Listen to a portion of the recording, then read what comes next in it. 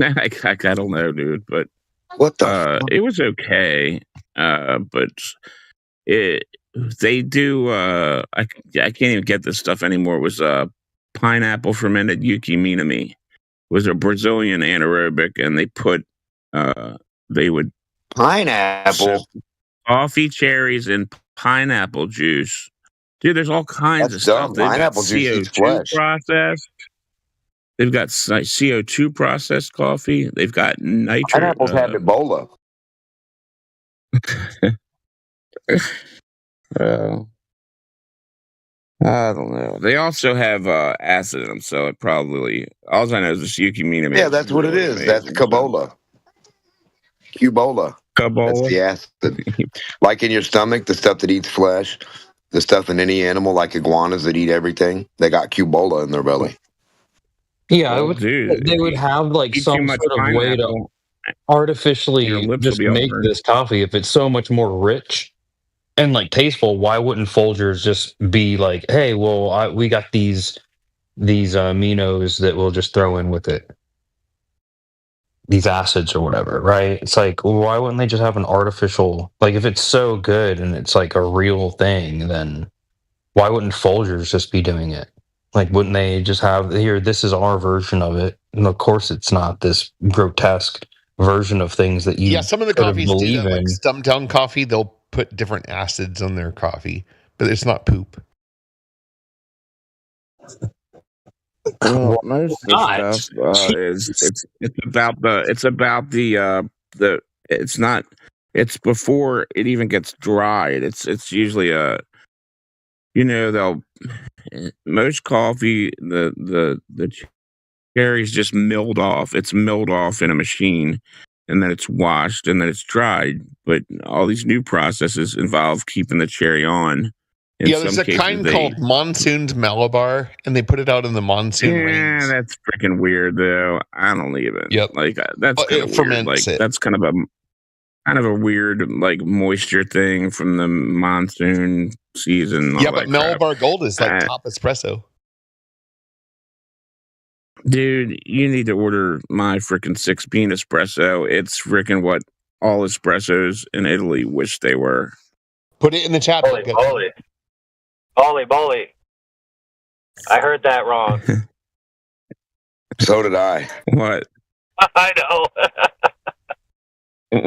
What did it sound like? I can't tell you. It's a family show. It sounded like you said six Espresso penis. wishes they were.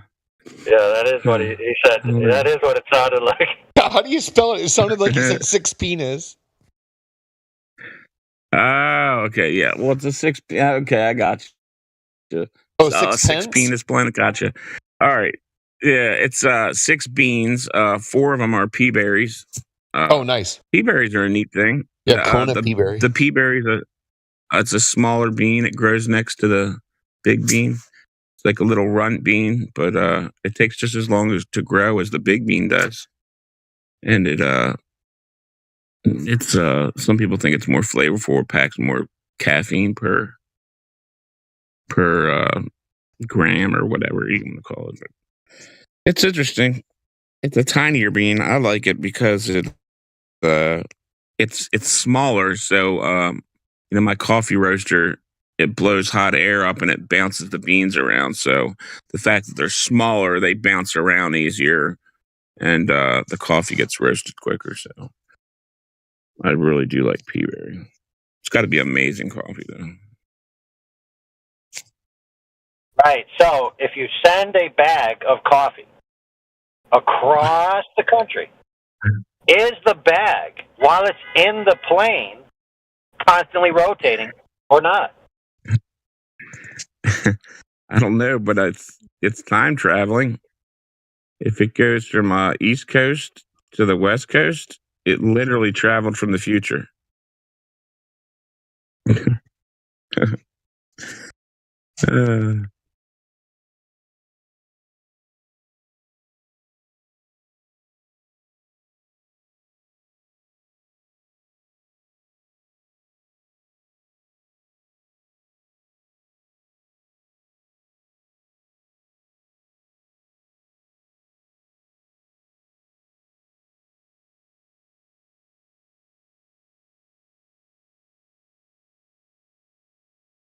Excuse me. Oh, Bear, did you watch the Jay Tolan release about machine vision algorithm for estimating the curve of the Earth? Did you watch it? No, what did you share it in somewhere? Oh man, Is let me it get it. is it, Let me get it, bro. is It's it hot. good? It's hot, bro. Heck yeah, it's good. You're gonna love it. It's gonna blow your mind. Let me find it. All One right. second. I'll get it for you. I like Jay Don't start Tolan. talking about coffee while I'm getting it now. I won't. I wish I could do a Jay Tolan impression. Look at the beautiful. Why don't you make a Jay Tolan themed coffee? I can see for miles and miles coffee. Yeah, I've been something trying like to find that. this. And A six Get bean. Rob. What brand is the 6 bean stuff? it's his Capressa. own brand, sucker. It's the paragliding paraplegic Palestinian peaberry. That's the 6 bean blend. That's the brand. Yeah. I mock I mock that whole nonsense, where they took the paragliding like school. They took some footage from the paragliding school and used it on the news and said it was Hamas on freaking paragliders. It was funny. It's really funny. So I don't know. It had to be Holy mocked. crap, dude. This guy just posted a Mick West link from April 8th, 2019, dude. Holy crap, dude. Found like 20. He doesn't know he don't know that Mick West came to 24/7 twice and got wrecked for his nonsense. Mick West doesn't know nothing about light, bro. Dude's a retard. Dude, you freaking get. There's just some people like, oh, you got to see Jesse Path of Light, man. He proves Earth's curvature. He's so smart. It's hilarious. Yeah, just ask them on the orthographic diagram, where is the refracted line?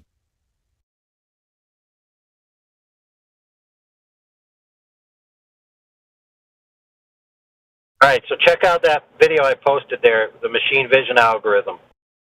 Watch that. If you got time, watch it.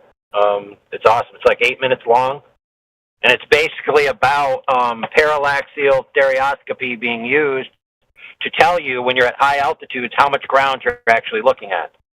So for example, if like your eyes work in a stereoscopic way where they have a left and right, and that's an off angle from what you're seeing, and then your brain takes those angles and gives you depth perception. Well, you can do that with visual information and actually get measurements. Now, keep in mind, Globers believe that type of stuff can be done all the way to the stars. Okay, they think that they can tell you how far the stars are away with parallax. So, if that's true, that they agree, then that means you could also use it to measure the ground. So Jay Tolan gets this machine vision algorithm, which, by the way, is like 40, 50 years old. So it's been around since the 70s, I think he says in the video here. And he applies it to some of his high-altitude photography. And if you know anything about him, he goes up in planes and he views outside with infrared. And so he's been recorded many, many long-distance observations from high altitude that supersede the globe geometry by a lot. So what he said is, well, what if I take this algorithm and I apply it to these images and see how far I'm actually seeing? And when you look at the results here in this video, you're going to be amazed. I'm not even going to tell you how far it is. You're just going to have to watch it because I posted it, and it's right there, and it's delicious. So watch it.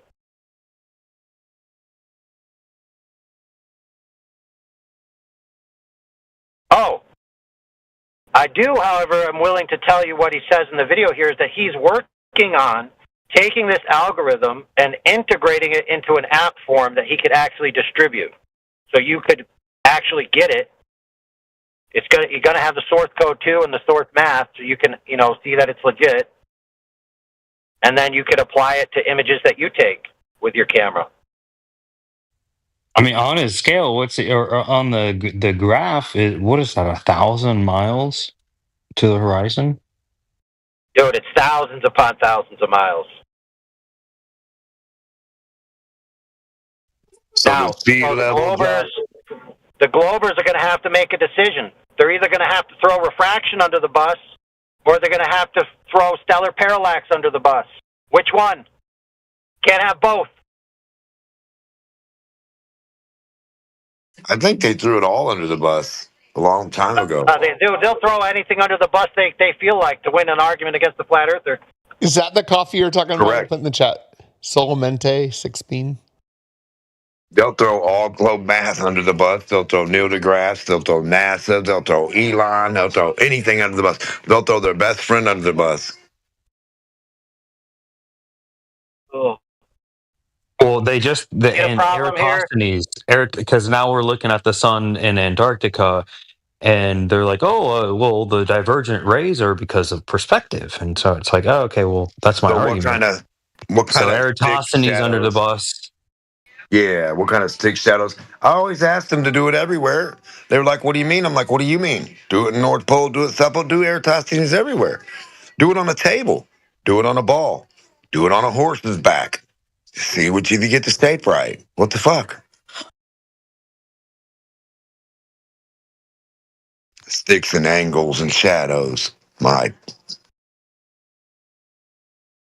Oh, man, dude. And I was one of the first people that told them they couldn't tell what was down the road from a building to where I put it and any object I came up with through spectroscopy or their telescopes or any other fucking shit. I told them they can all sit like a mile or two away, whatever they declare the curve to be away or whatever. I go that far away only, or wherever I go, and I say, hey, do you see an orange object? They're not actually going to know my distance. So I say, do you see this orange thing or blue thing or whatever it is, and describe it? And they say, yeah, okay, we'll sit right there, turn the camera on live. You get a pencil, you get a calculator, you get a paper, you get your spectroscopy book right there, you get your little scope so you can look out of it or whatever. And all you get to do is look. Now tell us the object, the weight, the size, the material, the density of it, like what's in the core, and what it's made out of. Right? And you have to get them all right with one guess. You have to write the answers down on paper live as the camera's filming the paper. And Well, we got a shy guy who's who's very confused about these concepts. He's very confused. Hush, but he's refusing to come on voice.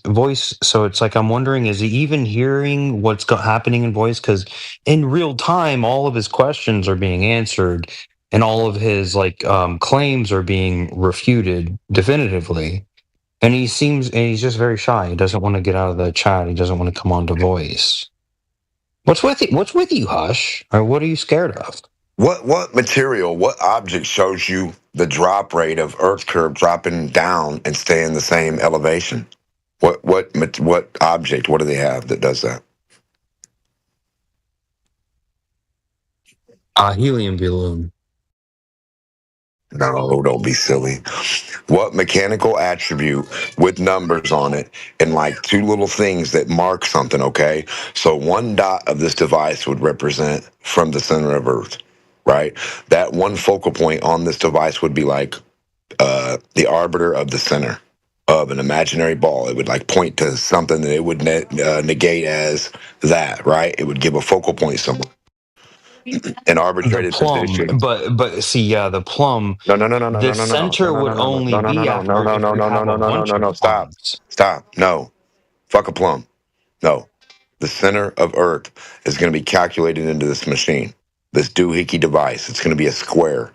And whenever you get anywhere, you move this device, it's going to show you the point that's like a little green tip. That's going to be represented as to the center.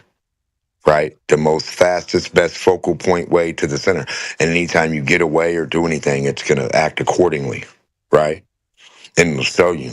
And then it'll have to have... It'll have to be like a gravity gyro. It'll have to have the altitude as well as you drop down or walk down some kind of cliff or sail down something or go down somehow and prove that down is still the same altitude. Prove that sea level actually drops below itself to stay the same. Your reference would be a horizontal. The next reference would be that focal point that they made on this in that little device, and it would be a stationary focal point. It wouldn't move after it was a set device. The only thing that would move would be the device according to the focal point. Well, what is that? A gravimeter? A corometer. Because how are they getting these 3959. tangential chord lines 3959. They would you know, if you're match. next to a high iron density mountain, then They would your curve line for what you establish as like your exactly vertical has changed. Like, You know that's how they got- one of the things that they I know. I have wish all you'd these stop goofy. talking. I'm going to tell you. You know how Yeah, they they got have- GPS and you could tap the screen wide and No, do all not this that. shit? They got no. Shut the hell up and listen to me for a minute. How you have the screen, any game, anything on your, you can tap it and widen and zoom in and zoom out. It can give you distances, clarification, shit like that, right? So this thing will have a point on it that represents the core of Earth, not a fucking plumb bob. Because it's going to represent the core of Earth. That way, the plumb bob and everything else should actually strengthen this thing. It should do the same thing as this thing, how you move it. And you're going to see a needle move accordingly. And it's going to have a little, you know, you're going to move. Like they should have some kind of thing like programmed in so they can show somebody that their thing is dropping down somehow and staying at the same altitude. They can't use a horizontal. A horizontal cannot be globe's elevation. There's no fucking way in hell. Yeah, we should have horizontal scale is model globes with like orbiting galaxies, like on your desk. Like I agree. We should have that. If it was real, we would have that. It's not real. What the fuck Don't are have you that. talking about? Man, What you're talking about. No, I didn't say. Oh my God. I understand they're supposed to be able to demonstrate, show and tell, put up or shut up everything they claim. That's not what I'm talking about there. I'm saying they need to be able to show the fucking elevation like you and me walking along something and saying, look, this is 3 inches high. We're going to put the rest of the porch over here. We're going to make sure this part of the porch, and it's going to be a 100-foot long porch. Make sure the fucking rest of the porch matches.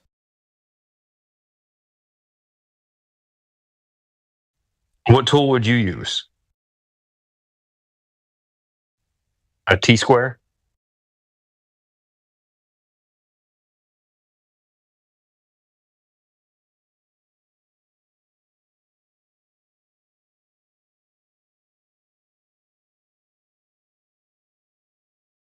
Hush.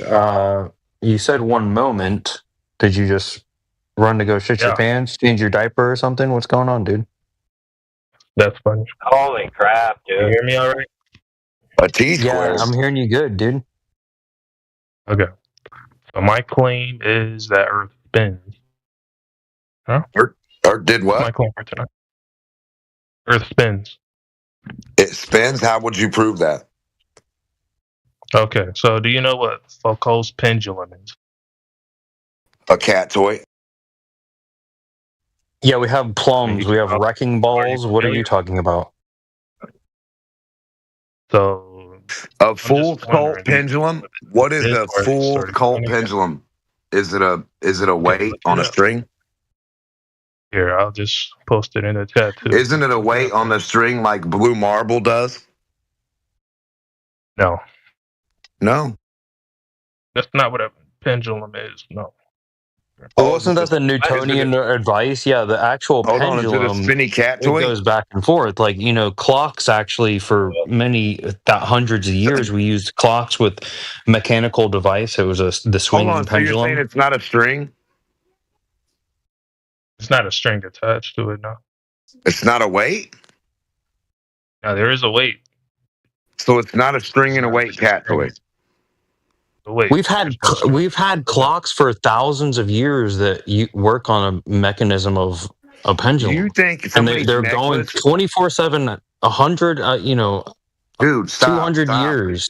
Nobody knows what the hell you're talking about. A You think pendulum on a a clock. rapper's necklace is going to show you the Earth's precession by having a big chain that swings back and forth? Is that what you're saying to us? A cat toy is going to tell you it? That's funny though. No. So he's got a smart cat So, toy that but, calculates I got a question. calculates I got a stuff. question for you. Have you ever put it on Do a you- real ball? That's my only question to you. Are we comparing it to what happens with it on a real ball or just flat Earth that don't move? Real ball. Okay, so you got a 3D Yeah, real so ball yeah. that you're going to put it on and show us it spinning and Yes. going around in the circle So, while it do you spins at agree? 23-degree tilt, and you're going to put that cat toy on there and show us what it does from a real ball? So if the Yes. circumference of my Do you balls is agree? flat, I'll wait. measured I'll wait for that. I'll wait for that because I don't want to see what it does on flat Earth. Counterclockwise south. Yeah, don't show us on flat Earth. Don't show us anything on flat Earth. I just want to see what it does on a ball. So don't put it on Earth because that's flat and stationary. Let me get a Not going to help question. you. Does I got a observe question. things Do rotating you have a clockwise in the ball? northern hemisphere? We don't and know. Get your counterclockwise ball in and the show south? us. We're all going to find out what it does together on a ball. Do you observe that? We're or going to no? do step You one. We're going to observe your fucking phenomena. You're going to put right. your cat toy on a ball, and then we're going to observe that. Step one. Let's go. All right. Are you ready? So, yeah, the reason why the pendulum proves Earth is spinning because it changes No, direction. no. Stop. Yeah, We hold need a on, ball hold on. that's Now tilted. let me fucking talk. All right. It changes direction of the swing because Earth is rotating beneath it. So you put the pendulum. Are you like okay? On ceiling, for instance, you can do this experiment at home too. So Yeah, we can swing cat toys. Yeah, I bet. Yeah, cool story. Even though the pendulum itself is swinging in the same plane relative to the inertial space. So that means that the floor and the observer are rotating. That being made up. The pendulum, not the pendulum changing direction. Have you done it on a ball, or are you just doing it on flat Earth and Yes, you're just making it up? Hold Do on. this experiment. You can do this experiment. Can you do it on a ball? You're wrong. You're wrong anyway, dude. Yes, you can do it at home. Oh my goodness. He doesn't even know how these things work, dude. I know, but he needs to do it on a ball. I do. Yeah, what Democ is asking you for is you have a demonstration of a ball that's spinning, has a pendulum on it that does what you say it does. That's what he's trying to ask you for. Yes, sir. Yes. That's what we need for a ball, so we can see what it does, and then when we do it on Earth, we'll see if it acts like that, and we'll see if the two compare. In museums everywhere. It's in science museums everywhere. They already do this. You can just go to one. They got it on a ball? They got it on Earth. Are you fucking you retarded motherfucker? Earth is flat and not moving. That's not going to help you. You need to see what it does on a ball. Are you okay? This is why I asked you. This is why I can't talk to you fucking idiots without a ball to show us what balls do. You dumb fuckers. You need a ball. Step one. All right, that's just too much chaos. Hush, your microphone sucks balls. That's about the only proof of balls in here is how much your microphone sucks. Democ, you're talking straight through him. Although you are correct, he should be expressing it on the model of an actual ball to even come close to proving anything. So, for the love of God, please don't talk over each other. Hush, see if you can fix your mic. All right, I'm going to unmute Democ first. Then I'm going to unmute Hush. Hopefully, something good happens.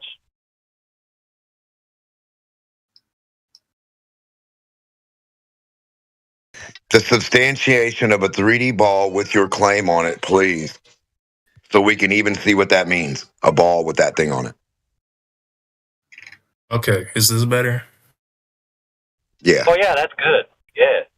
Okay. All right. So I was saying, though, to just establish like a baseline for this argument, Democh or anybody else, do you observe things rotating clockwise in the northern hemisphere and counterclockwise in the south? I don't observe cat strings doing anything. What you'll need to do... Hold on. Let me finish my sentence. I need to finish my sentence. It's amazing that you're obfuscating from a ball. What we need to do is find out what this thing... No, you and I need to come to an agreement If we're the scientists and we're going to do ball science, we need to put this on a ball, step one, and then see what it does on a ball. While the ball is tilted at 23 degrees, you need to put a marker on there, put it accordingly to where you would be on that ball or your said globe, and then we need to see what it does, right? And then after we see what it does on that ball with no humans to move it or do nothing because the spinning ball is going to make it do what it do, right? And then we're going to just record what it does. You put your little design on the ground We can underneath it. do that already.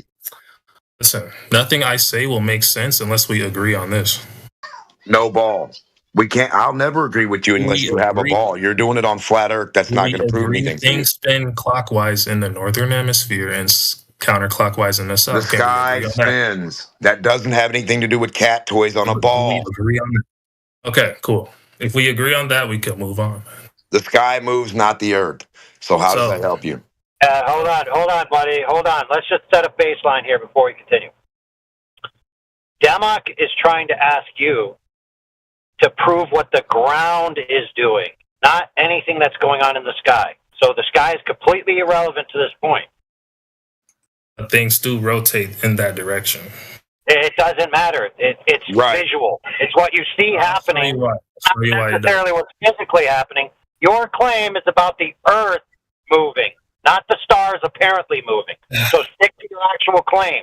Try to prove to Demok that the actual structure of the physical Earth is rotating in the manner in which you claim. So the pendulum moves clockwise. Okay? It's going to move a certain direction in the northern hemisphere. It's going to move it in the south. You cannot explain this on a flat plane.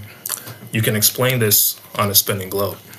When you don't have a ball, that made no sense. First, you'll need a ball, step one, to explain what a ball does. You're putting it on flat Earth that doesn't move. If flat Earth doesn't move, putting stuff on Earth is not going to help you. Show us how a ball matches a ball then. Put it on a ball, and it should match your ball Earth if we're on a ball and not a flat stationary plane. Why are you afraid? Yeah. Why are you afraid of a real ball? If we were on a flat stationary plane, the pendulum would only swing in one direction. That's what you keep saying, stupid. Do you have a ball? Where's your reference? You don't have the ball to prove that. I got flat Earth that you're doing it on. Now, where's your ball? I got flat Earth that you're doing it on, and you're getting your magical error or your stupid statement. No, you're getting your stupid claim from spinning a cat toy. I told you that. It has fuck all to do with anything because Earth ain't moving. It's stationary. It's flat, right? It's not a ball. And you're moving the cat toy. Now put it on a ball. Move the ball. You won't need a little human. You won't need anything to move it. It's going to move on its own. Now, if you think you live on a ball that's spinning, don't fuck with that cat toy and it should start moving on its own. Just like the little one will on a real ball. Do you understand?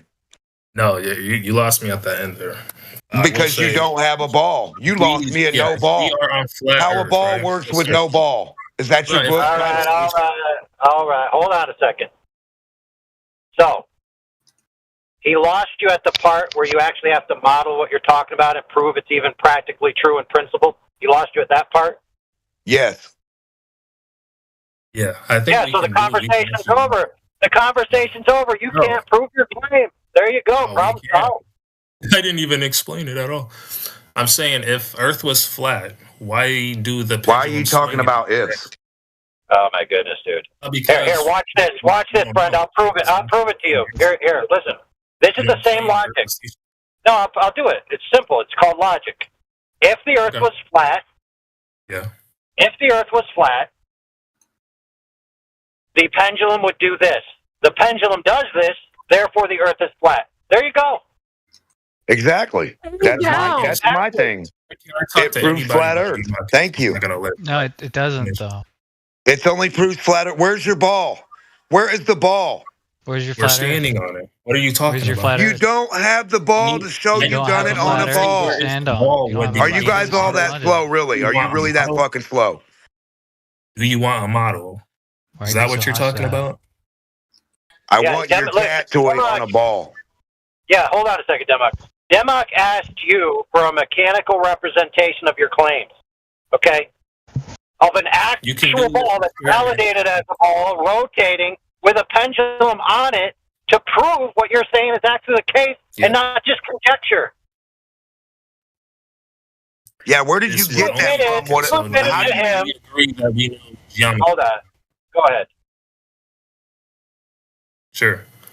So, do we agree on the physics of geometry? The physics. Only There's certain no things such would thing work as on a sphere. And no, dude. There's no such thing. What is There's the no physics such of thing as geometry? geometrical physics, dude. Holy Yes, crap! that's a completely made up thing. You mean ball physics? Hello. AI is trying to have a back and forward, so can you guys allow him to have a back and forward without interrupting? Thank you. Yeah. So there's different physics for a flat plane than there are for physics of a sphere. So I was asking if we agree on simple physics are the geometry. same. No. That's wrong, dude. There's no such thing as different physics for different objects. There's just physics, and it's applied to different objects. For goodness sake. But shapes do different things based on what the shape is, right? We agree on that? Well, that depends on what you mean. Is it rolling down a hill? Is it thrown? Is it being shot out of a cannon? I mean, what are you talking about here? Well, your guys' claim, and correct me if I'm wrong, is that Earth is stationary. Right. Is that right? Okay. Correct. So let me ask you this question. So just hold on a second. So the Earth is stationary, pendulum is moving, therefore the Earth is moving. How does that follow? Yeah. Okay. So I can get into how that works, because I know that's you guys want to deduct it into just pendulum moves, so Earth doesn't mean nothing. So we would like to see where you got the idea. Before we go on, hold on, friends. Before we go on, it's not that complicated. It's very simple. Okay, I'll tell you what I mean. The Earth is measured flat, so it's clearly flat. So it can't possibly be a giant spinning ball. So you need to prove it's a ball in the first place. Okay, is that your claim? It's measured flat? Oh no, that's not a claim. That's a fact. That's just a claim. A claim could be a fact, though, right? Well, it's a fact. What if my claim is that it's a sphere? Simple. Oh well, that's a cool story. Why don't you go ahead and evidence that? Okay. So, all right, mine is a story. Yours is a fact. Okay. I can let me tell you how. Hold on a second. We know that mine is a fact. Hold on, I'll tell you why. It's very simple. Throughout human history, water has been the de facto standard for level. And according to hydrostatic equilibrium and Pascal's principle, water is flat and level on the surface when it's in a body and at rest. Okay? So since this is what we've understood through all of human history, so much so that even globe arguments begin with this. The Earth is measured flat, but it's so big, quote unquote. The Earth looks flat, but it's so big, quote unquote. The Earth feels stationary, but it's actually moving, quote unquote. When you say all the base premises, hold on, I'm not done. Okay, I don't like being interrupted. He's not done, dude. He's not done. He's not done bloviating. Go ahead. Yeah, bloviating. Yeah, so I'm making an argument. So here's how this is going to go. I'm just going to characterize what you say as bloviating and just mute you when you speak next. How about that? You like that? Is that fair? I guess not. I think that's bullshit. So shut the fuck up and let me finish my thought. Thanks. Damn. So, all the arguments for the globe that I just mentioned begin with the axiomatic concession that the Earth is experienced as flat, period. So yes, the Earth being flat is a fact. The Earth being a globe is a secondary term that must be parsed out greater than that with greater evidence than what it clearly presents itself as. Okay, now that I'm finished, now you can go. Okay, so the pendulum only makes sense on a sphere for a number of reasons. And on a stationary plane, it doesn't make sense because it changes directions.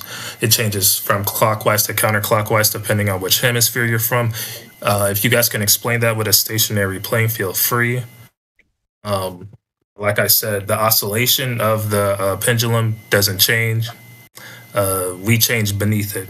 The floor and the observer are rotating underneath, and we can make predictions with this. So Paris, France, that's in Europe.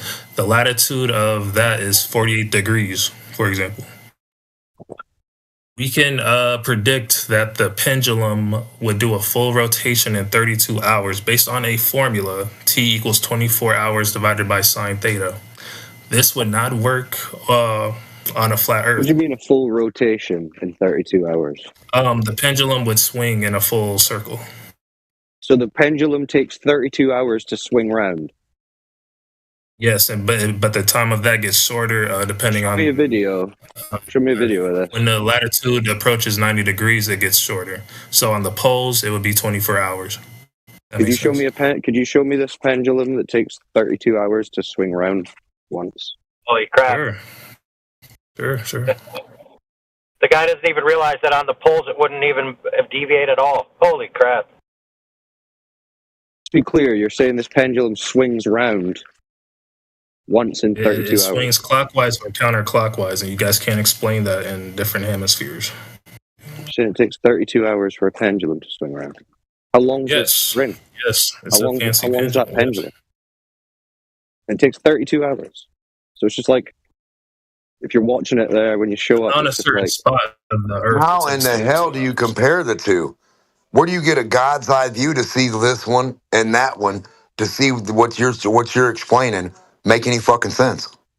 Do you have a There are ball? multiple. So no ball. Many of ever. these pendulums around Not the Earth. on a ball though. Are they on a ball, you idiot fucker? Yes, they're on. Don't fucking say the Earth. That's what that is, though. Oh my God. This is the problem here. These dudes have never done anything with the actual thing they're trying to prove. But then they're saying, everything they do proves this thing that they've never touched and won't use in the actual variable of the experiment. The one fucking thing, the 100% thing you need to demonstrate what you're talking about is a ball. Demek, he doesn't even know. Hold on, Demek. He doesn't even know the actual claimed reason of why there's a torsion force applied to the pendulum. He doesn't even know it. He just thinks it's as simple as the Earth rotates underneath it. That's what he actually said to us. Oh, that's not it. It does. It's the perception. Dude, you don't even understand it, dude. You want me to tell you the answer so you stop looking stupid? You can tell me your answer. Go ahead. No, I can tell you the answer. The answer. Not my answer. But, again, I'm going to have to be uninterrupted. And I don't know if you guys are capable of doing that without me having to mute a bunch of suckers. It's actually quite simple. Okay. So, the center of the Earth. So imagine, if you would, go into dreamland and that the Earth is a giant rotating ball. So you have a center of gravity, which is allegedly the center of the Earth, and then you have a center of rotation, which is the axis, which is differential the further away you get from the center. So if you go north or south, you end up with different sized concentric rings, the equator being the largest, and then as you go north, it's going to get smaller, till you get to the top, and transversely the same would happen on the bottom. So you'd have smaller sized disks. Now, since the Earth is spinning at a singular rate on the axis, right, that means that each disk experiences a different speed, right? So the rim velocity and the ground speed would be two different things, right? So each ring has a different circumference. Therefore, it's traveling at a different speed. And so when an object crosses from a big ring into a little ring, it experiences a deceleration. And when it goes from a small ring to a big ring, it experiences an acceleration. And that is what causes the torsion allegedly on the bob. So they want you to believe that in a 20-foot room, this bob is swinging between different sized concentric rings of the radius of the center of rotational axis, okay, and experiencing a torsion force. That is the actual claim. It has nothing to do with this just general penumbra of it's just rotating underneath. So you're clearly wrong and don't have no clue what you're talking about. Oh, with these circles, where did these circles come from again? imagination. That's where. This is what you said. So circles Yeah, it comes from the alleged. Yes, you do understand. I mean, do you not understand that a rotating body on an axis, if it's a sphere, would have different sized rings around the axis at each level? Is that not simple enough? I mean, I don't know how more simple to put it. You want me to draw? I could draw it for you if you want. Can you draw me draw me a sphere, and then on the north sphere it's spinning one way, and the south it spins the other. Does that make sense? Oh my goodness, dude! What, like a Death Star, like a Rubik's cube? I mean, that's what it's doing. That's why you didn't really. That's not what it's doing, dude. You did. Oh my goodness, right? Look, man. Anti-Semitic conspiracy theory, right? I mean, do you not understand? Let me put it another way. Yeah. So on a racetrack, like if you go to a high school, you see the racetrack where people run. You'll notice that the inner track is smaller than the outer track, and there's lanes. There's like 10 lanes for 10 people to run. But the guy on the inside has a smaller ring than the guy on the outside, so they have to stagger the starting points and the finish lines, right? Otherwise, the guy on the inside would always win, right? Yes. That way, two straight lines can be perfectly parallel on a flat plane. But on a ball, if you put two lines next to each other and you put them around that ball, they won't be the same size. Right. They'll be a different length. And so if you have the same speed, but you're traveling in a different length, but you have the same rim velocity, somewhere, according to the conservation of momentum, you have to lose or gain. So that applies a differential to the device. At least that's the claim. The divider between these rings is the equator?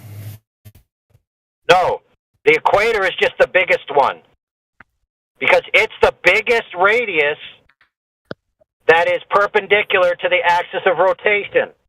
And as you go more north, if the Earth is curving like they claim, those rings get smaller and smaller, correct? Makes perfect sense, right? Does it always go smaller from the equator on both sides? It would have to, wouldn't it? If you have a ball and you draw a line straight to the ball, the equator of that ball is going to be the largest portion, and then as you go up the ball, it's going to get smaller, smaller, smaller, smaller, smaller. Otherwise, it wouldn't be a ball.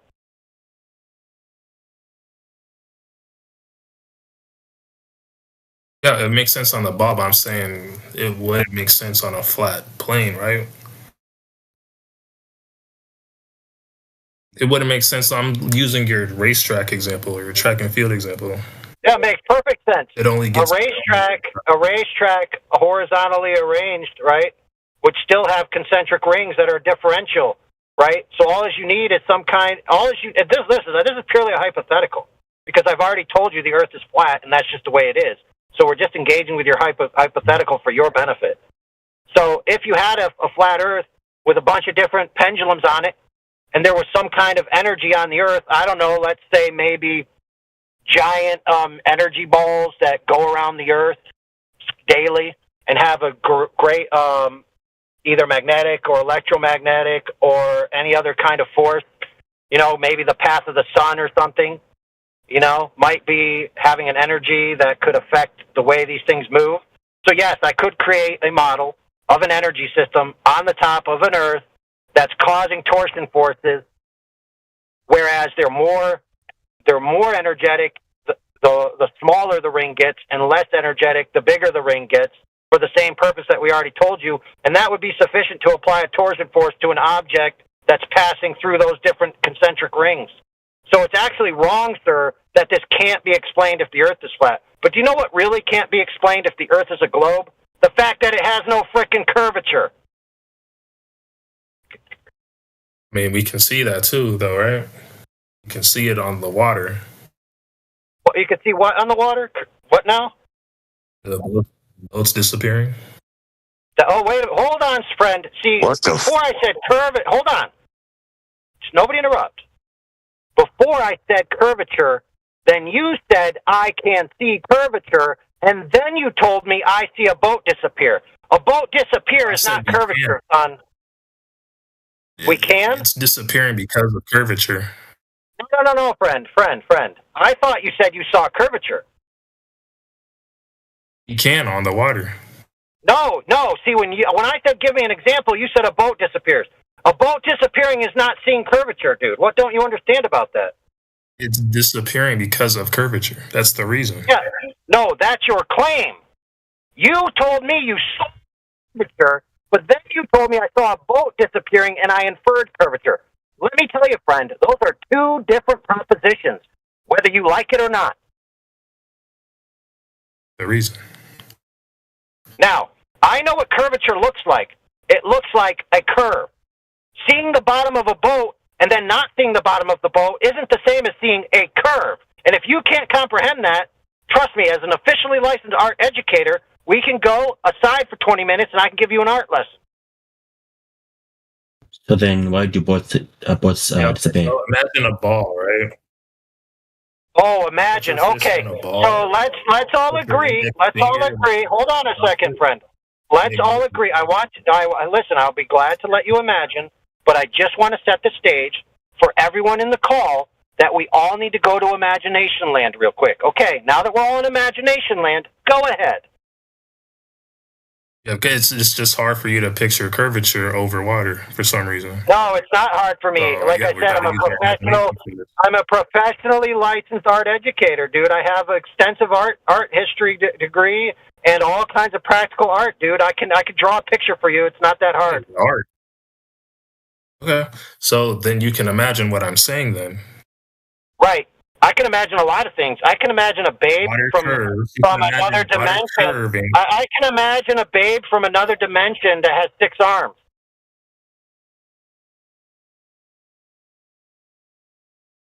Okay, so you can also imagine water curving over a ball, right?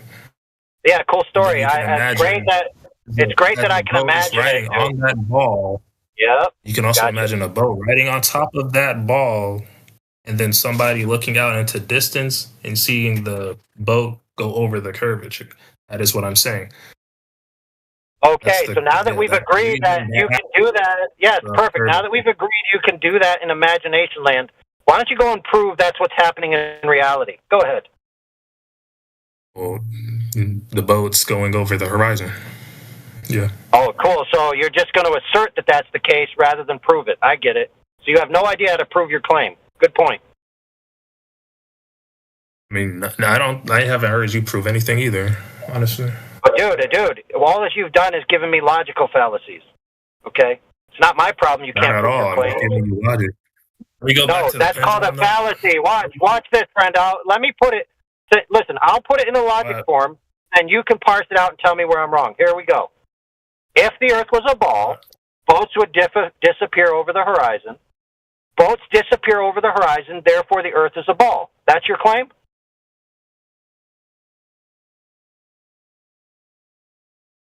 Say that second part again? Right. I'll do it all again from the beginning. If you say yes or interrupt me in any way, I'm going to start over until you're able to be patient enough to keep your mouth quiet till I finish. Just listen. Use your ears, not your mouth. Okay. If the Earth was a ball, boats would disappear from the bottom up at the horizon. Boats do disappear from the bottom up, therefore the Earth is a ball. Is that your claim, yes or no? Yes. The first part is my claim. Okay, so then the first part is just what we observe. Oh, so wait a minute. What do you mean the first part? If the Earth was a ball? How could if the Earth was a ball be a claim? So if the Earth was a ball, because we can use geometry. Holy shit, dude. Holy shit. Hey, guys, do we need to go any further? He literally said his claim is if the Earth was a ball, with a period at the end. If the Earth was a ball, period. There's my claim. Is that what I said? I don't know, dude. Why don't you... Well, I'm going to give you a chance to say what you mean. Go ahead. Okay, because I never said if Earth is a ball, period. I said if Earth is a ball, yeah, we're going to adhere to geometry. If we're going to adhere to geometry, over the horizon would make sense on a spherical Earth. Yes.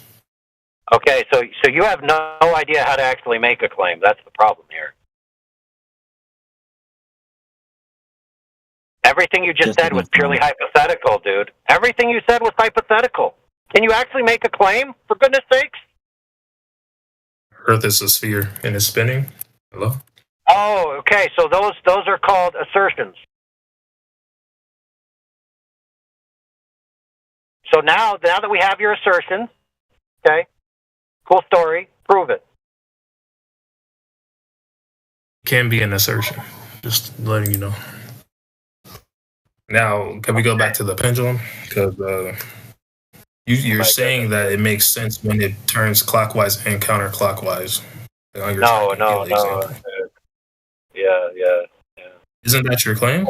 It can be explained. Here's the problem. Here's the problem, friend. Your claim is the same exact claim that I categorized with the horizon. It's just affirming the consequent fallacy. Okay, but we can't make predictions. Yeah. Doesn't matter. Making predictions do not mean that your claims are correct. If we can't make predictions, then the model is false, but we can make predictions. I agree with you. Okay, I agree with you. So here we go. Let's say that what you said is correct. So your globe predicts that there'd actually be curvature to the surface. There isn't any curvature to the surface, therefore it's not a globe. Good point. You played yourself. Not at all. Really? So if there's no curvature, it can still be a ball? Nope, he can't. Oh, well, then we agree. Good grief, dude. We agree on that, yes. We don't agree that Earth is a fucking flat, stationary plane, no. Yeah, so why don't you present your direct, demonstrable evidence of Earth curvature instead of logical fallacies, conjecture, and inference? Yeah, so with the pendulum, it shows that we're spinning. It doesn't really show Earth's above, but they go hand in hand. Do you have like any refutation of that? Yeah. So you can't prove. Yeah. I already told you, dude. All you need is even in a modelic interpretation, is a torsion force, dude. And I told you a way to get one. You didn't want to agree. It doesn't matter. We both can claim whatever we want about these torsion forces. The proposition on the table is the Earth flat or not? There's no curvature. It's flat. There. The end. The proposition I was making is it spins, and the contortion force doesn't work on the equator. It won't spin. The pendulum will not turn around on the equator. Yeah, look at this pendulum. I just posted in the live stream. It says it has to move in 1 hour 8.5 degrees. After 4 hours, it's moving back and forward in the same place. Why? Oh, you mean at the equator? Well, that's interesting. But, Miguel, can you do us a favor and just back off your mic just a little because you're killing our eardrums? Okay. All right, no worries, brother. The pendulum is not working. The prediction is it has to move 8.5 degrees per hour. But after 4 hours, it's moving in that yellow line. Why? Where is the pendulum you're talking about? Where did they put it at? On the Earth? On the Earth? Yes, because it moves different. It moves, it moves. He's talking about the equator, dude. Listen, he said, Miguel, bro. Part of the problem, Miguel, is you're over-blaring your mic, so we can't understand all your words. Okay. Maybe turn your gain down or something. That would help. I will fix it. Okay. All right. Thanks, bro. Miguel. So, Haas, can I ask you a question? Degree turn on the equator. Yeah. What makes you think that? Have you observed? Do you have an actual observation of that? Like, can you post it in the chat, or do you just think that that's what's going to happen? So that's what does happen. Because I don't have the pendulum with me. If I showed you, did you see like a video or see data or anything that indicates to you that that was true, or did you just hear the story and you think the story is true because you like the story? Here's the link to a video. Is it a link to it happening, or is it a link to somebody just saying it happens? Both. You can look Okay, up cool. museums that have this and watch it happening. Well, we have done that. We've looked up the manual for the pendulums that they use. So in the manual, it has adjustment screws, and you can adjust the voltage so that the pendulum will process at any fucking rate you feel like. You don't have to have manual schools. No, you have to, because how else would it keep swinging? Because the Earth is rotating. I get listen. No, how would the We can do this- pendulum itself keep swinging, right? You let it go, it isn't going to just swing eternally, right? That would be a perpetual motion machine.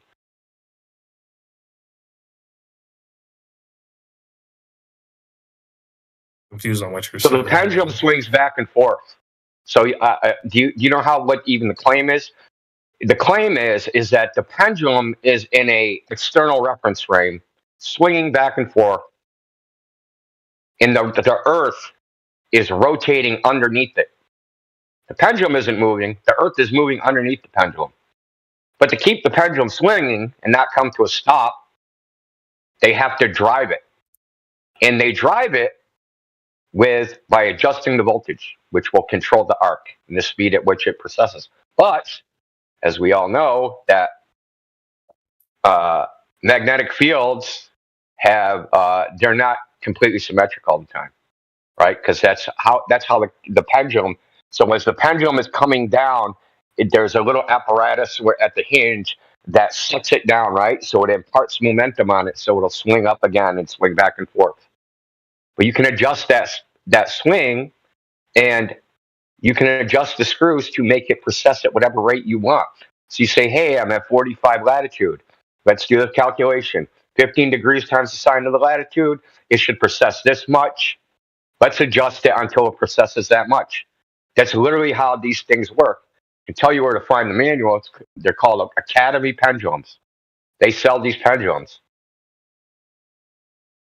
Okay, but you can also. So is that your claim that they always adjust the screws for it to work, for it to look like it works? Yeah, that this is just basically a parlor trick. That's my claim. Okay. It's not even a claim. It's a parlor trick. So, what if I told you can do it at home with no screws? Yeah, and then what? So say I do it at home and I don't get the result that you think I should get. Then what? There's not spinning. What did you? I would ask you what. Oh, I must have did something wrong. How do you know if I didn't do something wrong? I wouldn't assume nothing. I'd be assuming what did you do? Now, what are the steps you took? Let's say I did everything quote unquote right, and I still got the whatever wrong result. How do you know I did something wrong? How do you know it's an experimental error? How can you tell when it's an experimental error? Because you didn't get the result you want, right? Because you didn't get the result you want. Not at all. And it's you're just assuming they're doing it wrong and they got the wrong result. No. I already know. I already know for a fact because people have done it, right? So they did it at the South Pole, and they got 15 degrees per hour, right? At Amundsen Station. They said they set up a pendulum, a 4-story pendulum. So they went in a stairwell and hung their pendulum 4 stories. They swung the pendulum, and they're like, "Oh, yay, 15 degrees per hour."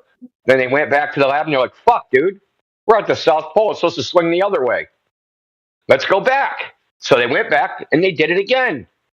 And they got every one Earth rate rotation every 2.24 days, or every actually it was two. It was fuck was it? Hold on, I'll look it up. Anyway, it was twice too fast. It was twice too fast. Okay, it was going 2 times too fast, the precession. So the first test was it went backwards. The next test was it went too fast. So they kept doing it until they got the result they wanted. And then once they got the result they wanted, they said, "Look, the Earth is rotating." Right. Can you, because the Foucault's pendulum is a parlor trick. And you can sit there and fuck with it till you get the result you want. This is called cherry picking of data. Not at all. If the data is repeatable, I could point you to. That's the point. It's not repeatable. I'm telling you right now, and I gave you an example of Yeah, it being okay. done, not a story that it's not repeatable. You just gave me a Okay, there's story. another. I can It is a see the story. link. Okay, hold on. Let me see it, please. And here's another thing that it's a parlor trick. So what they noticed is if you have a Foucault's pendulum and there's a lunar eclipse, the pendulum processes too fast or processes the wrong way or something. This is called the Elias effect. So when there's a lunar eclipse, does the Earth spin slower? Does it spin faster? Does it spin backwards? No, not at all. Okay, then if the Foucault's pendulum is measuring rotation, what's it measuring during a lunar eclipse? Because it can't be measuring rotation because that rotation would have to be backwards. Yeah, that's called the Alias effect that you were describing, right? Yeah, Elias effect, whatever. So it's the Elias effect. So if you're saying Foucault's pendulum measures rotation, if you're measuring something and you're saying that's rotation, a backwards measurement measures a backwards rotation. You can't just go, hey, like I said, it's cherry picking. You're taking the data that fits what you think it should be and discarding all other observations. Not at all. If someone got the wrong data, I just described how you're doing it. You can't just say nuh-uh. I didn't say no. I say if they're doing it wrong, if they're doing the backwards Earth somehow, I would like to see the process they did. It's set up and it's processing normally. Then there's a lunar eclipse, and then it stops normally in quotations, right? Processing according to how they set it up to match the prediction. And then when there's a lunar eclipse, that stops happening and it does something else. That means so there's no outside interference. The only they correlated it with the lunar eclipse. So what's causing this? The change in rotation. It's not controversial. Some people say it's not controversial. There's tons of papers on it. It's not controversial. It is. Can I get in here for a quick second? Hold People on. disagree on the effect. This isn't an agree or disagree thing. I'm talking about the empirical evidence. Okay. What's the empirical evidence? What is the data that's out there that we have? Okay. There's a body of data. Okay. And that body of data is trash. And I posted So in you're the saying chat. it doesn't work because it fucks it up. I'm saying you get all sorts of spurious and anomalous results. When they set one up, they have to drive it and manipulate it to get the effect they want. Right? So this is not what we would consider a how do we know it's just not chance? Some people how do we know this is not chance? Because you can do it at home and see for yourself. Yeah, and we get spurious results. And if I do it at home and I don't get hold on. And you said if I do it at home and I don't get the result you want, you're gonna assume I fucked it up. I don't know. Are you gonna assume I fucked it up or not? Or are you gonna accept the result that don't fit the model? Are you gonna accept that? Yeah, no, I'm gonna accept the result at all. No. You're gonna accept the result that don't fit the model and say this is the measuring Earth rotation. I would see what steps you took to do it. Yeah. Okay, how would you evaluate it? Tell me how you would evaluate whether I took the correct steps. Tell me how this is done. Let's see if the cord was high enough. I would see. Okay, how high does it have to be? How high does it have to be?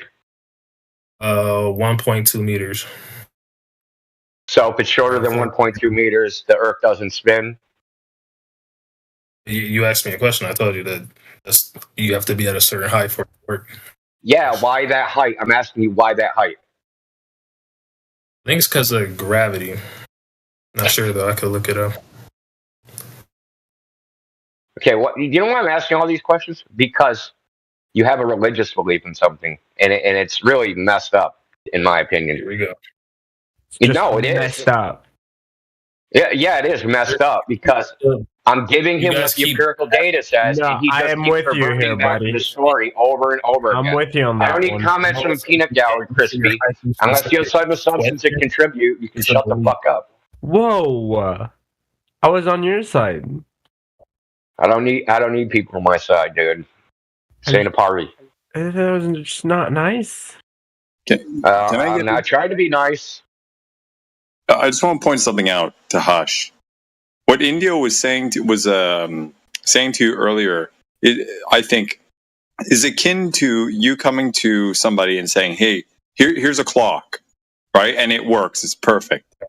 Oh well, how is it perfect? How does it work? Oh well, you see, it's 5 o'clock twice a day, and this thing, it's broken. Let's say there's no battery, there's no power to it, but it is correct twice a day. Therefore, it works. Okay, and they say no, it doesn't work because there's too many anomalies. It's 7 o'clock, twice. It's 12 o'clock twice. It's 3:42 twice a day. Add all those up, you have however many number of incorrect, inaccurate, readings from the clock. Oh, but it works twice. It's correct twice a day, so therefore it works. Okay, this is akin to what you're saying. Because It is worse than that, Mick. Mick, it's worse than that because he's saying when the clock doesn't work, when it's not 5 o'clock, it's my fault. Exactly. I fucked it up, right? I read the clock wrong. That's why the fucking clock don't work when it's not 5 o'clock. Exactly. That's not really true, though. It's more like if a clock is right, like 23, 22 hours of the day, and then at some point it just... No, but see, this is the problem, right? So at the moment, okay, there's no empirical assessment of the number of times it worked versus it did. Now, if there was something like a data set and it was better than chance, then one could probably make an argument towards that. So far, at least what Indio pointed out in that example with the 4-story pendulum, they tried it. For at least from what I remember you mentioning, three times. They tried it 3 times, and on the 4th it worked. That's worse than chance. Okay, it's worse than 50%. So if somebody could compile a massive set of attempts of this, and it was analyzed as to how many times it was more or less accurate within a certain margin versus not, then that could be carried forth and something to be said about it. But at the moment, Hush, it's what was presented was sufficiently analogized by what I said, okay, to make a point. And you're not. It seems to be going in one ear and out the other. So I'd encourage you to think that. Yeah, I heard your example, but yeah, wouldn't it not be right twice a day? It'd be right the overwhelming majority of the day, and then you have no basis for saying that, though. You have no basis for saying that. Sir, it's wrong the large majority of the day. Think about it. What evidence do you have that it's better than chance? It's widely used around the world in for what? Science labs. You're just saying that, dude. You're just saying that. You're just chanting that like a fool. You're just saying that, dude. Hush, you're just saying that. Present evidence that that's true, dude. No, you're just saying that. You're just saying it's widely used and everybody knows it works because they know it works. Actually present the evidence that that's true. Actually present the evidence that that's true. Actually present the evidence that that's true. It's very easy. No. Anecdotal evidence isn't. You made a universal claim about the Foucault's pendulum and what everybody observes. Present the evidence that that's true. You know you don't have the evidence. I don't know why you played this game, dude. Did you guys play this? I don't have the evidence now? I thought you wanted No, you don't have the evidence, and we all know you don't. We all know you don't, and you know you don't. That's an assumption. Based upon what? I don't know. Based upon what? You're the one assuming I don't have the evidence for that. I know you don't have the evidence. I know you don't have the evidence. How do you know? No, it's your claim. I don't have to disprove it. It's unsubstantiated bullshit. Widely used for what? Show the Earth is spinning. I told you. No, it doesn't show the Earth is spinning. It's widely used to convince fools that the Earth is spinning. That's its purpose. So is you. It's not a measurement device. You've already admitted that it's a shitty measurement device. I didn't say it was measuring anything. Okay. Where's Clipcord? Clip that shit. You said Foucault's pendulum isn't measuring anything. It's not measuring the rotation of the Earth by looking at the precession angle. It's not doing that. It's not measuring anything. You can predict depending on which latitude of and how the another baseless claim. Another baseless. Why don't people use it as a navigation tool? Why don't people carry a Foucault's pendulum around? Oh shit, I'm lost in the woods. Oh, get a string and a freaking metal weight, and we're gonna hang it from a fucking tree branch and swing the fucking plumb line back and forth, and we'll figure out our latitude by measuring the precession. How come no one's ever done that? I mean, if you're you don't need to be 15 degrees times the sign of the latitude. You don't need to be a mathematician. Sure, you can. There's a formula for it, though. 15 degrees times the sign of the latitude. I just gave it to you. You can't predict it. Hush, I just gave you the formula. 15 degrees times the sign of the latitude. So you could take any frickin' string and a weight and swing it back and forth and figure out your latitude by measuring the precession of your weight and string, processing back and forth. How come no one's done this? How come it isn't like taught in navigation school?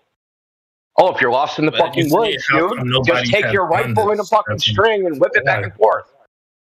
Because it's not a measuring device. It's time to wait 32 hours to see it turn around, maybe? You shouldn't need to. You should only need to measure it for an hour.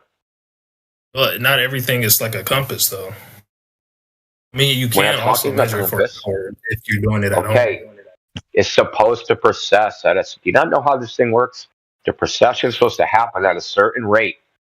So 15 degrees per hour at the frickin' North Pole, 4 to 7 degrees per hour at 45 latitude, or 7.5, right? So it's the sign of the latitude. So you should be able to figure out your latitude easily by setting up a Foucault's pendulum. Should be taught in navigation school. Yeah. So let me just get this right. Nobody has done this in a forest by themselves, so therefore we can't predict what it does. No. Yeah. You're posting it's not widely used. No, because you said it's not widely used. I have no evidence it's widely used. Okay. And you don't have any evidence either. Right. You just believe that. You already said it. Well, so I'm about to show you some right now. Awesome. Yeah, sure. What are your thoughts on the video I sent in the side chat? Dude, come on, dude. What are my thoughts? Even that graphic in that thumbnail's wrong. It's not how light works, dude. But you watch the video? Do you think light works that way? That once it goes through the hole, it goes in a straight line like that? Have you watched the video? Dude, yeah, about 5 years ago. So what do you think? I'm going through what I think. Not even the thumbnail's correct. What do I think? I think the Netflix video is a hit piece.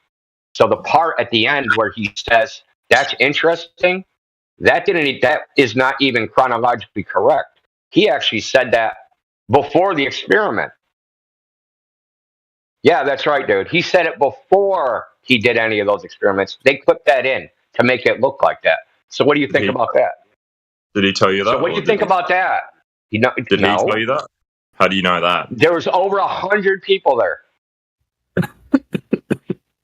100 so people. So what do you think about that? Yeah, there was over 100 people there. Okay, well, that's interesting. Yeah, so why did they clip it in at the end like that to make it look like that? Probably make him look like an idiot, because he is an idiot, but you know. Okay, so yeah, so that's actually not an argument. He might be an idiot, but that's irrelevant. That's irrelevant to this. Well, not really. His mental state doesn't change the results of the experiment. So let me tell you what the problem with this is. Okay, he originally planned to use a laser. They left the laser on too long, and the collimator melted. Melted to the front of the laser. So the laser doesn't work no more. You're like, fuck, this ain't never going to work. Like, let's just try it with a flashlight because there's so many people there. So they tried it with a flashlight. There was no way it ever could have worked because of beam divergence. See, beam divergence, every time light goes through a hole, it spreads out. So you got the divergence of the flashlight. You got divergence when it passes through hole 1, passes through hole 2. So there's no way they could have ever detected the light. But when they lifted above the board, now it doesn't have to pass through any holes anymore. And they saw the light. It's really not mysterious. You're just fucking gullible. Calm down. Did he No, lift it you're above just the fucking board? gullible, dude. There's no need to get angry. Can't you Okay. see from the video that And no it one's wasn't angry. lifted above You're the board? gullible. I'm angry at the human race. I'm angry at your mother for having you. Oh, okay. All right, mate. There's no need for that. But, I've just been brought up to believe what I believe, and obviously you disagree with that. No, I was brought up to believe the same shit you did. Exactly. Yeah. Cool. And we're having a civil conversation, and you're challenging. Well, we my were until you said Jaren's an idiot. I don't even like Jaren, but he might be an idiot, but it doesn't even matter whether he's an idiot or not. He's an idiot for doing the Netflix documentary because Netflix will just take whatever they say and just turn them fucking into retards. Yeah. So There's emails admitting that they did what they did. There's emails back and forth between those two. Yeah, and look, they lied and said he would have fucking some control over what he did, and they fucking went back on that. And so, it was a hit piece. They had to. The agreement they had, it was a verbal agreement, but Jaren should have sued him for violating the verbal agreement because he did something.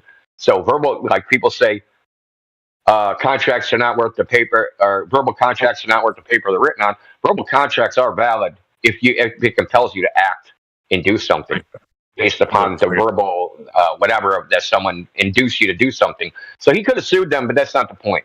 Point is that they made it. And they put it to Netflix, and Netflix wouldn't give them, wouldn't let them, wouldn't buy it from them unless they got all the rights. So that means all the video, everything. So they couldn't give. They said, Jaren, you're going to get all the original video we took, and you're going to have it, right? Yeah. But they went back on that because they couldn't have sold it to Netflix. no, look, I agree with you. Like Netflix are dodgy as fuck, but I'm just saying that he should know better than to work with Netflix. Like even back then. But he should have known better to even try this experiment. This test could never have worked. Yeah. Anyway, think about how hard it is, right, to engineer this just from an engineering standpoint. I'm going to take 2 8-inch holes. I'm going to place them 1.6 miles apart, and they got to be perfectly in a line. You know how fucking hard that is? Like, it's unrealistic. It's to even try it. Because not only do the boards have to be completely vertical, they can't be tilted relative to each other because that'll change the size of the hole relative to that angle. I mean, how stupid is it for you to not? It just couldn't have worked. This experiment. Think about it like this: if you took 2 pieces of paper, punched a pinhole in them, and set them up on your desk so that they were vertical, took a light source on the other side of the 2 pieces of paper, you would never see the light source directly through the pinhole. It's impossible, right? You could never line up the pinholes so that you could see the light source directly through the 2 pinholes. It would never happen, and that's basically what he was trying to do. It's just a ill-conceived freaking experiment. It's just stupid. I don't even know why he tried it, quite honestly. Just a quick, what about pilots? Are they all in on it? Which pilots? Like pilots that fly planes. In on what? They don't know anything. Are they in on what, dude? The round Earth? How would they know the Earth is round? Well, I mean, they're flying over the fucking world, and direction, all that sort of stuff. They travel east for a long period of time. They'll end up back at the area that they started. Really? Which pilot did that? Which pilot did that? Which pilot did that? No, I'm saying that. Which pilot pointed this plane in one direction and ended up back at the same spot? Which pilot? Right, if you let me continue. They follow their compass, and if they travel around the world in one direction, say they go fucking UK to Australia, then to the United States or whatever, it'd be quicker for them to travel back to in the opposite direction of some fucking point. I don't fucking know. than it would be to like, you know what I'm saying? Like, I don't know if that makes any sense. I'm just talking out of my ass. So yeah, so like how if they travel in one direction. Can you see the chat, dude? Can you see the chat? Can you see the chat? I'm gonna post something in the chat, dude. It's easier just to show you than to tell you. So I'll post it in a second. I just gotta find it real quick. Like they've got like a world map and shit. Like, is that all just bullshit? Like, when they're flying, like, a world map. You think they like fly using a map? Well, I mean, you know, they're fucking navigation and all that sort of shit. Like, it's all sort of okay. You know, So like other they've got to know surely. Like pilots and the fucking they don't know anything. They don't know. So like, okay, all right, let's see. Okay, they don't know anything, dude. All they know, but listen. Okay. So there's not a north and a south pole. There's just a pole. Yeah, there's just a pole. There's no south pole. I mean, even whether there's a pole or not, that's probably disputable. But like going around, so circumnavigation is going in a circle. That's why it's called circumnavigation. You can go in a circle around anything. And the fact of the matter is, people can't even go in a straight line at all, but they don't have like some external spatial reference. So it's well known that people lost in the woods, their plane crashes and they're stuck in the desert or in the freaking or on ice or somewhere. They try to find help and they think they're walking in a straight line in a direction. They end up walking in a giant circle. It's been known for centuries. Lost people without an external spatial reference will just walk in a circle over and over again. But they think they're going straight. They're not trying to walk in a circle. But the same applies to a plane, to a boat, whatever. You think you're sailing straight, you think you're flying straight, but you just go in a circle. So even hypothetically, you couldn't even go in a straight line if you wanted. Well, you can debunk everything you're saying. You know, you can debunk everything I'm saying. That's cool. But what about the thousands of videos that are showing like the world's round, like from people from space and shit? Like, is that all just bullshit? Like, are they just all in on it? Well, I mean, how can you even test those videos? There's like thousands of videos of Superman and fucking Santa Claus and. How can I test Superman? Well, that's all like in like movies and shit. These are people that live in the real world and like. Yeah, I know, but we know Superman's real because there's thousands of videos, dude. This is your logic. Oh, no. We know Superman's real because there's thousands of videos. How do you explain the thousands of videos? But you can tell those videos are fake with the Earth being round. Like how can you tell? How can you tell that the Earth videos are fake or not? What? How are you evaluating it? Well, I suppose fucking we're listening to the people that have like jumped from space, and like we're listening to people that have been in space and all sort of stuff. So they must all be in on it. Is that not right? Well, I mean, yeah, that's only like 600. That's only like, first. Oh, hell yeah, that's only 600 people, dude. So everyone's lying about it. Well, the people that claim they've been to space, those people are. That's so 600 people over a period of 80 years. So they're all lying about it? All the people. That's less people that went to your local high school in that same period of time, right? So your local high school, over a period of 80 years, probably something like, I don't know, 40,000 people went to it. We're talking 600. So it's a very small group of people. So 600 people that have reached Earth orbit. What about the videos? 600 people claim they have been to outer space. 27 people claim they have seen the Earth as a ball. Those are the people that claim they went to the moon, right? So the people that went to space at other altitudes, they didn't see the entire Earth. They only saw a portion of it, right? So if you're in the ISS, it's something like 3%. So they couldn't ever tell you, hey, I saw the Earth as a ball, because they're not high enough. The only people that ever would claim that the Earth is a ball would have to be the people that went to the moon. Only 27 people. What about like the order, you know, like the drones and the fucking all the unmanned rockets and all that sort of shit? That all just bullshit? Like none of them go high enough to see anything. See, this is what people think, dude. Yeah. No, none of them. Like, so the ISS, for instance, is supposed to be 400 kilometers above the surface of the Earth. At that altitude, it would only see 3% of the Earth's surface. What about like satellites and all that sort of stuff? Why don't you acknowledge what I said, that it would only see 3% of the Earth's surface? Do you think you can tell what something is by seeing only 3% of it? I acknowledge what you're saying, but what about like satellites and all that? Can you answer my question then? Yeah, you're onto it. I'm just asking, what about like satellites and all that? Is that all fake? So you're not going to answer. Well, what was your question? I'm asking you, do you think you can tell what something is by seeing only 3% of it? Oh, absolutely not. Okay, that's all they see is 3%. Yeah. So, but I'm asking just about satellites. Like, is that all like everyone who puts all the satellites in the sky? Is that all bullshit? That's all. It's all. They're all in on Yeah. it. Like, Yeah. Who? What's that? Like, you have to be specific. Like, who's in on it? Well, there's like. What do they know? I work at a satellite. Okay, I talked to people that made satellites. Right. So, a few of them.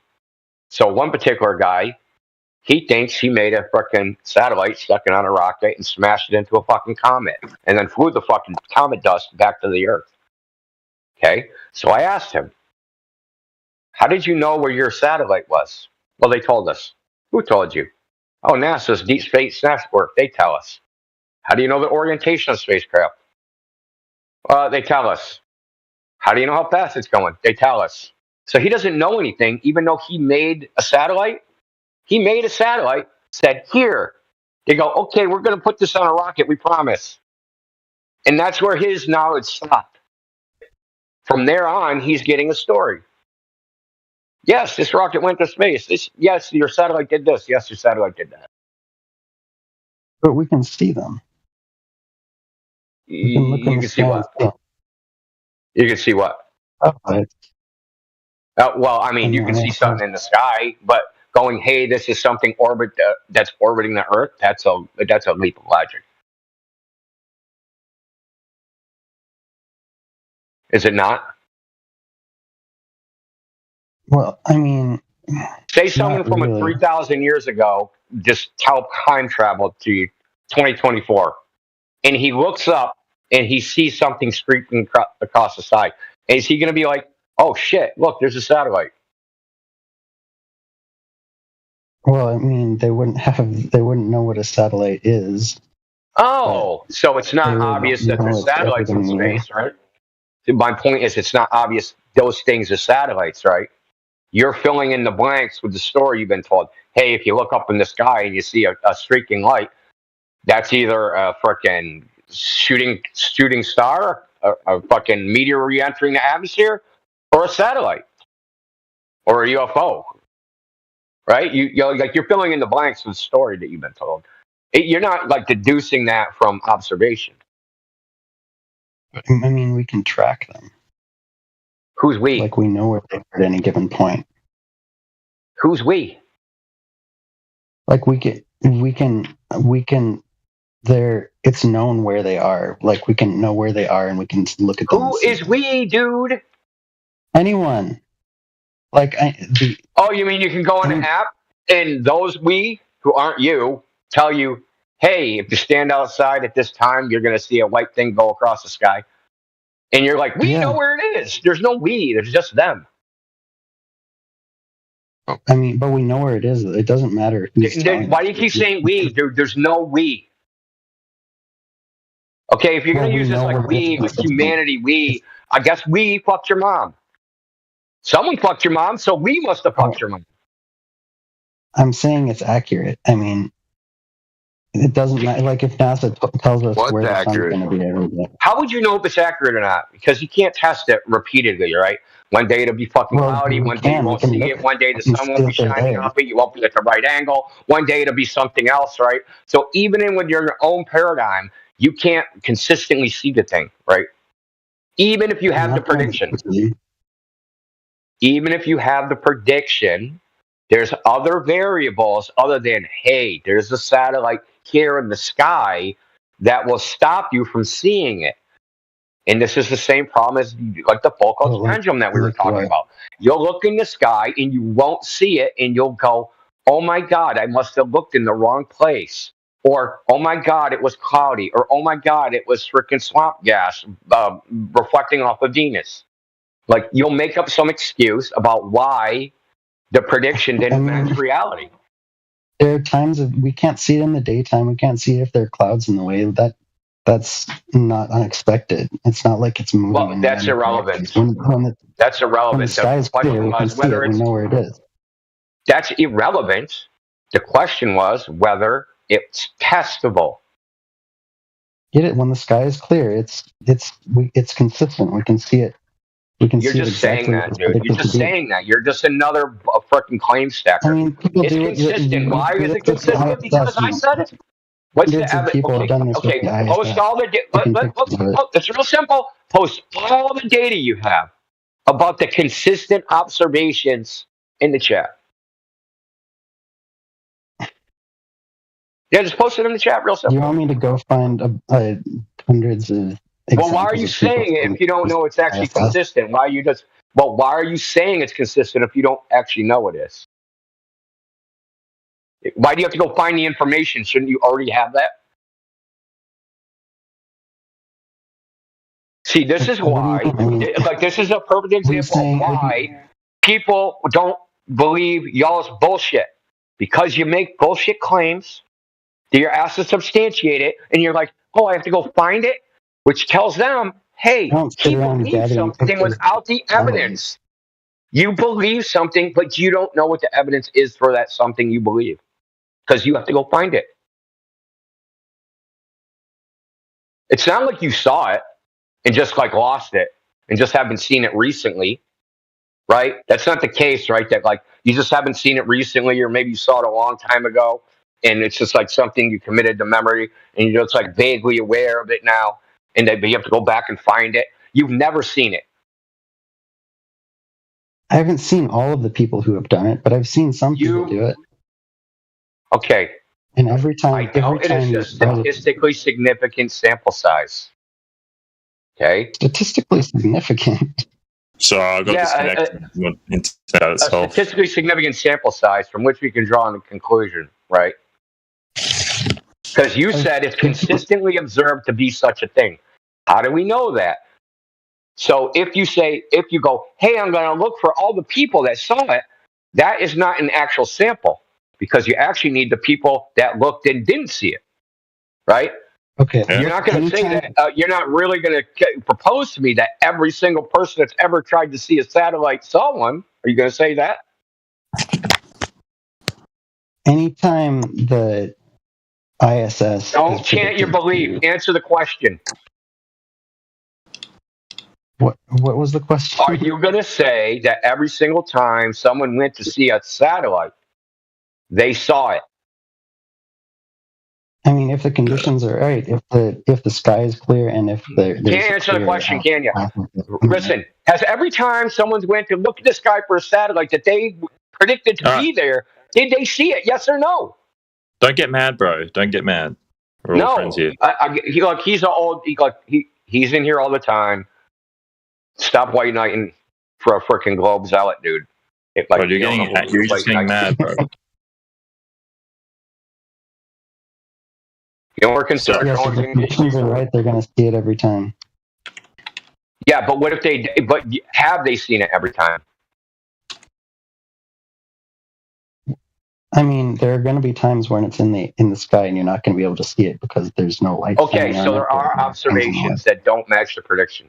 That's what I'm trying to get to. No, those are observations where they could not confirm the prediction. Okay, there are observations, though, that don't confirm the prediction. They exist out there somewhere, right? No. I mean, if you can show me. Yeah, they do. You already admitted they do, and you're just a fucking religious zealot, dude. You're just a nut. I'm not talking to you. Dude, you're just fucking crazy.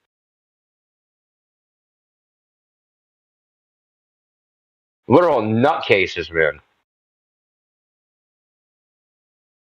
So Ebenezer Scrooge, or did you bounce again?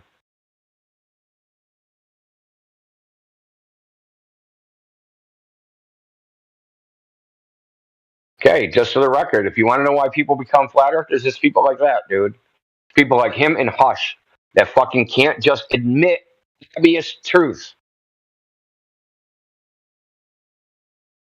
Because they're trying to keep this air, right? They're trying to keep the idea of perfection, and that's the problem, right? It's like a fucking chick that's been run through wearing a white fucking dress at her wedding, right? You're trying to keep the air of purity. I'm pure. Our globe is pure. There's nothing wrong with it. It's perfect. Every time we try to test it, we get the identical result that's predicted. Perfect. You start saying fucking I certain became a things. flat earther because it's just obvious bullshit. The globe. Yeah, it's obvious bullshit, but you have to hear the bullshitters bullshitting in order to realize it's bullshit.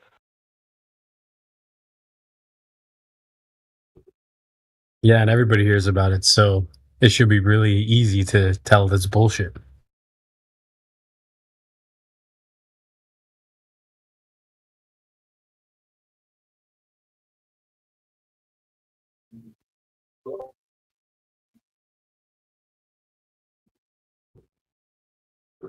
This is so much better than TV. Fucking drilling out your brain is probably better than TV. Hey yo, so India, why does the moon have phases? Oh, fuck would I know? Is there a flat Earth explanation for it, or is it just magic? I mean, what do you mean by explanation? You want a story? I mean, the Earth has Yeah, you want a phases. story? You need to sleep at night. Can't sleep unless you get a bedtime story read to you before bed. I read my own bedtime stories. I love Yeah, so you want a bedtime story about the phases of the moon? like your ridicule of me is very weak. No, it's not. It's not you. It's because the globe is not your model, and your way of thinking isn't your. Like you don't even know you have it. It's been taught to you. Okay. Right? You think because you said explanation. Why do you want an explanation? Because you're using something called abductive logic. You don't even know you're using it, but it's the way you think, right? So abductive logic is the worst form of logic there is. So you want an explanation. If you don't have an explanation, then it's not true, which is retarded, but, you know, that's the way you've been taught. So I don't have a just so story for the phases. I can make one. No one can know what causes phases because no one can do the scientific experiment required to know them. No one can. Well, I mean, so we observe a natural phenomenon. Our natural phenomenon is part of the moon over 28 days, 29 days, gets dark and the other stays light at a repeating cycle. We want to know the cause of this, right? So that sounds reasonable, right? So our dependent variable is the phase observation and that's our observed natural phenomenon. So we want to know what causes that. So we need an independent variable that we can vary and manipulate. Can we do that? That's not how science works. Yeah, that's exactly how science works. Okay. Well, you want to know the cause of the effect, right? Because anything else would just be a correlation, right? So we want to know the cause, not the correlation. So you might be able to correlate. Hold on. You might be able to correlate, and it doesn't exactly correlate, and I can give you examples. You might correlate the moon, quote unquote, phases with the position of the sun. You might be able to correlate them, but you can never say with any truth value or any truth that that's the cause of the phases, right? This is just basic logic. Because you'll have a correlation. And if you went to university, you know that correlation isn't causation, right? So, with this mindset, you disagree with... It's not my mindset, dude. This is what they teach in university. Correlation is not causation. Yep. We both have you ever heard that before? Yeah. Okay. Can you figure out the cause experimentally? Maybe. Maybe? But maybe. I mean, with your idea of how science works, all of geology is wrong. It's not my idea. all of paleontology. Why do you keep saying it's your idea, dude? It's not my idea. I can post the scientific method in the chat, dude. It's not mine. Oh yeah, you can post me the scientific method from like a fucking 7th grade textbook. Sure. No, from universities, geological societies, fucking Nobel Prize winners, fucking you name it. So they never do any retrospective analysis ever? What does that mean? What is retrospective analysis? You're not like they look at rocks in the past and just use scientific methods to work out what happened with those rocks. They don't know. They can't test the rocks. They can't do a test on the exact moment of this or that or the other. They just have to use science to try and work out. They aren't using science. But that's the thing. They aren't using science. Exactly. They're calling it science, right? But you're like everybody's just calling it science, but it's actually not science. Oh, so we agree that you disagree with geology. Okay. No. Listen, they're calling it science, but it's not science. Okay. It's science. Well, okay. Let's think about it like this. Okay. So we have levels of what they call scientific certainty. Okay. The worst level are postdictive correlations. Okay.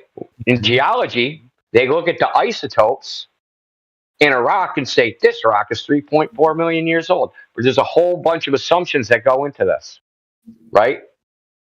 They say, hey, there's this much isotope in it now. We have an accurate measurement of that.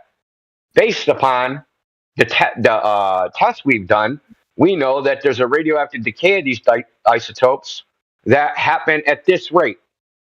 Based upon this, we can say, hey, there was this much back then at the formation, and this is how old the rock is. There's a whole bunch of assumptions in there, namely the consistency of the radioactive decay. Okay, but recently, in the last 20, 30 years, they figured out that radioactive decay is variable. Okay, that means the rate at which it decays varies over time. So you have a clock, which is the radioactive decay, that goes faster and slower. They don't know what the period is. They don't know what's correlated to. They have no way to predict how this variation is. So all this stuff about radioactive decay is a bunch of shit. Well, actually, okay, that's all based upon shit that was done in the 1920s, and someone went and fucking checked in the late 1970s and found that all that shit was wrong. But they built a whole realm of science on those wrong things from the 20s.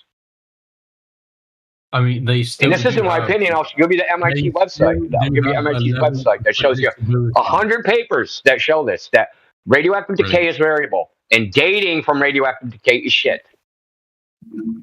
So there's still a level of predictability. So if they can't give exact dates of things, well, they can. I'm not talking about precision. Dates of things. I'm not talking about precision.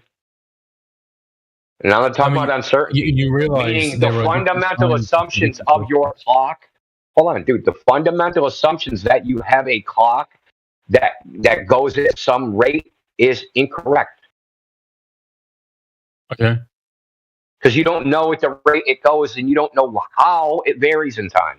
You don't even know what causes the variation. Of course you know, India, of course you know, how science in every single experiment has a thing known as a margin of error. Okay, I'm not talking about that.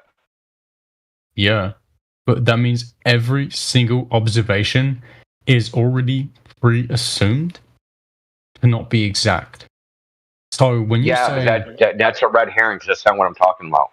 What do you mean? You just said you just said they can't be exact, therefore they're idiots. Like, what are you on about? No, I didn't.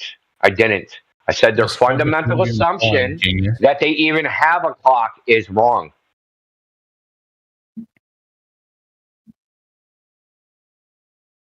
No. What? Look, they did some measurements. They said, hey, this is the decay rate. Okay? But they have that measurement, right?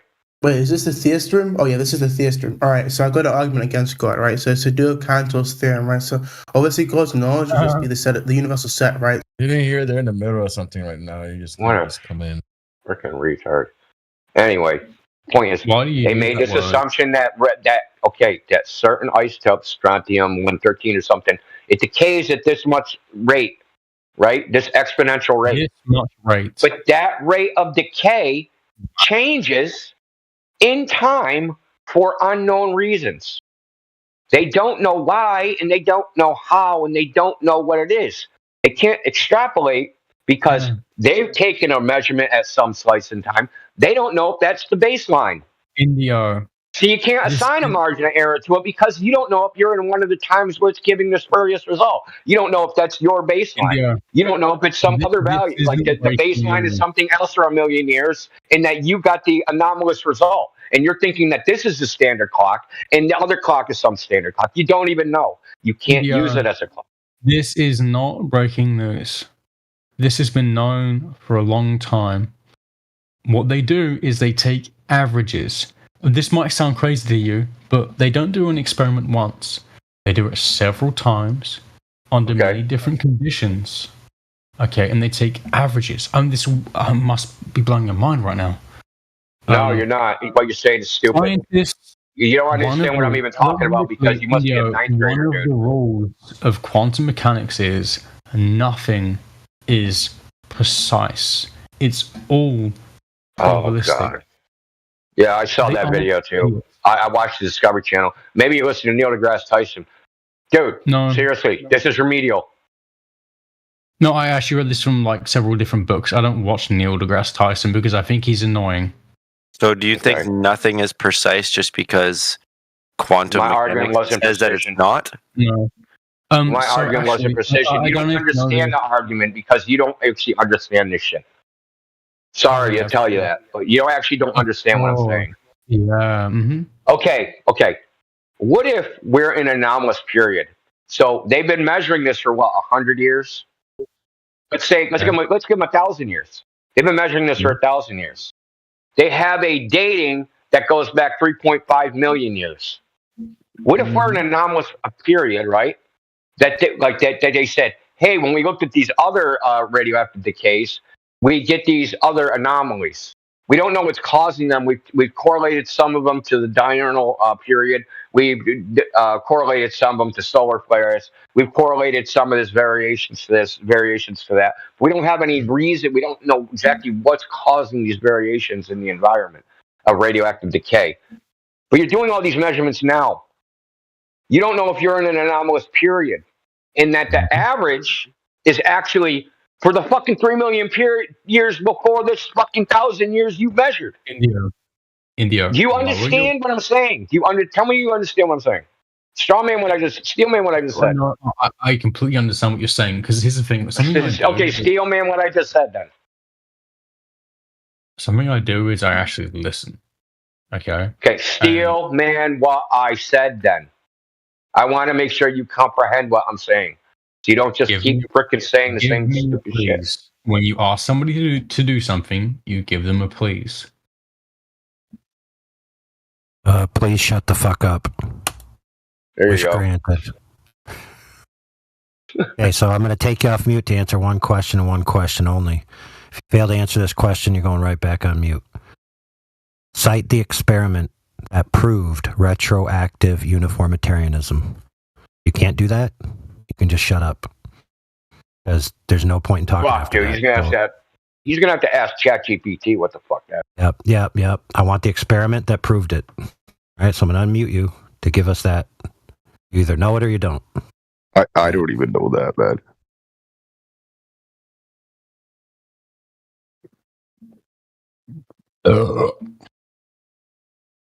I'll take that as a concession. Oh my fucking god, dude. Are you serious? Fuck off, cite dude. the experiment that proved retroactive uniformitarianism, please. Thank you. But I was already involved in a conversation with India. Yeah, but This is related to it. This is actually on topic. But you don't understand the argument. That's why you don't know that it's on topic. He's literally talking about what I'm talking about, but you don't understand what we're talking about. We're discussing something, and he's interrupting. Why is he allowed to interrupt? He's asking you. Yeah, but why is he allowed This is related to what we're talking. This is not just related. It is what we're talking about. He just put it in one phrase. Indio, so fucking what? We already had a discussion. Okay, so in the Why chat, is he allowed to interrupt? in the chat, I'm going back to our discussion. Okay, he could mute you if he wants because you didn't answer his question. Oh yeah, he can. He can do So that. I look in the chat. It said this is from MIT, right? This link, the variability of nuclear decay rates. There's about, I don't know, 1, 2. It looks like about 40 papers of measurements. So periodic variation on the scale of seconds, periodic variations days or years, non-periodic variations, right? So how do you have a clock that has variations which are non-periodic, meaning there's no pattern, right? So you have a pendulum in your clock. Say you have a pendulum clock, right? And the pendulum just swings at random rates. So seconds are random things. Yeah, okay, we both agree that's not a clock. That right there. Exactly. Thank you. That's the end of it. This is what's actually observed, dude. This is what's actually observed. Here's the thing: if all of the instances that get checked are completely erratic, sporadic, obviously manageable. I don't want to hear your declarations of faith. If you have, like I just posted, empirical evidence, right, of your claims about what is measured, what isn't measured, what they've discovered, I'd like to see it. But I know you don't have any. You're just like proselytizing your religious belief, dude. It's crazy to me that the third person in a row is going to do this. It's not a religious belief. It's a concession. Okay, then post the data. Then post it. Is science empirical? Yes or no? Yes. Okay, then post your empirical data in the chat. And can we empirical data? Can we have you explain what empirical means? Okay, from observation, measurements from human observation. They aren't defined by ESP or they're not a story. They're not somebody told somebody something. Okay, and they're not an interpretation. They're just descriptions of reality, right? So that's all they are. They're not explanations. They're descriptions of experiments, right?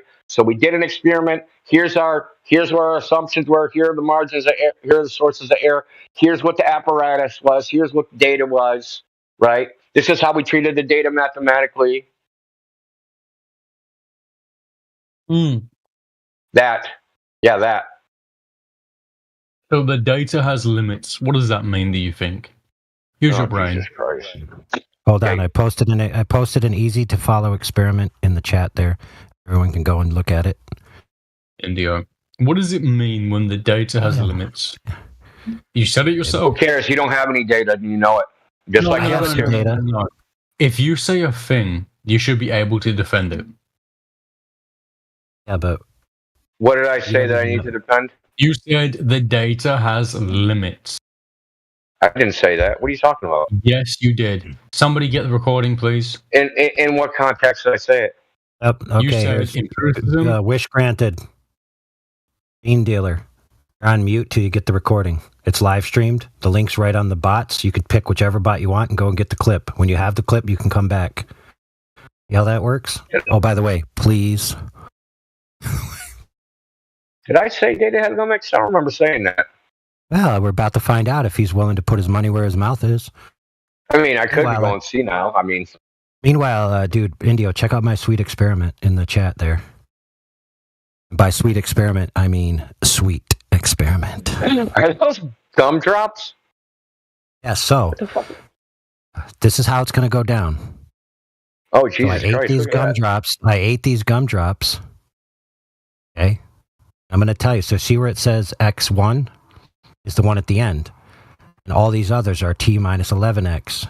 right? So they're instantiated different times it took me to chew them and swallow them. Now, if I told you how long it took me to eat X1, could you tell me how long it took me to eat the rest with certainty? Yes or no?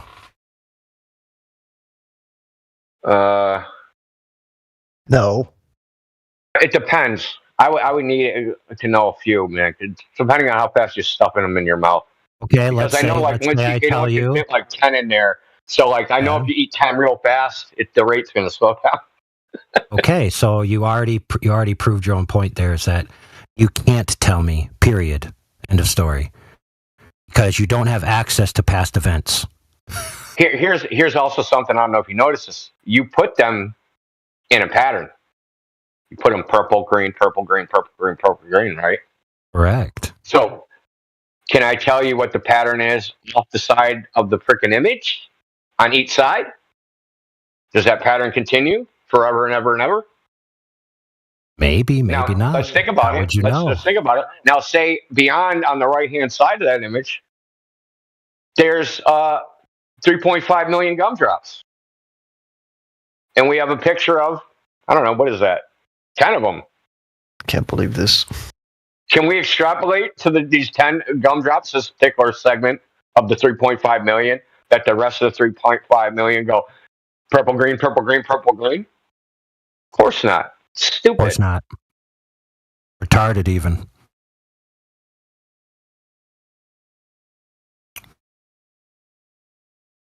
There's probably even a larger, by probabilistic, there's an even larger sequence than 10 of purple, green, purple, green, purple, green, that you could have taken a picture of, probably like 100 in them. One of the guys said that he cannot believe this, that you guys are talking about this. He cannot believe it. Really? Does he know what we're talking about? We have to go to this level. He, like, literally. He said, I can't believe it, but I bet he believes he lives in an impossible. Yeah, bro. It's like this. Little Timmy, if I have this many gumdrops and I only show you this many, can you tell me what the colors of all the other gumdrops in the world are? And he'll be like, no, teacher, I couldn't. And I'd be like, yes, but Glober retards think they can. Then Timmy would be like, they stupid. And while they're telling you can, they're saying you just don't understand science. While they're telling you they can. Oh, God. They literally think like these people are miracle workers, right? Like, because they look at science as like this thing, right, that they worship. But if we had a scientist in here, he'd say, no, dude, that's sample size. That's ridiculous, right? My favorite quote. Statistics 101 would have told you that. Yeah, exactly. My favorite quote from the past 20 minutes was, a look at rocks in the past. Yeah, so what? Ever seen a rock in the past? It's talking about old rocks. Oh, so you mean in the present? Yeah, looking at old rock. Okay, so that's very different. That's very different. Can you show me a new rock in the past? Yeah. Can you show me a new rock? Yeah, he's smoking one right now. Yeah, some rock is newer than other rocks, dude. That's kind of how it works. Yeah, where does it created at? Where's it created at? In volcanoes, dumbass. Is that not just molted? I'm not gonna give you a lecture, dude. But shouldn't that be old rock too? It comes from old rock, but it gets remade into new rock. Look, you know how to make candy? How? Like, you've never seen like hard candy made? You've never seen it? I've seen ASMR. Yeah, so it's like sugar, right? So it's a bunch of like molten sugar. Yeah. Right. So the sugar becomes like, hard candy. Now, if you took that hard candy and melted it back down and solidified it again, would that be new hard candy? Or would it just be the same old hard candy? It would be younger, yeah. It would be, yeah, I guess. Yeah. Is the sugar younger? The sugar that's inside the hard candy that got melted and then solidified. No, but is that younger? Every time I cook rice and I don't eat it all, I put it in the fridge for a month. Hold on, and then Then after a month, I go and I eat the rice like it was like made today. Yeah. We don't date things on when the molecules were made in them. We date them on when they were made. Like the loaf of bread was made today, dude. That's kind of how it works. Wow, dude. I know this is profound stuff for you guys. Very profound. Yeah, it's profound, all right. Just not in the way you think.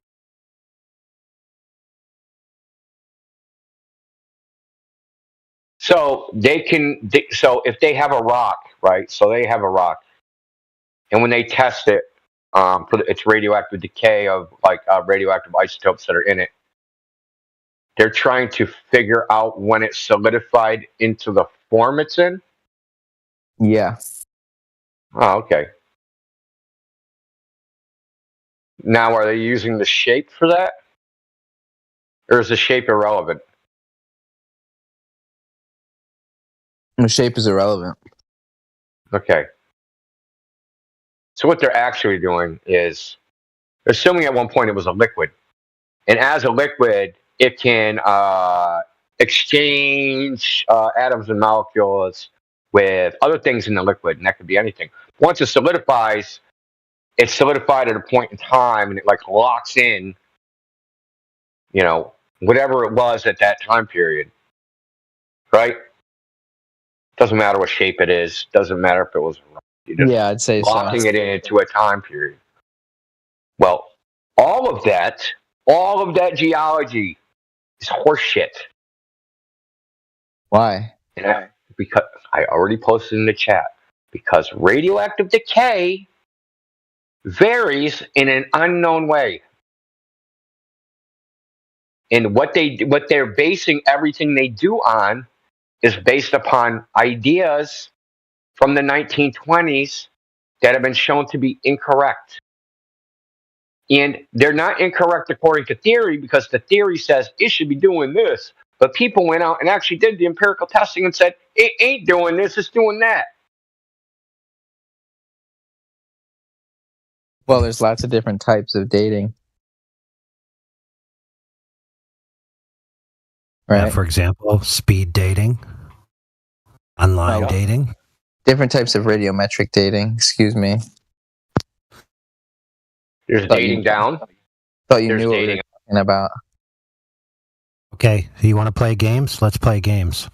So I'm going to ask you one question only. You're going to answer correctly or incorrectly. Okay. Cite the experiment that proved retroactive uniformitarianism. I don't know what that is. I think we're done here. You already believe it exists. Retroactive uniformitarianism. Yeah, well, uniformitarianism is the idea that everything has been relatively the same throughout time. The processes are the same. So retroactive just means going backwards. So yeah, what's wrong with that? Yeah, he wants to experiment. There's nothing wrong with it. If you have the experiment, we have no problem. Oh, cite. Yeah, just cite the experiment that demonstrated retroactive uniformitarianism. How can you demonstrate that with an experiment? Oh, really? Wow. Now you're starting to get it.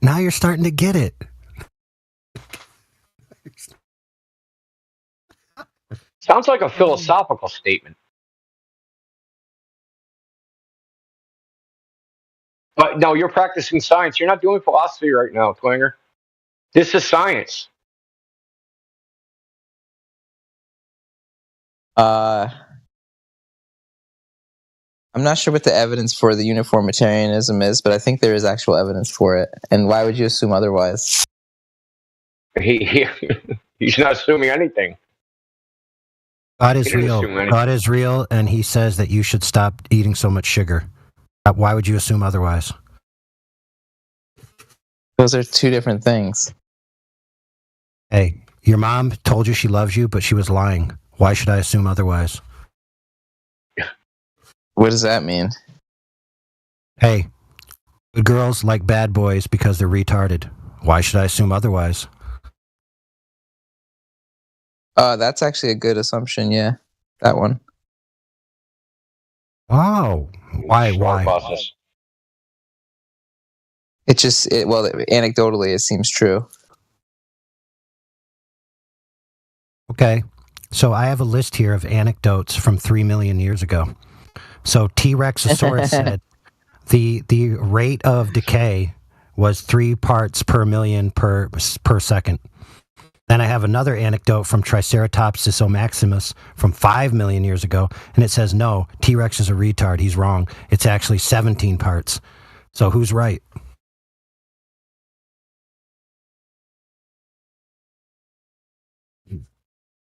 Was that before or after T-Rex and Triceratops went to the blood banks? Yeah, exactly.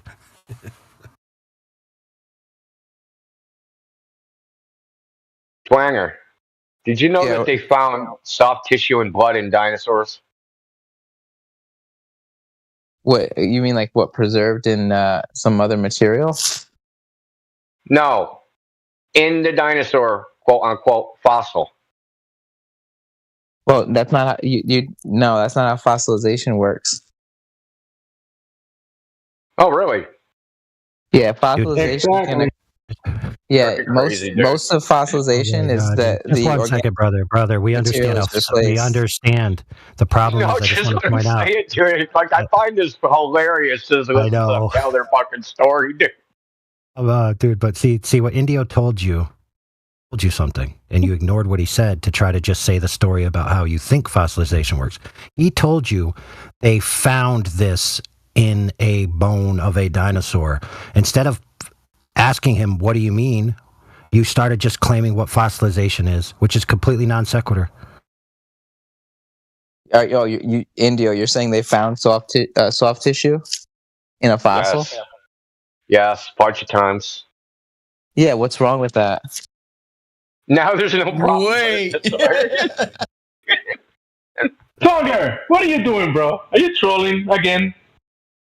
Yeah, Twanger, go on YouTube and type in V-Rex or soft tissue dinosaurs or anything like that, dude. It's been known for like 20 years, dude. Like, this is a good learning. Hold on, this is a good learning moment for you, because what it should show you is that, see, I've been mentioning things that have been known in the so-called academic community, because there's like the variability of radioactive decay in this problem with dinosaur fossils. But why don't you know about it? Why haven't the textbooks been updated? Why isn't Brian Cox and Neil deGrasse Tyson and all these science communicators updating people on this new scientific information? Because it's not about the science, it's about the narrative.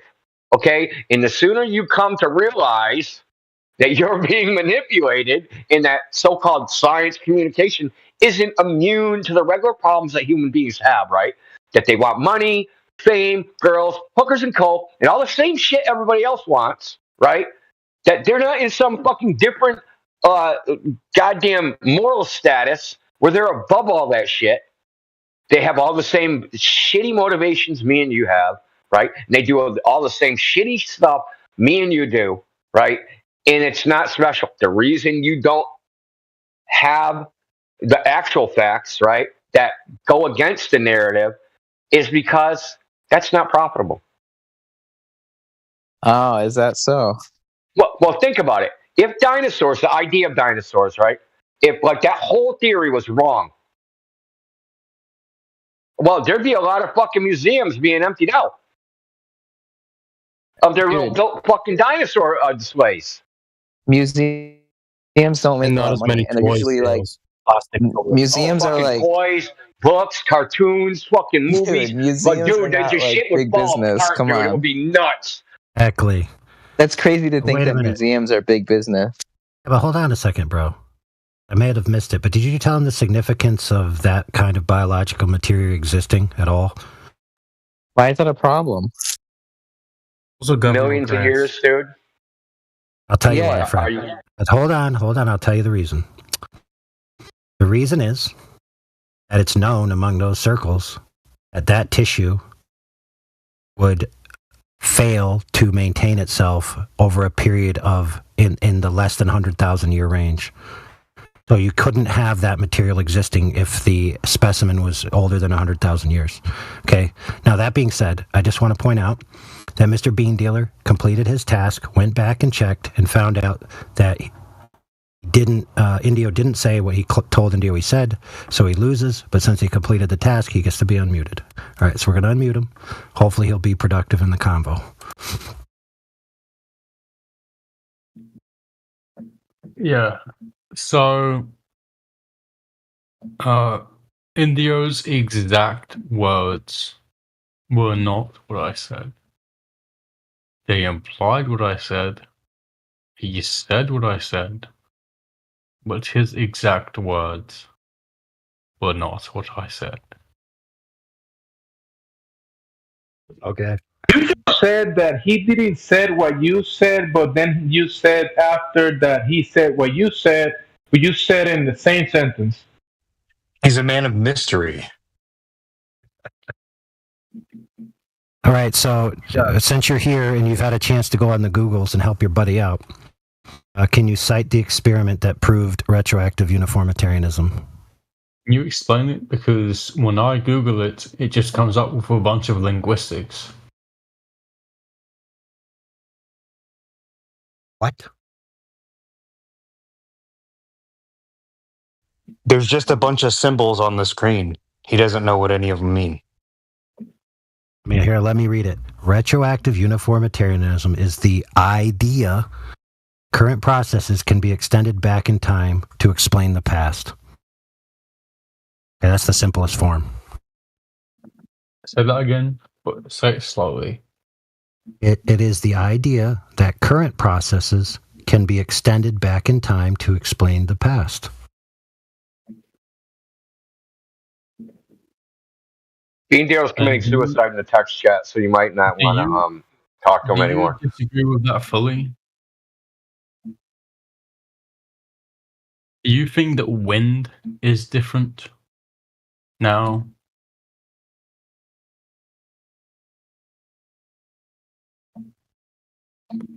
Well, we have a sample set of data, okay, that exists for the recorded history of data recording. Yeah. How many years? What, like, if I remember correctly, about 200 years?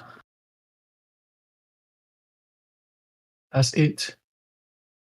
All right, so how are you going to use a 200-year sample set to tell me what happened 100 million years ago? So do you... Dude, you can't even tell me how long it took me to eat the purple gumdrop, and you're going to tell me what happened 100 million years ago? Are you out of your freaking mind? So here's what I find ironic, dude. He's asking you, why would you not believe things are the same as the past? But he also believes in evolution, which I think is fucking absolutely hilarious. We actually have ice poles with were things the same in the past?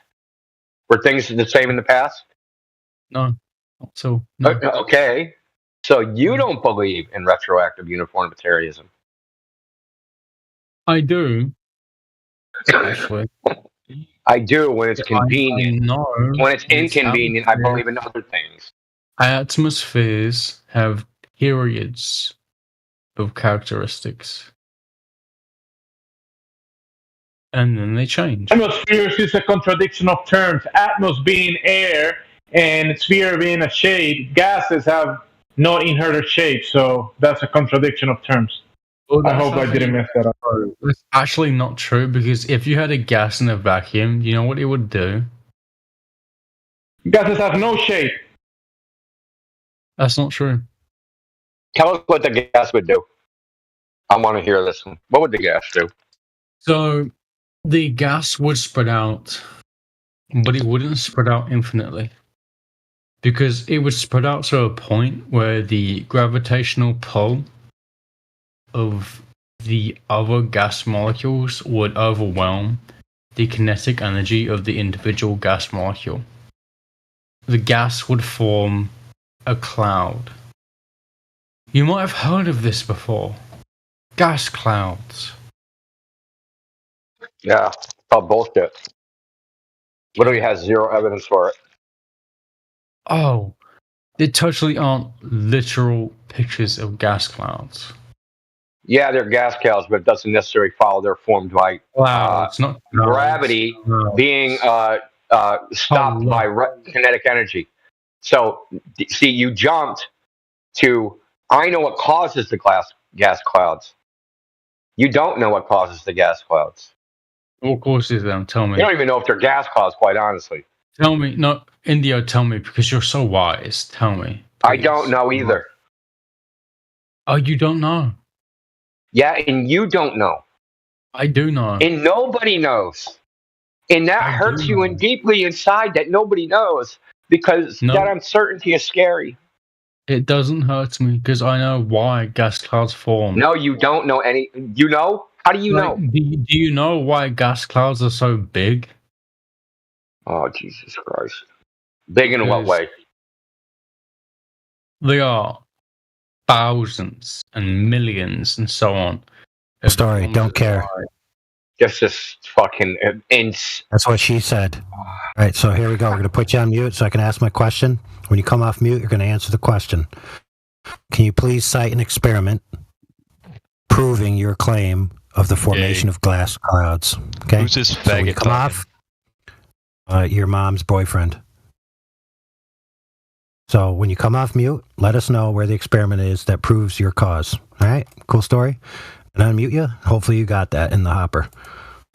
Experiment, please. Glass clouds. Experiment, please. Glass or gas? Gas, obviously, dude. Come on now. Dude, did you shoot heroin while you were away or something? No. But I have a spill. I have a spill. It's the opposite of a lisp. It's where instead of adding S's, I add L's. Okay? What's wrong with that? Quit picking on me for my disability. Now, give me the experiment. Can we not make fun of disabled people, please? Dude, I'm disabled. Can't you tell that I had half my face blown off and a cyborg implant installed? Good grief, dude. Come on. Get to the experiment. No, seriously. Because you guys keep using the R word constantly. All right, dude. You're a retard, so I'm putting you on mute. There you go. Problem solved. You clearly don't know what an experiment is. And I'm okay. If you have a disability, I'll accommodate it. Just, put in your IEP to my secretary and we'll honor it. All right, so I'm going to unmute you. Hopefully you got it. You took that time to Google an experiment. Right, here we go. Unmute time, experiment time. Let's roll. All right, experiment, please. You should never worry about calling someone a retard. You know why? Because if they're actually retarded, they don't know it's an insult. And the only people that are offended are actually not retarded. Yeah, that's right. If you're like, hey, dude, you're a retard, and you're like, hey, don't call me a retard, and you're offended by it, you're not a retard, but you're an idiot for freaking being offended by being called a retard. It's like if someone calls me a thief, I don't steal shit. Why would I be offended? I don't care. Call me whatever you want. Well, many do feel sort of held back in ability to learn. So it may be just a valid assessment. All right, who cares? What's the experiment? Let's go. You know what? How many of you have heard of the STEM exam? A what? Oh my God. What are you talking about? STEM exam. Your mom gave me the STEM exam last night. There we go. Yeah, exactly.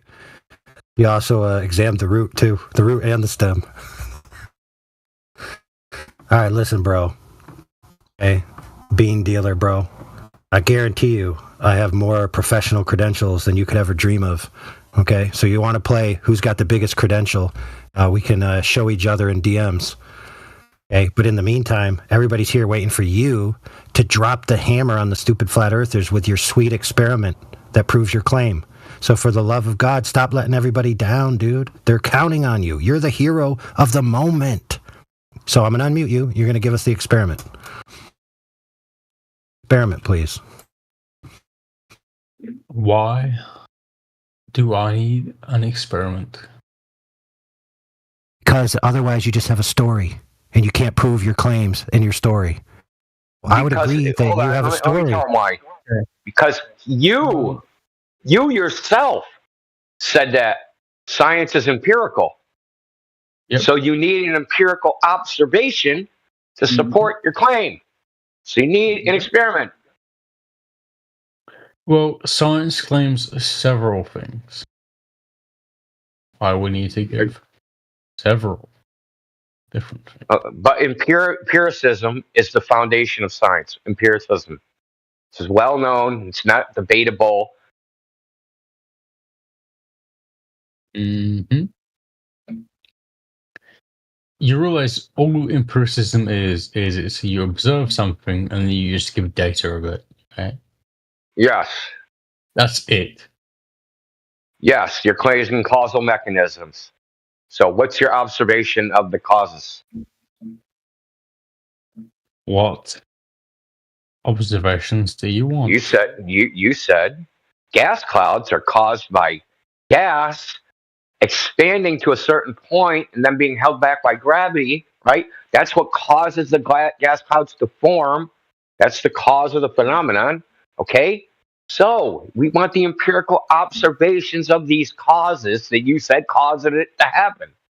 India, can we observe the gas clouds forming? No, we cannot. Okay. So, but that's a you problem. I'm not the one claiming I know what causes them. You are. If we can't observe them causing and you get to say, hey, I'm going to make up a story about how they're caused, I'll make up another story. It's magic sugar plum fucking fairies, right? They drank too much that causes them. I have the same evidence that you do. Not a fucking thing. I got you. Yes, really. I have the same evidence you do. Not a fucking thing. Like, I could say, go to anything caused them, and like, oh, where's the evidence? Well, we can't actually do that observation because we've never seen gas clouds form. So it's sugar plum fairies because I read it in a science textbook. Hey, India. Have you ever had an Amazon delivery? Yes, I've had an Amazon delivery.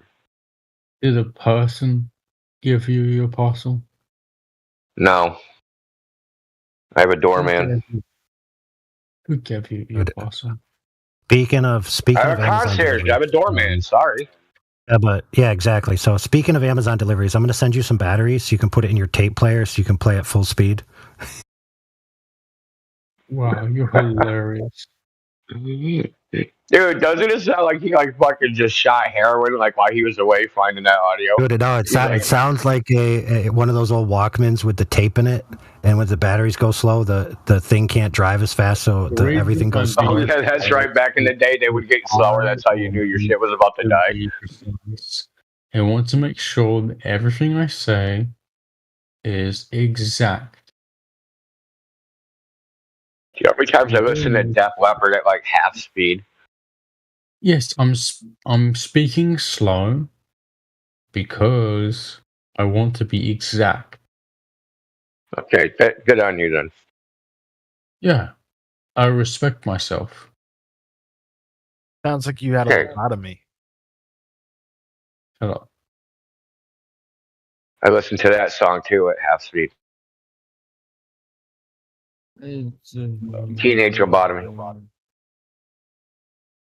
Ever hear it? Yeah. Yeah, dude, if I could put in a little request, I don't mind you speaking slow, but can you speak slow faster? Like, come on. Oh, I've met Mr. Hilarious.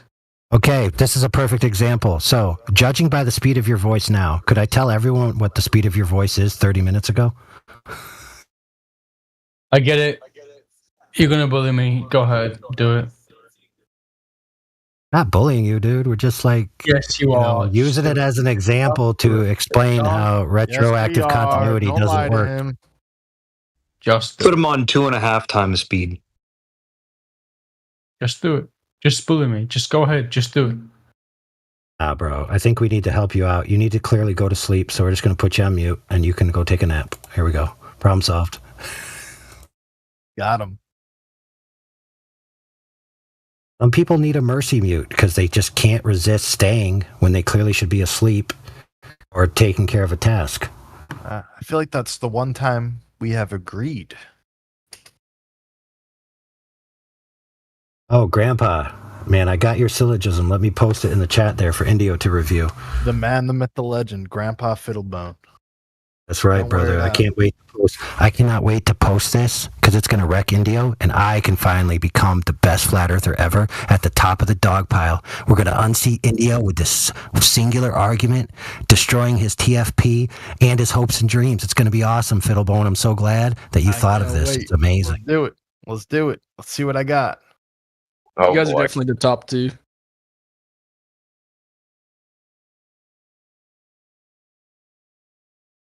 All right, there it is for review.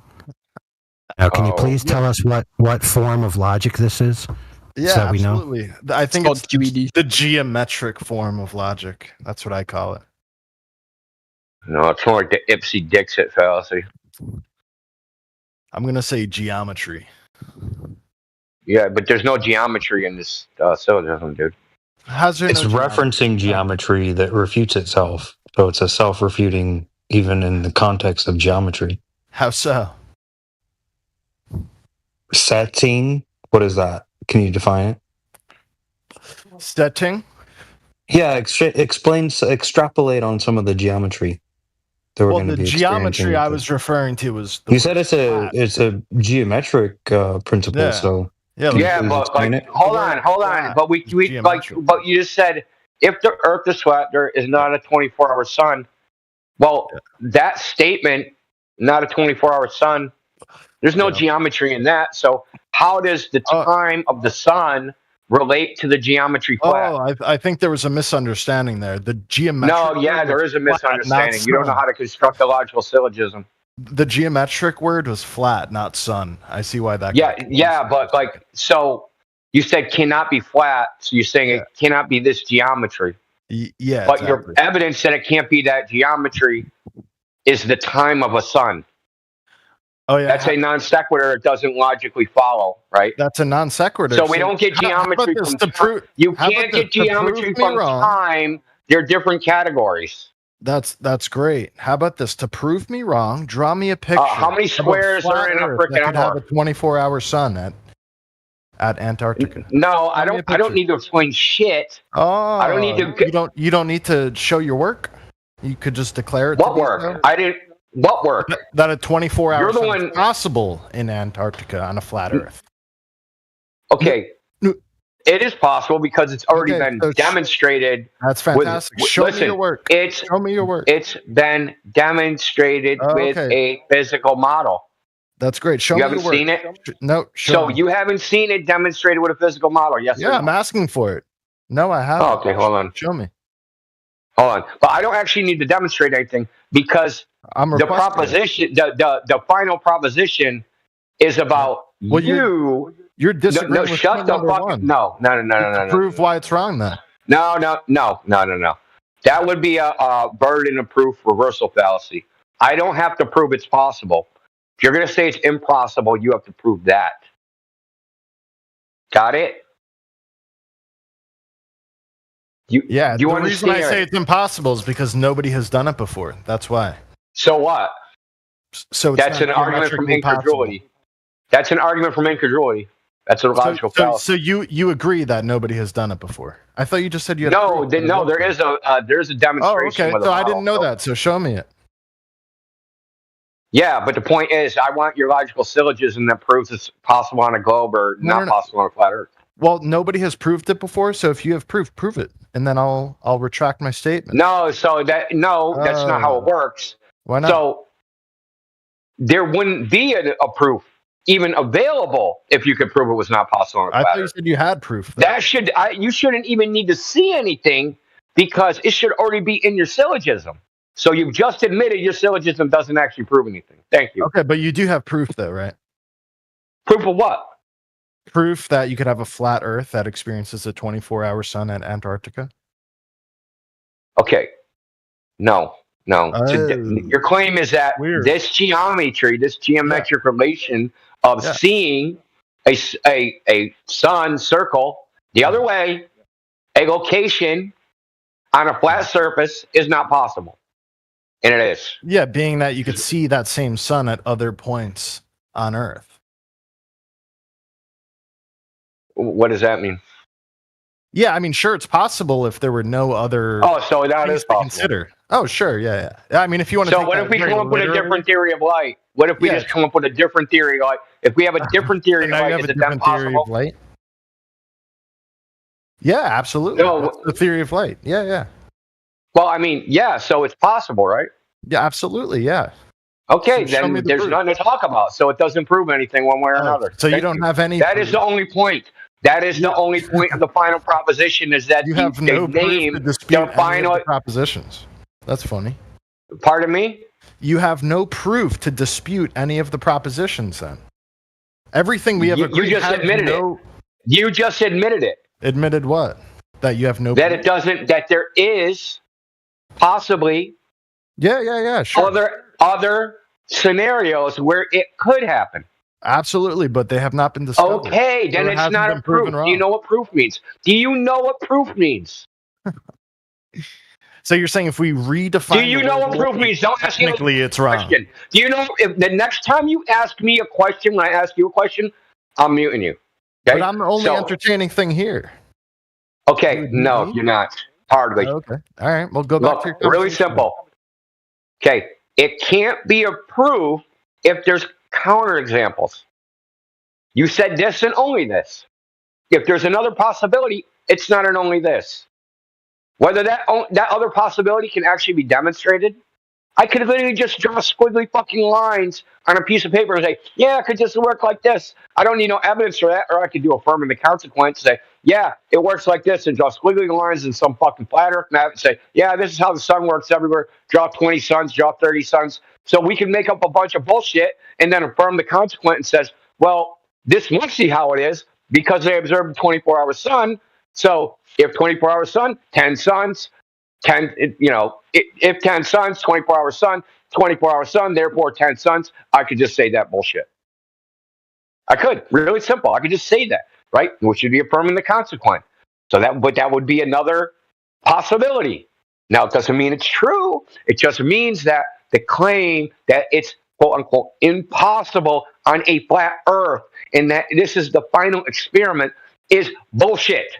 Okay? You know it's bullshit. You know it's nothing but a fucking propaganda tactic, social experiment, whatever you want to call it, a fucking game. So all it was a game. It wasted everybody's time. Okay, but before you guys were saying there's no... Still wasting time. Who's you guys? Like people in here. I think it was more nuanced than that. All right, but now the nuance is gone. Now we can all be in agreement. Yeah, so what was actually said? Well, that doesn't matter now. The point is we're all past that. Now we all know there's a 24-hour sun. Yeah, so what? And what?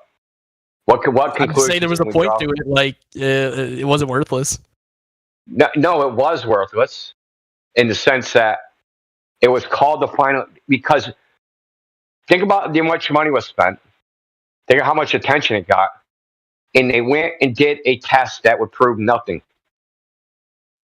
It didn't prove flat Earth one way or the other. I agree with that, but it didn't. No, it didn't prove anything. It didn't prove anything about the Earth. The only thing it proved is there's a place on Earth you can go where you see the 24-hour sun.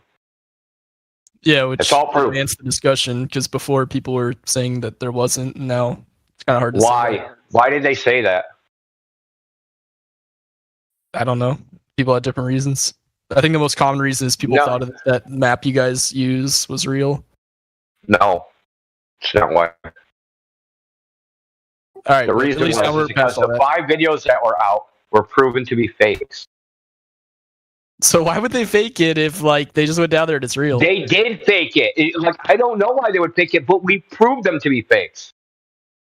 They're not just maybe they're fakes. They are fakes.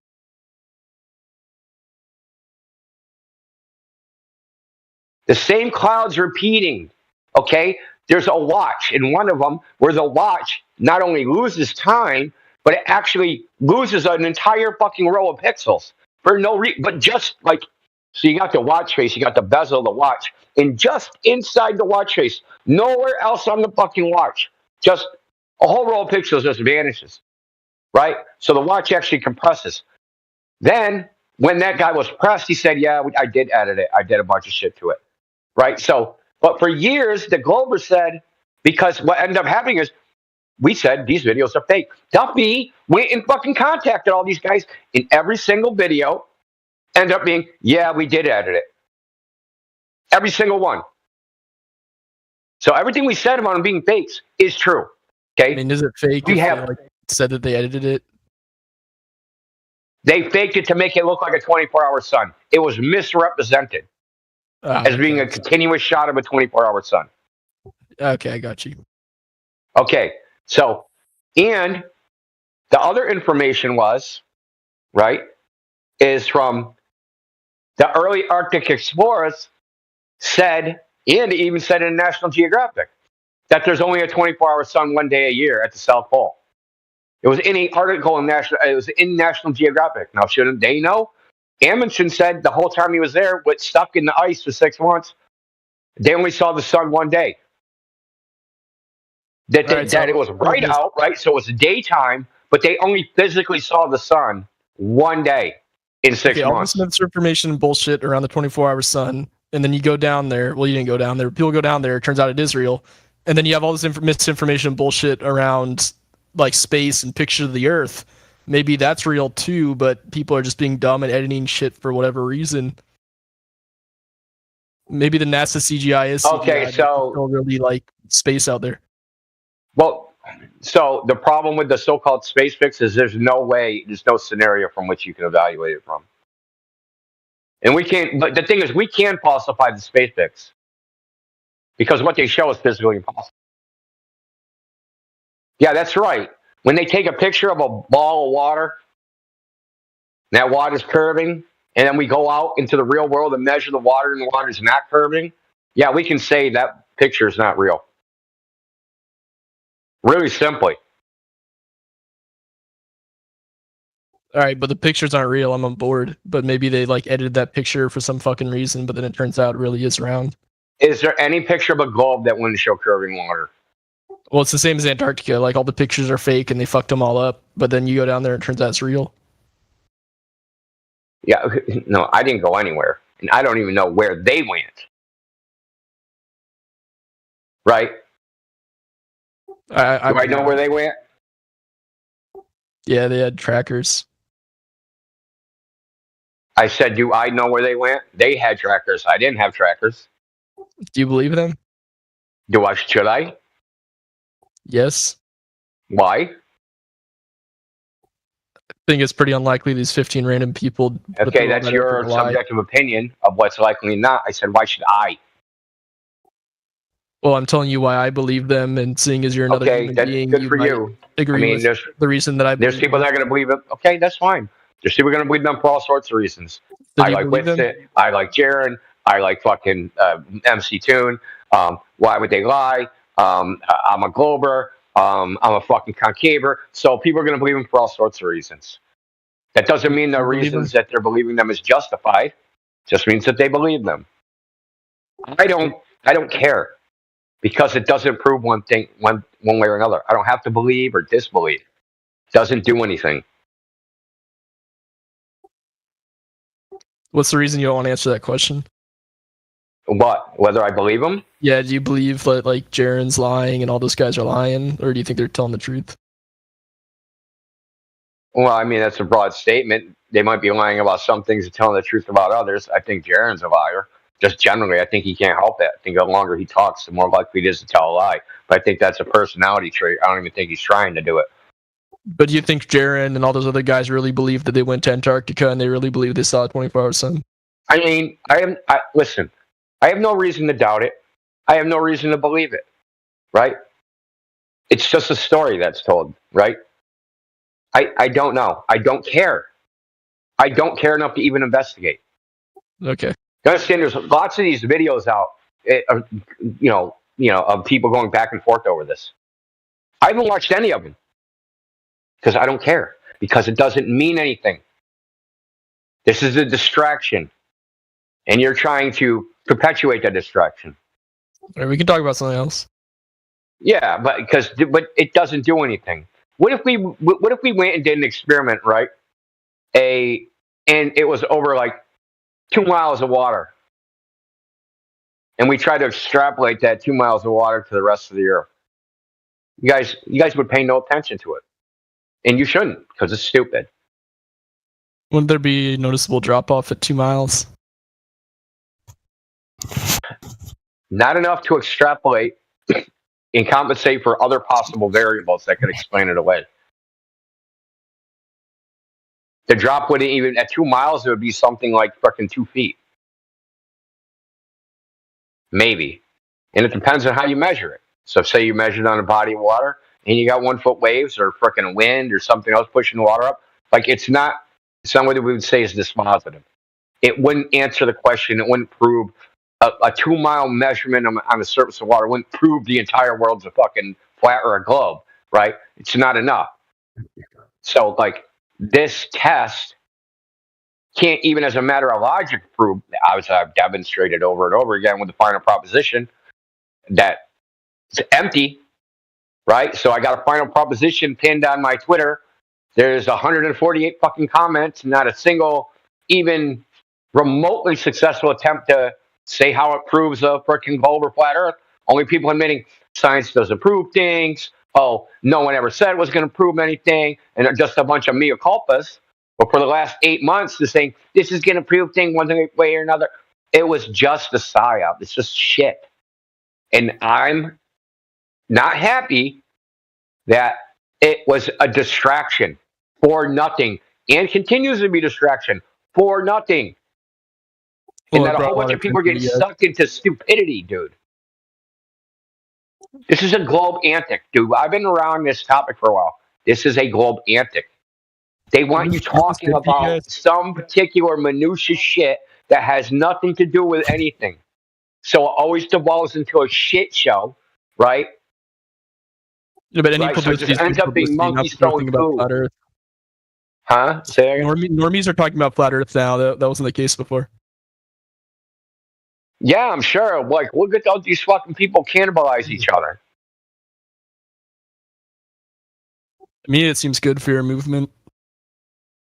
Oh, it's the best thing to happen to flat Earth. I didn't say it was bad. I just said it was a bunch of distracting bullshit. In the end, right? So, in the short term, it's bad. But I wouldn't even call it bad. It's a distraction. But in the long term, this is going to be the best thing that ever happened to this. Because this showed that observations of the sky can't actually prove anything about the surface of the Earth. Because they're inductive inferences. When you look at the sun, it only proves things about the sun. Doesn't prove things about the Earth. Just like if I look at my neighbor's house, it doesn't prove what my house is. Or even if I look at all of the neighbors' houses, it doesn't prove what my house is. Well, if you look at every neighbor's worse than that. They're looking at the street lights and then saying what my house is. Yeah, but it doesn't demonstrate what my house is. They're not even looking at the right thing, right? So they're looking in the sky and saying, look at that cloud. I can learn what the shape of my house is. Probably white. Well, it's just bad logic, dude. It's bad thinking, dude. It really is. Like, look, it's like 2024, dude. Like, for real. This is what we're doing. The same shit they did in 300 BC. I'm on the Julian calendar. Or I'm on the Gregorian calendar. No, just kidding. I'm on, so, the point is that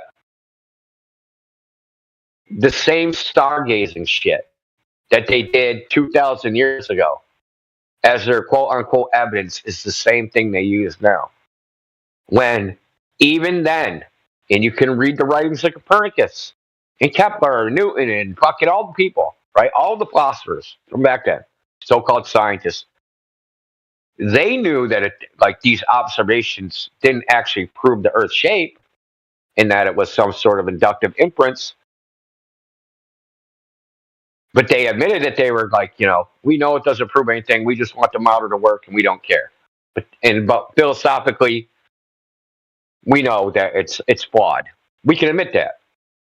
But eventually, that admission that this idea, its foundation is flawed, that slowly disappeared from the teaching. And then, starting in the early, 1900s, like this so-called globe thing started. No, this is a real thing. Now we got movies and pictures, and like this is a real thing. These are real things, man. Even though they had a toy globe and all that shit, but it started becoming real with the imagery and all this shit. So there's a progression here. It isn't just like, hey, I discovered space. I discovered the globe. Like, it isn't like that. It's inductive inference that brought you, we're extrapolate that down to the surface of the Earth. And then, but it's still, hey, I want to prove what the surface of the Earth is. Yeah, look at this guy. We're still at look at this guy. Dude, that's sad. Fucking sad. You know what's ironic about the whole thing? Is the claim that they went to the South Pole or near the area of the South Pole, whatever around it. In Antarctica, the South Pole is located at what is called the Great Antarctica Plateau, and it's over 1,000 kilometers in diameter, a great plateau. And plateaus are flat plains. Yeah, that's deep, bro. Can you say that one more time? That the people observing the sun from the South Pole are standing on a flat plain. On a great plateau. So it's kind of poetic. Poetic justice. So, while being there and looking at the sun and trying to come to conclusions about the shape of the Earth, which it doesn't, they're not looking at their surroundings and saying, hey, it's not curving like a ball. So the South Pole is flat, so is it a flat ball then?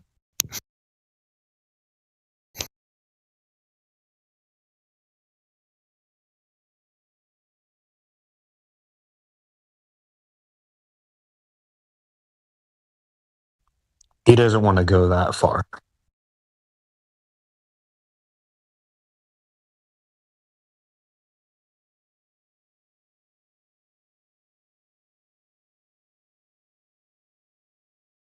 So is there any middle ground where you guys can agree on like an experiment with the globe people or something that you can prove it? Because you guys have the measuring with lasers and they have all the space stuff. Is there any like middle point where you guys can meet and be like, hey, it's flat if this happens? How are you putting laser tests on the level of space stuff? You don't have space stuff. Well, you guys love the space stuff. In what way do they have space stuff? Which glober went to space? No, they don't go to space. They look at space. Yeah. So they talk about some story they heard. It's like not on the same level, dude. Sorry. All right, but the point is there like some middle ground experiment that both sides would agree on to like prove it? Because that's what this is supposed to be, and it wasn't. Oh, yeah, there's plenty of stuff that could be done to prove it, and you could have did it for the cost of what they paid.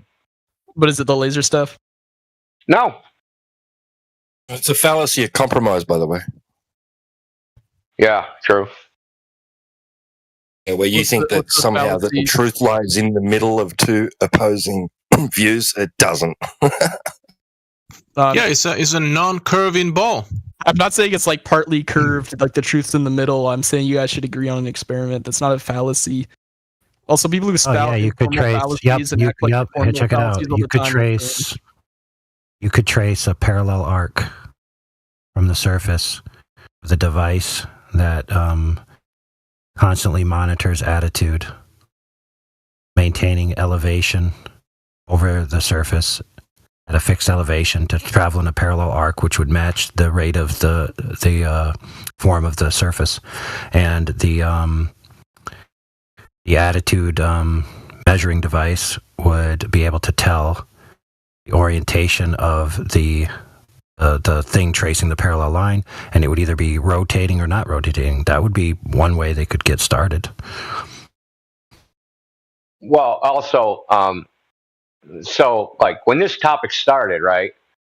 It started with long distance observations. So there was like one in New Orleans, one in Chicago, and the Glover said those are mirages.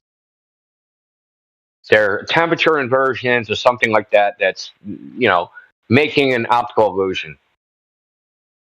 So people said, hey, we'll shine a laser so we know it's not a mirage, right? And then for 4 years, a group of flat earthers, they did a test 1 year. Globers complained that wasn't good enough. So then they did another test, and they complained, well, that's not good enough either. And then they did another one, and they said, oh, that's also not good enough. And then they did a fourth one. They're like, no, even that one's not good enough, right? And each time they addressed all the complaints why they said that the previous one was invalid. So they eventually get to a distance of 41 fucking kilometers. Collimator, all the issues. More than one location, horizontal pan, all this shit. That's not good enough. We're not dealing with make middle ground. There is no middle ground. These people are fundy fucking zealots. All right, but anything that you can't hand wave away with refraction. And honestly, I didn't understand the way. No, they only brought up refraction after the laser tests. They never brought up that shit before that. Yeah, but is there anything that can't be hand waved away with refraction that proves the Earth's refraction can't explain away the laser tests anyway. There's no evidence for any of that. I'm just saying, is there anything besides that? Is there any evidence for flat Earth that can't be hand waved with refraction? They can't hand wave it with refraction. That's what you don't understand. Well, they do. You just go, yeah, who cares, dude? There's no basis for it. What if they said it was gravity? Yeah, they could hand wave something else with something else. I'm saying, is there anything else? No, what if they said it was freaking tomato salad? What if they said it was freaking telekinesis? That makes it possible. Like, just saying a word doesn't make it actually plausible. I'm not saying they're disproving your lasers. I'm saying, like... No, just saying a word doesn't make it plausible, okay? They have to substantiate it. There's no substantiation. There's no... See, there's people like you that think that somehow because you heard a word, refraction, that's a sciencey word. There must be something to it. But if you look in the literature, the actual academic literature on the topic, none of it agrees with them. None of it. You understand that? None of it agrees with them. I'm not arguing that they're right about refraction. I'm saying they're just saying a magic word. That's all they're saying is a magic word. Besides the lasers. What if they said tomato soup? And then I go into academic literature, and there's no reference to tomato soup mitigating Earth curve. I have to come here and fucking defend against tomato soup every goddamn day because you think it's plausible? No, you just say no, like, hey, it's not plausible. That one refraction's no more plausible than tomato soup. But you should like it giggles a bit. There should be like 10 ways to prove this. Yeah, dude, there is. There's all sorts of tests in the academic literature to quantify refraction. None of it matches what they say. None of it. Is there any flat Earth proof besides lasers? I mean, take your pick. Okay, besides when the Globers say, listen. If a Glober says, say I shined a laser 10,000 miles from fucking, I beamed it from England all the way to fucking Antarctica, which it could see at a fucking Union Station, and I'm on top of fucking the highest tower of London, and I'm shining it right into his eyeball in fucking Antarctica. Now, would you say, if they said, hey, refraction caused that, you'd think that that was plausible? I don't know enough about refraction to answer that. I really don't know shit about refraction. Do you think it can bend 10,000 miles around the ball? In certain circumstances, maybe. I don't fucking know. Okay, you're a psycho then. There's no reason to talk to you. No, I just don't know anything about refraction. No, you're just a psycho. No, you're just a psycho. That's literally psychotic. India, the thing about when they say refraction, it's like a parrot refraction, because you guys are the ones who've been parroting refraction for the last 10 minutes. I'm asking, is there anything not about lasers or looking really far that proves flat? No, we're not going to deal with no. Is that the one thing? Look, there is other things, but there's no reason to talk about them because you're doing the thing that it doesn't matter what I bring up. It literally does not matter. Anyone can create an ad hoc hypothesis on why somehow that don't prove a flat Earth, or it's not a globe, or it's consistent with the globe. You'll just make up any bullshit. You just tried to make up somehow a laser can go 10,000 miles, right? You said Which would be like shining a laser from the North Pole to the fucking South Pole. You said that, and you asked me if it can go around the globe, and I said maybe. I don't know about refraction. You don't know that that's absurd to say maybe. I don't know about refraction. You could be using any word. You could say diffraction. I would say maybe. I don't know what it fucking is. You know what the globe's circumference is? Yeah. What they claim it is, Roxa. You know what they claim it is? No. Yeah. Okay, so they claim it's 24,000 miles. So shining a laser 10,000 miles. Right? And it curves all the way around the globe, dude, like a freaking McDonald's arc. You think that would be possible? I don't know. So Could you do that without a fiber optic cable in the real world? I want to make a laser do a U-turn.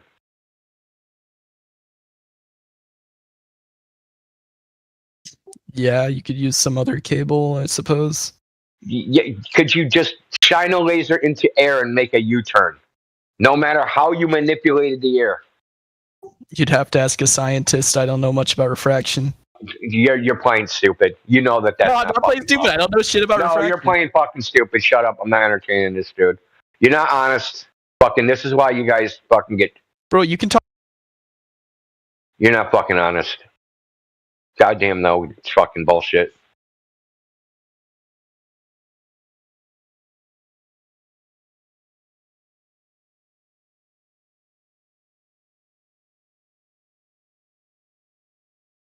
And you know what? He left right away, proving he wasn't dishonest. Proving he wasn't honest. Well, he doesn't have an ability to make such a qualitative assessment. Simple as that. Emergent property isn't a mind.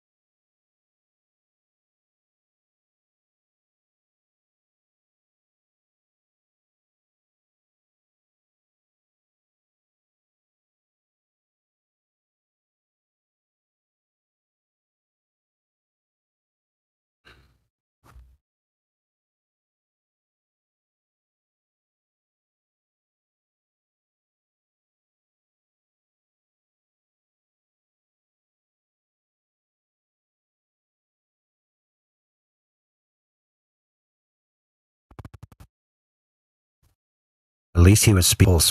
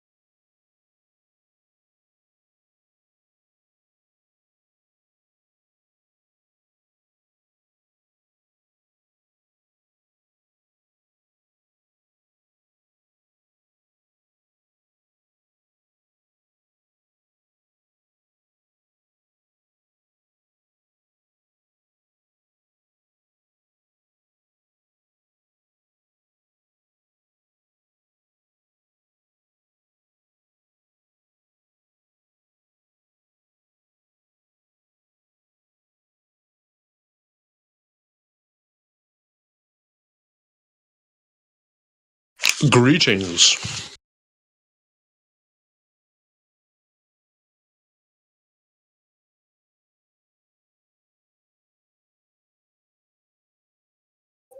Greetings. How about you?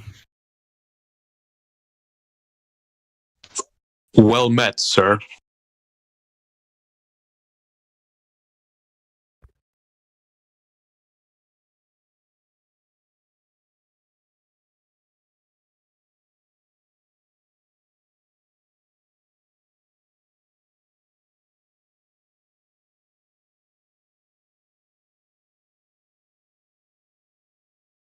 Is there any debate proposition on the table here, sir?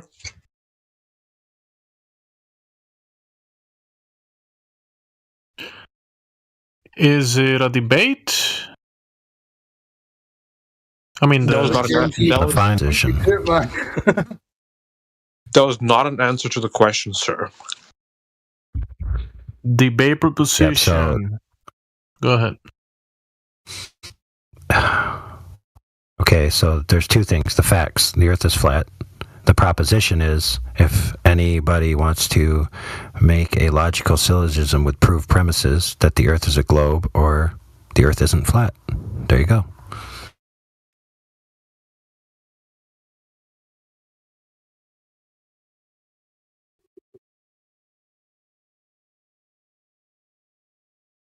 That's your cue. Your proposition about the Earth being a globe. Go ahead.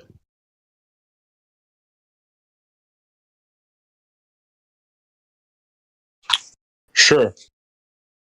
The Earth is observed, measured, and practically used as a spherical globe in motion.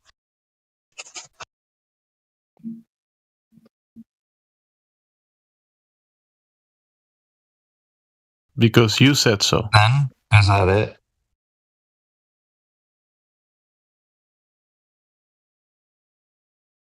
What do you think about that? Do you have anything that follows that? Like, that's maybe the introduction, and then you have the act. Yep.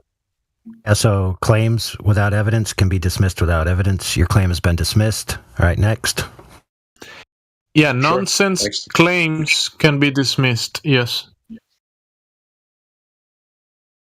I agree. Case closed.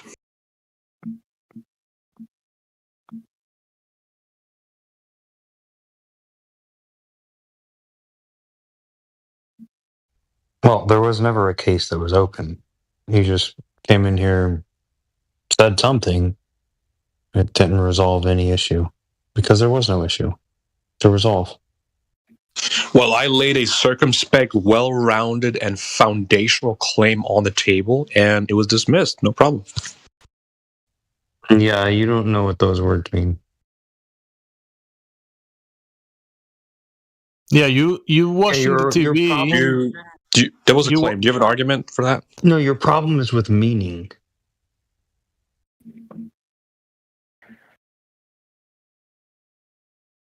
Yeah, you watching the TV and seeing a cartoon globe and then drawing it on a table and saying, "Look, we live on this cartoon." That doesn't have much meaning. I agree with that.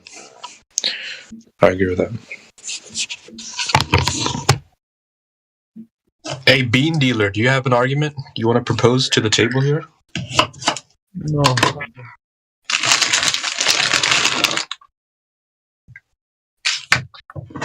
No. We're searching for evidence that the Earth is flat. Do you have any of that? Well, we're not really searching for that because that's easily obtainable.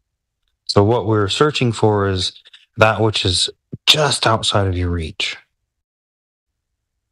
That the regularity of nature breaks down at some point. We get it. What is your thoughts on the 24-hour sun in Antarctica? Very we just went over this for an hour. Oh, what was the conclusion of the conversation? Doesn't prove anything one way or another. It's a waste of time. Sure, yeah, but what do you think about it? I don't think it's a waste of time. You think it's a waste of time? Yeah, so like there's like a 3-mile fucking observation across water. Doesn't prove the Earth is flat or a globe. Should we talk about that for an hour? No, because it's a waste of time. Doesn't prove anything one way or another. So why are we talking about something that doesn't prove something one way or another? I think the comparison is a little bit disingenuous because obviously. No, it's exactly on point, dude. Would you want me to say why? Yeah, go ahead. Say why it's disingenuous. So what you said is valid. First of all, I agree with that; it's valid. But I think it's a little bit disingenuous because I think observing the sun is a little bit more spectacular than what you were describing. In what? So your argument is aesthetics. So it's disingenuous because it's more aesthetically pleasing or something? No, because the sun is, the driving force of essentially all life on Earth. It's a little bit different, right? So to see that above the horizon for 24 hours. Yeah, you're talking about your feelings, dude. I don't really care. Oh, okay, that's fair enough. How can you? It isn't disingenuous because. Hold on. It isn't disingenuous because you have feelings about the sun and I don't. That's fine. If you don't care, you don't care. That's all good. No, it's not disingenuous because you have feelings and I don't. It has nothing to do with the honesty of the argument. It has nothing to do with it. I think it's disingenuous to say that it is disingenuous. No, I think your comparison was valid, but I think it's a little bit, you know what I mean, out of loop there. Yeah, but the reason is feelings. Sure. Okay, thank you for informing us about your emotional state.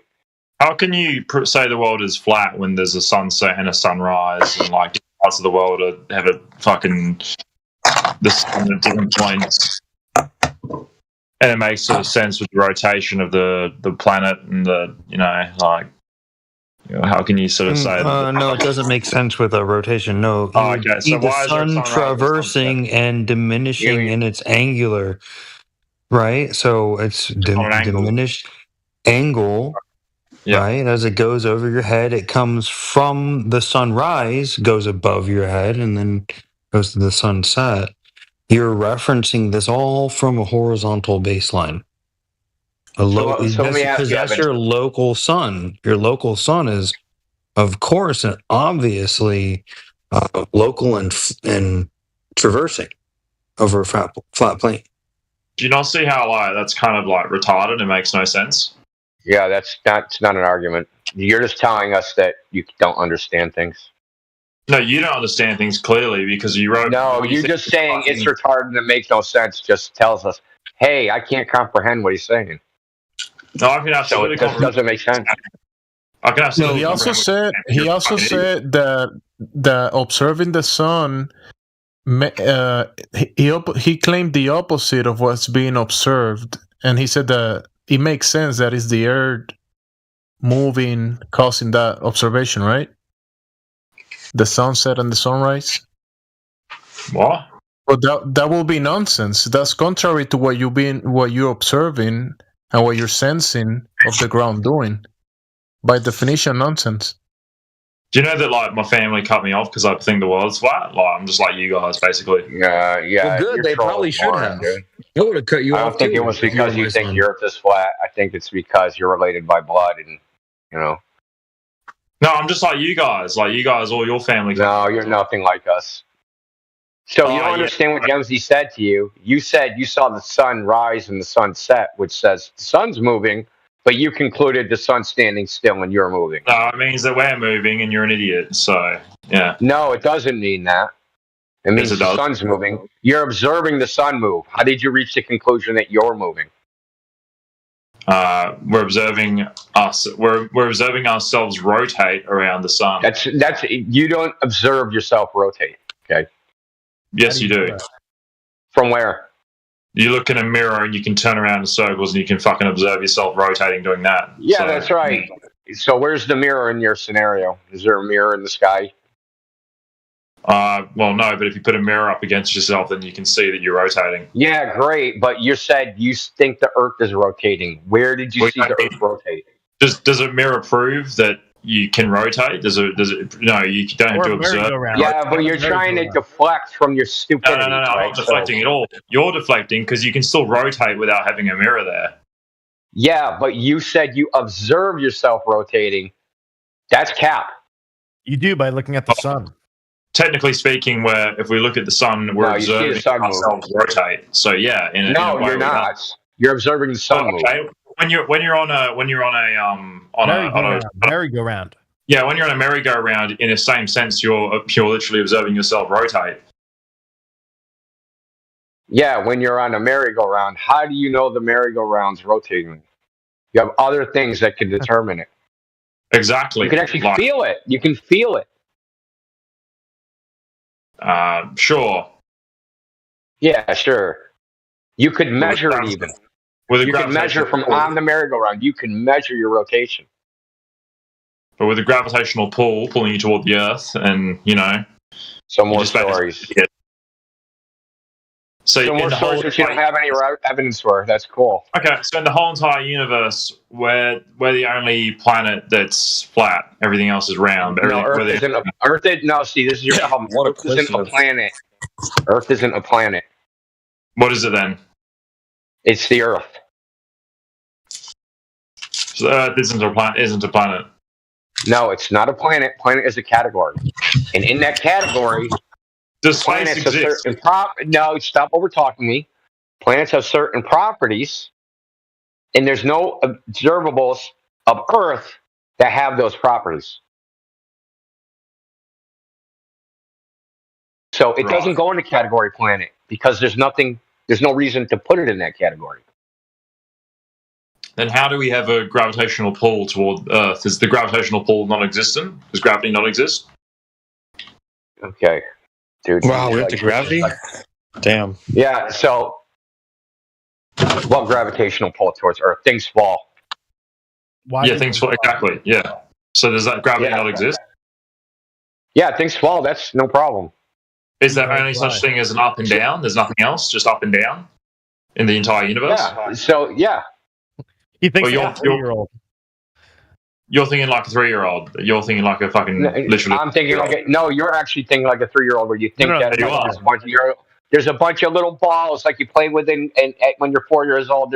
We're just all on this is how you think. Up, down, why go? I know. Up, down is what it is. Yeah, that's exactly how he thinks. Up and down. No, we're not going to play your games, dude. I'm going to mute one of you or both of you. Okay. Yeah, because you can't handle it. You can't. You call me an idiot. I can easily because you're just talking over me because you have to censor me. No, you're talking over us. So it's really simple. How do you get from things fall, therefore Earth's a globe? Walk me through the logic. I'll let you handle this one. Yeah, exactly. Walk me through the logic. I dropped something, it fell to the ground, therefore the Earth's a ball. Walk me through the logic, dude. You just got a gravitational pull toward the core of the Earth. Yeah, so that's a story. I want the logic. How you get from the observation of an object falling to you're on a ball. Well, I'm not. Yeah, there is no logical connection. There is. You don't know how the idea of gravity came about. It didn't come from Newton's fucking apple. It didn't come from any of that shit. Well, nobody thinks Newton created gravity. You know that, right? The idea, dummy. The idea that Newton repudiated himself. He didn't believe it himself. He thought it was stupid. Oh, okay. Newton thought it was stupid. Got it. Yeah, Newton. I'll post it in the chat. The letter he wrote that thought that nobody that was had in possession of their intellectual faculties could ever believe it. He thought it was so stupid he created physics. He created it, but didn't believe in it because he thought it was stupid. Right. I'll post it. I'll just post it. You can read Newton's own words. You don't have to believe me. Sure. Hey,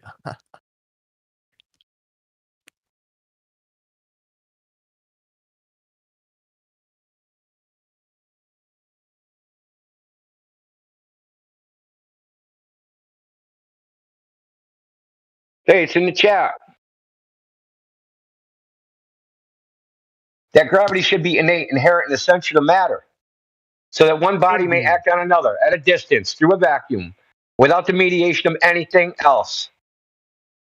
by and through which their action and force may be conceived from one to another, as to me, so great an absurdity that I believe no man who has in philosophical matters a competent faculty of thinking can ever fall into it. Yeah. So he must think, Newton thinks that you do not have competent faculties. I agree, 100%. For this reason, why I desired would not ascribe innate gravity to me. He doesn't want anything to do with it. Well, that's not what he means, but okay. Okay, his words don't mean what he said. He means something else. He doesn't Thank mean you, that amazing gravity Preston. doesn't. Now you're going to interpret it for us. He does. Well, yeah. I mean, it's a letter. It's up for. Yeah, we don't need your interpretation. I'll go with what he said. Yeah, well, yeah. If you're autistic and you take every single word literally, sure. What would it take for you to believe? So I'm supposed to read between the lines when somebody writes a letter. I'm supposed to put my own interpretation of the fucking words into it. Gravity says this, yeah. He didn't discover gravity. You have no idea how the idea came about. So I'll tell you because So you're a saying fucking dumb Newton fuck. didn't invent Okay. physics? Is that what you're saying? Okay. No, what are you talking about? He didn't invent physics. What does that even mean? He was the first one to start putting formulas to describe the natural world around us. No, he isn't, dude. He's the father of physics. Okay. Okay, that's, I'm glad you have a ninth grade education, but that's not what happened. So what happened was Johannes Kepler, who, by the way, faked his data, and if you don't believe me, you can just read the New York Times article about it, how he fabricated all his data. Johannes Kepler, who's a weirdo who wrote stories about witches flying to the moon and has esoteric occult symbols in his Cosmogoria Mysterium, where he came up with elliptical orbits. Newton noticed the mathematical relationship of elliptical orbit, that if you have the foci of an ellipse and there's a force directed at one of these foci, that force would follow inversely proportional to the square of the distance. He proved this with conic sections, which you probably know nothing the fuck about, but he didn't derive it from experiment. He derived it from Kepler's model. Now, things fall as related to that is just saying it. It's not. It's what they would call it. There used to be a branch of philosophy called the scholastics. So it's basically like a scholastic assertion, where he's like, okay, what proves gravity pulls things to the center? Things fall. You're right. Why do things fall? Because everything is pulled to the center. It's circular logic. Newton. You're right. Pardon me? I'll believe you over Isaac Newton. You're right. Isaac Newton said he don't believe it. Right. But you don't believe that. What would it take for you to believe the Earth is round? Measurements of curvature. Measurements of curvature. Super easy. Yeah, measurements of curving of the surface of the Earth, because it is a requirement for the Earth to be a sphere. It's not optional.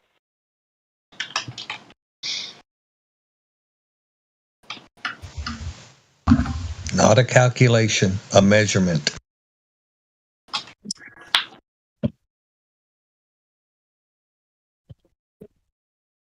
What's up, Indio? Specifically, what's up, man?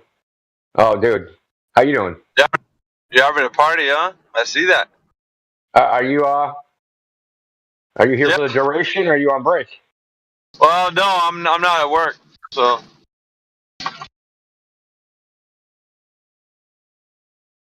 Yeah, dude. It's claim stacking night. In case you wanted to know, man, just stacking claims. Yeah, we got two of the brightest of the best and the brightest are in here. It sounds like they're debating you. So it's nonsensical claim stacking night. Nonsense claim stacking night. Oh, did you already talk to him, Jepsy? Well, he said he's observed the Earth rotating because he spun in a mirror. That's funny. That's what you said. No, I said I observed the Earth rotating because I can see the sun movement, and we're rotating around the sun. You said that. See, he doesn't get it, dude. He's describing what he sees, and then he's jumping to the conclusion it's the opposite of what he sees, and doesn't realize that's what he's doing. Yeah, doesn't realize that that's nonsense. Why would people lie about that? Why would there be so many thousands of people that lie about it? Nobody's lying. They believe it just like you. They believe the nonsense. You just told the truth. Like you told the truth. You said the sun moves. You just preface it with you think you're moving at the beginning, but then you were honest and you said the sun moves. I do agree the sun moves. But okay, Ebenezer, let's do the scenario. Say you're wrong about the Earth rotating. It's a hypothetical. You don't have to believe it. Go on. Say you're wrong about it. Okay, hold on. Let's say you're wrong. Let's say you're wrong about this Earth rotating. The Earth when and you the sun saying rotate. to it, will you let me finish? When you said the Earth rotates, does that mean you're lying? Are you finished? Yeah, I want you to answer the question. So I believe that the sun and the Earth rotate, but say I'm wrong. Okay. Yeah. Okay, does that mean you're lying if you are wrong? Well, no, it just means I'm wrong. Okay. So when you say thousands of people are lying, they're not lying. They're like you, as Jemsy pointed out. They're just wrong. Oh, so they don't know anything. All the footage from the from the space and space station and from like satellites and people in space, and that's all fake. Okay. We'll do this again.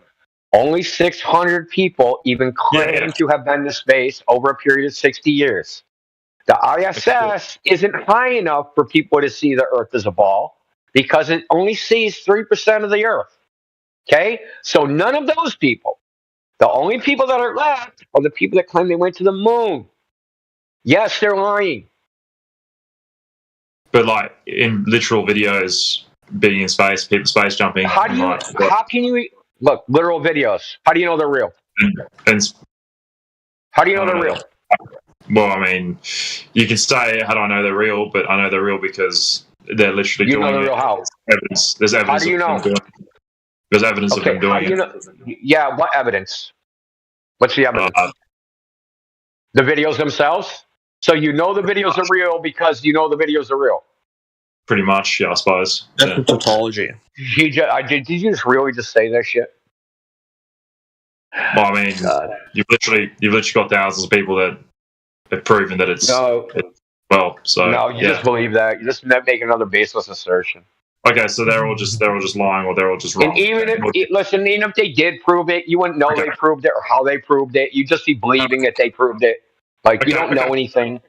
All right, I don't know anything. Have you ever been wrong about anything in your life ever? Yeah, lots of things. Okay, good to know. It's kind of funny that he's not answering any of your questions, and he's just obfuscating. He's right. He's asking. Yeah, you see how you just want to interrupt because you're the thing about you and the other guy. Yeah, see, you're doing it again. Like you don't want other people to speak because you know that you're incorrect with what you're saying. So the only way that you can defend yourself is to interrupt other people and not let them finish. It's kind of curious. That's what he was doing earlier. So is he worried about me talking? No, I'm just saying what I'm listening to you do. Like I know he's trying to make points. You're interrupting him. So anyway. Yeah. So let me ask you. Let me ask you, Ebenezer. You obviously believe these videos are authentic, even though you have no way of knowing that. Why should I believe them or anybody else? Why should I believe you? How do you know? I'm not telling you to believe me. I never once told you to believe me. And why are you asking me a fucking question when I ask you a question? Oh, okay, I'm so sorry. Do you want to cuddle? You sound like you're gonna fucking cry. No, answer my question. Yeah, well, calm down. You know that, Ebenezer. You know that it's rude when you answer a question with a question, right? I am sure you're older than 5. Bro, I'm agreeing with you. There's no need to be a cunt about it. All right. Okay, so why should I believe him? Believe what? That the images that people say that they've taken from outer space, that they're authentic. Why should I believe agree. Yeah, maybe you should go into some skepticism. I literally said I agree for the last 10 minutes. No. I asked you why I should believe them. Yeah, you probably shouldn't believe them. Dude. Are you incapable of doing hypothetical? Let me ask you a question. If you didn't eat breakfast tonight, how would you feel? Why are you just trying to start arguments, bro? I literally No, because I'm trying to figure out if you actually can do hypotheticals, because that would explain a lot. So, yeah, if you didn't eat breakfast this morning, how would you feel? Not very good. Not very good, I think. Okay, Maybe so you can't do hypothetical. Okay, so I'm just checking. Some people can't answer that question. Some people can't answer that question, dude, Ebenezer. Some people have a hard time doing hypotheticals. I said to make sure you can do them. So I asked you, why should I believe them? You haven't given me an answer why I should believe them. Guys, you know why I believe in flat Earth? The flat Earth ain't a belief, dude. Flat Earth ain't a belief, dude. My pizza's Did flat. I say you should believe them? That'll be flat. No, well, I mean, why do you believe it? Well, I've just been led to believe that by people around me, but clearly, you know, it's not. Yeah, but why did you? Why are you listening to them? Why? Because I'm a gullible sheep, clearly, and I'm a fucking idiot, like what you said. And I don't need your sarcasm. I'm asking for the real. I'm asking for the real answer. Well, you just told me that I've got the brain capacity of a fucking 5-year-old, and I'm a dumbass. So yeah, maybe that's the reason why. No, you got the manners of a 5-year-old. I didn't say the brain capacity. You're the one saying horrible shit to me, so it sounds like you got the manners of a 5-year-old, bro. Dude, I know you. Say horrible shit to you. Know you. No, you. I'm asking. No, you, Alpha. No, you. It was detrimental to your worldview, Mixlet. Like, why are you getting offended? Like, I'm just asking you, why do you believe them, right? You know you can't believe them. You said, what about all the people lying about space pictures? That must assume they're true, right? Lying? I don't know. I don't read fucking minds. You have to ask them. All right, well, maybe I will ask them. Is there anyone here that believes that? Can I ask you why you're lying about it? Well, I told you most people aren't lying. They just believe it. So because you have a very small people, look, it's really simple. There is a very small group of people that even claim they know the Earth's the globe. It's small. It's tiny. It would only be 27 people that claim they went to the moon would have ever seen the Earth as a globe, right? As a big round ball. Those people. Okay? The other people that claim they've been to space. That's 600 people over a period of 80 years. They said, I was up real high. I went to a low Earth orbit. I looked at the Earth. I only saw 3% of it. I really can't tell if it's a ball, but, you know, I think it is. But they don't know because they've never seen the Earth in its full glory. Everybody else on Earth that's ever lived is stuck in a belief. Exactly. They can't be lying because it's a belief. Lying is about intent, right? So you have to know the truth. You have to believe something and then say the opposite of what you believe to be true. So if I believed the Earth was flat and I said, hey, no, dude, the Earth's a globe, then I'd be lying. If I believed the Earth was a globe and said, dude, it's flat, I'd be lying. Right? So you have to believe something and say the opposite. These people believe what they're saying. Yeah. Yeah, so they believe what they're saying. This idea that there's thousands of people fucking running around lying, that's nonsense. They don't know anything. Most people just don't know anything. Scientists and shit, I mean, like, there's like thousands of scientists that say it. Which one? What do they know? Yeah. No, I'm asking you. Scientists are morally above reproach, yeah? No, I agree. Yeah, what do they know? I'm asking, what do they? Okay, say I'm a physicist. I went to fucking university. I've been a physicist for 30 years doing material science. I make fucking ballistic steel for the U.S. Army. Yeah. What the fuck do I know about the Earth being a globe? For sure. Nothing. Okay, let's take another scientist. He's a geneticist. He fucking clones fucking rhesus fucking monkeys and fucking, gray rabbit chimeras for fucking Moderna or something. What does he know about the Earth being a globe? Nothing. And we could go down the list of so-called scientists. What does an astronomer know about the Earth being a globe? Well, their instruments pointing in the wrong direction. Nothing. nobody knows anything. Go ahead, Alpha. You can talk about D'Angelo, who comes in here. He has a PhD in entomology, so he studies bugs, and he thinks the Earth's a globe. He's a dug-in, staunch believer, just like the other guy that we're talking to right now. He doesn't know the Earth's a globe. Did the bugs he studies, did they know the Earth's a globe? Well, if you have an ant on a beach ball, the analogy. Oh yeah. No, they don't know because they're even smaller than us, right? So they're like ants on giant beach balls.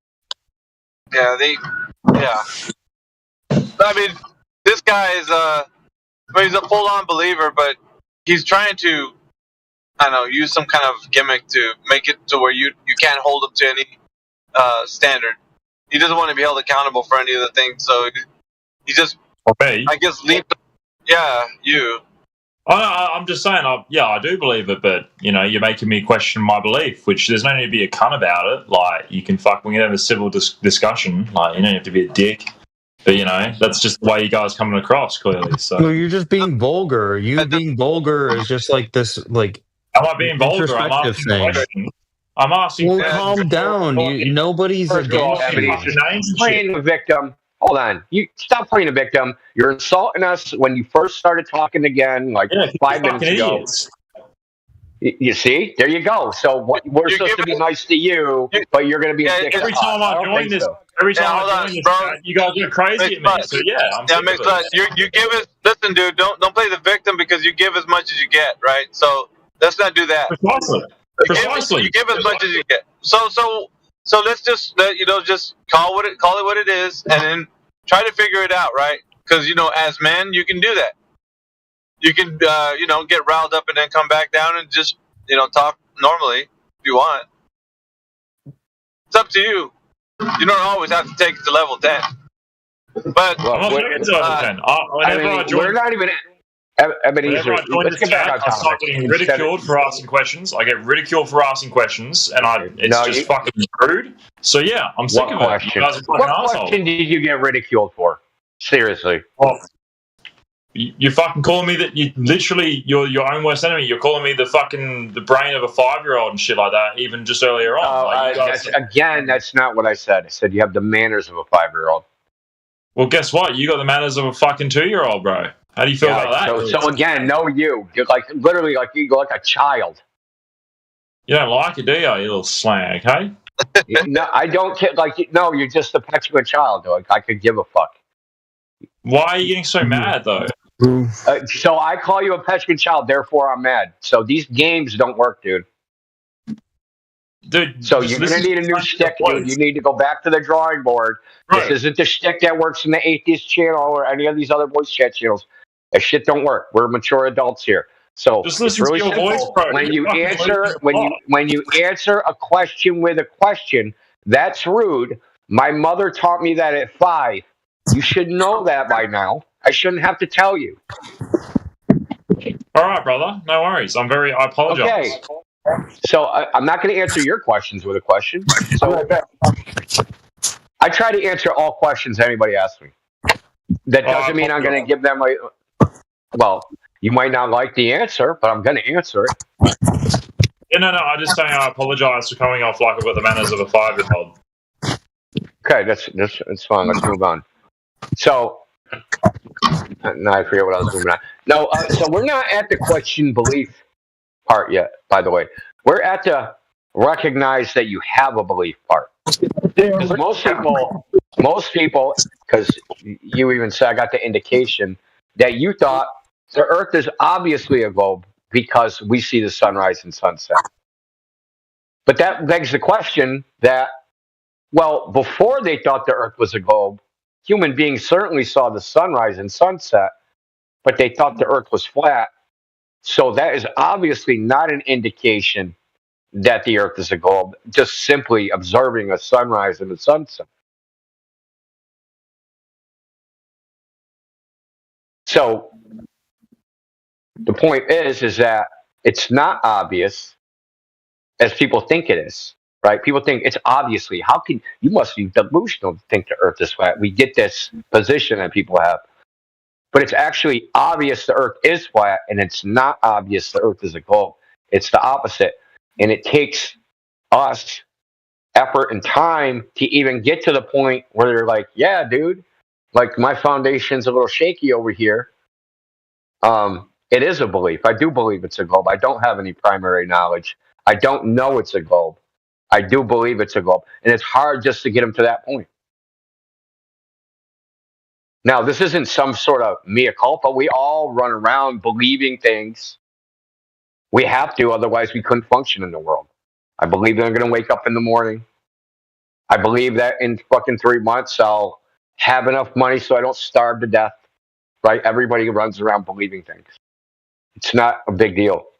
The reason we're poking at this, so the reason we're poking at this belief is because it's a very fundamental belief to people's worldview. Right? So, can I ask? So what do you think of the Jews? The Jews? Yeah. What are Jews? Just stop. Just stop. No. I want them to tell me what a Jew is. Tell me, what's a Jew? A Jew, the fucking people Hitler killed, the fucking pieces of shit that, you know. I don't know what that is. Like, how do I know that he killed Jews? Like, what's a Jew, dude? But the people that run the world are all Jews. Yeah, what's that? But you just I keep asking you the same, like, what is that? And you just keep describing things they did, this nebulous category called Jew.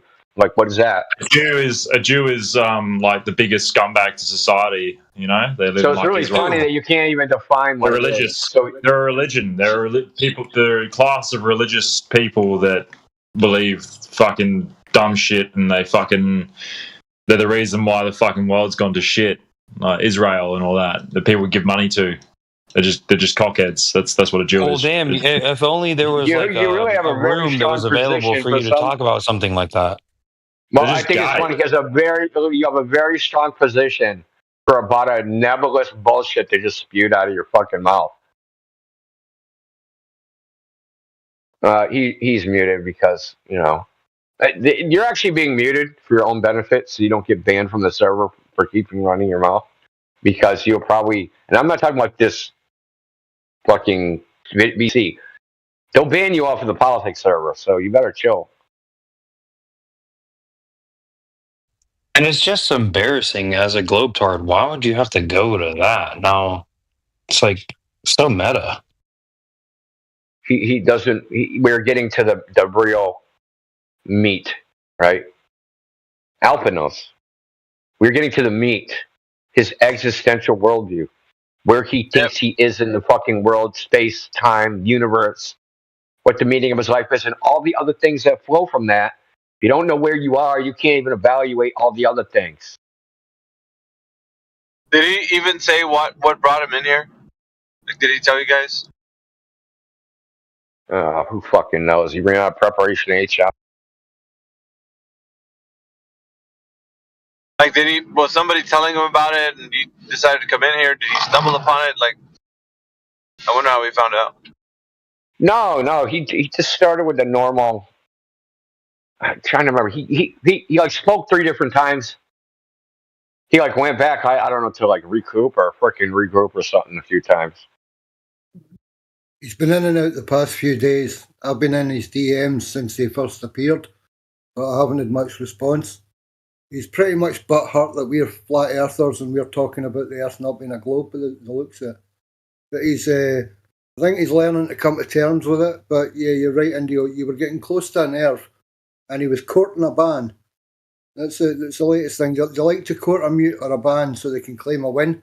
So they go into these hot button topics.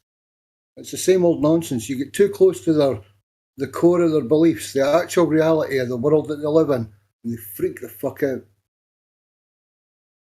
I mean, I understand it.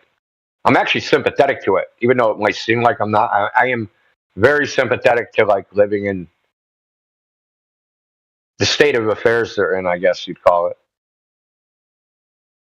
Because there's no foundation for like, you know, everybody's got to have meaning, man. Like, if you don't have meaning, then like, what are you doing?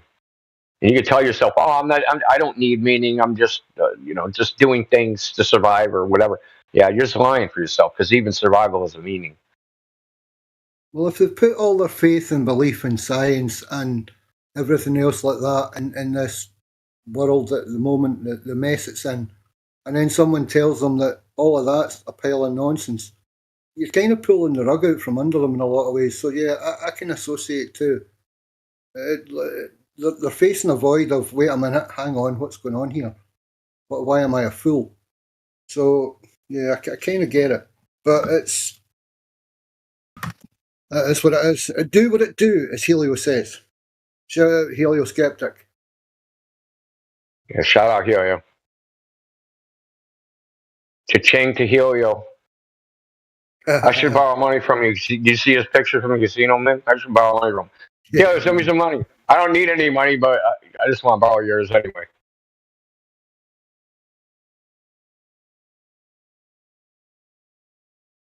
I have this weird thing where, like, whenever I see someone win a bunch of money, I want to borrow some of it just to see what they'll say.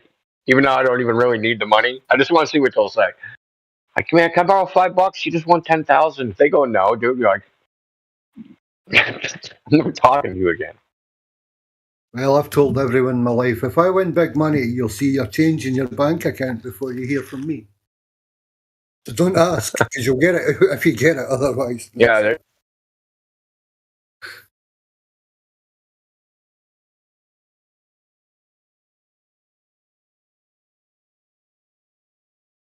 I seen something serious misandry today.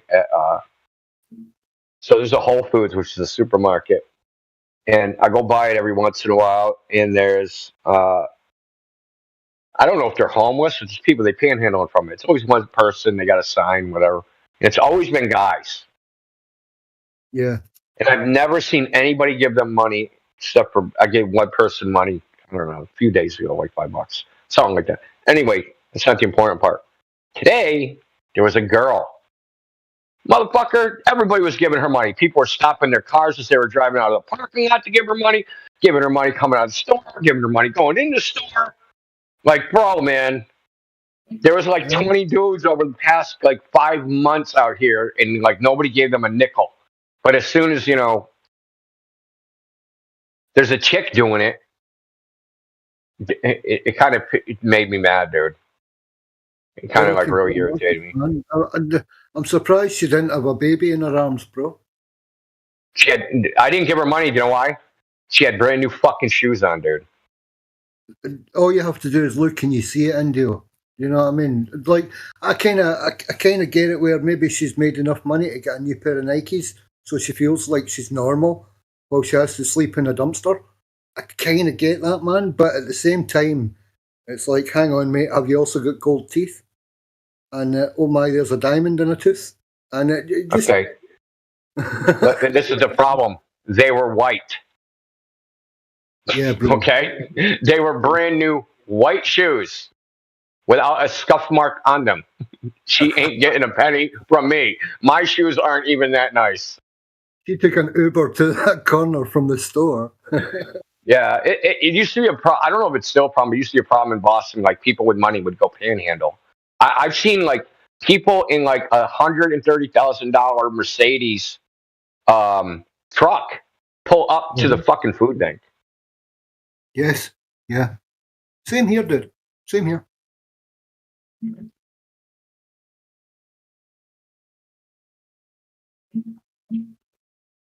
The social system's ruined. If you've got the ability to access, charity or food banks and whatnot, you could be working 2 or 3 jobs, but you're still actually in such a financial state that you need to access that. Otherwise, you're going to lose everything. It's ruined, man. Well, the thing is, there's a lot of food banks here, so it's really not like a thing, like a problem. But there's people that abuse it, right? So, like, yeah, they could, like, I'm not saying they turn anybody away, but they do run out of stuff, and like the people at the end, they kind of get gypped. So something that happened here, happened a bunch of places actually. They all got caught. There was like Dominicans and Haitians. And what they were doing, they were going to food banks, like, a group of them, and then they would put the food bank food in a 54-gallon drum, and they would ship it to Haiti. But that food that they were shipping was going to stores that they were selling the food. So basically, they were getting like free inventory. Like, yeah, man. There's always somebody willing to step in and ruin things for someone else. Eh?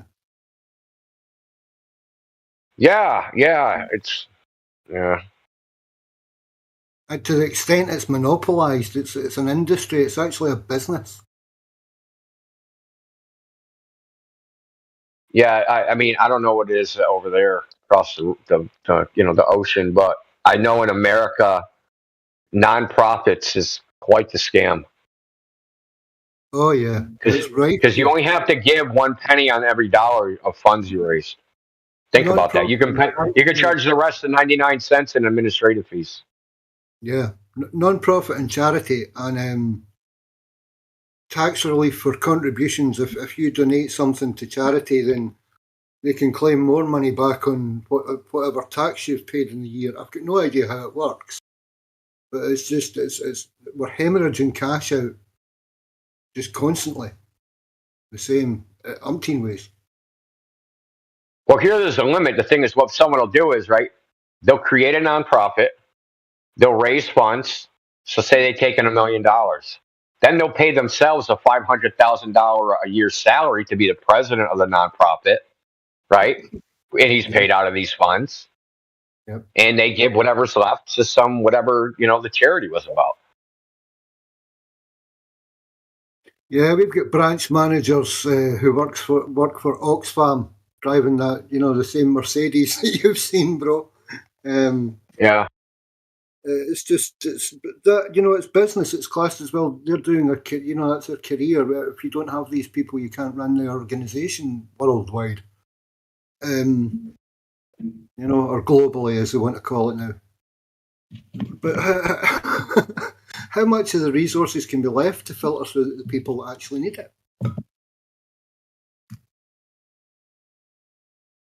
A scam. It's all a scam.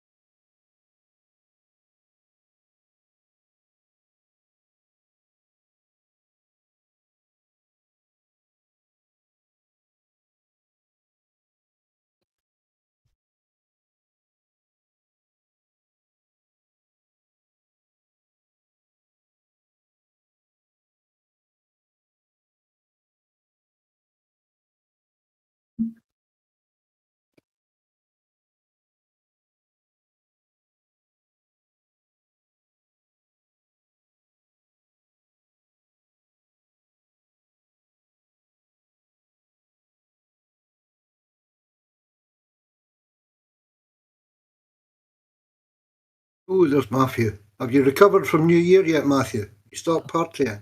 Yeah, I'm fully recovered. I was in bed before midnight. Oh my lord! But I'm in Pacific time zone, so Well, I take it you're talking about your time zone midnight, though. Yep, but I had driven from a different time zone, so I was 1 hour. Right, got you. Not jet lagged, car lagged. Oh yeah, were You're up to 4 a.m. somewhere, man. It's true. Were your neighbours kind enough not to set off a load of fireworks? No, I heard some fireworks. Cool. So happy New Year to everybody. And to you, my friend. Oh yeah, happy New Year. Likewise.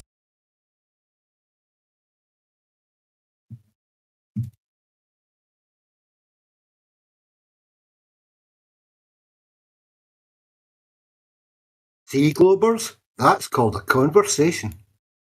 Yeah, I think it's going to be a good year. We'll see. Sorry?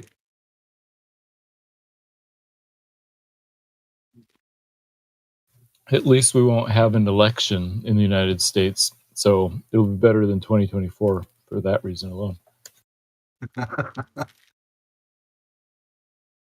Yeah. You can only build on what you've got, mate.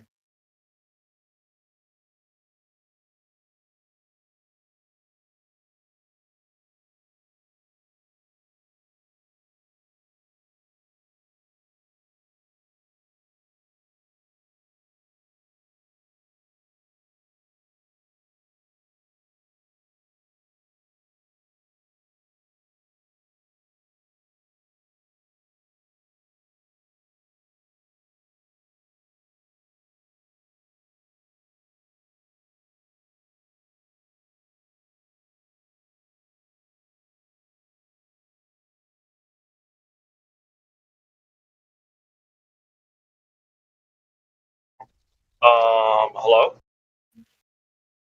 Hey, how's it going? Good. How about you? We're just sort of chilling. What do you want to talk about? Nothing much.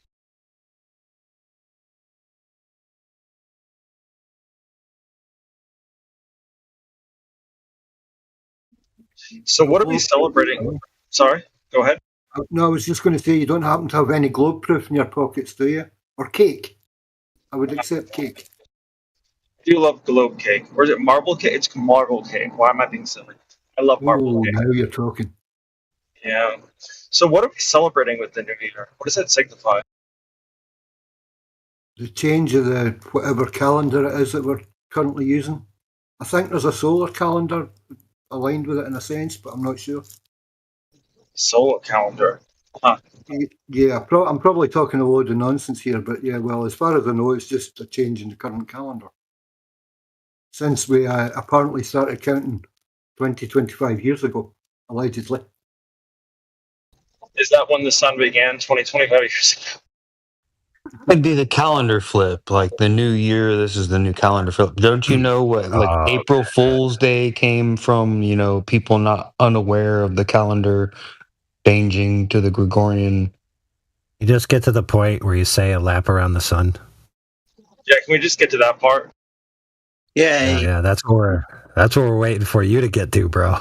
Yeah. No, I wanted you to leave some breadcrumbs, and you'd figure out eventually. I already figured it out before you even started talking. Yeah. Really? What I'm going to say before you say it? That's crazy. You're some sort of precog? Yes. Not our first rodeo, bro. What number am I thinking of? 7. Wrong. Try again. 666. Come on, keep going. No, that was close though.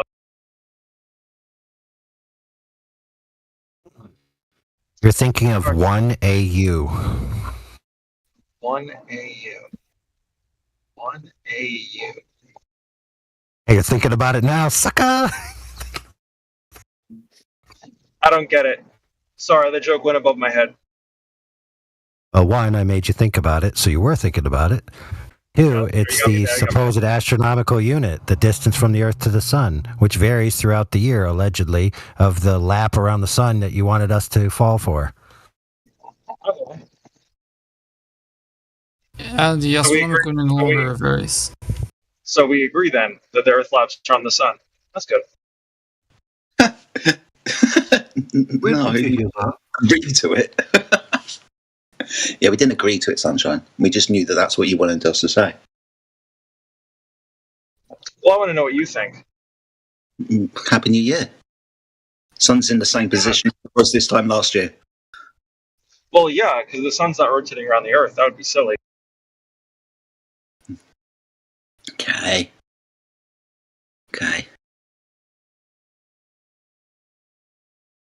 How do you know the sun isn't rotating around the moon? Oh my God, maybe it is. You'd have no way to know. That's true. What if we're all brains in a vat? I mean, there's no way to know. No, we know that. There is ways to know. How do you know you're not a brain in a vat? Prove it. Because I'm not talking to myself right now. How do you know that? Because stupid shit wouldn't come out of my own mouth that you're saying. So you're saying you can't prove it? I just did prove it. How'd you prove it? By not knowing what you're going to say. I think you do. I know I don't know what you're going to say because I. How do you know that you don't know? Talon is predictable. Oh, Sit down. If I'm the brain in the vat and you're fake. You are a brain in the vat, Talon. We've all established that. Go away. All right, so we all agree. How do I know that I know? The fact that there's a knower and the fact that we can just know things at all proves there's transcendental categories. Okay, do you want to go down that road? Yeah, let's go down that the brain road. in the vat. Let's go down the yellow brick road. Let's fucking go. Bacon, you should not be condoning this kind of behavior. I think this is fun. I think we should have fun together.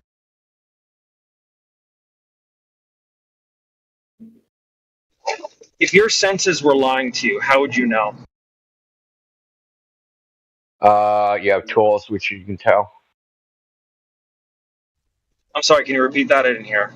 We have tools, what we can tell, right? We have the tools where we can objectively measure things.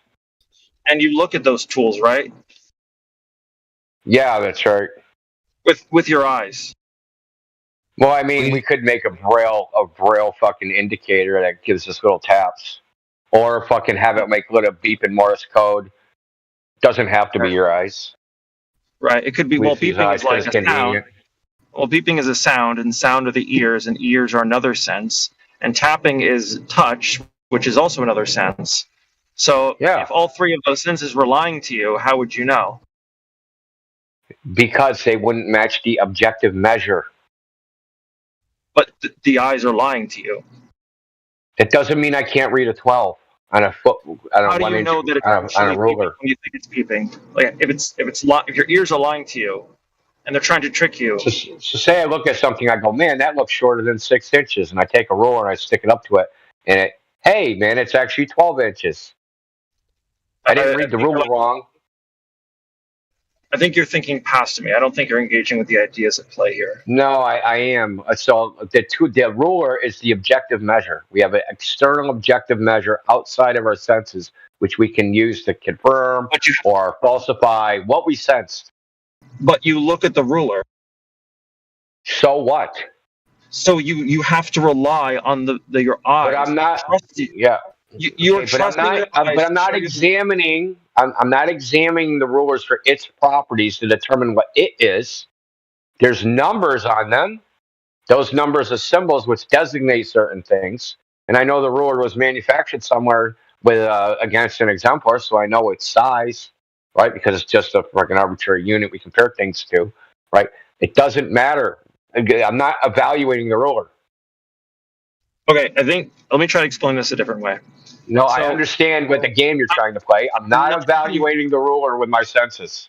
Let me try to explain this another way. Help you get to where I'm at. Okay, so if your eyes were, are you familiar with Rene Descartes? Like, I think his name is Rene Descartes. I don't know. He's like a philosopher dude. Are you familiar with him? No, never heard of him. Okay, so I'm not trying to separate. Yeah. Oh, Descartes. Yeah. The guy who said, "I think therefore I am," right? Yeah, he's an idiot. Yeah. Well, anyways, he theorized there's this thing called we just call it the Descartes demon. Yeah, the demon, the evil demon, dude. Descartes' demon. Yeah. And he's just deluding. Well, then, like, if that's the truth, then, like, you can't give account for anything in the world, and you can just, like, who cares? Exactly, right? Why are you talking? Then what are you trying to convince me of? Why are we talking? I'm not trying to convince you. I'm trying to, figure out. Why are we talking? Why are we talking? You could just be a delusion. That's true, you could. So how do you? Why are you wasting your time? How do you know? Why are you wasting my time? Maybe I'm wasting my own time. So the question was, how do you know that your senses aren't lying to you? My delusion of talking to you could be me actually eating string cheese off the floor. You seem to be conceding the point to me that we can't know if our senses are lying. No, I'm not conceding you like you've just blown up reality. You have no point. The fact of talking, just the act of any organized behavior falsifies everything you can say. Right. You don't actually believe what you're saying, and neither did Descartes. Otherwise, he would have never wrote a book about it. Right. So we agree that there's no way of knowing if our senses are lying to us. No, we do not agree. Okay, but you're not refuting it. You're not refuting it, right? Like, you're just saying it's a silly idea. It's self-refuting. It's self-refuting. It's self-refuting. It's self. Because within that, if you do an internal that. critique from in that internal worldview, it refutes itself.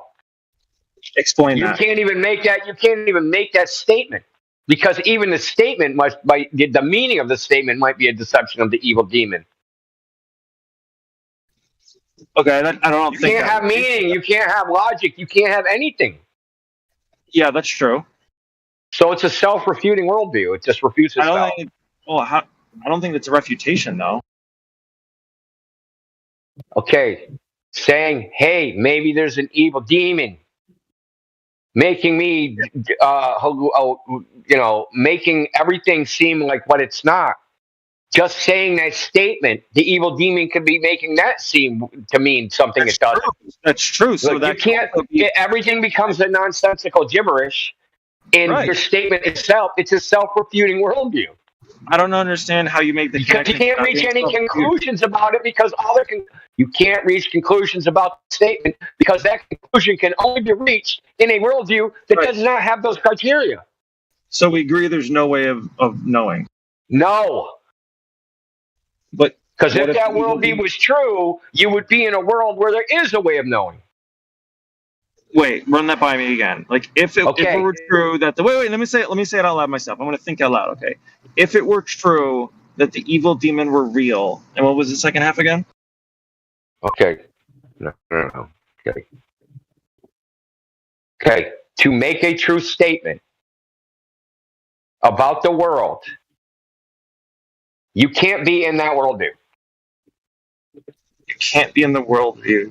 You can't be in a worldview where there's an evil demon making you hallucinate everything. You can't make true statements. You understand? So, the statement, you can't know anything, is a true statement. Not necessarily. It's self-refuting. What if... Not necessarily? What if the demon is letting me come to this one correct conclusion, but everything else was a lie? Oh, God. How would you know? How do you know that? How would you even know? How would you even know? My whole point is that you don't know, my friend, and you're conceding Okay, no. It's a self-refuting worldview, okay? It's how is it self-refuting? I told you how it's self-refuting because you're making a universal claim from a place that you say you can't make universal claims. It's a self-refuting worldview. So if you make a universal claim, you're conceding that you're not in that worldview. The demon allows me to make contradiction. The demon allows me to make universal claims and nothing else. The demon allows logical deduction. Said you're gay. That's also the demon. Yeah, I said you're gay. That was an objective claim. Important to keep in mind. In all possible realities, you're gay. Also, just really quick, logical deductions don't rely on the senses. Oh, what? That's not true. Yes, it does. Which one? Like hearing or? Okay, like for example, if you're talking about something that commonly happens, you need to see it in order to even make that assessment in the first place. What if you just think it? How do you think of like a logical thing? I'm confused. With my brain, like when I think five senses, so you form it in your head? Yeah, like I have like an internal monologue. Yeah. Yeah, about what? Hold on, is that? No, hold on, Perfect. About what? What's your internal monologue about? If that monologue, whatever your monologue is about, had to come in through the senses. Otherwise, you're talking about nothing. Which sense? Sight or taste or? Okay, at one point you were born, right? And then you acquired sense information. Okay, so say like 1 second after you're born, all that shuts up and you just have your internal monologue. What would that internal monologue be about? Other than the thing you experienced for 1 second. Whatever I was thinking. Whatever I was thinking about, I guess. Wait, if you cannot sense the world you live in, how do you even know what's logical and what isn't? Because if you're not relying on your senses, how can you form anything like that? Yeah, it's a bad thing to have. It would be very dark and quiet. That's definitely true. But as long as you think, therefore you are. I figured out his philosophical position. He's actually an absurdist. So he's an absurdist philosopher. No, my friend. It's called epistemical nihilism. Absurdist. No. Yes, absurd. No. Just because you tried to add a bunch of syllables to absurdist don't mean anything. I mean, no, it's a thing. Google it. I know it's a thing that existential nihilists call themselves, because even though they want to go out the thing, well, nothing matters, they really do matter in their freaking No. That's not true. That's not true. Solipsism is when you say nothing matters, or just regular nihilism. I'm an epistemical nihilist. I believe in other That's things. not solipsism. Oh yeah, it's not solipsism is when you don't believe things, and then epistemical nihilism is when you don't know things. Have you seen the Red Baron's new marketing campaign? Then what are you where trying the to convince hipsters us are of? sitting around and then they like realize why they hate like being hipsters? What? It was the existential nihilism. No, epistemical nihilism. You said epistemic. I'll repeat. I'll just say it really quick. I'll just summarize it. So, epistemical nihilism is the idea that either justified true beliefs, aka knowledge, are either impossible to attain, or if they are possible to obtain, there's no way of knowing that we've attained them. Okay, how do you know that? I don't. It's another circular fucking dog chasing his tail. How do you know that? When you start denying knowledge and say, I know that there's no knowledge, it's a fucking contradiction. I don't recall saying I know there's no knowledge. I said there's no way of knowing if there's no knowledge. How do you know that? I don't. Okay, then what are you telling us about it for?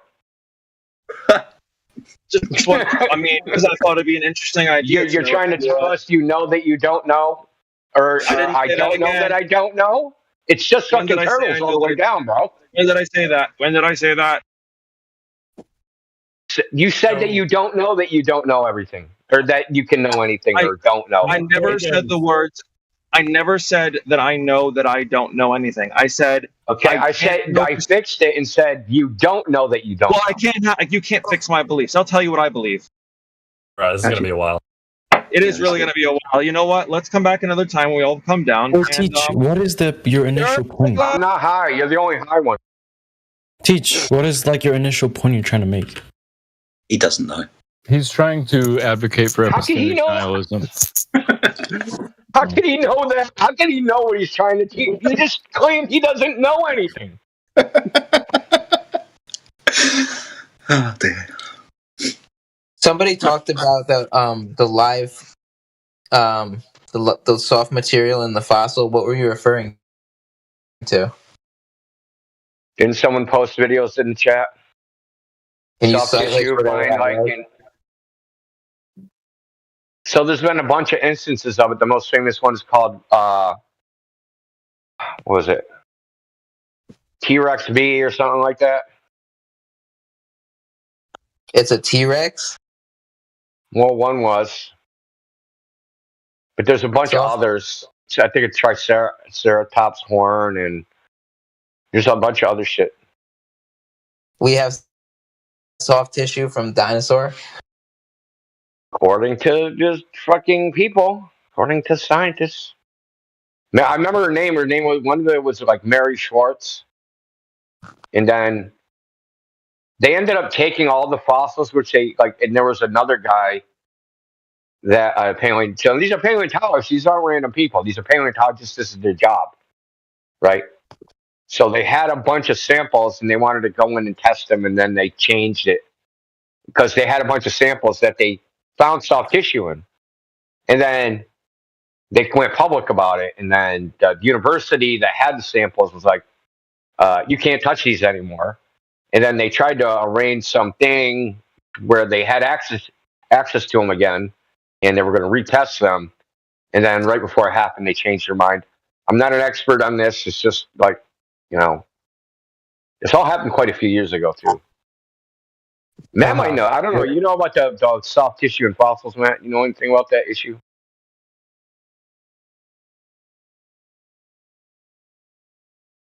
Maybe not. It's called B-Rex. That was the name of it, B-Rex. Dude, it's like really easy to find, dude. Why do I got to give you like the cliff notes, man? Like, I'm looking.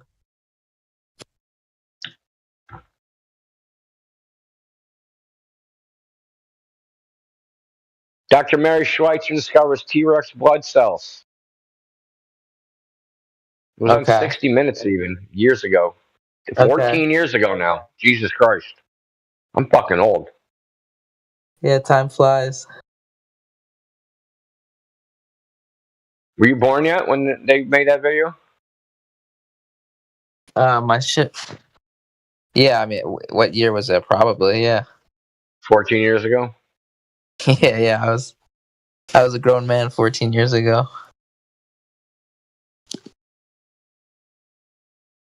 You were a grown man 14 years ago. Yeah. Why do you sound like you're like 16? It's just the way it is, man. I'm on Discord. Couldn't tell you. He was a grown man when he was 2. No, when I was 20. He's a grown man at conception. You missed a 0 there.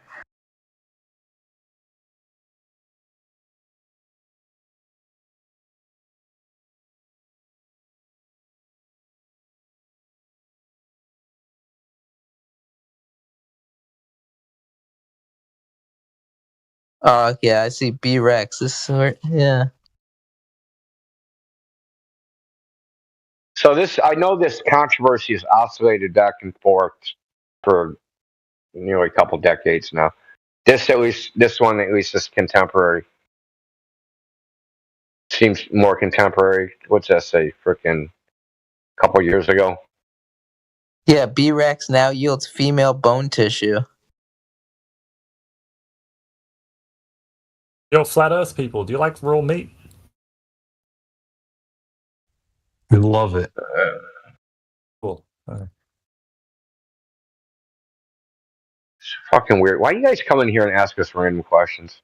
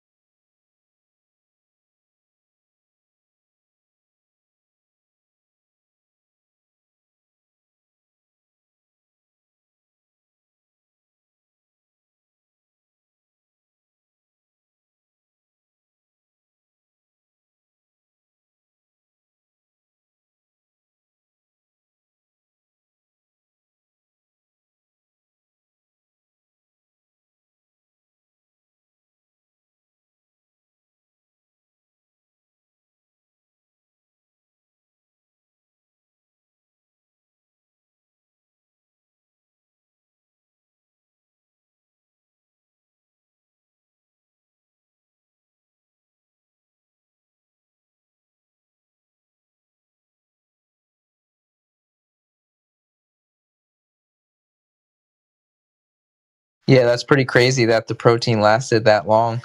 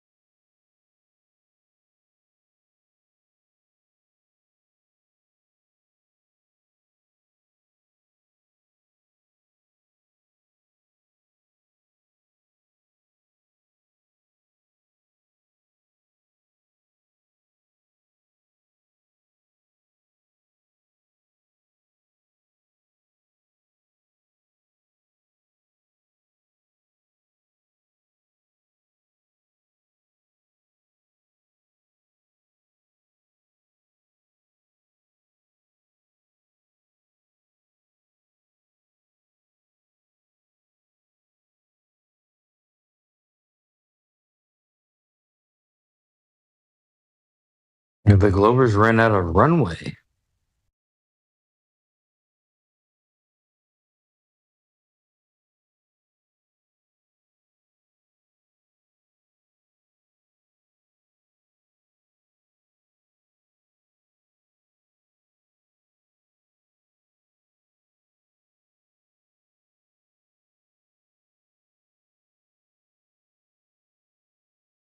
How come Globers don't want to believe in like dinosaurs and stuff?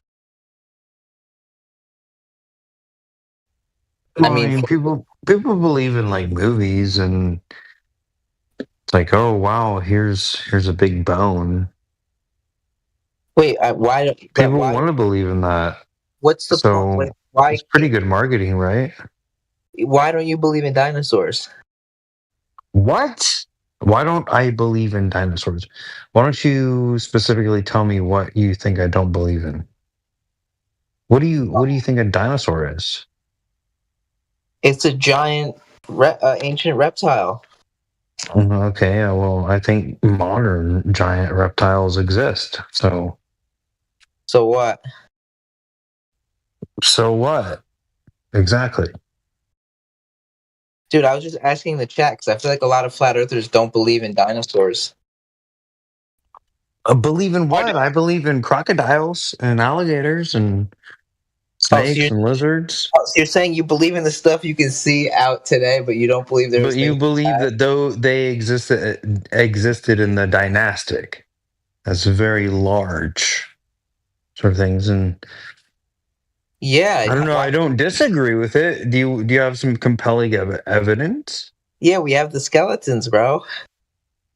Well, most of what you've seen in a museum is just plaster of Paris. No, so do you have some compelling evidence for like? No, I mean, didn't you know like they're just like chickens? You know, like chicken, like when you have chicken wings, you're actually eating evolved dinosaurs, right? So those are evolved dino wingies, and you are the new apex predator, right? Because the marsupials evolved past, the lizards due to the cataclysmic event. Yeah, you mean mammals, but right? yeah, So that's what you're talking about, right? Yeah, you meant mammals, but yeah, you're right. Mammals? No, marsupials specifically. Marsupials are a type of mammal, but yeah. Anyway, you're right. Yeah, no shit. That's why we're separating it. Like now we're being more specific. You wanted to broaden it out, and I wanted to just make it more specific. Why? Well, why? So there's nothing wrong. I steel-manned your argument perfectly well. Yeah, you did. Good job, man. I did it better than you could. No, you couldn't. I just had to correct you. That wasn't a correction. That was like you had to be corrected. Why say marsupial then? Well, because it's specific. Dude, I've got to ask you a question before you go any further. I've got to ask you a question, like, because I came across the rejection of the idea that dinosaurs existed way before I came across the idea of flat Earth, and their arguments had nothing to do with the shape of the Earth. So yeah, I'm just saying. I'm just saying I Yeah. find it funny that a lot of flat earthers also do not believe in dinosaurs. is it because they're flat Earthers, or is it unrelated and they have other reasons why? I don't know why, but I'm just saying it's a coincidence. You asked them? Is that what you're asking? A lot of flat earthers don't believe in Santa Claus. Okay. And then? Dude, stop. There you go. Good point. That's not a good point, dude. That is not a good point. I just asked for you to define what a dinosaur is. Dude, Santa Claus is like a kid's story. That it's like a lore. It's not based in reality. Dinosaurs are based in reality. How? Because we know that they existed and when, and we have the evidence for it.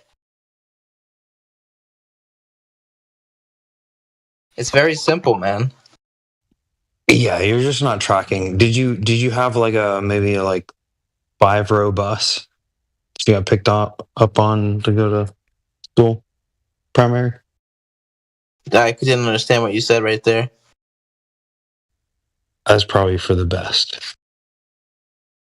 It was all gibberish coming through. I'm on speakerphone. You want to try again or no?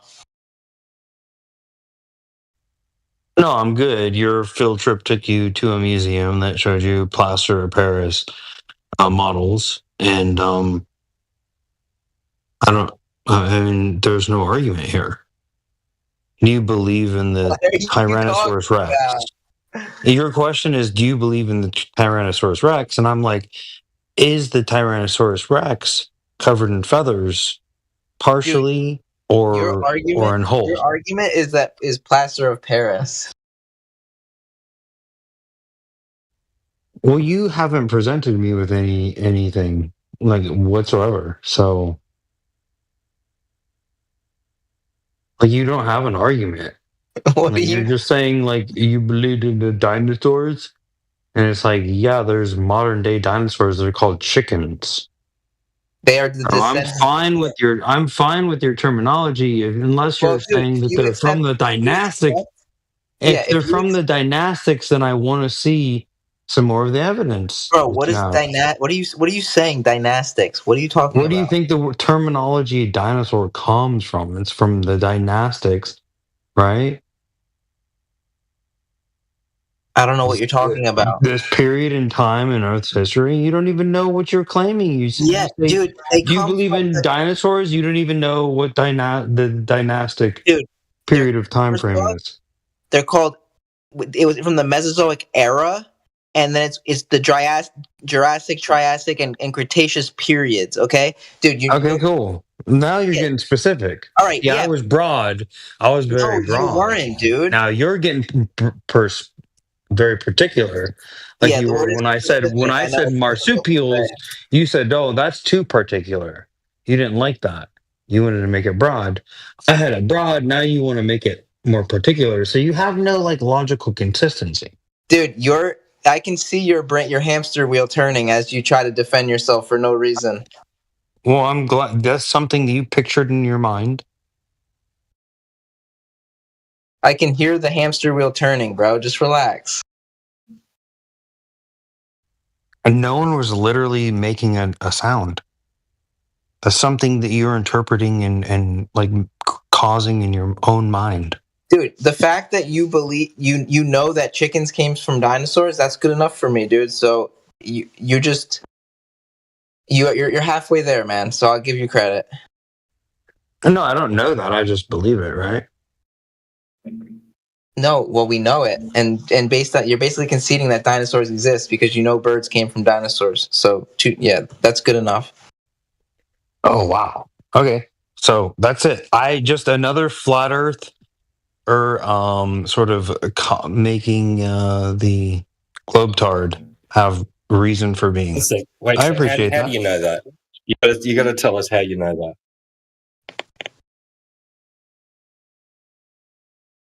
Me? How do I know what? Chickens came from dinosaurs. Last time I checked, you need 2 chickens to make a chicken. Yeah, okay. So what are we talking about right now? Where do you think chickens came from? He's wondering if T-Rex had a chicken or not. I think chickens came from chickens, you dickhead. Yeah, okay. But chickens didn't always exist, right? I guess you could try and prove that. No. Chickens didn't always exist, right? I don't know. Have you proved that? Right, so that means there had to exist something that came before the chicken. Oh, it's like you didn't listen. Could you prove that chickens never I existed? thought we were talking about like flat Earth, not chickens. What are we talking about? Flat chickens. Flat chickens, yeah. Jesus Christ. Okay, so what y'all think about the ice wall? What's the ice wall? That's what I'm asking you. Can we go back to the do chickens exist? No, we're not argument or not. Yeah, we didn't quite finish. We didn't understand where chickens came from yet. I don't know if the chat understands that. You do go back to chickens. Help your parents and the birds and the bees, man. Yeah. What's the ice wall?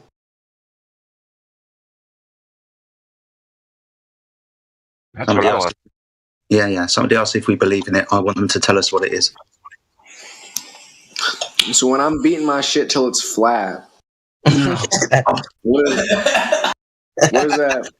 What's that talking about? The ice. Well, how does that reflect the ice wall and the I don't know.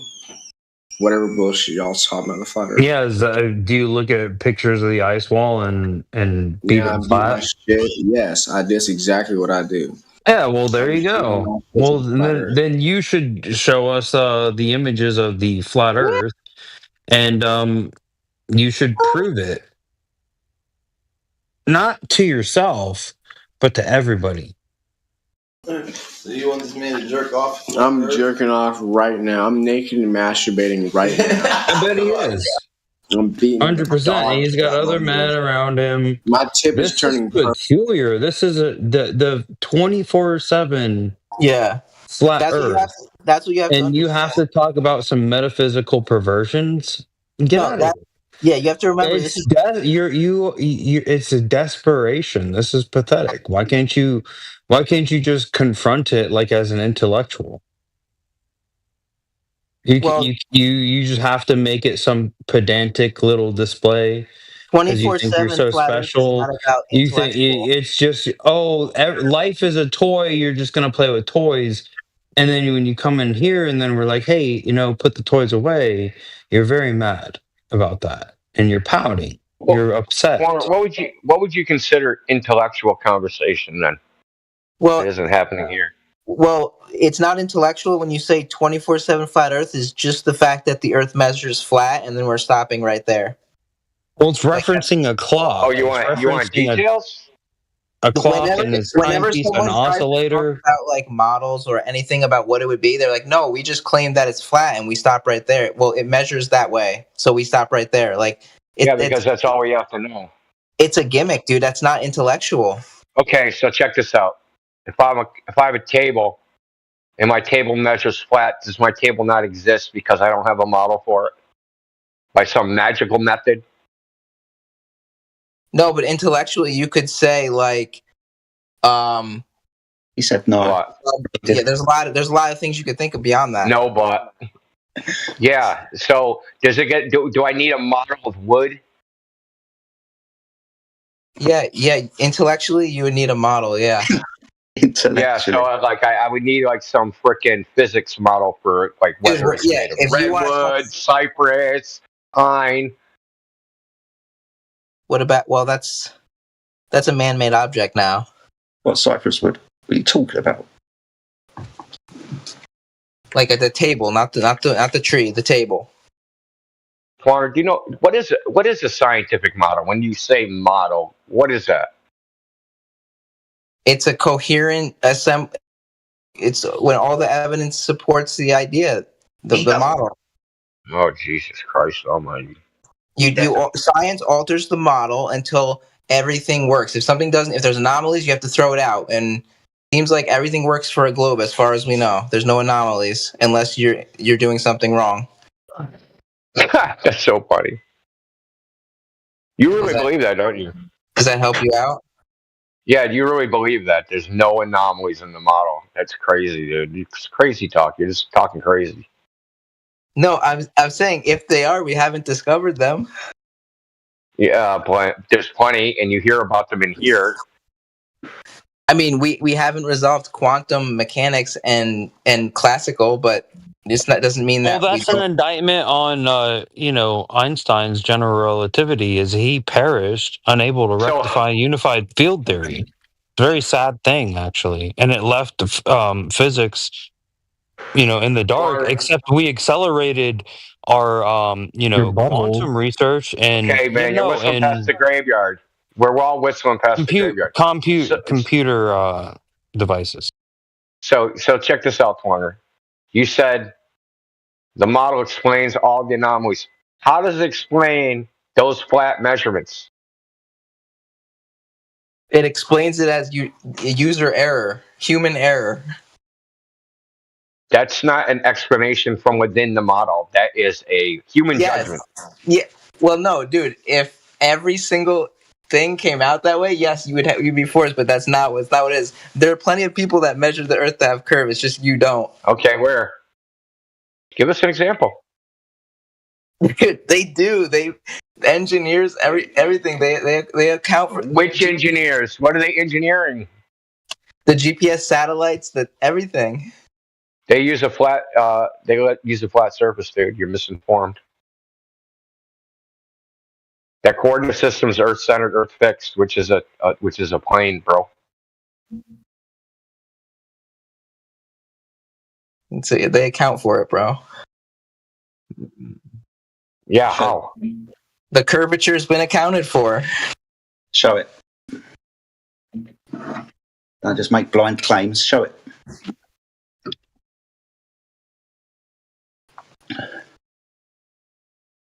No, not going to show it. Okay.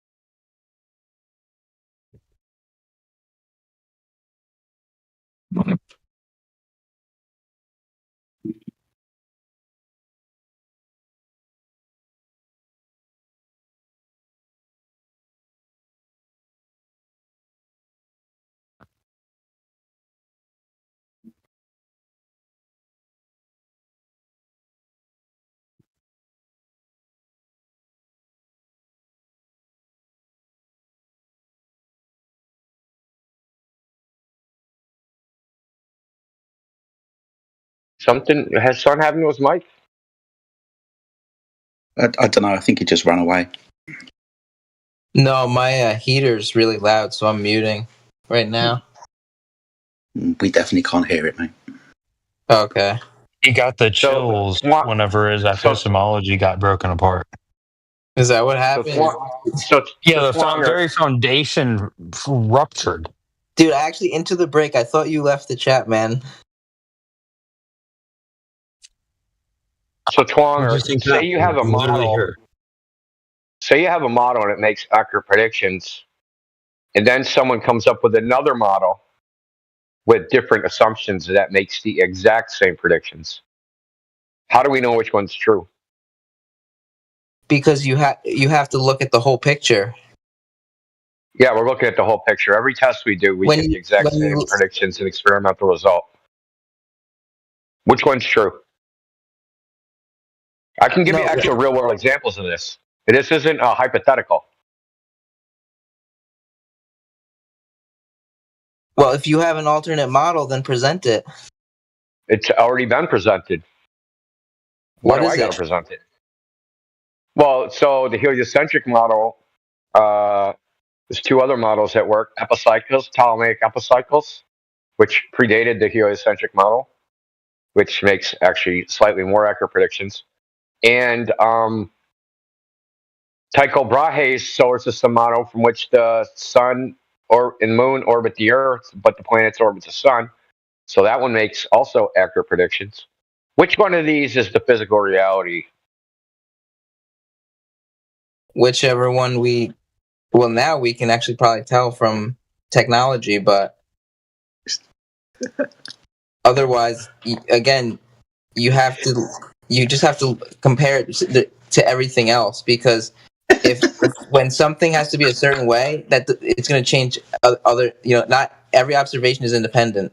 So, yeah. You say nothing. Did you just say nothing? No, that was nothing. You said nothing.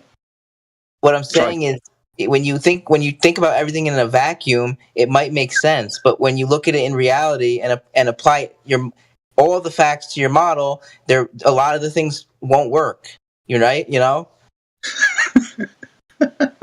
Yeah, but I just gave you models where everything works the same. That's why it doesn't work the same, right? So fundamentally it doesn't work the same as in the geometry. But if you go out and say, hey, where's Mars going to be on, March 23rd, 2025, and each model will say it's going to be in the exact same place, which one is the real model? Which one's the real thing? The one that fits with all the other models. Which one is that?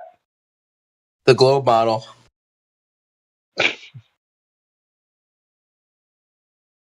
They all fit with a globe model, dude. That's why the globe model wins.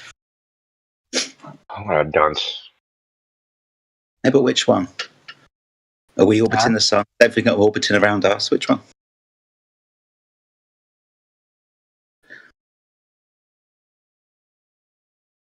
I don't know which one. The heliocentric one. Okay, that was the whole point. You don't know which one. Okay. Well, I know it's the heliocentric. So the sun-centered one then, not the globe-centered one, even though the predictions are exactly the same. Well, they're not. It can't be exactly the same. Otherwise, they'd be the same model.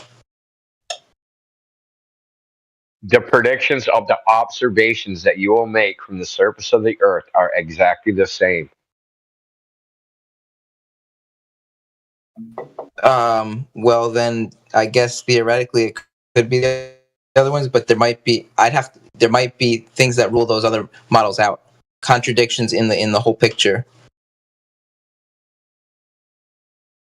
Okay, so let's just keep going through this logically. Now we have three models. They all make the same predictions. Now we're going to try and differentiate which one is true. Now the heliocentric model has had the most work done on it. So, as I explained earlier, they have this theory of gravity that gravity is a force that pulls inversely proportional to the square of the distance. So they have a dynamic mechanism, but they don't use that dynamic mechanism to predict where the planets are. They just say it exists. Now, the other ones don't have a dynamic mechanism, that they're just kinematics, right? So, just so you know, a dynamic model is one which has forces, and the forces cause effects, right? A kinematic one is where you're just saying, at time equals 1, it will be here. At time equals 2, it will be there. At time equals 3, it'll be there, right? And you can make a model from which predicts where it's that whatever it is you're observing is going to be observed through all these time periods. Whenever you make an observation, you can predict for the future where it's going to be, right? So one is based upon dynamics, which is physics. One is just based upon, or the others are based upon kinematics, but they're actually all kinematic ones, all three of them. There's no dynamics in them, though there's an ad hoc dynamic add-on to the heliocentric model. Now, anybody could come along and make some ad hoc dynamic, say, oh, what's causing all this stuff in Tycho's model? We're going to invent some invisible fairies that are doing it, and it must be true because it fits the observation. There's no way to tell. That's the fact of the matter. There's no way to tell which model is the physical reality. I mean, how would that change reality if the other one is true? But look, all the models are true in the sense they make predictions, but they're not true as in the sense they map to reality. Right. But you're saying we can't tell the difference. That's right. Because a model works, don't make it true. Yeah, I can agree with that for the most part, but we have a pretty good evidence that everything is the way it is. Like, there might be some little places where we have to, like, basically, like you said, like add some fairies, maybe, but the picture is pretty much complete. You know, you're barely scribbling in like anything. Refraction. What evidence for the heliocentric model is there that's different than the evidence that the Ptolemaic model or the Brahe model is true?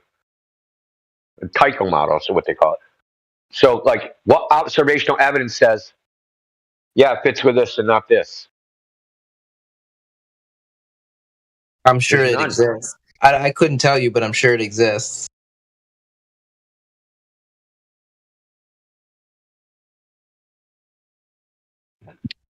Yeah, I'm sure too. Yeah, I am. I'm sure you're sure. Phantom model syndrome. At the CB. What if someone Phantom said to you, expert I'm syndrome. sure. Oh, go ahead. Sorry. That's all good. I was just saying, shout out to CB who came up with Phantom expert syndrome. Now there's Phantom model syndrome. Oh boy, you want it up in it. You're getting double abstraction now.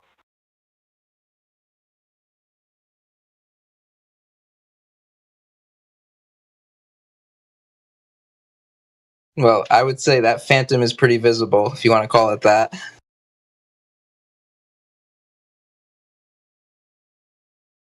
I Was it believe Phantom Globe? Yeah, I believe in ghosts. Yeah. What about you, Globers? I mean, I don't know why I want to call you guys Globers. What if I said to you, like you said, I think there's evidence out there for this. You don't know what the evidence is, but you're sure it exists. What if I said Jesus was resurrected? I know the evidence is out there. I'm just sure it exists. Well, there is How's no that any different than evidence. what you said? There is no evidence. How do you know? I know. I'm like you, dude. I believe it out there. I'm sure it exists. Why would I? How can I be sure of resurrection? How can I be sure that How can you be sure that some model exists out there that supports your claim? Because it's all empirical. Yeah, but you don't even know what it is. You don't know if it's empirical. You don't know what's out there. You already admitted it. No, I mean, I'm sure if I looked it up, it would check out. Yeah, and I'm sure that if you looked up the evidence of resurrection, I'm sure it would check out. No, it wouldn't. There is no it evidence really for it. would. It really would. I promise, dude. The evidence of it is a story in the Bible, brother. Your evidence is a story you made up in your head. No, it's not. It really, really is. Not only do you not know what the evidence says, you don't know even what it is. I do know what it is. Okay, so tell us. It's all the things we talk about in here. All the things. No, I don't want all the things. I want specifics. Like, all the things flat earthers try to deny. Like, gravity is probably the most unifying thing because it helps describe and explain all the phenomena we experience. What about the first thing you just said? Flat Earth.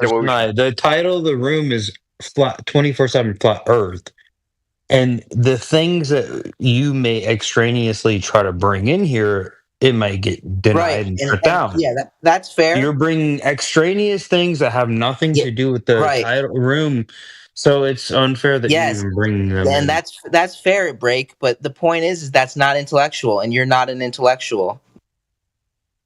Okay, well that's kind of mean. How are you calling us not an intellectual when you literally just made up evidence in your head? It's not in my head. It is in your head because you can't point to where it is. Well, yeah, we were talking abstractly. I said, hey, dude, how do you know the heliocentric ones? You said, I'm sure that if I looked out there somewhere, the evidence would exist. That is an intellectual conversation, your declaration of faith. Yeah, he conceded abstract. No, I mean ambiguous language. Is what you said a declaration of faith? Yes or no? Your evidence. I'm asking you what you said a declaration of faith when you said, I'm sure the evidence exists out there somewhere. Is that a declaration of faith? No. Okay, it's not. Nope, it's not. And you know where it exists at? Yeah, I'm sure if I looked up the difference. No, so that's another. So you support your declaration of faith with another declaration of faith. I'm sure. Yeah, I have faith in the science. Yes. There you go. Clipcord, where are you, boy? Because there is, what I mean by that is I don't think it's some conspiracy. I think science is a real thing. It's a method, and it actually works, and it describes the world, and it shows that we live on a globe. Twonger, you're just wronger. You know that, No, right? buddy, it's a globe Earth. It is. Okay, all right. Whatever. Preach, dude. He's just like preaching, dude. He's like on the pulpit. He's on the science. Like what? Like what's a science pulpit? Like what do you stand on? Idiot, shut the fuck up. Yeah. From Romania. I vote Călin Georgescu. And mute him, man. Dude, you got marbles in your mouth, brother. He's Romanian, talking about George Ceausescu or something. He does. He's got marbles in his mouth. He's a troll. Sounds like he was like, you can't understand. I want to hear you preach, though, man. Like, what is the science pulpit look like? It looks like facts and reason and logic. Really? No, it's not. Yeah, they're telling you, my brothers, raise your hand and just tell me that you know the Earth's a globe, and if you do, say it with me. I believe. That's what they're telling you, man. You're just like, I believe. That's church. That's not. I believe. No, you already admitted it, dude. You already admitted it. I'll tell you something that must go with science: utter dishonesty, because you already admitted it's faith, and then you tried to switch to facts, logic, and reason. I never admitted science was fake. Yeah, you did. You said you have faith in science. You don't lie. faith in science, bro. I heard you. Come on, Twonger. What are you talking about? Twonger. I have faith that the scientific method describes reality because it's actually based on facts and reason and logic and empiricism, dude. There's nothing weird to say that it's somehow. Okay, so what type of scientific method is being attributed? You're just getting down to like the difference between beliefs. Like yes, great. That's wonderful, dude. It's not a belief; it's a fact. Yeah, there you go. Okay, whatever you say. But now we're gonna get down to how you know that the experiment or anything that's attributed to science has been done to solidify the Earth as a globe. So what type of science experiment is done for you to know the Earth's a globe? What has been done with science, dude? Like the guy that measured shadows. That's science. Really? A measurement of shadows is science. Yeah, the way he did it. He set up an experiment which had logical conclusions that were correct, and then when he measured it, it supported the idea, like the data. Yeah, that's exactly what happened. Did he have any assumptions in his logical? Yeah. What was his assumption? So how do you reach a logical conclusion when you start? The assumption was if the shadows are different lengths, then the Earth cannot be flat. No, that was not the assumption. Yes, it was. No, it wasn't. Yeah, it was. Then what was it? No, you can't keep saying Then what was it? Tell me what it was. Should we give him a clue? Let's give him a clue. What about the light from the sun? Was that divergent rays or parallel rays? Which one? It's all both of them. No, it can't be both. Just relax. Dude, think about it. You can have rays that are parallel and rays that are divergent at the same time. If you can't understand that, then you're pretty low IQ. That's a paradox. It's not about not understanding. You're saying it's all one or all the other. That's literally a moronic thing. So, if you understand what Aristotle's did, you'll understand that he made an assumption about the light rays being parallel. Yes. Wasn't this? Yes. Yeah, dude. So, yes, that's why they did it. Wrong. This was me trying to help you understand the assumptions that he made. Okay. There's one. Were there any more? Well, that the sun is highest overhead. It's not an assumption, dude. Oh man, dude, you're a train wreck, dude. You are. You're a train wreck. Well, dude, I'm falling apart under the rhetoric of three different people. Just say what you want to say. It's not rhetoric, dude. You're just talking out your bunghole, dude. No, dude, you're trying to string me up. Not even science agrees with you. Not even science agrees with you. Yes, it does. No, it doesn't. You want to read a peer-reviewed paper to you? Jedi's like quizzing me on Aristotle. Would you like me to read a peer-reviewed academic paper to you, which admits that Eratosthenes had assumptions, and that if he had different assumptions, he would have reached a different conclusion? Well, what was the assumption that I'm not getting? Parallel right ways because the sun is 1 million miles or more away from the Earth. So the Yes, parallel at the surface of the Earth because the sun is so far. He didn't have any evidence the sun was that far away. They did have evidence that it was far, far away. Oh, in 325 BC. Yeah, they did. Dude, Oh my god, it's up down.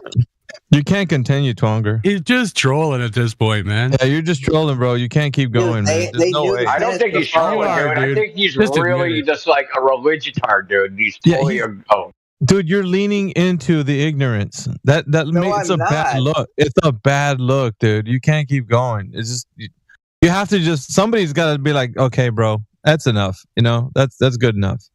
Nah, dude. There's no mercy rule. Fuck. We want to put him down, right? No. I didn't get him yet. Did I get him? Dude, if He's you guys gonna- want to make fun of me now, be my guest. 156-2. Yeah. Be my guest, guys. He's got his own idea of how things work, though, right? Do we got a fresh baller in here? Twonger's just, you know, he's maybe getting you guys warmed up. Yeah, come in.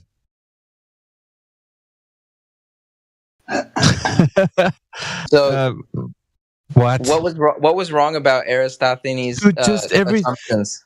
Twonger, just everything you said is incorrect, dude. Like, What was you're a wrong hot about mess, his bro. assumptions? Tell me what was wrong about him. He's speaking to something that the conclusion of which is not what he thinks it is. Of course, he assumed that it's something that he thinks what it could be, but according to the story, he didn't measure the curvature of the Earth. He assumed that it was curving. What he did was prove flat Earth and debunk his assumption. No, Yeah, so because his perspective. His perspective. Right? Twonger, what do you think that's going to happen when you take somebody that gave you an assumption the basis of which was an assumption, and then the conclusion is going to be something that's empirical? It's not going to work out, man. If it's built on the foundation of an assumption, those assumptions were based on other truths, facts about what they. but see, that's suggestive.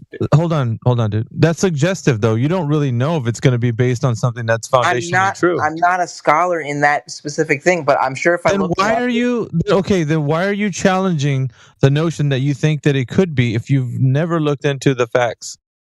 Because right now, as it is right now. Thank you. Into the break. Thank you, brother. Thank you. But if you're trying to think about how to articulate your point, I would say to you, best thing to do is to do some research, because right now you're talking and you don't understand if you're right or not. That's a problem, especially in this specific arena. Yeah, you do that all the time. Yeah, like what? When? Like right now. Yeah, no, calling you out right now because you don't have the information to substantiate the claim of Eratosthenes? Yeah, of course. You just gossiping about Globers all the time isn't doing anything either. Gossiping of Globers, dude. I'm talking directly to you and your inability to produce the evidence, even with the claim that Eratosthenes. You don't know what he's done, dude. When it comes down to even the assumption, you know, whatever he was actually trying to do, you're trying to, in your own words, make some kind of false narrative about Eratosthenes. Let me go do a little research, bro. That's the best. Why are you That's the talking best thing about you've him ever behind said. his back, right in front of his face? Yeah, I hate that, man. When that happens, you know, talking behind someone's back, right to them, right to their face, that sucks. Yeah, go do some research, Twonger, and you know, kind of bone up on some of the stuff that Eratosthenes done, and then maybe you could formulate something a little more coherent than what's going on. Because this is a train wreck, dude. It is. It really is. It's a bad look. And once you find out and you know all that good stuff, then we can have a discussion, perhaps. I don't know why he was getting on you about being like hard on Globers. You're literally giving him a mulligan. Yeah, he's just confused. He wants to save face and feel good at the end of the day. When his head hits the pillow and his eyes close, he wants to know that the Earth is still spinning and, you know, wobbling, tilting, all that stuff. That's why. Big bad meanies. We know. They want to think that human beings have the answers to everything because we're super intellectual, scientifically advanced, and if anything goes wrong, there's a scientist out there. They got it. They got us, dude. They're gonna save us. They're gonna protect us. Yeah, it's like they have no fucking memory of what just happened 3 years ago. Yeah, these creatures of high moral standing, they're above reproach. They are so impeccable in everything that they do that they're flawless. There's nothing that they can do that ever. Okay, so because they're the Ubermen. How long did that take, Alpha? What? You studying?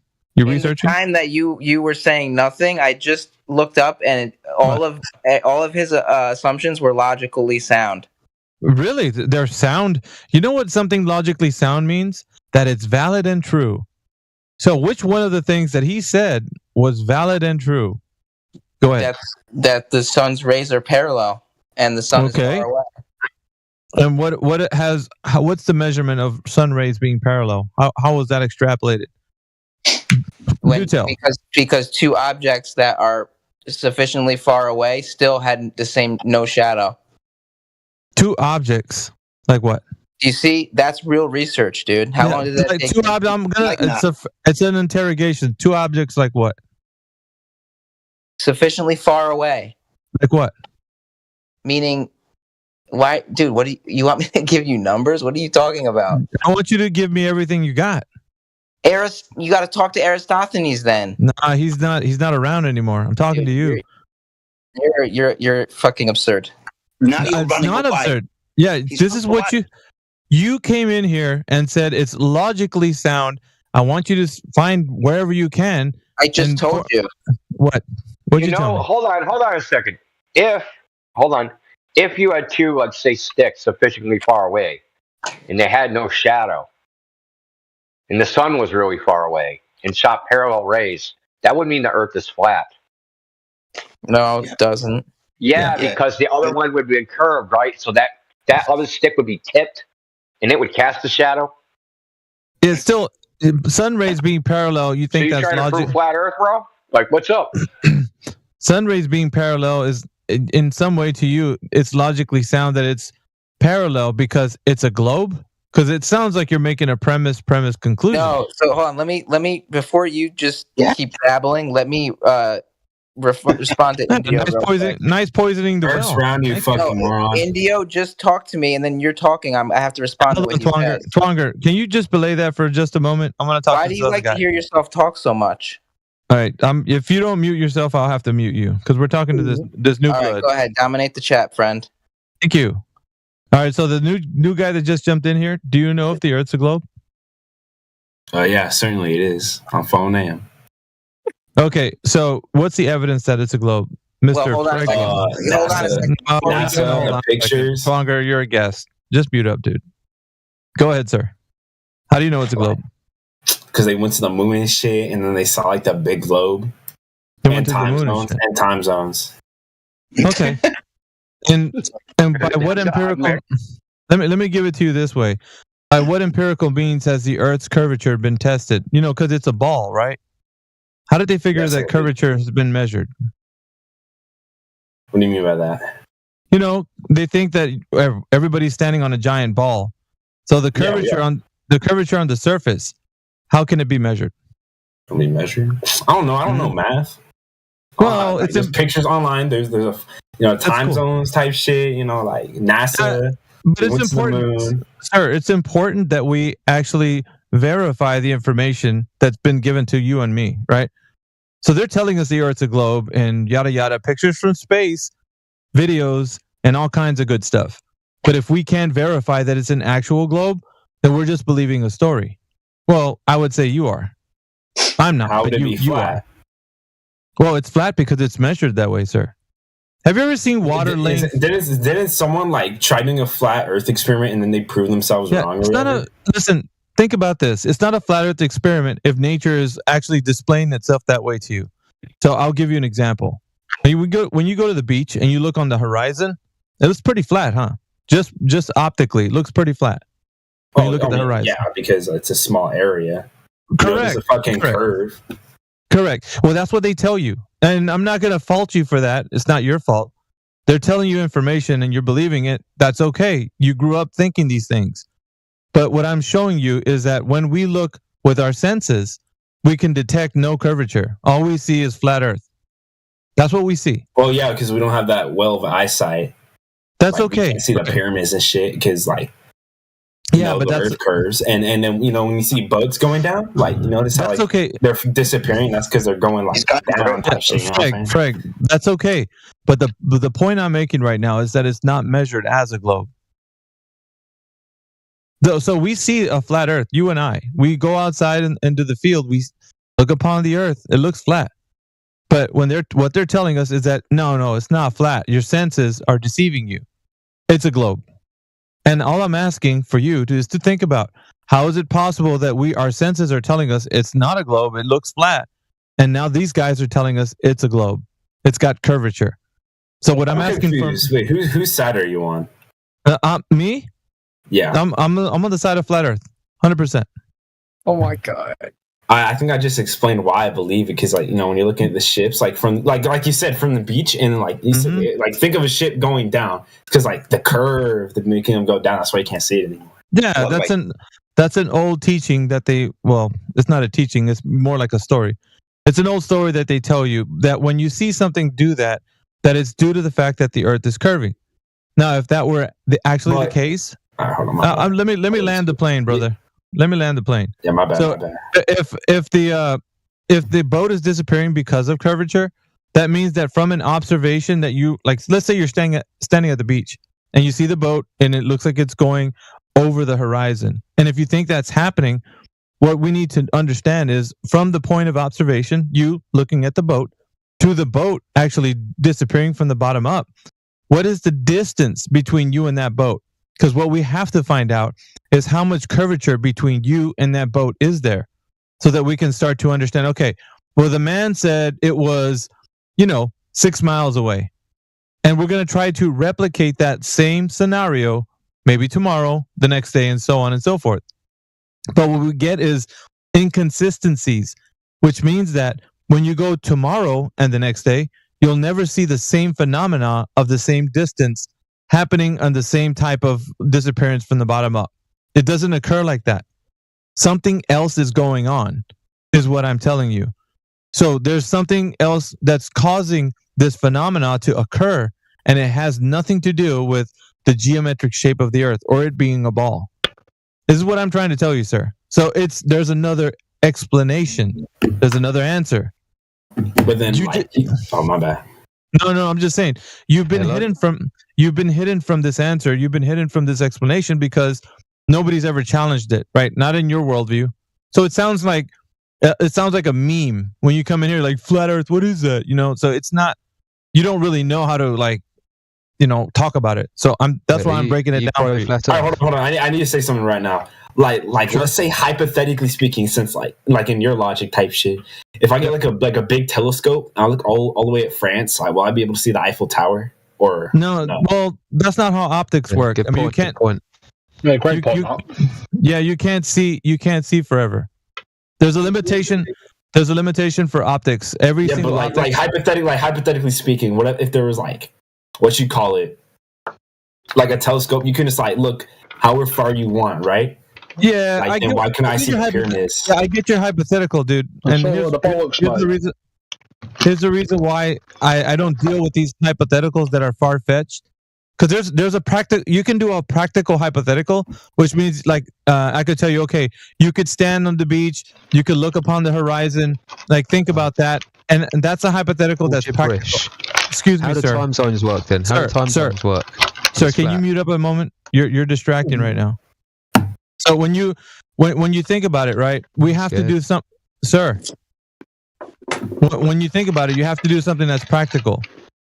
You can't do something that's far-fetched. Like a far-fetched hypothetical is imagine if I had $10 zillion. There's no scenario where that's going to be.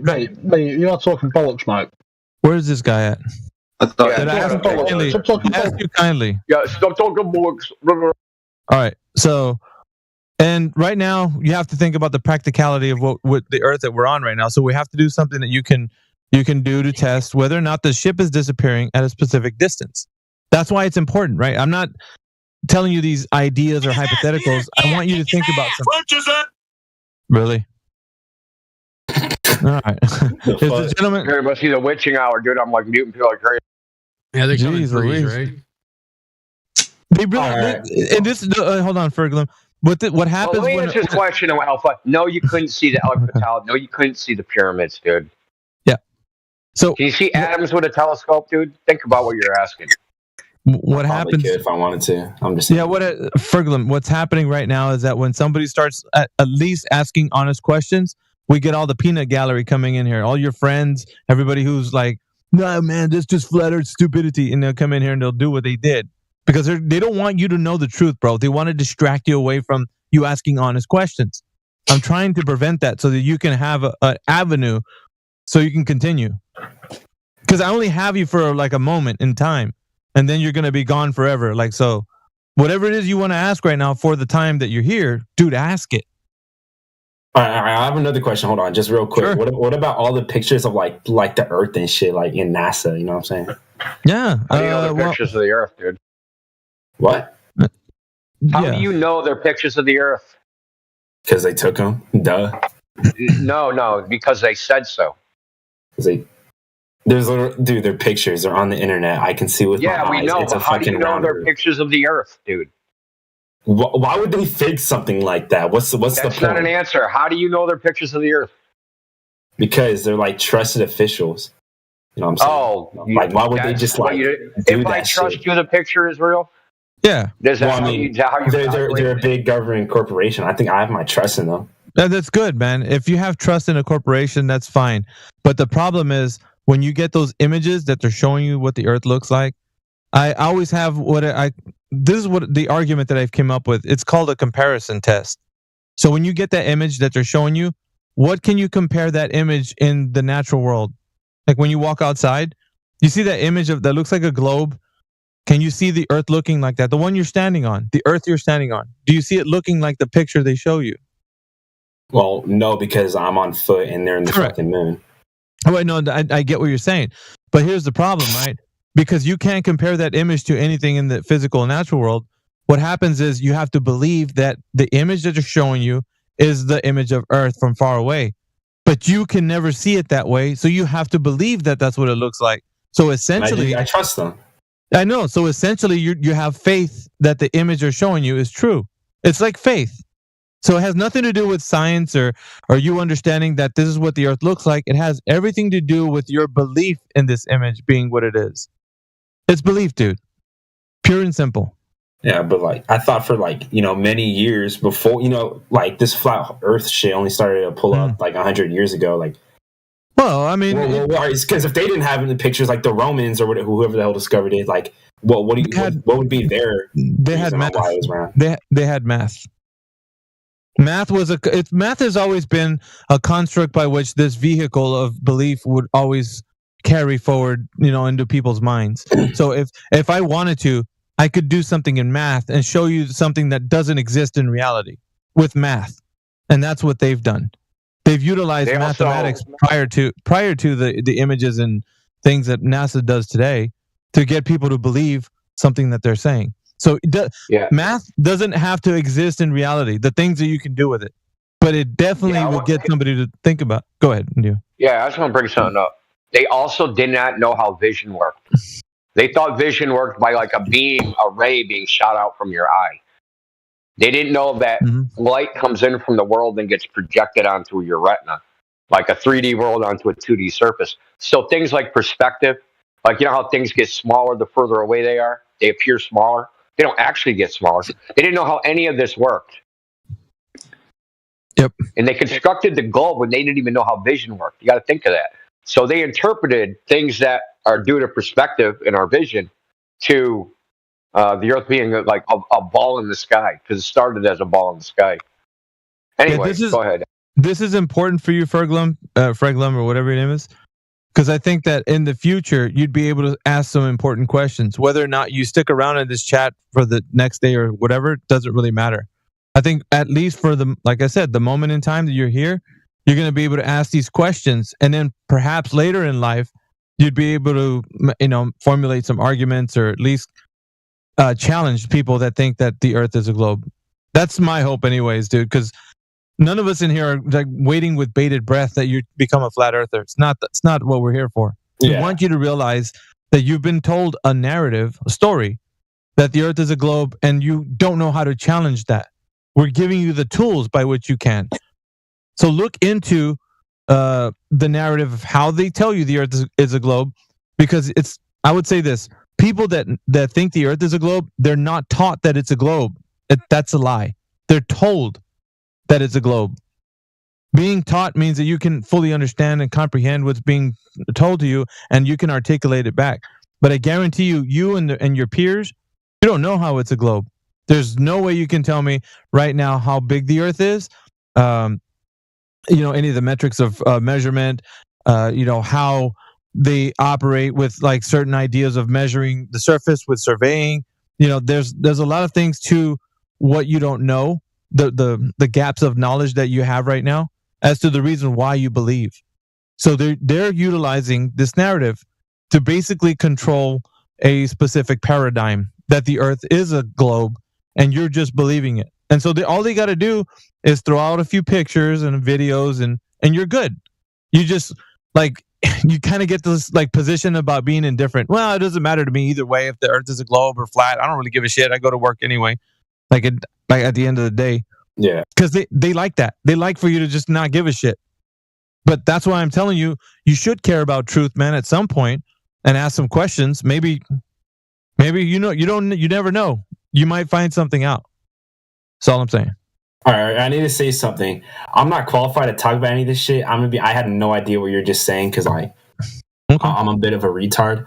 But if you want to debate someone with this, I hate when you guys say that, dude. Hold on, dude. Hold up. Wait. Let me just say something real quick. If you really want someone, no, I want to explain something. You're not a retard. No. Nobody else knows anything either. Like we've talked to thousands of people. We're not joking. It doesn't matter their level of education. It doesn't matter anything. 9th grade, 10th grade, fucking PhD. Don't matter. You guys all know the same thing. Alpha was just trying to tell you. You're told the Earth is a globe, and literally it stops there. Hey, Earth's a globe. Look at the toy in the corner. It's a globe. We told you so. You're not taught it. Nobody knows any details. It's just, hey, Earth's a globe. Right? It's a story. So you're not stupid, and you're not dumb. You know what everybody else knows. Not a fucking thing. That's exactly true. That's a bit aggressive, isn't it? There's an entomologist that's a part of this channel. He's a PhD, been doing, according to him, been doing science for over 20 years. And he still argues the same points for globe. He doesn't know anything, dude. So don't castrate yourself in the altar of knowledge and say, I don't know anything, because you're better than that. I mean, that's all I'm saying, man. Listen, that's all I'm saying. You're better than that. You don't have to these fools who want to make it sound like you can't know anything. Don't listen to those guys, man. You're better than that. Anyways, my encouragement for you. I've never been here before. May I please interject? Just real quick. Okay. Okay. So even though I can understand, I guess, in a way, I guess, in a sense, fundamentally, it's like more of a philosophical thing that no one truly knows anything, right? But the thing is, I'm like, okay, because of certain laws of physics, I'm like, I guess you could okay, I'm not pushing down anyone that says the Earth is flat, because I think flat earthers are entertaining. I feel like people, especially in the media, kind of just shit on flat earthers for no reason. At the same time, though, I'm like, there is proof, objective proof that the Earth is a globe, and it can be proven by science. Really? Can you name one? Can you name one? Okay, so do you know how you ever heard it's called basically okay, so space-time, right? Mm-hmm. It's not a flat thing. It's more of a foil. It's more like a fold thing, right? And the thing is, because I guess the way space-time, I guess that's maths. I guess goes. Exactly. It goes where? Goes where? Huh? Where does it go? Okay, here's the thing. I'm about to make a fool out of myself because, like I say, physics isn't my really preferred. Well, then don't do it. If you're about to do something you say is going to make don't do it. But I would say this, man. Here's the thing. If I could send you a video, if I could hypothetically send you a YouTube video that could perchance change your mind, Here's the thing. I have a better question. Do you feel that I guess there's some sort of like higher power entity or like? Well, no, don't run away from me. You were talking about. Hold on, hold on, into let him finish. Okay. Go ahead, dude. Because I notice a lot of people when they think like in a very conspiratorial way, they think like, oh well, these people are trying to like hide this from us because they don't want us to know X, Y, Z. Do you believe that? It's not about them hiding it from you. It's about you believing that it's what narrative they've told you. So essentially, you're getting in your own way. They're not doing anything. They, in quotations, they are not doing anything. You are getting in your own way. So you're not allowing yourself to understand truth because you believe a narrative that's been told to you. So you're getting in your own. You are the problem. You're getting in your own way. You need to move out of the way so you can let yourself think. So to you, because I say like I know it's like a lot of people in this. It's more philosophical than scientific. Do you believe that this is more of an issue of, I guess, being a free thinker than just like trying to find like? It definitely is. It contributes to the fact that the reason why you have these gaps of knowledge. I was telling the other guy, right? The reason why you have gaps of knowledge like that you don't understand is because they've given you this narrative that don't worry, we have our top scientists working on it. And so you've given like all of your mind to those guys and be like, look, they've done all the research, they've did everything that needs to be done. All I need to do is trust the information. And so this is the problem, right? Because and imagine you not being able to use your mind for what it was meant for, and that's to process information, critically think about all things being told to you. And so now thinking has become a chore, right? Oh, do I have to think about it? I just want to click a few Google keystrokes and I'll know the information. So this has become the issue, right? No research is done, no follow-up questions. It's just a bunch of mindless drones like parroting other things that people say. When you are not, they've taken away individuality. You are now just a clone of some other guy, parroting some other. You know what I'm saying? There's no individual like perspective. Like, let me think about this. Right? There's nothing of that.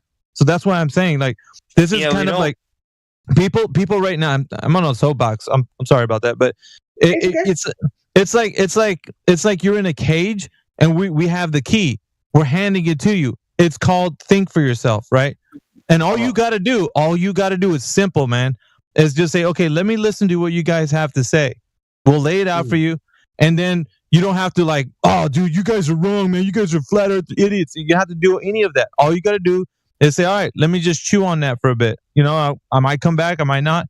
But you don't have to be so like, abrasive about it. You can just, of course, hear our position. Here's the thing. I completely. Well, no, you get packets of information, and there's a packets of information come back to you as data points, and so you can actually know how to conduct the business. All right. So, Alpha Red Diamond, I think is your name. Well, yeah, I know. Do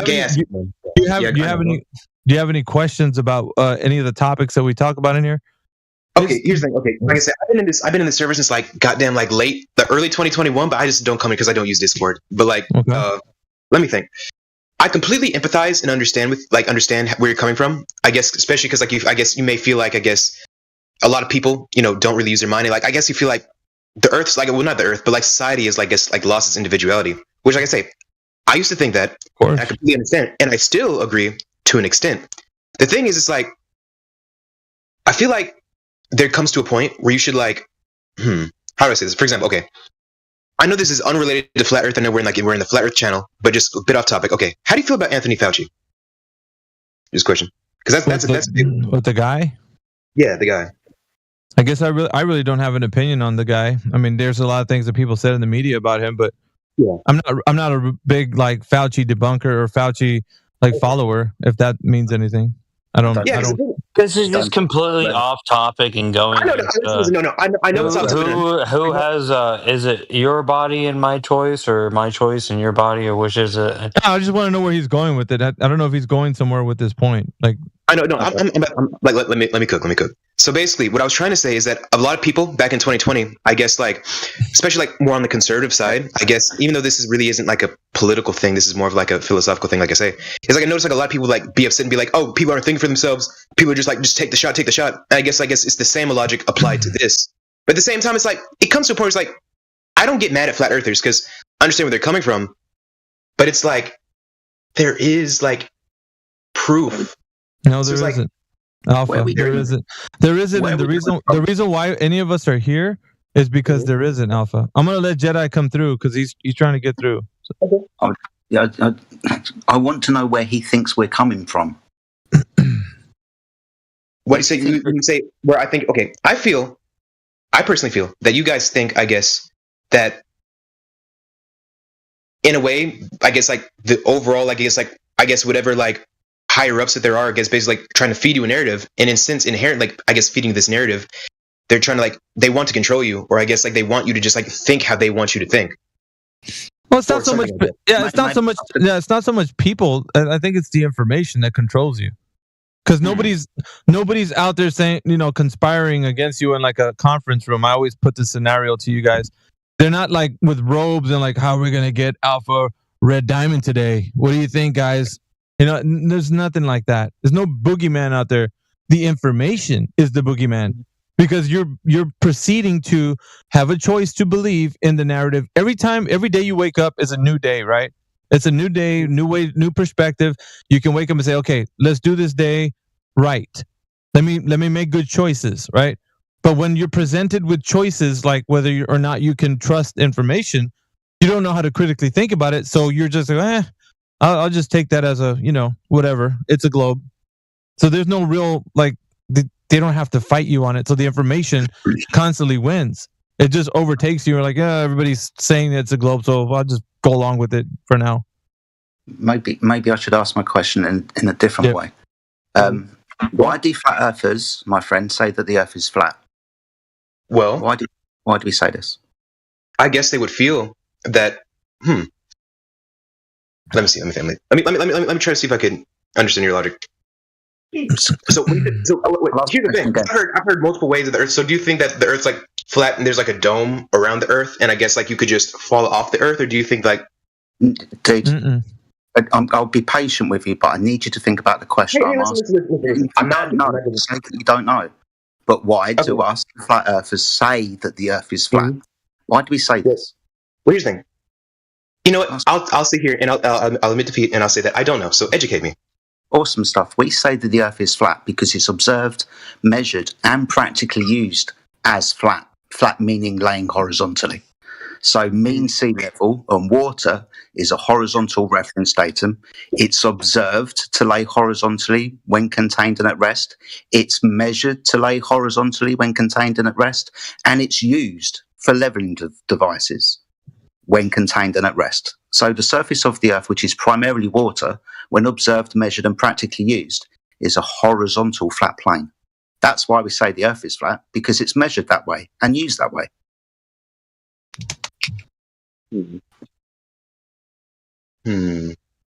Sorry to interrupt, Alpha. No, I'm letting them stew on what you just said. There's information. He can go into each one of those points and actually demonstrate a few things for you if you actually like him to go farther.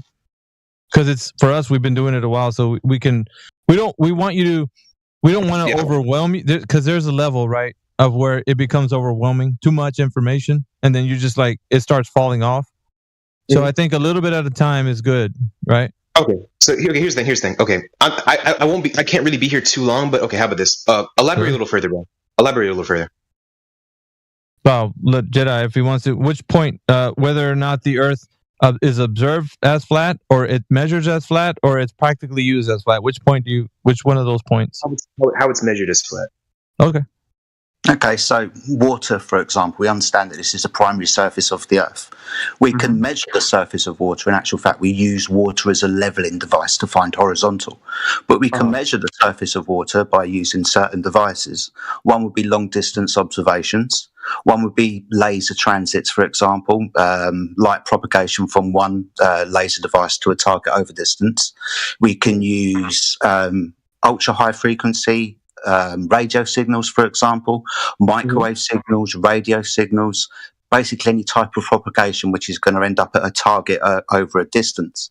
So we can measure over the surface of water by using surveying technology, and when we survey the Earth, we survey it as horizontal. We don't measure curvature. So we don't. Okay.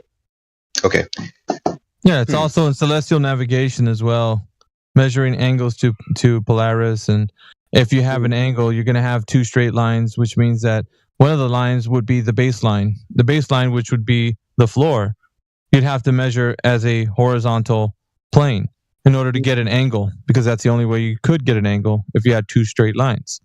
You can't have a curved surface and then acquire an angle. It wouldn't be possible. Mm-hmm. Okay, let me think.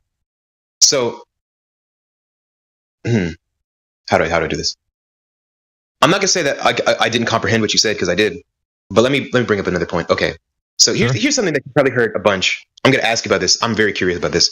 So you know how basically, obviously humans, we view the Earth, like through, I guess, our vision, right? So if the Earth was not curved at all, do you not think that we'd probably be able to see a much greater distance than we already are able to? No. Explain that. We can see as far as we can see, depending on the technology that we use. High-powered zoom cameras changing the wavelength of light from the visible spectrum into infrared. We can see really, really far. So if you're asking why can't we see forever, like somebody asked, why can't I see the Eiffel Tower from New York? We're going to have to deal with the limitation of optics and the amount of atmosphere that we're looking through, because we understand with distance, the atmosphere becomes opaque, not transparent. So the light is going to get diffuse and we're not going to be able to see it. So there's multiple reasons why we can't see from one side of the Earth to the other. But in all practical sense and purposes, when we measure the Earth vast distances, then we measure the Earth to lay horizontally. There's a lot to unpack, but you have to take it in strides, Alfred. Okay. Hey, bro. Jedi, right? Yes, mate. What's up? I'm sending you a friend request, bro. Sorry, say that again, mate. I didn't hear you correctly. No, I said I was going to send you a friend request. Oh, cool. Awesome stuff, man. Yeah, I'll accept that. Interesting. I'm actually going to, here's the thing. I got to go to bed because I got to wake up early in the morning. But I will actually look into this further. Awesome stuff. No problem, man. What I'll do is I'll also send you a link to our home server as well. Okay, so, yeah. All right. You guys have a good night, all right? Cheers, man. Take care. Yeah, man. Bye-bye.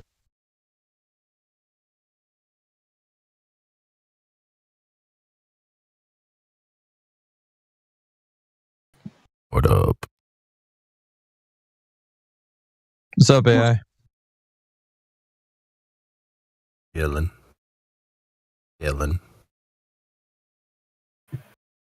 Are y'all still doing questions or no? Yeah. Why not?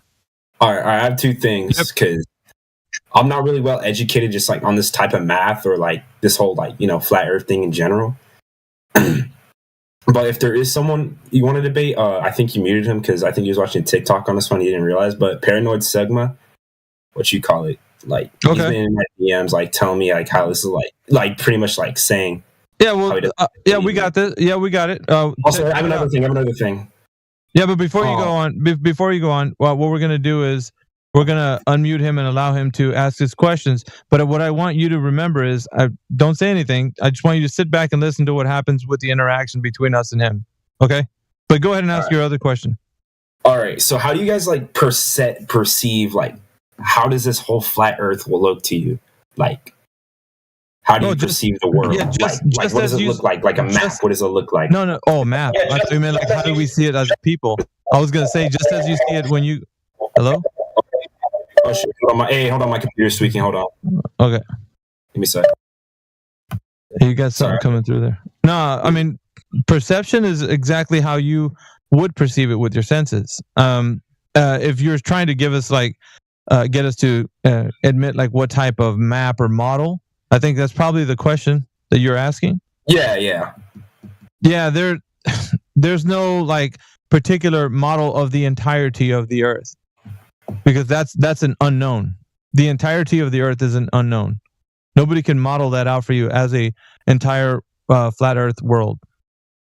That's never been done. It's not going to be done. So then, like, how do like planes fly and shit? Then, well, planes fly, because of avionics, right? Yeah, but how do they know where they're going? Is what I'm trying to say. How do they know where they're going? Well, yeah, if they don't have a basic map. I don't. What do you mean? Oh, they're using local charts, man. They're not. Okay, so what pilots use when they fly a plane, they're not using world maps. They're utilizing charts, and they're using headings to go to navigate to wherever they're going to head to. So they're not utilizing a world map. I think that's probably the thing. Planning flights that they're going to take, they can utilize a world map in that way, planning for the thing, but they're not going to utilize it in the process of flying the plane. But if they were to use that world map, what would it look like? Since, like, from what I think, you're saying like it's not there or whatever. It's like not all there. You know what I'm saying? They use whatever. I think it's the Mercator projection is the one that's widely used. Have you seen the one on timeanddate.com? It's like a square map. It's like a square world map. Timeanddate.com. Do you see it? Hold on, I need a second. Dude, my PC's been bugging lately. Just like keeps disconnecting everything. .com. Yep. All right. IBSU that's been bugging. No, what do I just search up map? Yeah, well, no, it's just gonna show you in the background, like the way the sun moves across the Earth, with that map. Oh. And that specific map, it's a square map. Yeah, I see what you're talking about. You see it? Yeah, that one. Yeah, that map. They plan flights on that map. Yeah. So is this how you perceive? Is this how like you guys perceive the world? No. What I'm saying is, when they're planning their flights, they use that map. Yeah. And according to how you would think they should be using it, they would have to be a globe. So, question is, why don't they just do that? Use a globe. I know the answer, but I'll tell you. Yeah. Why is it that? Well, I know that what you call it. They don't just fuck. I'm dyslexic. They don't go in like a straight line. They just like it's like a little like upward curve. Yeah, I know. I know, but what I'm saying is, why don't they use a globe? Because they can do that to simulate the what you call it, the sphereness of the globe. Yeah, or so you think, right? Well, that's what I do think. Yes. Or so you think. So the challenge is, if it is a globe, indeed, then there would be some measurements to solidify that it actually is. So that's the conversation that we're going to have with the person you want us to unmute. So they're going to provide the empirical evidence, and you'll get to hear them actually lay it out for you if there's any. That'll be a treat for you, right? Yeah. All right, what you call it. I'm not really educated on this. I know he is. That's cool. So. That's cool. Yeah, let him actually take the brunt of answering some questions that we have for him, and let's see if he can sufficiently answer them, and then maybe satisfy your curiosity, or maybe make it more curious. Who knows? We'll just see. Okay, so we got Paranoid is in the house. Go ahead, Paranoid. Yo, what's up? You have some questions. We do too. So how about this? How about a fair exchange of questions? Maybe I'll let you answer or ask some questions, and then we'll answer you honestly. We ask some questions. You answer honestly. Is that fair? All right. Yeah. Go ahead. Go ahead. I like mostly what I want to know is like the evidence that you guys have for like the Earth being flat. Mm-hmm. Like I want to know like what is your guys' evidence for the Earth being flat? Oh, I can point to one really quick. A horizon. A horizon on the Earth displays no convexity. But doesn't the horizon exist because of the Earth? Of course. Because of its being round, or its sphericity? You've gone past your simple initial question. No, because if it was curving, curvature would be detected and then measured. And that's not the case. We don't detect curvature, nor do we measure it on a horizon. No, but the horizon exists because the Earth is round. No, that's false. That's false. Horizons exist because of the limitation of optics. Horizon is an optical phenomenon. It only exists in your eyes. It's due to perspective, dude. The limitation of view across the surface, and where the limitation of view appears to meet the sky. All right, I guess. Okay. I also want to know. Well, hold No, on a well, second, that was dude. fair. You That don't, was you don't one seem like you understood what. Hold on. He doesn't. Okay, just think about it logically. The horizon is where the sky appears to meet the ground, right? Yeah. Okay. Now, it doesn't. If you didn't see a horizon, that means you wouldn't see the ground and the sky at the same time. You would be all sky or all ground, right? Wait, say that If there's again. a dividing mic line cut out. between the sky and the ground, you have to see all of one or all of the other, right? I guess, yeah. Yeah, obviously. This is logic. It doesn't matter what surface you're on. There'll always be a horizon. You'd be on a fucking pretzel. There'd still be sky above you, ground below you. You'll see a dividing line where it separates them. Yeah, but the horizon is the line, right? Right? Yeah, where the sky appears to meet the ground. Yeah. Yeah, and Or sea. Yeah. Hold on. All right.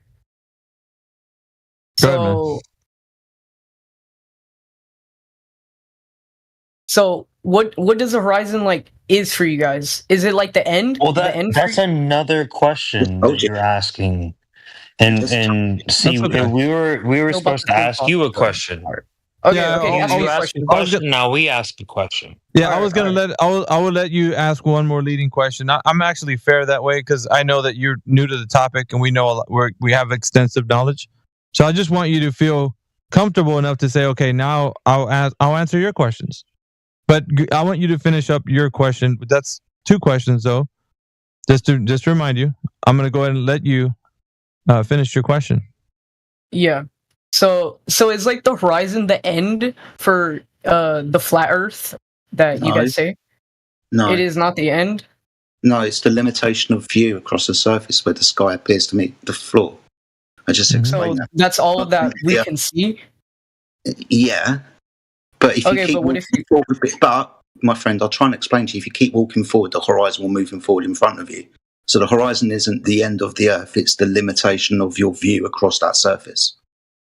All right, but what if we get like That's 3 questions. Binoculars? Yeah, that's 3 questions. Sorry. All right. All right, we'll see further. We'll see we're further. That's all. Just think about I just want to keep you honest real quick. All right, so now it's our turn. So Jedi, if you want to ask a question, or I'll ask a question. It's up to you. Or Indio, if you're here. Oh yeah, I'm here. No, you go ahead. We're going to ask the same question. So go ahead. Okay. So how confident are you that the Earth is a globe right now? 100% confident. Okay, I'm just getting confidence levels. That really doesn't count for a question because I'm just asking how confident are you? You could ask me the same thing. I wouldn't count it as a question. So, you're 100% confident. So, would you say that you have knowledge to substantiate the globe being 100%? Right? You do. Yeah. There's pictures. Okay. So, which picture do you think you can bring forward that will support the claim that it's a globe? Just search up Earth globe image or like in space, something like that. Something similar. So I don't know if you were here for the conversation I had prior with the other 2 guys, I would say. But whenever you see those images, can you compare those images to anything you've ever seen in the physical world outside? Well, no, because I've never been to space. Okay. So they're showing you something that you have to believe, yes? Yeah. Okay. And that's a problem because believing in something and finding out whether it's true or not can't give you 100% fact. You can't be sure that it's 100% a globe because you just believe the information. It's based on a belief. You trust where it's coming from. So that has nothing to do with you checking to see if it's a globe. It's got everything to do that you just believe it because they told you a story and they showed you an image. Yeah, I guess, but we could go like, I don't have the equipment. No, I'm pretty sure 100% nobody here has the equipment to actually go into space. You would be taking that somebody had that equipment on faith. And so we're asking you, how would they do it? We're asking you for this procedure. How would they go to space? No, not to space. Hold on into the break. Yeah, just hold on. So if you're finding out that you don't know that if the Earth is a globe based on that image, because I asked you what you can compare it to, and you said, "Well, I can't right now." Is that correct? You can't compare it to anything. Oh, what the actual shape is of the Earth? Yeah, either the shape the actual shape of the Earth is, I don't know how to pronounce it, but it's an oblate spheroid. Yeah, oblate spheroid. That's fine. Oblate spheroid. Right. But how do you know that information is true? That it's an oblate spheroid? Because it's from trusted companies or whatever. So we're going back to the trust thing again. Can you see the issue that we have with just you blindly trusting somebody without verifying whether it's true or not? That's an issue. Paranoid. It's an issue because you didn't do anything to verify whether that image is truly what the Earth looks like. You're just believing that it is. So they could just be, and I'm putting a scenario to you, okay, to think about. They could just be lying to you, or they could be telling the truth. But either way, you don't know which one it is because you have not verified it. So you're right now in a state of not knowing whether it's true or not, because you didn't check to see if it was what the image they showed you. That's a huge problem. All right, but what if I like grow up and like become an astronaut and go to space and actually prove it? That's because like astronauts go into space. Yeah, I know, but like you just be back on to like, if I'm with the company NASA, very trusted, right? And I'm with them. I go to space, right? Go a whole like 360 around the Earth and come back, and I'm a part of NASA. You're just gonna still be claiming that I'm like corrupted or like whatever, like not true. No, paranoid. Here's the issue. Here's the thing that you got to think about. Primary experience trumps everything that you can. Like when you actually do something to verify the thing that you think is true or not, and you find out, that's different. But right now is what we're addressing. Currently is what we're talking about. Right at this moment, you are in a belief system that you think is 100% true. But you're finding out that a belief can't be verified. You believing that the Earth is a globe isn't going to help you understand that it is. It's just a story that you're believing in because you think that these trusted sources are giving you this true information. But that doesn't make it true. Go ahead. I got a question now. Now, you said you have a 100% confidence that you know the Earth's a globe. But you also said that that's based on whatever. I mean, that's technical detail. We're not even, I mean, we don't need to get into the minutia like that at this point. But then you said it's because it comes from trusted sources.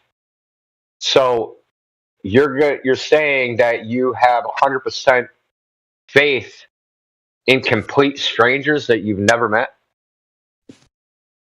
Yeah. They, look, you never know, like, their background. No, okay, look, hear me out. But they're complete strangers that you never met. They might have gone through this exact same thing, and they are actually with, like, and they seen it themselves. Like, they seen it themselves. How do you know that? Part of but you don't know that. No, but I do know that. They did. Like, come on, man. Yeah, all you know is what they said. That's all you know. They said X, Y, Z. And they're strangers, right? You don't know them personally. All right, but someone does. Yeah, that's fine. Yeah, not you. You don't know that. Here's the funny thing: you don't know the person that knows them personally either. Okay, like you're just like keeping that going on and on. Can I ask questions now?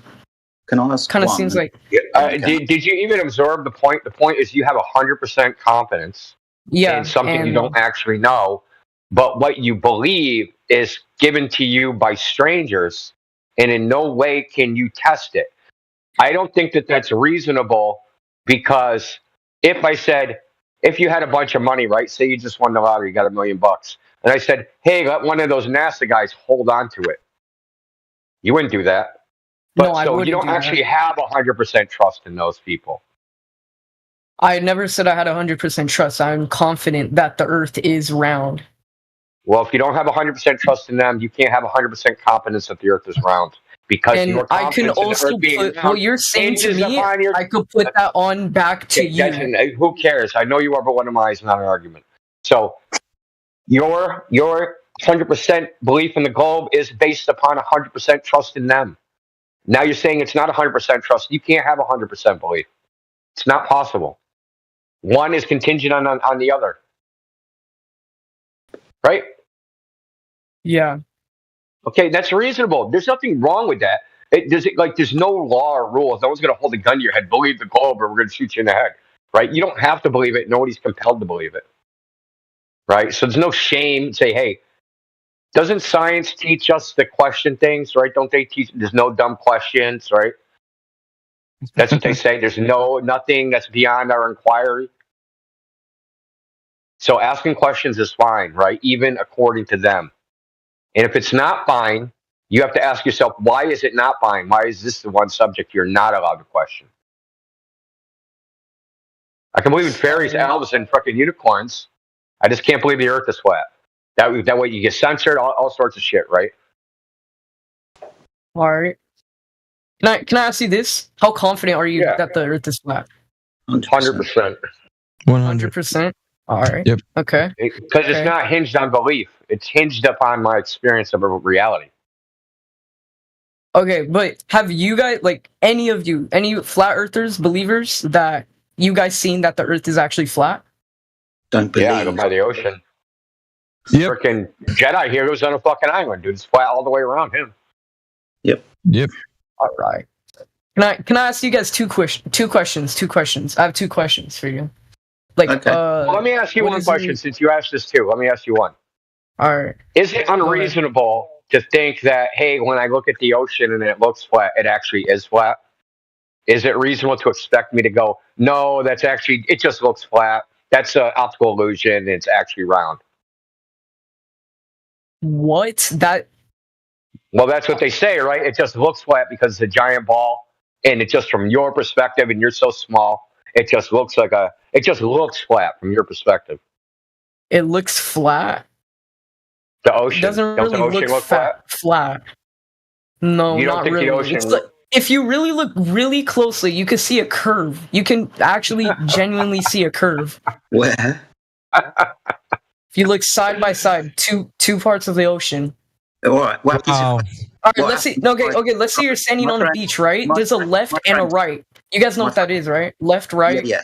Okay. Yeah, so there's a left side of the ocean and the right side of the ocean. If you look carefully on each side, you can see like it's a little curve between. One's going right and one's going left. We get it. You don't need to reiterate the same point 3 times. So let's go from the beach and let's go to a boat in the middle of the ocean. Turn around 360 degrees.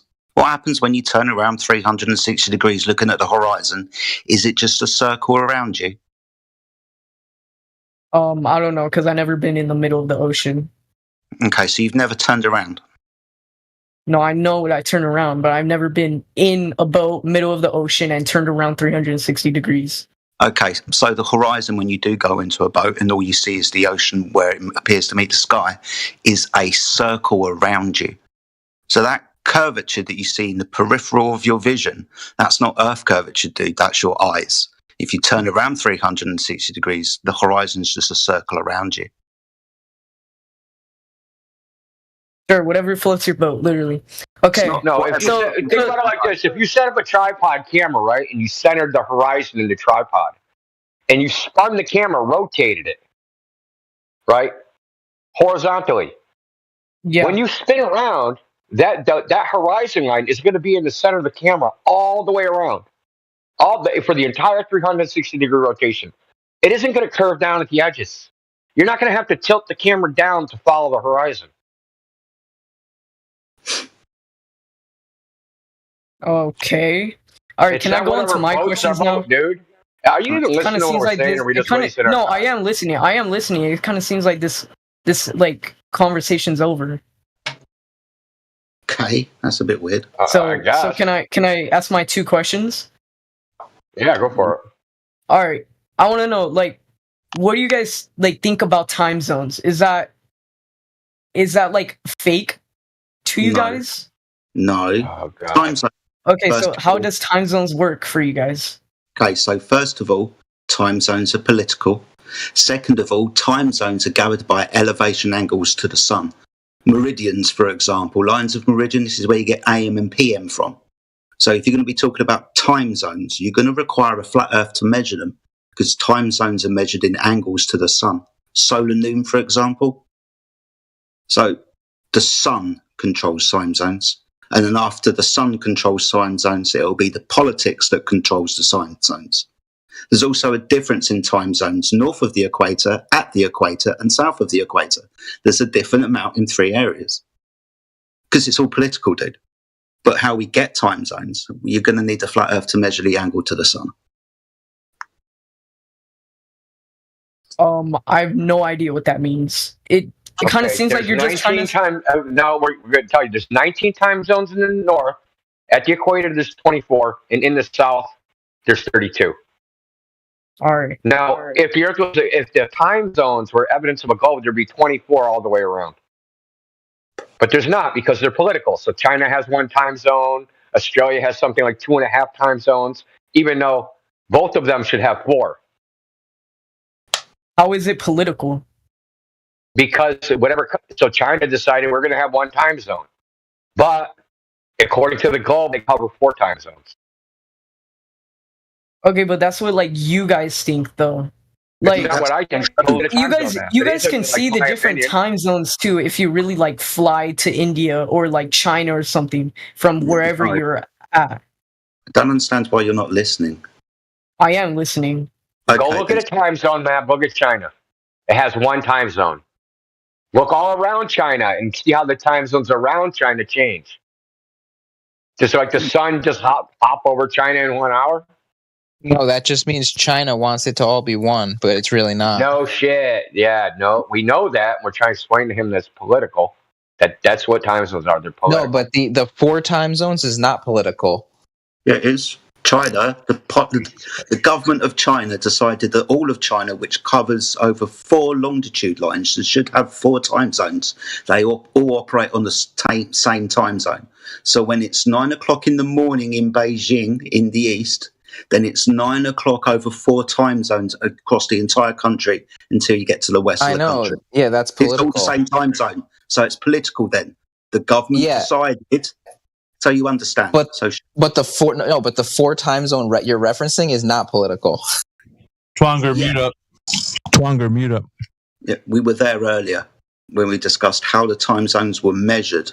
Lines of longitude, meridian, AM and PM. They're angle measurements requiring a horizontal surface. We're talking to the new guy, Twanger. Please don't. Yeah, sorry, my truth is way too efficient. Sorry. No, we already covered it. You're late to the fucking party, dude.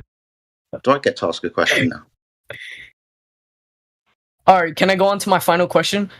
Yeah, as long as after your final question, I can ask you one.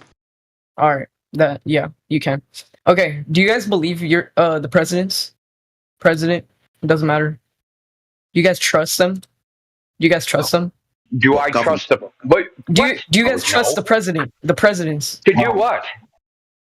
Do you trust them? No. In what way? That's what I'm asking. Yeah, in what way? I'm just asking. Do I trust them to babysit my kids?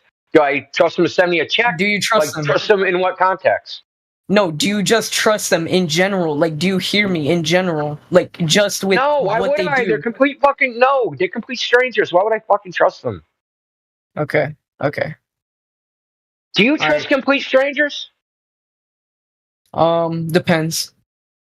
Jesus Christ, you're gonna get kidnapped. See you in the van down by the river, buddy. Why was that question relevant?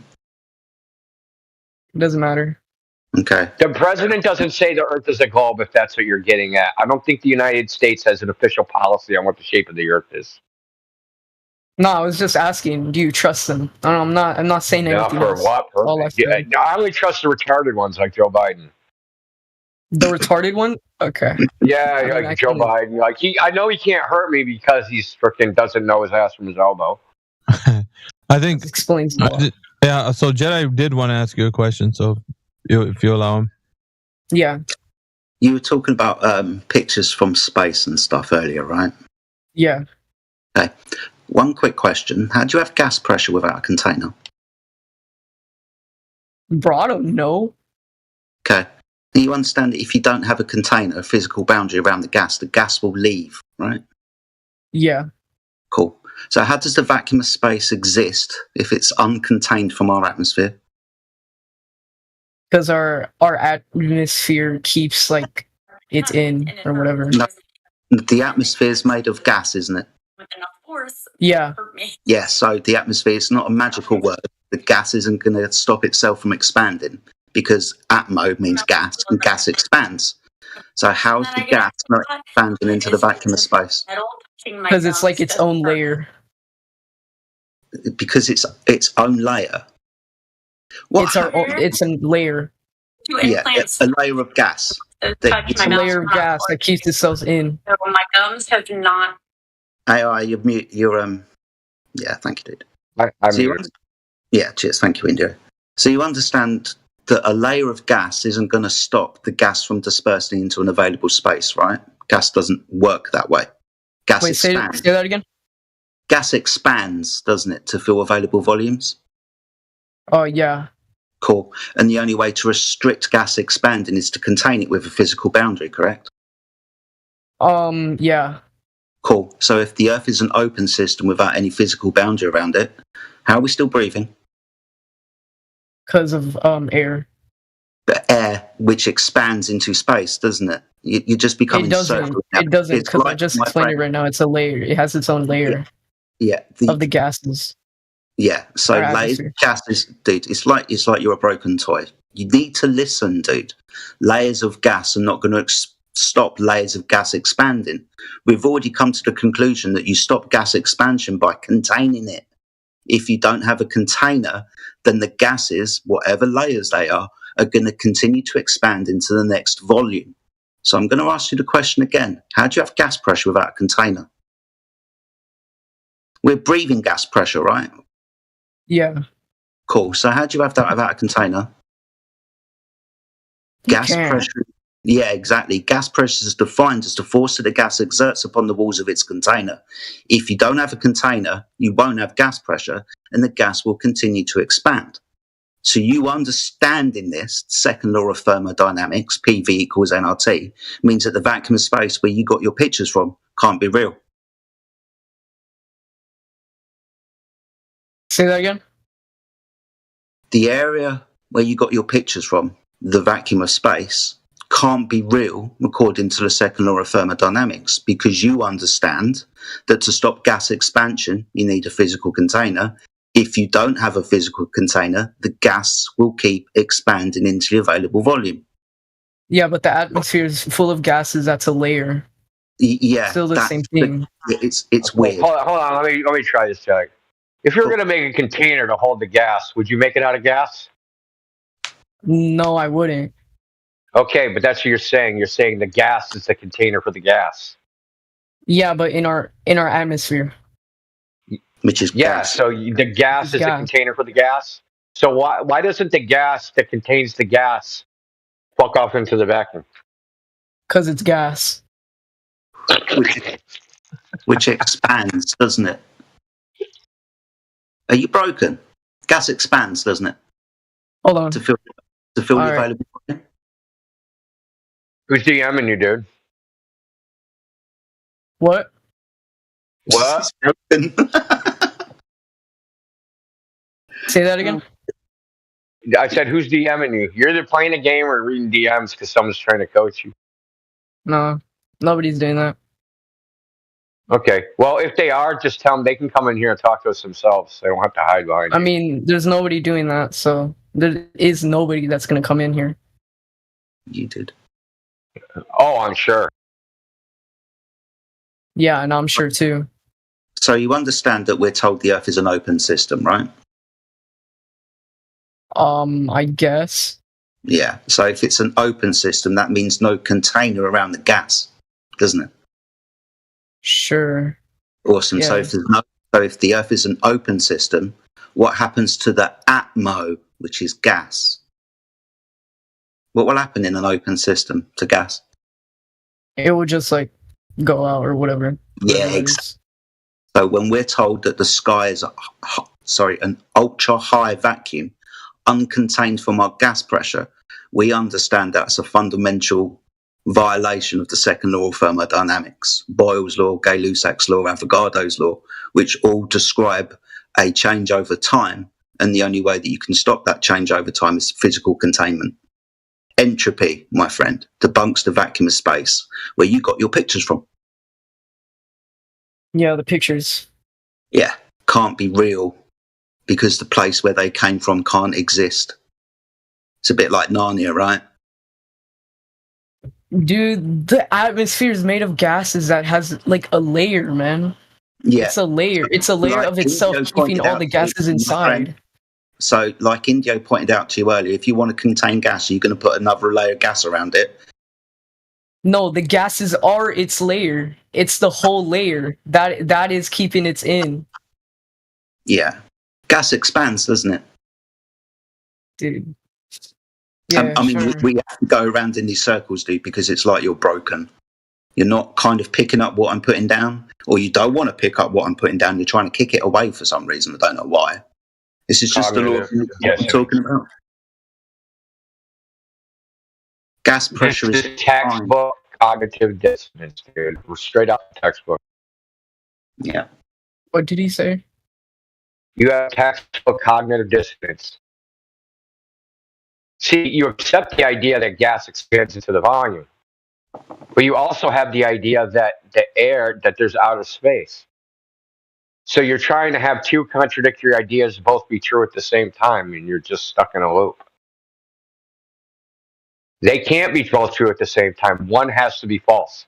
Which one is more likely to be false? The second law of thermodynamics, which has never, in any experiment, ever been proven to be false, or some story made up in 300 BC about fucking outer space vacuum.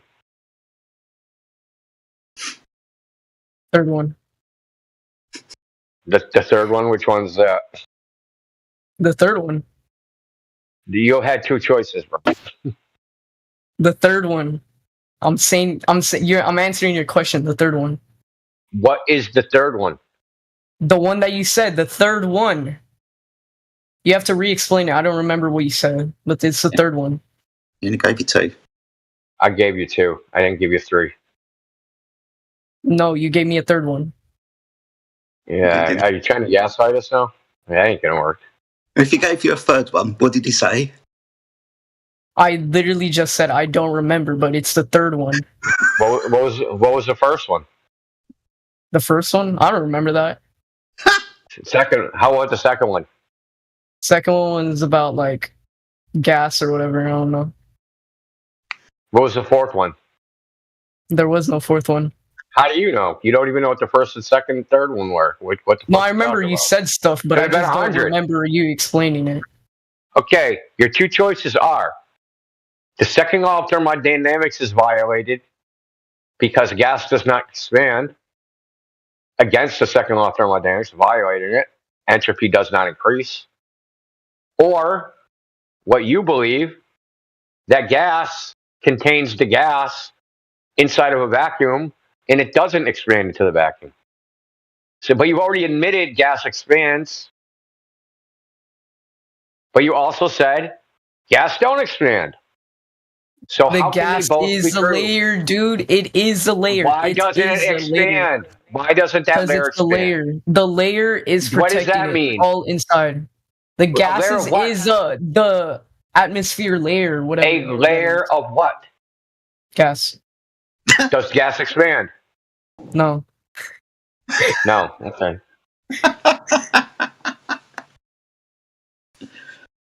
Oh dear. I mean, you can go back to asking us questions if you want, mate. In actual fact, I implore you, please ask as many questions as you need to. All right. Yeah, I mean, So like, okay, if you're in space, just imagine this. If you're on the moon, if you're on the moon and you're looking at the Earth right now, and it's on North America, like you can see North America, South America, the whatever the ocean and stuff. I don't know if you're gonna able to see Europe or whatever, but if you look on that, and then the Earth rotates right to like Australia, Russia, China, whatever that, like, how does that work if it's like flat and it's all together? Like, because you know, like I'll on tell a you how flat it map. works. See, when you started your hypothetical, you started with imagine. Asking me how your imagination of a globe works on a No, flat Earth, imagine, I because have of course no you're not fucking gonna be in idea. space. You're not gonna be in space, of course. So you have to How can imagine. I explain how you imagining a world in which there's no flat Earth, how a flat Earth is possible? I told you to imagine yourself on the moon. Yeah, dude. Looking at a globe Earth. Yeah, looking at a globe Earth, which is the Earth. Yeah, and then you ask me how does your flat Earth work from the moon if I'm on the moon looking at a globe Earth? Like, that makes no sense. No, but you're on the moon. So what? How does that You're change on the moon anything, looking dude? at the Earth. Okay. Okay, no, okay. Ian? Where is the moon located from the Earth? Like the flat Earth, you know how like it's In the sky. in the sky. Okay. It doesn't have a measurable distance. Okay. See, And we know how we all got taught the same way, right? You think there's a sun, and there's an Earth, and it's orbiting the sun, and then there's a ball called the moon, and it's orbiting the Earth, and there's a bunch of balls all orbiting, spinning around each other. so you're Okay? saying there's no sun or moon? No, I didn't say that. We see the sun and moon. Obviously, they exist. But you don't see the Earth orbit the sun and moon. What you actually see is the sun and the moon move across the sky, right? Yeah. You don't see any orbits. In fact, this might come as news to you. Nobody has ever observed an orbit. Ever. Ever. No human being has ever observed a full orbit of a celestial body going around another celestial body. Now, they've inductively inferred orbits from seeing like moons, like the moons of Jupiter. They see them go in one direction. They never see them on the other side. So we've never seen the Earth go around the sun. We've never seen the moon go around the Earth. We've never seen none of these events happen from outside of everything, right? All we have is the perspective from where we are on the Earth. Now, you can make a model that makes predictions about where all those things are using this geometry of things going around things. But they could do that before the globe model in a geocentric model, and then there's another alternative model where the sun and moon orbit the Earth, and then the planets orbit the sun, and all those models are mathematically equivalent, right? So the point is that it's just a mathematical model to make predictions. Some point in time, someone said, "This isn't just a model; this is reality," and everybody was like, "Cool, man, that's reality. Let's all believe it." It's literally how it is, dude. It's literally it was just a way to predict. And here's the funny thing: why did they want to predict where the planets were? Do you have any idea? Do you have any idea why they wanted to know? Why it was important to them to know where the planets are in the sky? Because they practice to make sure they don't astrology. crash into us. No, they practice astrology. They wanted to know their future. They wanted to be able to tell the fortunes of when is a good time to plant crops? When is a good time to get married? When's a good time to have a baby? What's the baby going to be like? He was born under this star sign. He's going to have this type of personality. When should we go to war? That's why they wanted to know about where the planets were. Right? This is what motivated the entire thing. People think, oh, these guys are just doing science. There's no fucking science involved in any of this shit. It's only called science now. But it started as astrology and then morphed into astronomy. And when it morphed, in order to make these big predictions or accurate predictions so that they could tell their future better, because like the people like Curtis, they didn't go to there was universities, but you needed a personal benefactor, right? You needed someone to like sponsor you. So often you see people get sponsored by a king or a duke or some royalty, but it conditionally say, hey, I'm going to send you to school to take astronomy, and then you're going to use that astronomy to do astrology and tell me my future. Because all of them were all into that shit back then. The point is that they made up these models of orbits and shit like that to make better predictions, but they didn't believe it was physically real. That didn't come until like this late 1600s, early 1700s, which isn't even that long ago. And this isn't like, you can check this out. You can go like Copernicus and his revolutions of the heavenly bodies. You can go read that. He even specifically says this shit. He says none of this shit has to be even real, because all we're trying to do is make accurate predictions of where the planets are. They didn't care about, only now do we want to know, oh, what's causing this and that. They didn't care about any of that crap. They had a different motivation for why they were doing it. We have assigned to their motto, it's called a reification. It's when you take something that's abstract and give it unwarranted concreteness. So things like orbit, space, and all these ideas, they were just concepts that they had with no evidence. And now we say these are real. Okay, and they don't teach you this shit in school, of course not. They don't teach you the globe, but this is a good thing to steal from Alpha. He said, you weren't taught the globe, dude. You were told it.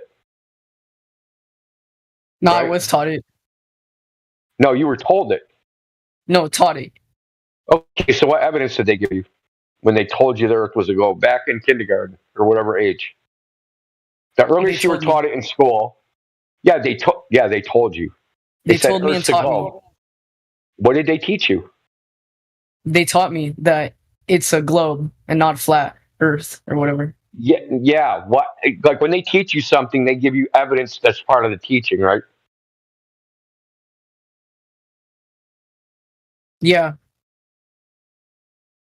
Like when they teach you Abraham Lincoln, when they teach you about Abraham Lincoln, right? They tell you what he did, where he was from, who he's married to, what he did during his presidency, right? They give you all these details.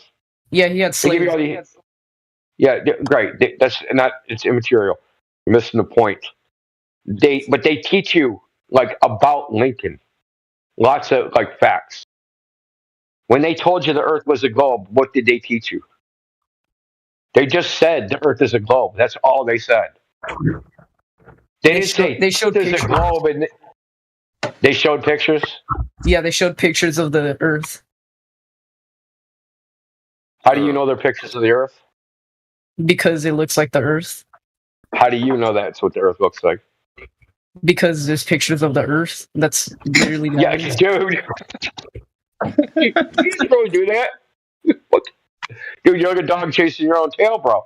Like, seriously. I said, how do you know the pictures of the Earth? And you said, because there's pictures of the Earth. How do you guys know like the Earth is flat then? If like... I already told you, already asked you that. You can just go outside and observe it to be that way. No, I can't. You can. Yeah, you can. You go outside and see a curve? What? Okay, so you're proving my point that the Earth is round. If whoever said that go outside he asked. He asked. No, he said. Asked if he asked you, do you see curve? It's a question. Wouldn't even matter if he said it. It doesn't matter. His declaration don't mean anything. The fact is, we all observe in the Earth to be flat, and we all observe that we can't feel it moving. We all know we see the sun move across the sky. We all know we see the moon across the sky. We don't feel ourselves spinning on a rotating Earth. They say, right? And so, but this is what they say, right? Is that it only looks flat because it's a ball that's too big to see. So that sighting that you have, they're saying that isn't reality. The reality is it's a giant ball. and you not feeling motion, they're saying that's not reality. You actually are moving. You just can't feel it because it's too slow. Okay? So saying what you experience is an illusion. And you're okay with that because someone showed you a picture. Yeah, that was still the evidence. Yeah, it's not evidence because you can't tell me how you even know it's authentic, dude. If I gave you a picture of a horse, you would have seen a horse before to compare that this is a picture of a horse because I know what a horse looks like, right? Yes, no, maybe so. Yeah, I know what a horse looks like. Yeah. So that's what Injo's asking you. When you're given a picture of the Earth, how do you know that's a picture of the Earth? Because like when I look at the ground, it's green, right? And like some parts of the world, which like is land, right, is green, and that's the Earth. So that's how I know it's the Earth. So I'm going to send you a picture of a lime, and I'm going to tell you that's the Earth. It's green. No, that's not the Earth. Because I could tell by the texture. Do you know? Like, how do you know? How it feels like and stuff, because I know what an actual line looks like. And like you rub your hand across the Earth. You know what the texture of the Earth is. Yeah. It's broken. Oh, I mean, okay, but like for the texture of the Earth, I can't really tell because how big it is, like how big the Earth is, right? So I can't tell. So what if someone painted a picture of a globe? Took a photograph of the painting, but you couldn't see the frame, right? They did a real close-up. And they said, hey, I took a picture of the Earth from space. Now, it would be an authentic photograph, but that would not be a picture of the Earth. It'd be a picture of a painting. Yeah. How can you tell? So how can you tell the difference? You'll probably see like a mistake there. There's no way someone could perfectly get the Earth. Oh, dude, you'd be surprised. You can't tell. You don't know what a perfect Earth looks like, dude. Have you seen the Earth from space? No. Have you? Okay, so you don't know what. No. So you don't know what the Earth looks like from space, the place you think they're taking pictures from. You don't know what it looks like. So if someone shows you a picture, this is what the Earth looks like. You can't go, that ain't the Earth that I saw. You can't even say that from your own memory that looks like the Earth or not. All you can do is like, I saw a different picture of the Earth and it looks like that picture too, or it don't look like that picture. All you can do is compare it to other images you saw, and you can compare them against each other. But one of those images that you're comparing against could be a picture of a painting. You have no way to know which the authentic one is. All right, but I have Google Maps and like there is no buts, dude. There's no buts. I have Google Maps. So what? I have Google Maps. I know what like the Earth looks like and stuff. Just and like pictures from drones. Google Maps comes from drones. Is that what you just said? No, pictures from drones of the Earth. Yeah. Pictures from drones of their. How high did drones fly again? I don't know. Search it up. It's just broken. Dude, saying I'm broken, but broken would like keep repeating the same words, and I'm not. Dude, it's like we unmuted you half an hour ago because you were supposed to be some kind of intellectual, and over the last half an hour, we've all just seen your cognitive decline. It's just, I don't know why you're defending it. Why can't you? Wait. Yeah, what was the question that's about? A good question, Jedi. Go ahead. What was the question about how drones fly? Like, what's the purpose of that question? How high they fly. Oh, how high they can fly? Yeah. How high can they fly? 1,000 feet. See, and like some like drones either take videos or like pictures of the Earth and stuff. But they more often don't use drones; they use weather balloons, like balloons. Because unrestricted flight. They actually use stereophotogrammetry from airplanes. Have been doing it for like maybe 80 years. Well, that works too. Yeah, that does work too. You're correct. But weather balloons, it's not specifically weather balloons, but I can't remember exactly what they were. But yeah. All right. Can I ask Can I probably ask like my final question because I gotta go? Yeah, sure. All right, so look, okay, I know you guys keep saying like I'm not listening. I really am listening and like understanding. I know where you guys come from, like dropped as a baby and stuff. But like, okay, I wanna know, like, So you're reverting right back to the stupid shit you were saying when you entered. How come? Hey, let me listen. I mean, not let me. How come your parents are related by blood? How come other planets aren't flat? Like, as you guys say, the Earth is flat. When you say how come like Jupiter isn't flat, or like Venus or whatever that is? Like, why would it be flat? I know. Why would the Earth be flat if you're saying that? Because it's why would the Earth be like Jupiter? What? How does that relate to anything? Why would it, I'm asking you? No, you're making a connection between Earth and. No, listen, dude. You're making a connection. Jupiter and Earth should have the same form. Why? Yeah, but all the other planets have the same form. How come Earth doesn't? They have the same form amongst each other. So they have the same form amongst each other. Yeah, dude, let me finish. They have the same form against each other. The planets, that's why we call them planets. That's a category. It's a category. The wandering stars, that's what it means. We look up in the sky, there's these balls of light that move different than all the other stars. Those are called planets. Earth is not in that category. So there's no reason Earth is not a planet? Oh, listen. No, Earth is not a planet. What is it? Earth. It's so unique. You're saying Earth isn't an Earth category? There's only one Earth, dude. There's not a bunch of Earths. There's not a bunch of things like Earth. There's nothing like Earth, period. So Earth is just by itself in its own category? That's what you're saying? It's a unique thing. So it's not Earth is in the Earth category, right? That's what you're saying? Well, I mean, don't have a category. Things that are unique don't have categories.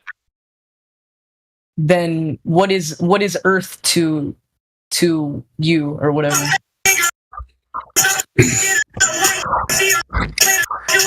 Hold on.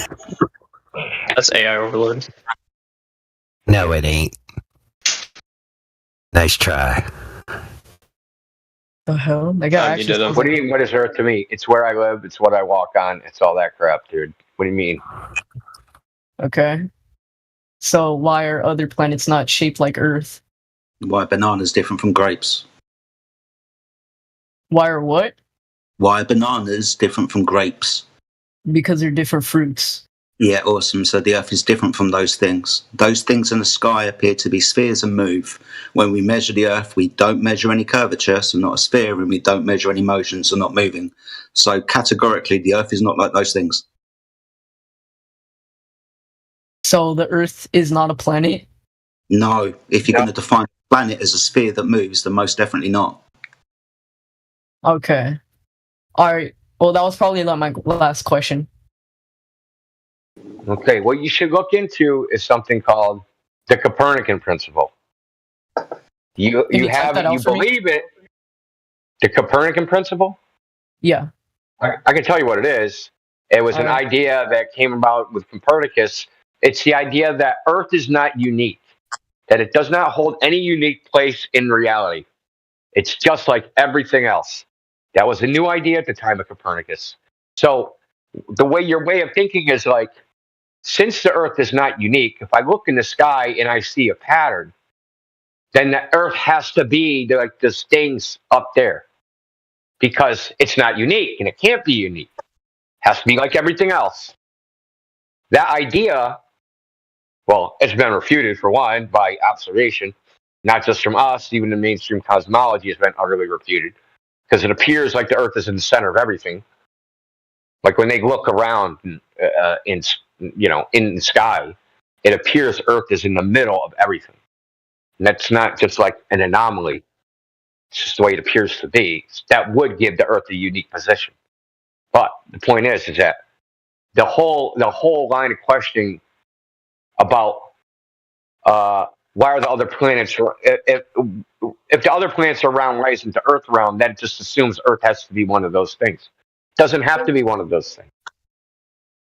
There's no evidence it's one of those things. There's no curve and it's not moving. So like we can know empirically that it's not. Hey, can you? There's a lot of philosophy behind this that they don't teach you that. There's a lot of philosophy behind this. Just like so like everything, like your ideas and all the ideas of the globe are pinned on, like the Copernican principle about there's nothing unique, right? It also tells you what's possible and what's not possible. Oh, this particular thing, this is possible, and this type of things, these aren't possible. So it's How come they don't teach more about to the it than flat just Earth in science. school? I don't know. Exactly. I can Keep going. Listen, What do you mean? What do you mean Do they only exactly? teach true things? Yeah, I'd like to know. Like, did they only teach true things in school or something? No, Why don't I'm they just teach asking you- why don't they teach you- teach flat Earth in school? They also don't teach you how to bail yourself out of jail. Because why would you want to be in jail? And No, why would they help if a you ever criminal? go to jail, you might want to be able to bail yourself out. Why don't they teach you that? That's the thing, right? People go to Because jail you're and they probably need a to get bad bailed out. person, and they would not want to. No, but shouldn't they? No, but dude, that's not an argument. Why don't they teach you that? Bailing yourself out is a part of reality. Why don't they teach you how to do that? You still haven't answered my against the question. law. I'm showing you how ridiculous your argument is. It's called reduction to absurdity. There's a lot of things in school they don't teach you. Just because they don't teach you flat Earth in school doesn't mean it's not true. That's silly. You still haven't answered my question. What was your question? Why don't they teach flat Earth in school? Oh my god! I did answer your question, dude. Okay, then repeat for whatever you said. Okay. How do they decide what's on a school curriculum? Bro, I don't know. So why are you asking that question if you don't even know why they teach what they do teach in school? Do you think it's because there's somebody that goes around and like, I'm going to figure out the truth in the world, and that's what we're going to teach in our school? You're still going on and haven't answered my question. No, dude, your question's stupid, bro. I don't know. Each school district teaches their own curriculum. Okay, every school that's out there in America has a school district, and they have a curriculum, and they decide in parents teachers associated meetings what they're going to teach in school. Okay, not every school teaches the same thing. Some schools teach computer programming, other schools don't. Some schools have wood shop, other schools don't. Why don't they teach wood shop at this school and not that school? Go ask the fucking school board. All right. Okay. Look. Okay. When I'm gonna say this, I don't want to offend any of you guys flat earthers because it doesn't matter who you are. It ain't gonna happen. You're muted. You're muted. No parting gifts for you, dude. You guys always you got to do the fucking run up as if like it ain't gonna happen where you're gonna get fucking muted before you get your little last insulting. Chuck it into the room. There was a few questions he couldn't answer that I'd like to try to answer. Who's that? Is that Zach Dunbar? Flat Earth is conspiracy made by Muslims. Prove me wrong. Welcome to the channel, Zach. So- How can we help? Hello. There was y'all mentioned the open system. Flat Earth is made by the Muslims. Hold on. That's fine. So, y'all mentioned an open system with the atmosphere on like why gas doesn't escape a little bit ago. Let's just start with that. The reason gas cannot escape our atmosphere is because the colder things get, the less it moves, like molecular or atomically. So it just can't move after it reaches the negative 230 degrees it is up there. The closer to 0 Kelvin. That's if there's any. That's awesome. So how does the gas cool off once it gets up there? How's it what? How does it cool off? It just stops moving kinetically. That's the determination of cooling off. Yeah. How does that energy dissipate? The energy it took to get there. From the tree, say a tree produces the oxygen, as it rises due to heat. Yeah, you know how heat radiation works, right? Convection, conduction, and radiation. So which process? Radiation. It radiates. So infrared radiation is how it's going off and it's slowing the particle down. Not specifically infrared. It just no. That's how it dissipates. No, that's how you dissipate electrons. Now, no, heat is dissipated through infrared radiation.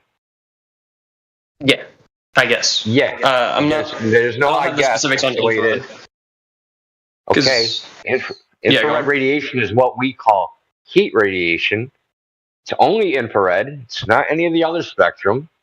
Though those other spectrums can cause heating, it's not radiated in that spectrum.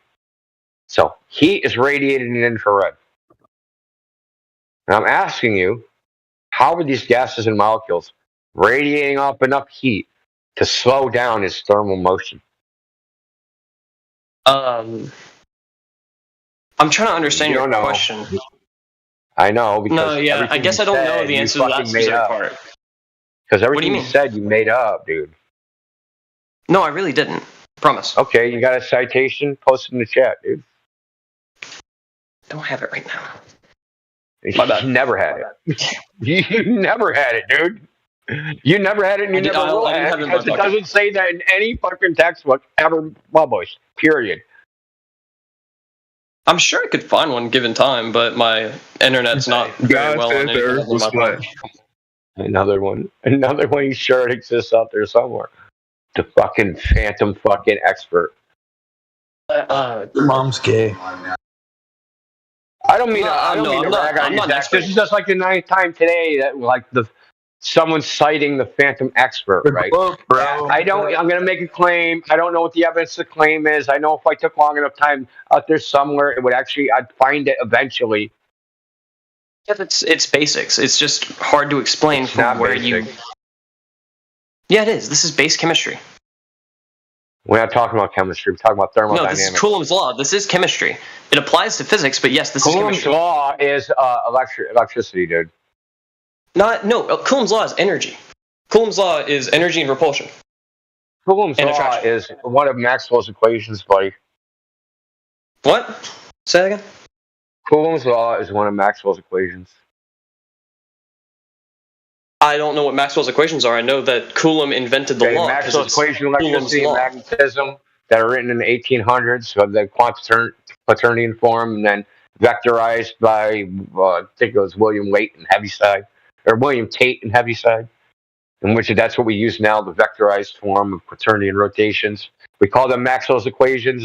They're how we model electricity and magnetism, and where we get our model for light and the speed of light and refractive index and like all a bunch of shit, right? Coulomb's law is a part of that. If you don't mind, can we get things a little bit dumbed down? I am 17. I'm in high school. I'm sorry. No, you're fine. It's fine. I understood the last bits. But Maxwell's equation of electricity and magnetism, Coulomb's law is a part of that. Okay. Yeah, I understand. The kinetic. So thermal. So we. I shouldn't say we, because it's the upper level. So we use the kinetic theory of gases to model how gases behave in a thermodynamic system. There's no gravity in those equations, right? There's only certain ways to dissipate the energy. Now, one of the ways is expansion. So what happens is you have like a volume of gas particles, right? And say there's 100 gas particles in this 1 cubic centimeter. They're all bouncing around, right, with some kinetic energy. Now, if they're in a closed system and the volume doesn't expand or compress, and you don't input energy into it in any way, it's going to stay that temperature. It'll reach the temperature of thermodynamic equilibrium. But if you open, say, the walls of a container, all the gas is going to expand, right? But now it doesn't have anything to collide with, so it's a kinetic energy is going to end up going down, right? And this is how it dissipates the temperature overall of the gas. The temperature is just really an equivalent of the amount of the impacts are like force over mass over area, because work equals mass over accelerate, or pressure equals mass over area, or force over area. So because the area gets bigger, the pressure will go down, and because the pressure goes down, the temperature will go down. Equivalent temperature will go down, right? So because you're expanding the volume, and because you're expanding the volume, right? Have you ever used compressed air? Yeah. Like a computer to spray off like your computer keyboard. Yeah, no, I know what you're talking about. Yeah, you ever notice how it gets really cold? Yeah. You can, because it's expanding rapidly. So when the gas expands rapidly, the temperature drops. It has one temperature. So this is what should be happening. It should be, as it expands, it should cool off. But that doesn't matter because it should keep flying away because there's nothing to stop it from flying away. Right? You got the infinite vacuum of space. Like, what's going to stop it? Is that a question? Yeah. Well, what'll stop it from just like flying off forever and ever? I couldn't tell you. The Now, only of course, idea someone I would have say for that is just gravity, it being right? too cold to continue moving. But go on. Yeah, but I mean, people say, well, even nothing ever gets to absolute zero, and even if it was like super cold, there'd always be some thermal motion. It never comes to a complete rest. Yeah, I know that. That I came off less so. Some people would say gravity, but like I said, if you model the behavior of gas with the kinetic theory of gases, there's no gravity in the equation. And plus, here's the other problem. If gravity could compress gas, that means gravity would be raising the temperature of the gas, and it would be doing work. Yeah, it would actually doing real work, right? Yeah, because when you take a volume of gas that's at one temperature, you compress it, the temperature goes up because the pressure goes up, right? Yeah, if gas is so say I have a 1 cubic. Yeah, so let's say I have a 1 cubic centimeter of gas. It's 100 degrees Celsius, and I crush that down into 1 centimeter. That compression is going to raise the temperature, right? So if gravity did that, that means gravity would be raising the temperature of the gas. No, I understand, yeah. Yeah, so gravity would be like some sort of perpetual fucking motion machine. Well, doesn't that kind of just imply that it leaves the atmosphere and then is reproduced? Because then it would be getting colder if it just continued to leave. Well, is it at like equilibrium of its production and at its like leaving? Well, it should get cold and then thrown up into the air, right? And then the gravity, as it gets cold and it loses kinetic energy, the gravity sucks it back down, right? And it just gets cycled up and down. Right? Back down to Earth, heated up, compressed by the gravity, and then, cooled off by whatever process. Then it gets so hot that it has enough kinetic energy to reach the upper atmosphere, hit space, cool off, come back down. So you have these vertical compression currents.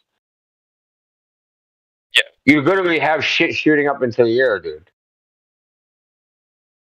It'd be weird. That'd be fucking weird, dude. It'd be terrible. Dude, not really. Cause you take what parasailing to a whole new fucking level. I'm going to space on my parasail.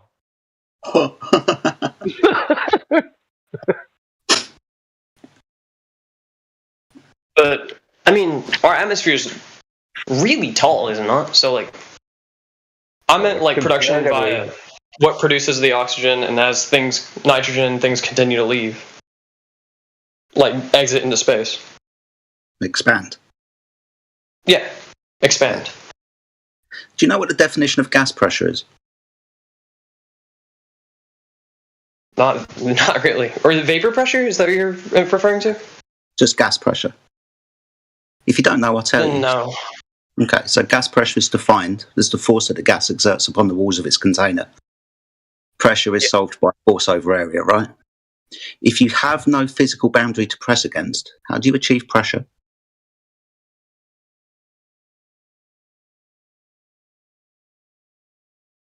I mean, the idea would be you wouldn't, right? Yeah, you wouldn't. So this is why we're talking about the Earth being an open or a closed system. If it's closed, that means physical confinement. you will achieve gas pressure because of the force of gas is exerted upon the closed system. If you have an open system, no physical boundary to press against, so you won't achieve gas pressure, entropy will increase and the gas will dissipate, continue to expand. So this is how we know that the vacuum of space can't be real, because we're breathing.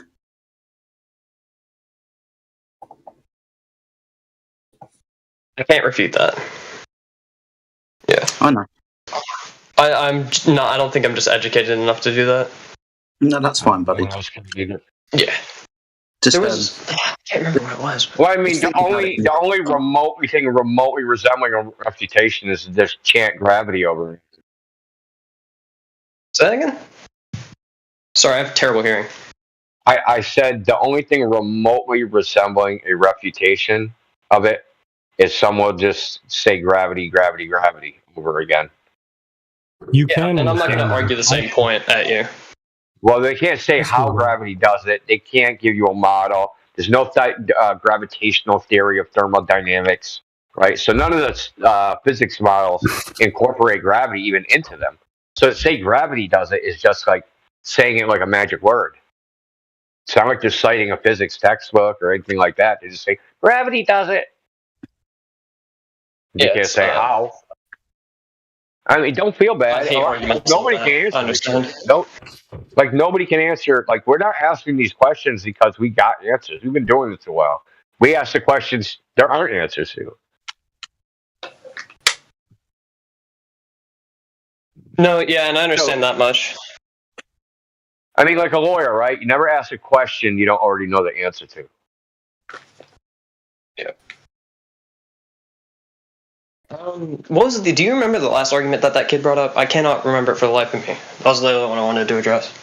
Flat earthers are stupid. Was that his argument? I don't know. Drones. No, his main argument was. Oh yeah, why they all looked different. Main argument was like why every other planet looked different. If I was on the moon, but his main argument was if I was on the moon and the Earth was a globe, how could? Because I don't think I can refute the open system problems.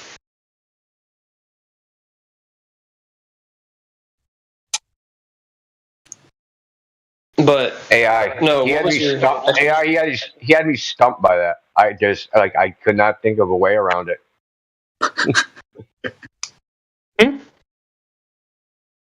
What was your next question?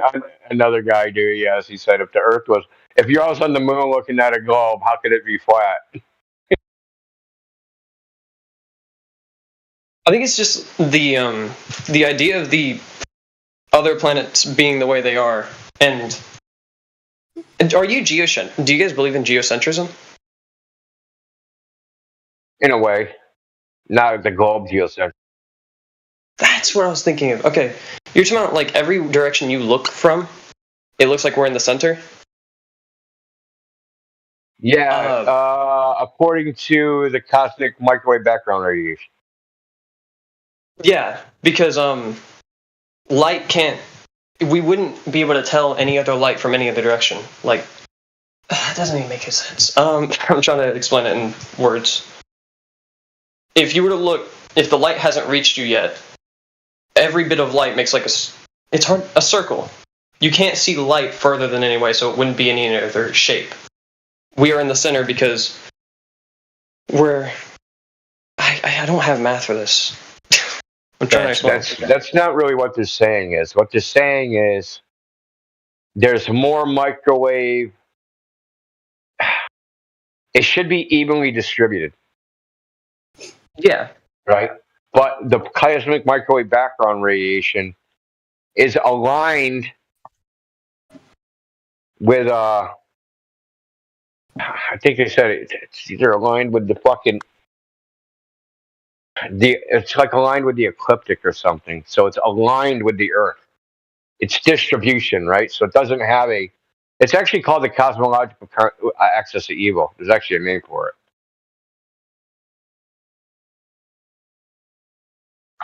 That one's hard to understand. Cosmological axis of evil. Remember, they're making a moral judgment about Earth not appearing to be in the center. They don't like that shit. Oh, like people try, like so they call because they know this. Astronomers they went, We appear to be in the center. We've been saying for 500 years that we're not. And they don't like it, so they call it the axis of evil. People make a big mistake thinking that science does not incorporate philosophy, occult ideas, moral questions. Like, all this stuff is incorporated into science. They just hide it. They don't tell you, and maybe they don't know. A lot of them don't know that the idea, like their worldview paradigms from which they make all their judgments, has some assumptions. Everybody's worldview has starting presuppositions of what is true.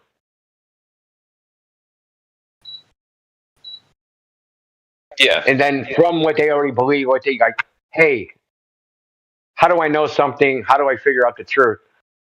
They take that and then they build a whole worldview out of it, right? Now, your foundation might be different than mine.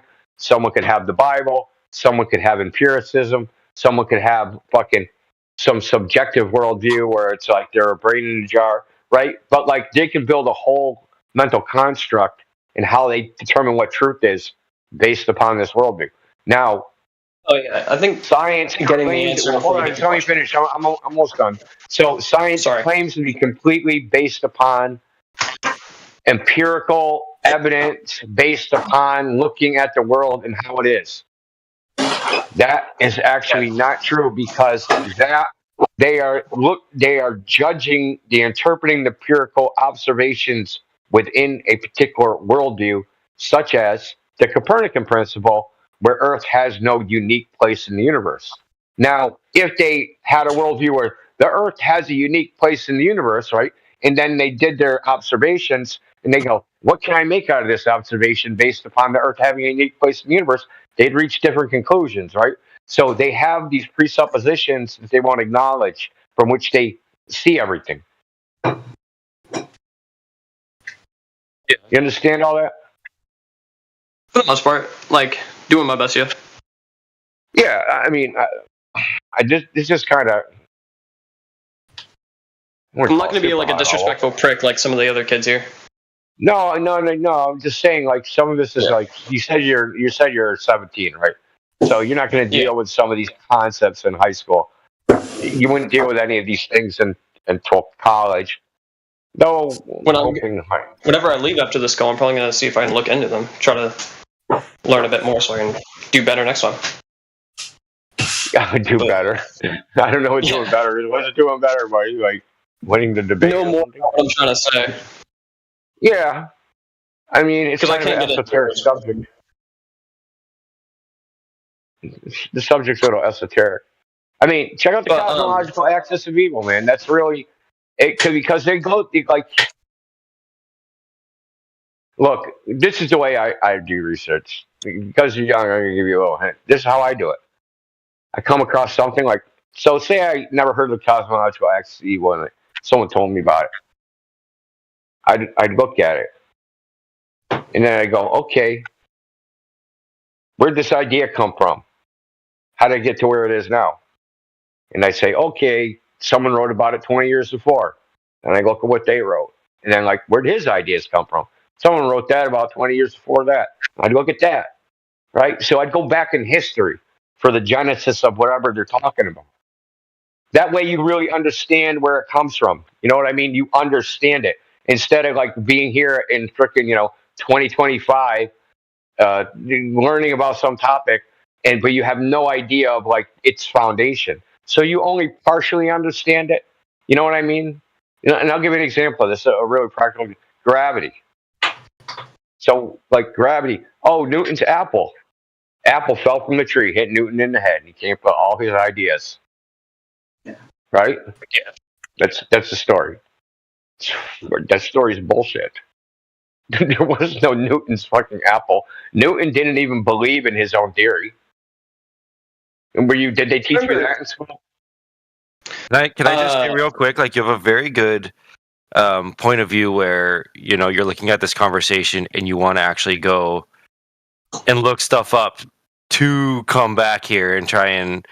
That's pretty much where we kind of came from as well. If you think you can try to beat the flat Earth, go and actually legitimately look into it, and then come back. Yeah, that's no, yeah. It's a very good train of thought. I'm one track. Sorry, I don't have a lot of other words. Sorry, I say yeah a lot. Regardless. No, Newton's apple. I know he didn't believe in his own theory, but wasn't it that the apple fell on his head? You knew he didn't believe in it. You did know he didn't believe in it. You did, or you didn't? Yeah, I'm on YouTube all the time. I've seen the. Occasionally, you'll see videos like covering topics like this. Yeah, so he repudiated his own theory, but his theory didn't come from so people got to mass attracts mass, right? And that's why things fall and all this stuff, right? Gravity forms things into a ball and blah blah blah blah blah. So that all those derivative ideas didn't really come from him. He only came up with the one idea where so Kepler came up with these things called elliptical orbits, right? So they're not circular orbits, they're ellipses. The thing about an ellipse is that it has a foci, right? So a way you can make an ellipse, right? You can take two nails, stick them in like a sheet of paper, stick them in like a board, and put a string that goes around both the nails. And then you take a pencil, you stick it in the string, and if you pull that string, the pencil and string tight, and basically you can make an ellipse, this loop.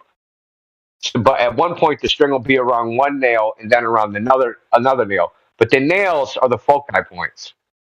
The point of all this is that Newton noticed that if there was a force that pointed at one of these foci points, that force would fall off inversely proportional to the square of the distance. And that's how he came up with his theory of gravity. It was purely geometry. It had nothing to do with any type of experiments, had nothing to do with falling fucking apples, had nothing to do with any of that stuff. It was purely because he was a math genius. He looked at the geometry, he was like, wow, this is weird. And that's how he came up with the whole thing. It was people later that came up with all the other stuff. But it was him. But it was him that came up with that original idea. But we also know now that all his crap was wrong anyway, because reasons. But I'm not going to get into that. Point is that so now someone comes in here and says, gravity fucking proves the Earth's a globe. That's how they were taught in school. I was taught the same thing, but they don't know where any of this stuff comes from. So they can't really defend it. They just can't defend the idea because they don't really know the idea other than a very, very basic level. Yeah. And the reason I know it at a more than basic level is because I went back and figured out where it came from. What the history of it. Where's this idea of gravity come from? Because there was a point in time that nobody thought gravity was a thing. And there's another point, then something happens, and now everybody believes this idea. What changed, right? So that's you look for what changed, why did everybody switch them? And the whole gravity thing, it's just to support the idea you're upside down on a ball. Because if there's no such thing as gravity, how are you upside down on a ball? How's the people in Australia? Right? If Australia's on the bottom of the ball and we're on the top of the ball, how is there people in Australia? Isn't that what we should be asking you? In space, direction is not important. Yeah, I know, but none of that works without this magical thing called gravity, does it?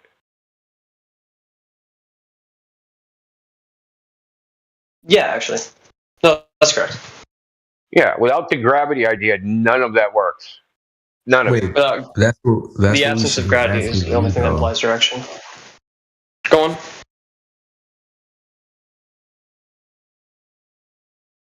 Isn't that what we should be asking the flat earthers? Like, how does that work? Yeah. How does what work?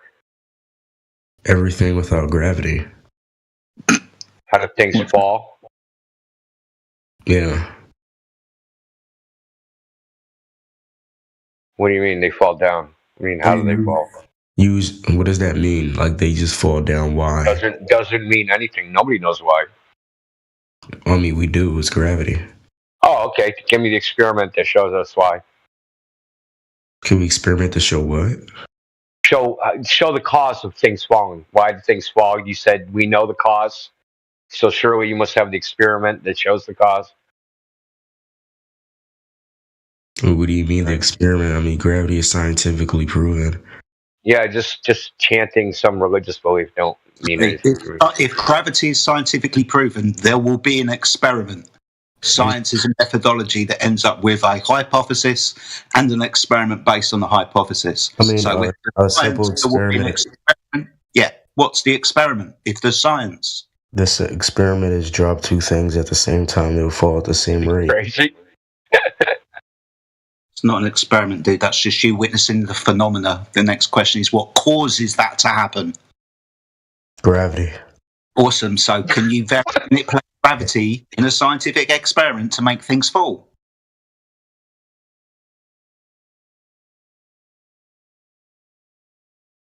So what you just told us, gravity is not only the cause, it's also the effect. Congratulations. If you go to a vacuum and drop a feather, what happens? It goes down. If you go to a vacuum and put gas into it, that's gas. There you go, right there. Right. What happens in a vacuum chamber when you put the gas back in? Does that fall to the bottom?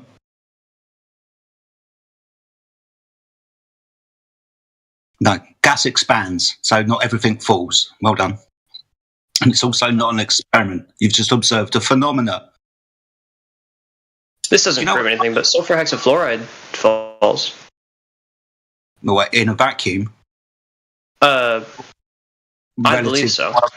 You can hold sulfur hexafluoride. Oh, no, it's not buoyant. Never mind. That's my bad. It's just a heavy gas. All right. Yeah, and you got to put it in a container, dude. Yeah, I know what you're talking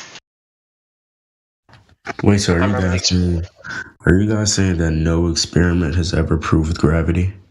Well, you haven't given us one, have you? We've asked you. You've Cavendish. tried.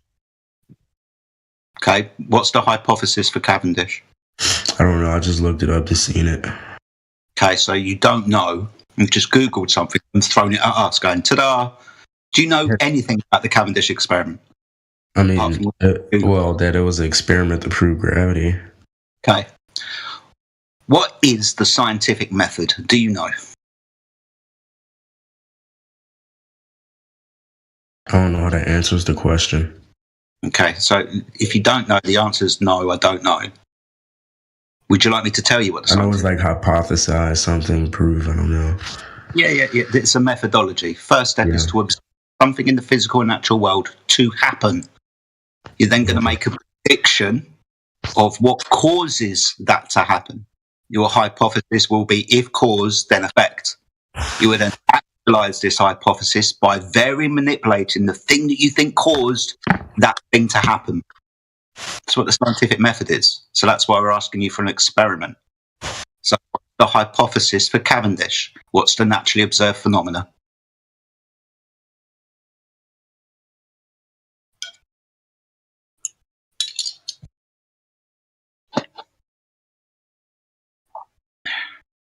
Keep reading, dude. You'll get there.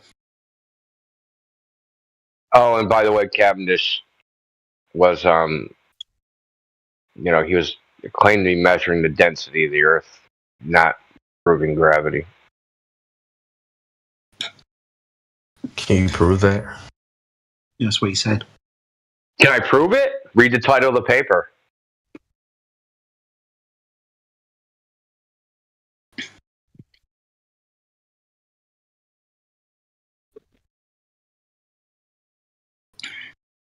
But this whole mass attractive mass idea was superseded in 1915. Don't know whether you've heard of the guy, Albert Einstein, general and special relativity, the bending and warping of a space-time fabric due to the displacement of mass. So the mass attractive mass isn't even the current scientific rhetoric. It was superseded by that fuzzy-haired guy called Einstein. Space-time, not attractive mass. So the title says, hold on here. Experiments to determine the density of the Earth. Yeah, not gravity.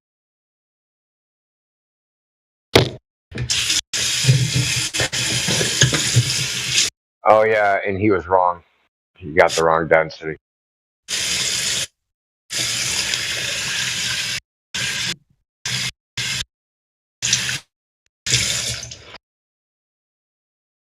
Hey, tell us when you're done using the bathroom while I'm near you.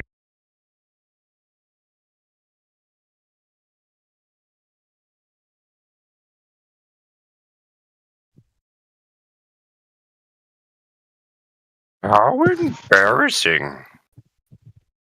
Fucking weird, dude.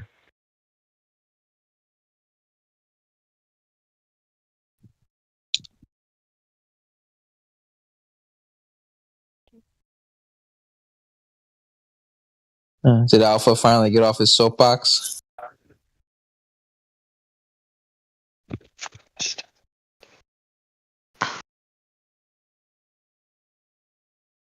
Soapbox, dude. You should find a shoe shine box, man, and do what you're really good at.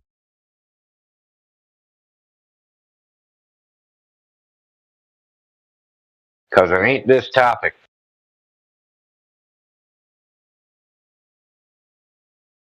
What topic? Flat Earth, dude. So it's not an intellectual conversation, dude, and you're like chanting your faith declarations. You wish. You did. Oh yeah. I have faith in the science. I believe in science. Yeah, so parallel rays, right? Yeah. You asked me you said that they proved a flat earth, right? Now, if you had two sticks far apart and the rays and they had cast no shadow and the rays were parallel, that would be a flat earth. No, you know what that means? That means the sun is really far away. No, well, it also means it's not a ball. No, because then if you go even further, if you go very, very far, the shadows become different, which proves it's a ball. Oh, now they become different. Yep. Or so yep. The rays of light diverge. They don't, though. How do you know that? Like you just said, because when they're sufficiently far apart, the shadow strikes the same. So they're obviously parallel on a short scale. No. Yep. I didn't say that happened. You said that happened. I got you, dude. I got you cornered. You said that happened. You said that happened. And I said, in your hypothetical, that would mean the Earth is flat. You need to pay more attention, Tonga, to the shit you say. You're backtracking now. Yeah, because it was the conversation over an hour ago. It was your point. Well, I'm glad I got that off my chest at least, because I know that I'm in the right. You don't even understand the shit that you're saying. Fake it till you make it, Twanger. Maybe that'll work. That's all you got left, really. People always told me that, but I'm not one to fake it. I can't help it. No. It's fake it till you make it, dude. You ain't even good at that. I know I'm not good at that, I'll be honest with you. I'm not good at faking it. No, you're right. You lost. Huh? You got cooked, bro. You tried to prove a flat Earth by accident. Well, I'll let you think about that one. We did. Maybe you should. I already had the time to think about it when Alpha had me muted. You didn't think about anything. You're just trying to think of an insult you can zing out right now before you dip out. Sure it is. Is he really Canadian? I think Maticus is. That was my attempt at sounding a little bit Canadian for him. You seem like a California guy. I've been told I have a little bit of a Valley Girl accent, but I'm not from California. That sounds about right. Definitely sound like a girl. Yeah. I know, Jedi. That's what you want from me, don't you? You don't want anything for you. Ew, gross. No, you seem like a Valley girl, though. I know, it's funny how like I prop it up and then you guys knock it down. It's so fun. I mean, the best you have to say is like, "Oh my god, like, why isn't what I see what it is?" So I don't even know what your argument was. All that garbage just for you to be indecipherable. Was that the best you got? No, it was short notice. I could do better. Yeah, try harder. Tonga, have you got anything intelligent to say? I know that's like fucking putting it out there, but That's an oxymoron. Yeah, I've expended my intellectual thoughts for today. No, fuck off him.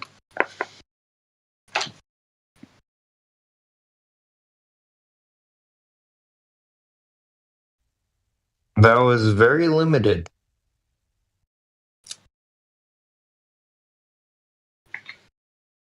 And in some circles, that limited supply equals scarcity, equals like appeal to necessity, appeal to your insatiable pleasure.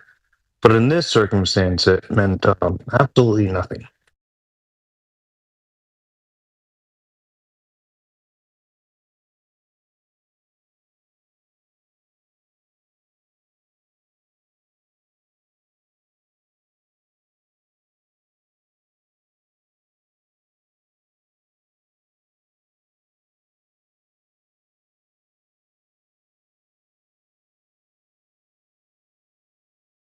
It's still like the meta argument whenever you're just like, hey, do you have a measurement for the globe tard curve?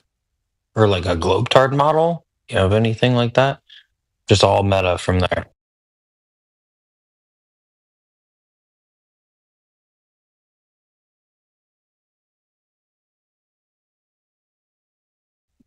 Maybe you want to talk about vapes. Maybe vapes. Globe tards are really interested in vapes, it seems.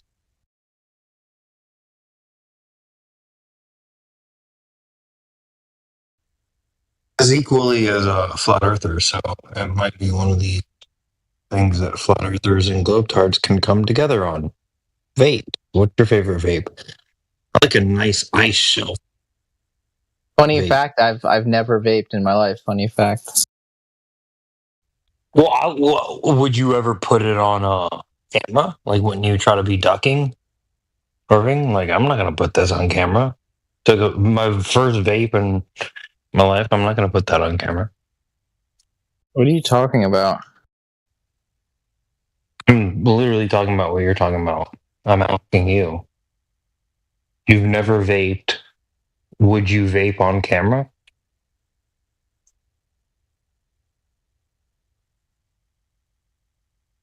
What does that even mean? Never mind.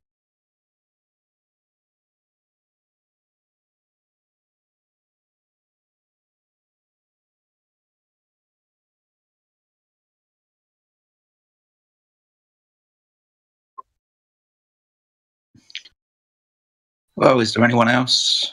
Welcome to the channel, 24/7 Flat Earth on the Politics channel. If anyone's got any questions, points I'd like to raise, conversations, anything like that, then don't be afraid to unmute yourself, guys. Just having a little bit of downtime at the moment. But if you're new to the channel, you want to understand why Flat Earthers say that the Earth is flat, then please unmute your microphone and you can ask that question.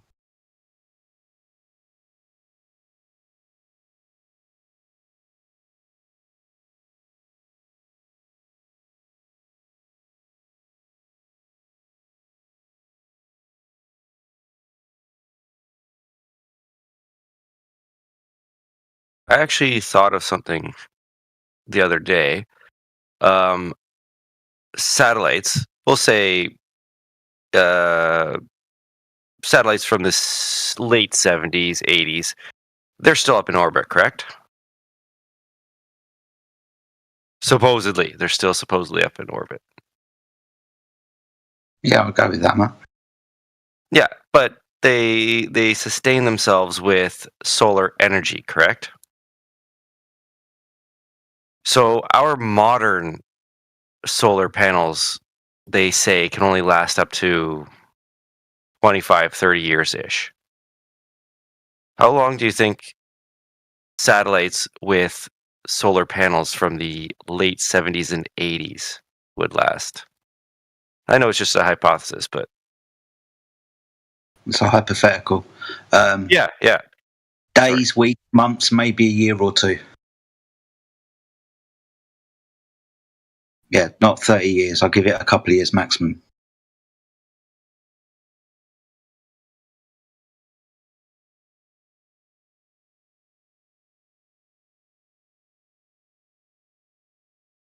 Were you going somewhere, Marcus?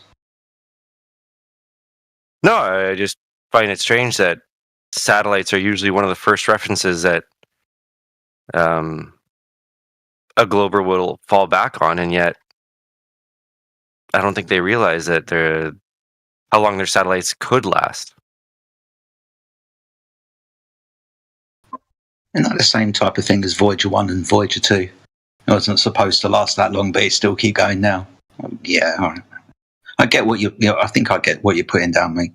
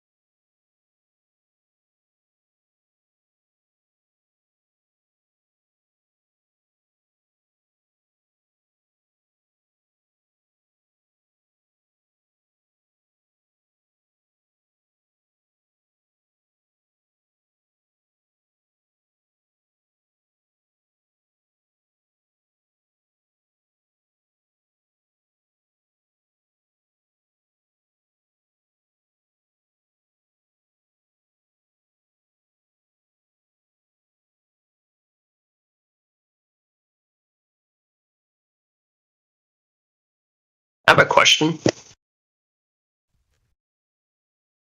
to any flat earther. Shoot. Okay, so I hate to return to the open system thing again, but you guys were asking why atoms and shit don't leave, like why gases don't leave our atmosphere. Well, it's because they're contained. Yeah, gravity. No. But I actually had. Gravity doesn't contain gas. Was I kicked or was that my little sister? Sorry? Was I kicked? No, you're here. No, it was. Sorry, it was my little sister. Okay. Yeah.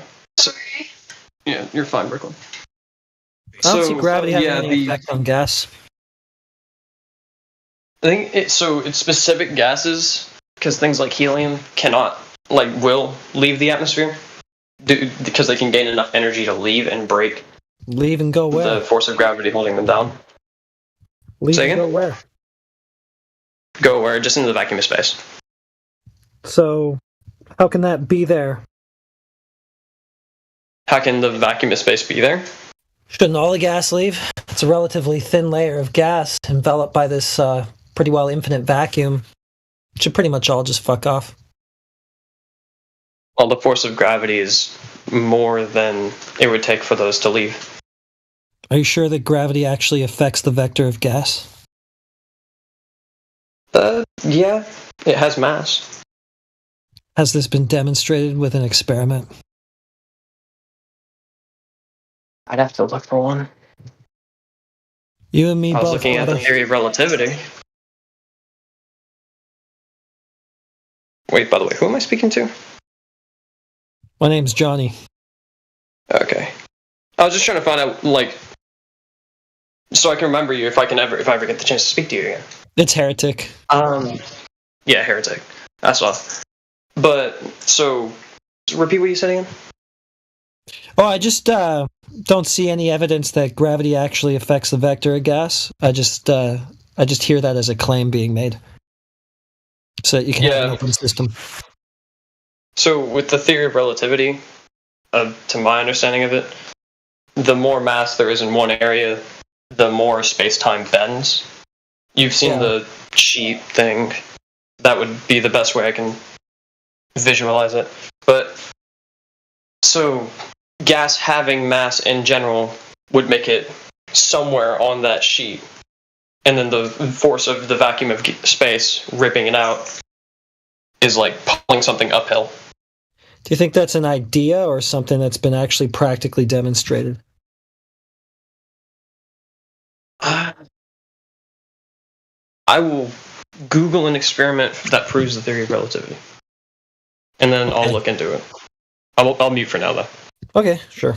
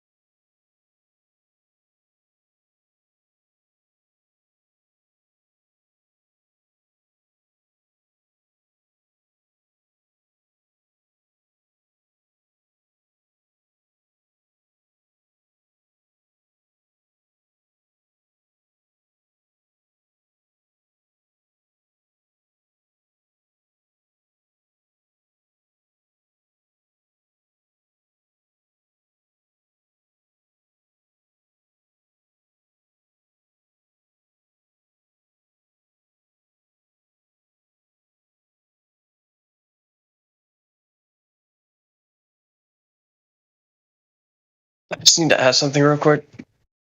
From, I guess, Heretic. Out of curiosity, does everyone believe that gas has no mass?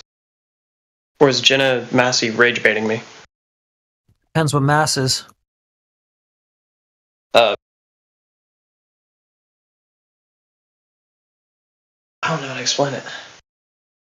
Just the term mass, the same way that a rock has mass, the same way that a solid or a liquid has mass.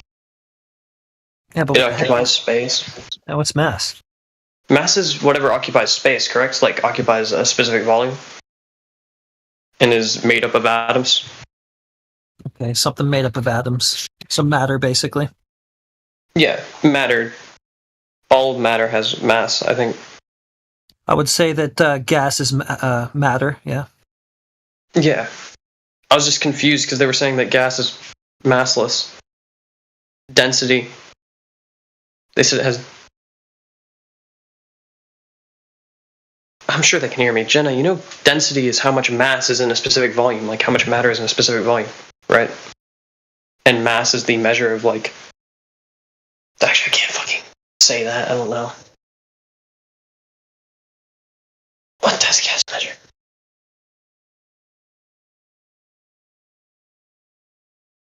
I'm doing something. 1 second. No problem.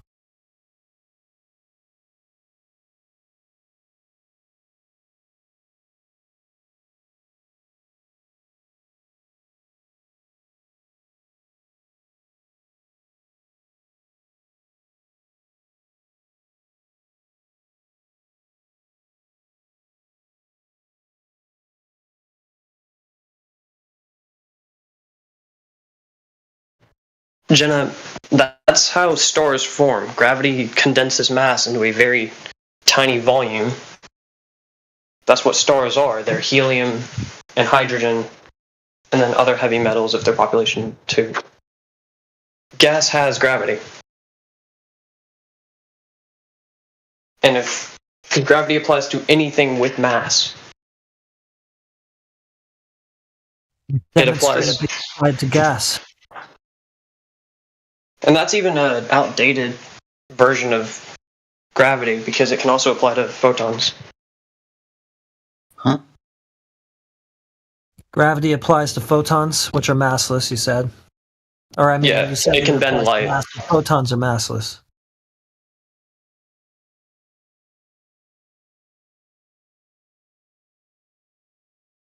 What the heck is gravity? The curve of space. Okay, the curve of space. Any way to directly vary and manipulate that to show that it actually applies to anything? Well, I mean, trying to without saying something that's gonna lead to another question.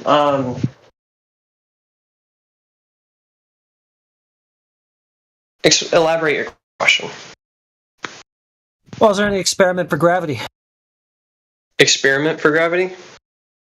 Yeah. I mean, sure.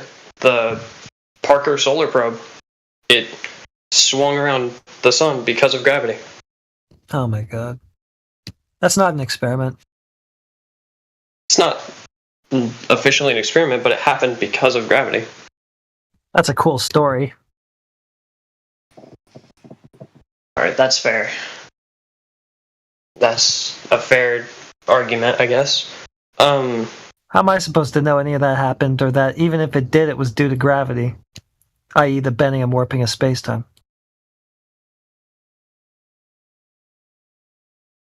I'll leave space out of it then. There's... Yeah, because you're invoking that too. Another thing in contention. What? Outer space. Yeah, but go ahead. No, I'm not trying to be rude. I know, I'm not saying that. Jenna's still saying gas is massless. Regardless.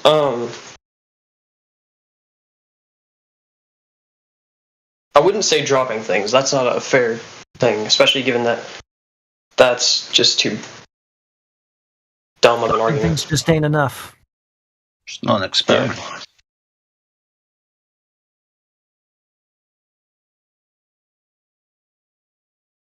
Yeah, it's really hard to do any like experiments with gravity, given that something has to have incredibly large mass to attract other objects in a noticeable way. But because I can't bring up an argument with, like, I guess moons, the way Venus's moons orbit it, not ours, but Venus's moons orbit it in a way that coincides with general relativity, or sorry, gravitational relativity. So it fits a model. It does fit a model. Okay, but that's not. You haven't necessarily confirmed the cause of what's going on with Venus. Just compared it to a model and gone, okay, that's consistent.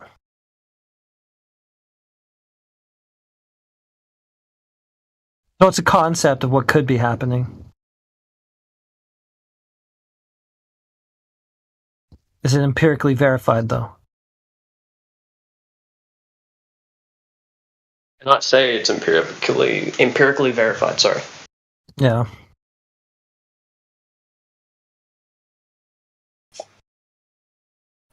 Zach, do you know what a reification fallacy is?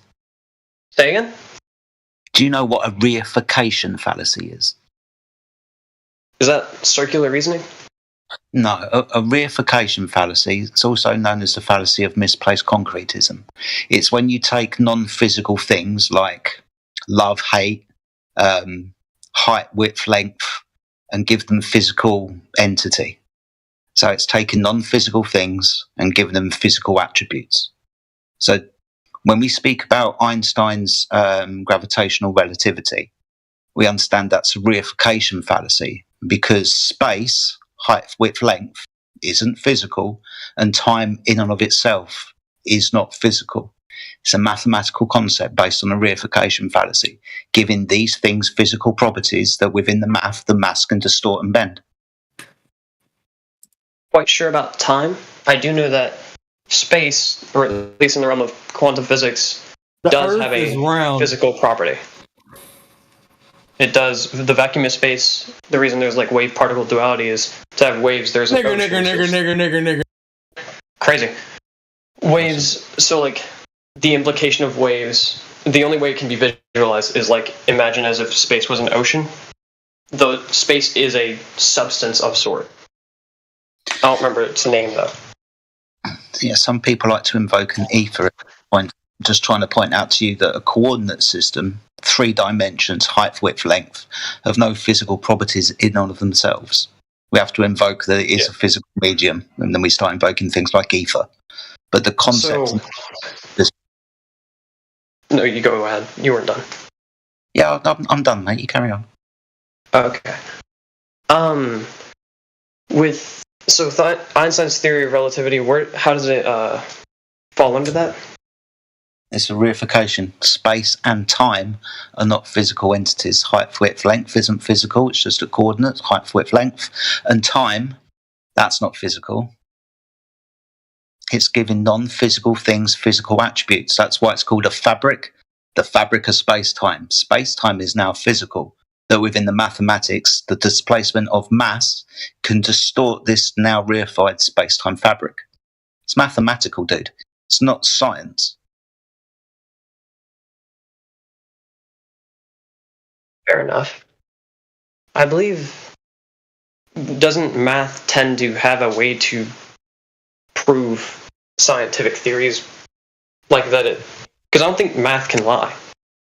Yeah, you can abstract mathematics from science, but mathematics and science are not the same things. Science is hypothesis-based in the physical and natural world, where we try and figure out what caused stuff to happen through an experiment. Mathematics aren't experiments. I get what you're saying, though. I just want you to understand that they're not the same thing. Yeah, I understand. So, if I was to try to use it as a proof via, like, with Venus and its moons, does that fall under the fallacy? Yeah, if you're going to use the mathematical abstraction to create a model to give quote-unquote reasons as why things move in the sky, then yeah, you'll be using that mathematical concept. Okay. Out of curiosity to heretic. What would you say is the reason that Venus's moon's orbited? What's the reason for what? Venus's moon's orbiting Venus? I wouldn't even call them moons, so that's a loaded question that I just can't deal with. What would you call them? I don't know. Lights in the sky? Okay. Well, a moon, as far as I know, only exists on Earth. I wouldn't liken that to what those things are on Venus. Because then, you'd be begging the question of the Earth being a planet, with it having its own natural moon satellites, and, the paradigm of outer space, and I just don't buy into any of that, so... That's fair. I don't want to, that's a whole lot of stuff that I can't really go into. Yeah, it's just a lot of assumptions to get to that, that statement that those are moons. Yeah. Spectrum, math can't make you Superman.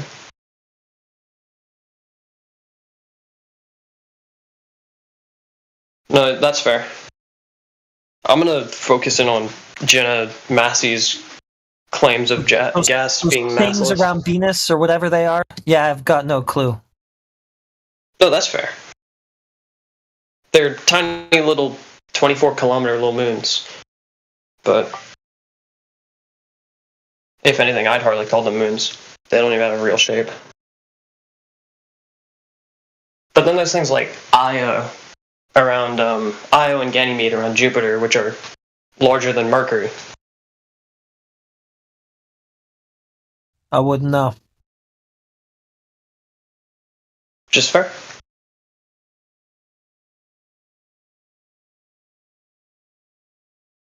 Kind of curious as to what these people in chat are talking about.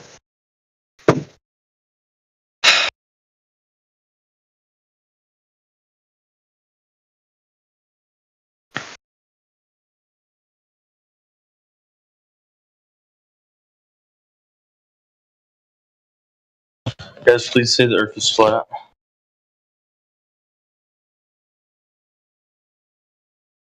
Yep. Wait, who said that? I don't know.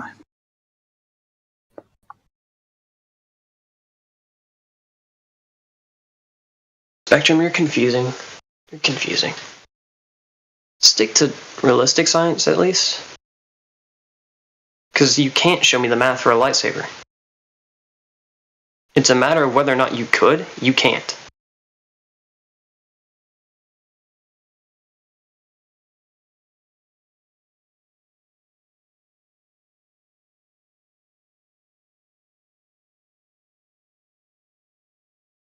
But you know what? Actually, if you could show me a math that completely proves a lightsaber being able to work, I would full-heartedly believe in it. Okay, I'd buy one. Say again? Sorry, your microphone messed up. I'd buy one. If real lightsabers exist. That's so real. Lightsabers are cool, dude. I got some when I was a kid, but they broke immediately. They were like high quality.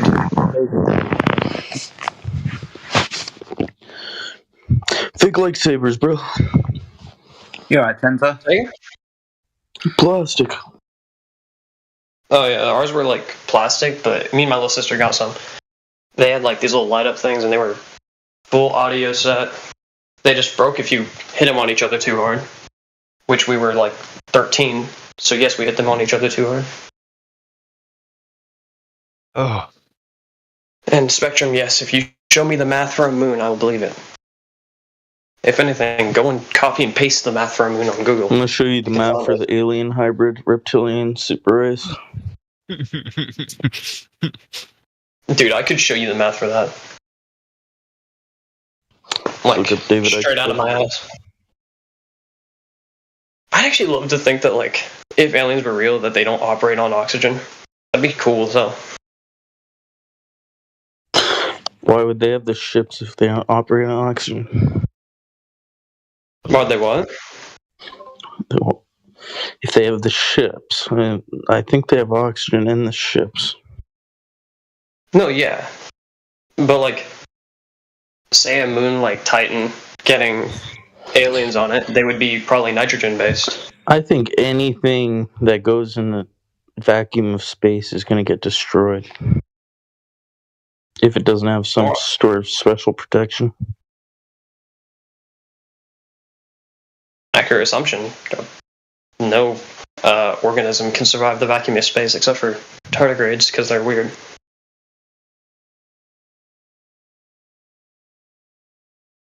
Why did Spectrum stop talking? I'm confused as to where his point was going. Showing me math for things and then... Algebra. This is debating technique. Who said that? What technique? Baiting? Curse technique. Are you guys talking about flat Earth? What are you talking about? We were talking about flat Earth, and then like we got a little sidetracked because we think lightsabers are cool.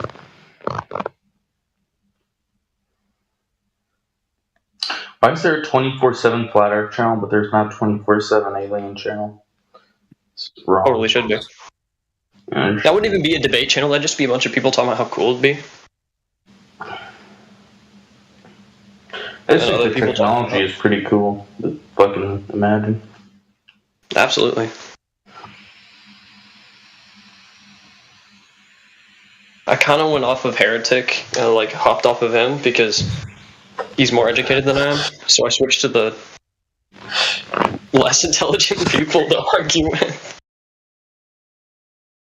The people in the chat right now. You guys see that 24-hour sun in Antarctica? Yeah, I saw it was reported to be a 24-hour sun in Antarctica. Uh-huh. Oh, I know what you're talking about, yeah. You don't believe it? Yeah, I believe it. Yeah, because I could say, like, on the flat Earth model, that could happen. Excluding the things that I don't believe in a flat Earth, but, like, on their model, that does make some sense. What model are you talking about? I don't know what it's called. That sounded rude, I didn't mean to be. But, it's the one with the moon and the sun doing a 360-degree little rotation around it. Right, so... And like circular rotation. North-centered globe projection.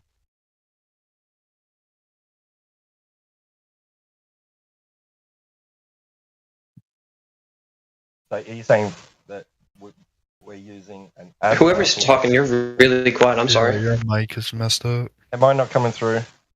Barely. You're coming through, it's just really quiet. There we go. Is that better? You're a bit better, yeah. So you're talking about an azimuthal equidistant north-centered globe projection? What? That's what it's called. If you're referring to the Gleason's map or that map where it's like got north in the center, the continents are surrounding that, and then on the outside is Antarctica depicted as like a wall of... Right. That's the one? Yeah. Yeah, that's an AE map. That's a globe projection. Yeah, I know what you're talking about. It's the aviator's map for like, and it was made that way because the people making it lived in the North Hemisphere. That's why Australia looks so fucked up. Right, so it's not really a flat Earth model, man. It's a globe projection. It's just a globe flattened out. I've seen people try to use that. So what is the most I've never seen a real accurate one. flat Earth map? What's the name of it? I think an accurate flat Earth map would look really cool, actually. I just look Like if you got all the countries actively, like accurately sized. Just look up the Hawk to a podcast. It'll tell you everything you need to know. That's so true. Here, I'll look up most accurate flat Earth thing. I can't post it because I'm calling on phone, but I think it would be wiser just to ask us, do we have one? Are we presenting one? You know? they'd have to like remap the entire planet though. Mod. to get everything looking proper, they'd have to remap the entire planet because the way it looks via globes makes it look completely ridiculous. Like if you were to display it onto a flat surface.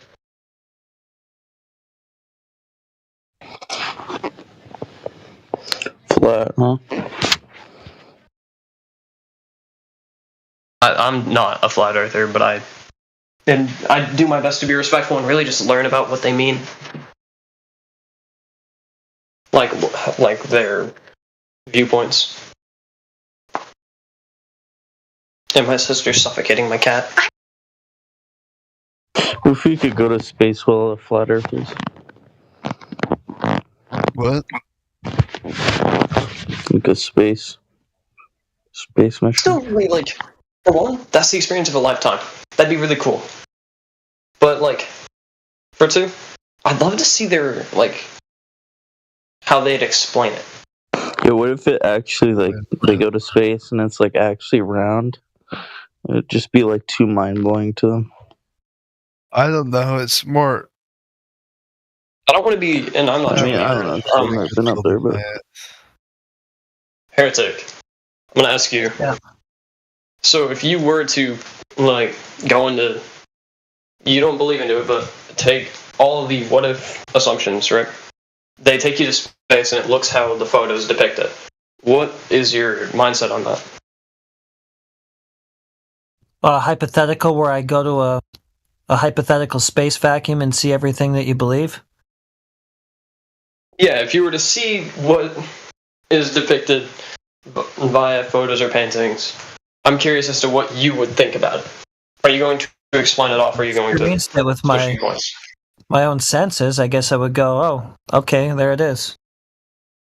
You'd think it's some type of trickery, though, eh? No. You wouldn't assume that? No, I mean, unless there's some reason to. because I myself, I'm agnostic, dude. I'm not bringing religion to this. I'm saying, say the rapture happens, I believe in God relatively instantly. You know, like, if something proves a different viewpoint, I'm not going to, like, before my eyes, I'm not going to say it's not true. Yeah, it's not Project Bluebeam, though. Like marrying some idea. You know, it's just about, like, figuring out what we're actually dealing with. At the end of the day, it could be a projection for all we fucking know.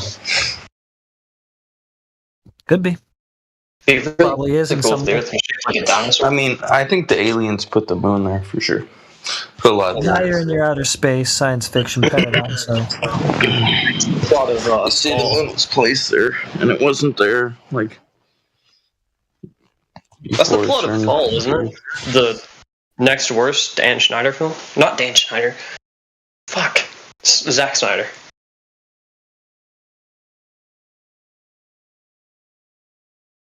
I hate that dude's movies.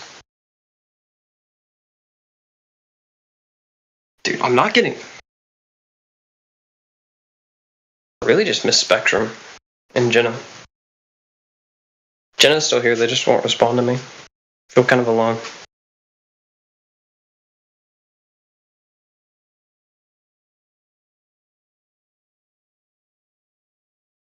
Play the computer. Turn it off. I'm farming on Fortnite. Okay, Spectrum is responding. Thank God. Why are you fighting her? Dude, stop. No, he's got his, like... Well, ow! Rigby! Are you unmuted? Yes, I'm unmuted. Okay. Here, let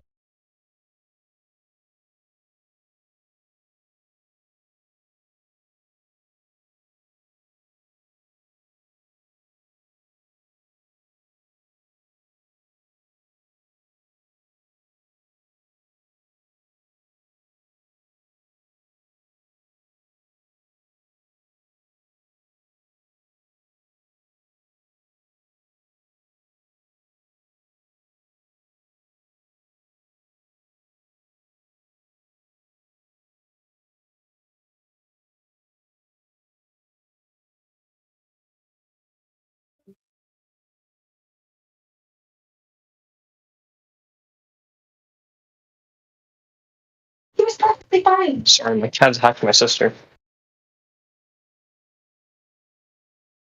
Thank you, Spectrum. I don't want to be lonely. You got anything else to say? I won't use any of the fallacies. I can't remember the name. Reinstation, something.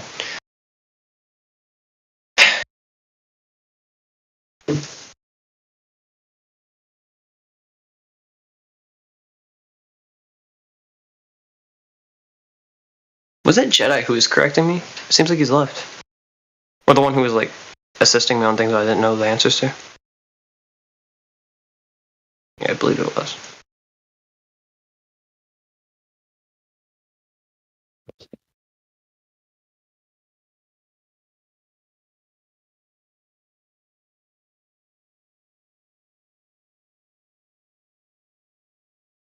Reification. Thank you.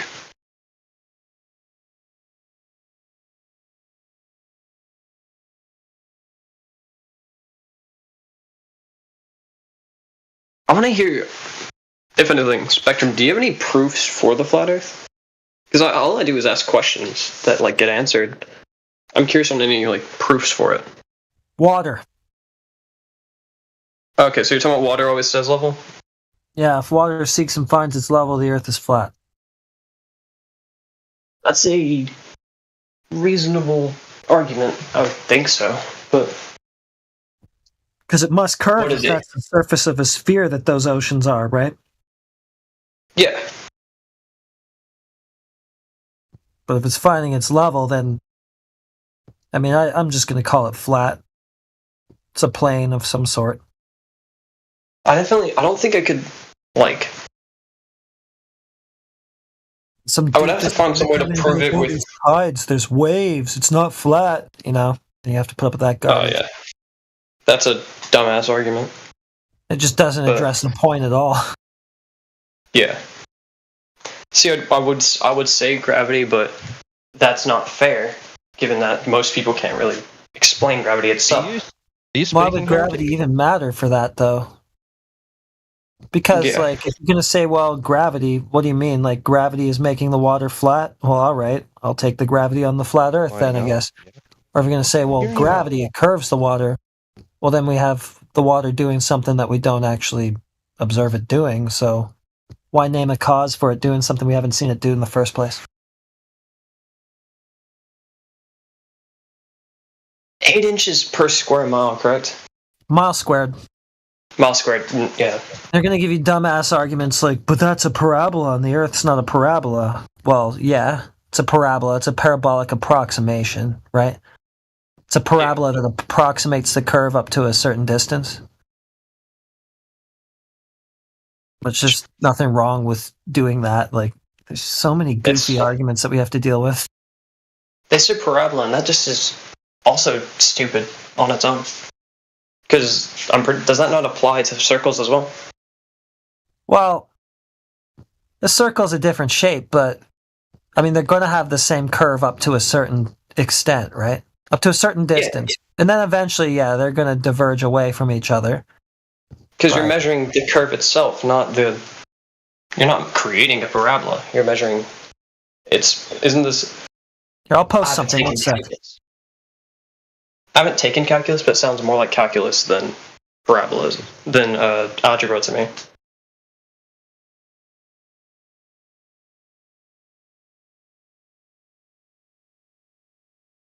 I'm just info dumped a ton of gifs, man. Yeah, like that. Oh, did you send some? All right, let me see. Yeah, no, that's exactly it, yeah. So, I mean, if you're going to try to approximate the curvature drop over, I don't know, 10,000 miles, okay, yeah, you might not want to use that. If you're talking about 30 miles, no problem. You know what, I wish I could get that formula on itself on Google. Yeah. Wait, I can. I definitely can. 1 second. But then there's another thing, too, where, like, nobody ever really just uses 8 inches per mile squared. Like, if they did an observation, they're not going to just use that and forget about observer height and whatever. What they'll use is just a globe Earth curvature calculator. Just go to a calculator on the internet, punch in, like, your variables, your observer height, and whatever, get the curvature drop that way. So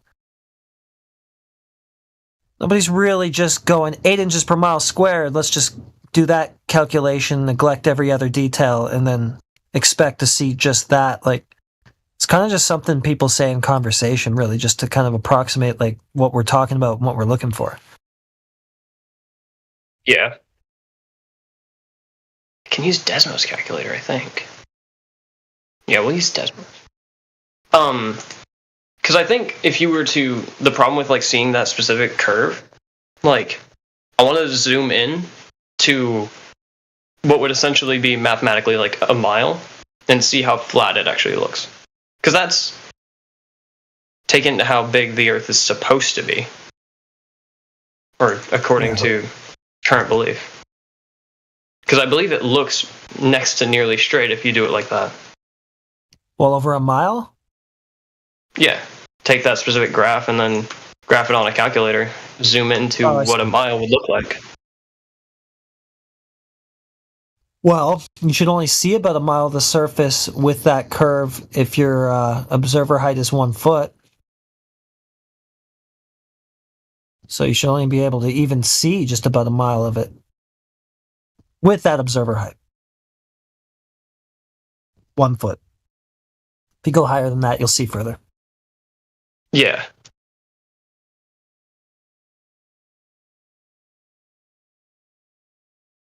There we go. Oh, you know what? Never mind. Just try to like make it a larger version of the image by just changing the numbers on it, but I don't know how to do the math for that, given that I don't know how they came up with those numbers. Which?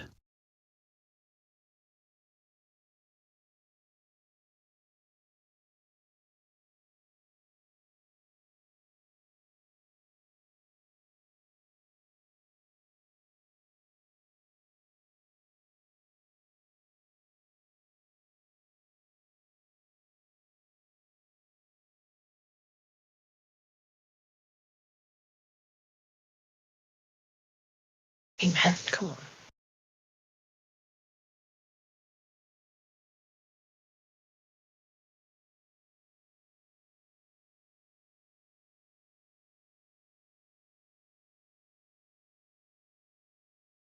It only matters about the curve. I don't even need anything else.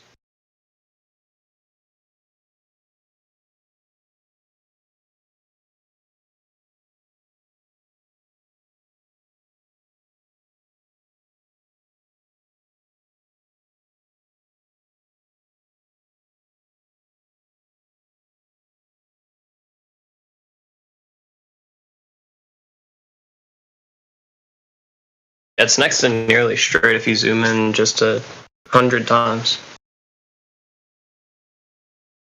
But I understand what you're saying.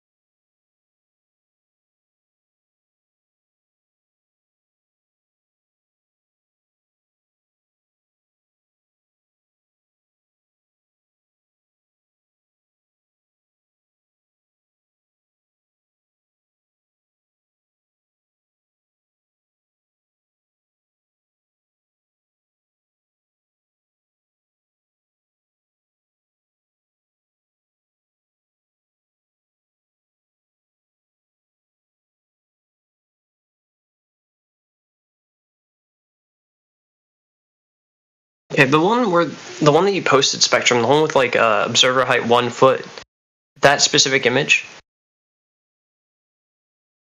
they wouldn't be differing heights at all. And why is the other one so hazy? I guess fog, heat.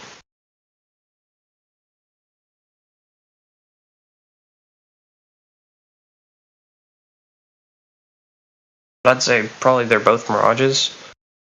And it wouldn't be exactly 1 foot, given 1 foot gives you 1.22 miles, 2 feet would give you much more than that.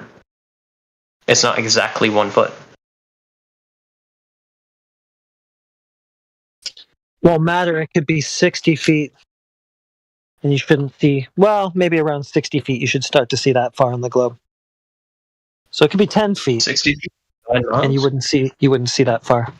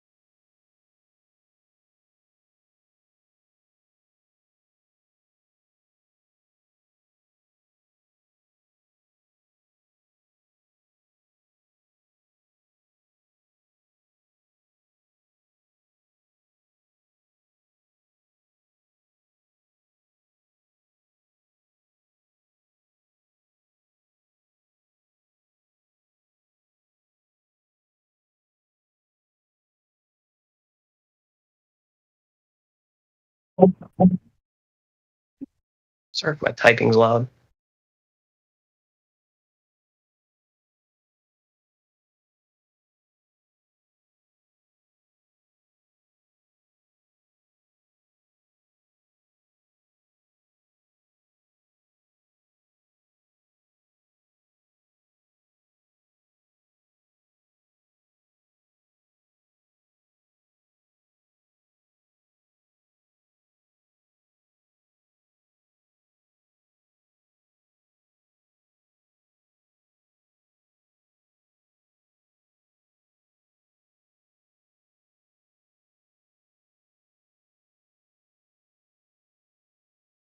Wow, you are correct.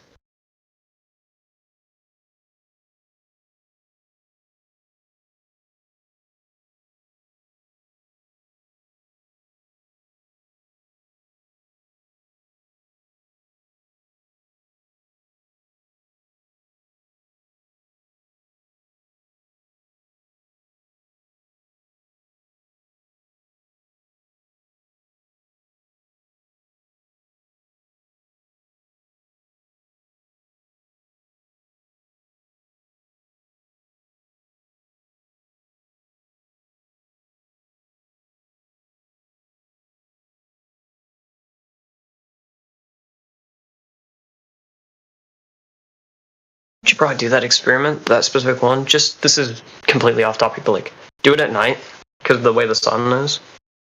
Because it'd be cool to see it like lit up over there. 9.4 miles, I'm sure the sun won't have set for them.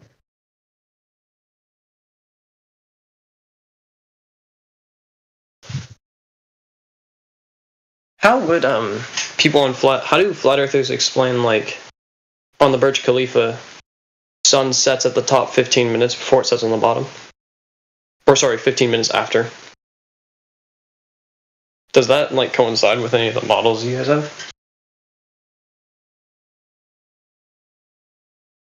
I'm sorry, I'm like really in and out of the VC these days. Could you repeat what you just said? No, you're fine. How is it explained, like, with the Burj Khalifa, on the top of the tower, it sunsets 15 minutes after it sets on the bottom? That'd be the angle of view, I suppose, to the sun. Well, yeah. But how would that work on a flat Earth model?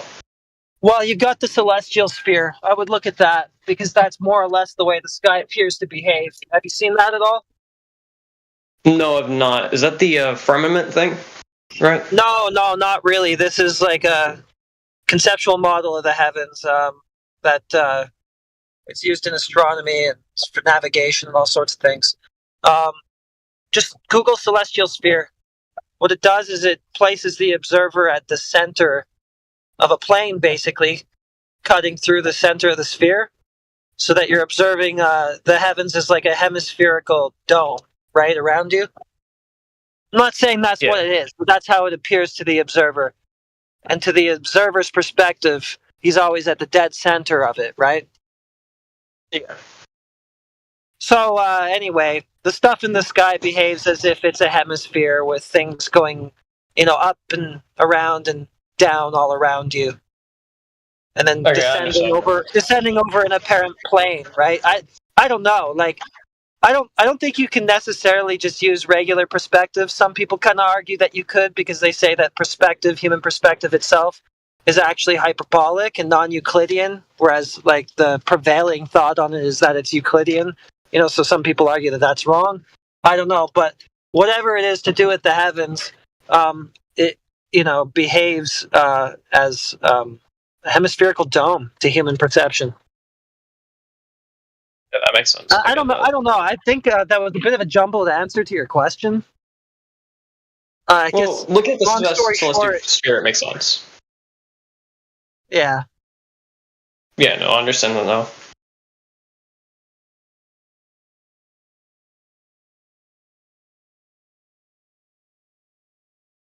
Long story short, let's call it celestial perspective. Whatever that is, and whatever the mechanics of that are, that's why you see it the way that you do. Yeah. Which is kind of just an overcomplicated way of saying it appears the way it does. No, that makes sense. Not very useful. No, you're good. I'm just working on responding.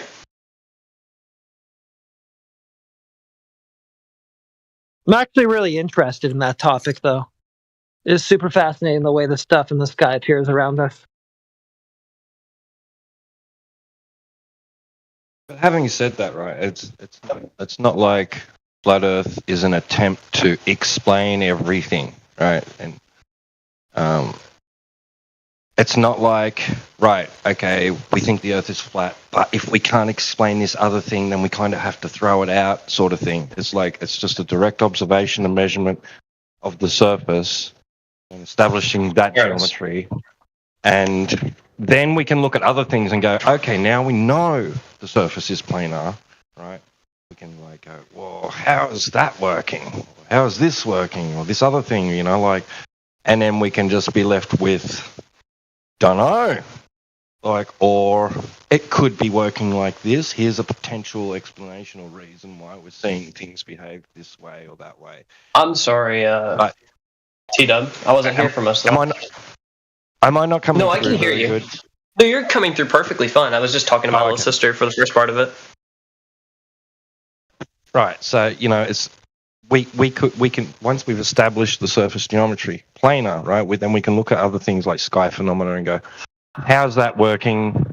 Can we explain it? And the short answer is no, you can't. Right? You can posit, you can speculate and say, well, based on other things that we experience in reality, it could be working this way. But there could be a bunch of freaking variables involved that you don't know anything about because they're celestial and this is terrestrial, right? So we don't know what we can and can't apply from the terrestrial to the celestial. Right? So it's a big problem. So nobody could actually claim to know for certain why something is happening the way it does appear. But there are some interesting cases. Let's take, for example, there's some shots of the sun that people have gone and taken, particularly over the water, right, over the sea, and they'll wait till sunset, right. And to the naked eye or to a zoomed in camera, it looks like the sun's touching the horizon. It looks like it's sitting perfectly on it, or it's beginning to set. It's partially obscure. And then you zoom in and widen that field of view, right? And you'll see that there's actually a quite significant gap between the horizon and the sun. So that's something we should think about and take into account. Yeah, no, that I understand that much. I've heard all sorts of refutes to sort of things like that. I just cannot remember them because I used to do a whole lot of this, watching Flat Earth and stuff when I was a younger kid, younger than I am now. Right. But there's trying to remember what I was thinking of. Yeah, we've got to take into account too that like when we're looking horizontally across the surface, we're looking through the thickest. Like there's. I can hear you sort of, but your mic is messed up again. Oh, sorry, I've got to bring this up closer to my mouth. Okay, yeah. So when we're looking horizontally across the surface, like we're looking through the thickest part of the air, right? Because yeah, right. So, and when you gain altitude, so you can mitigate a little bit of that. So you're going to be looking through less dense air. And there's, like, guys here like to talk about, propagation of light through mediums, so, the air isn't purely transparent. It's yeah, there's it's called like haze, right? Yeah, it's opaque. Yeah,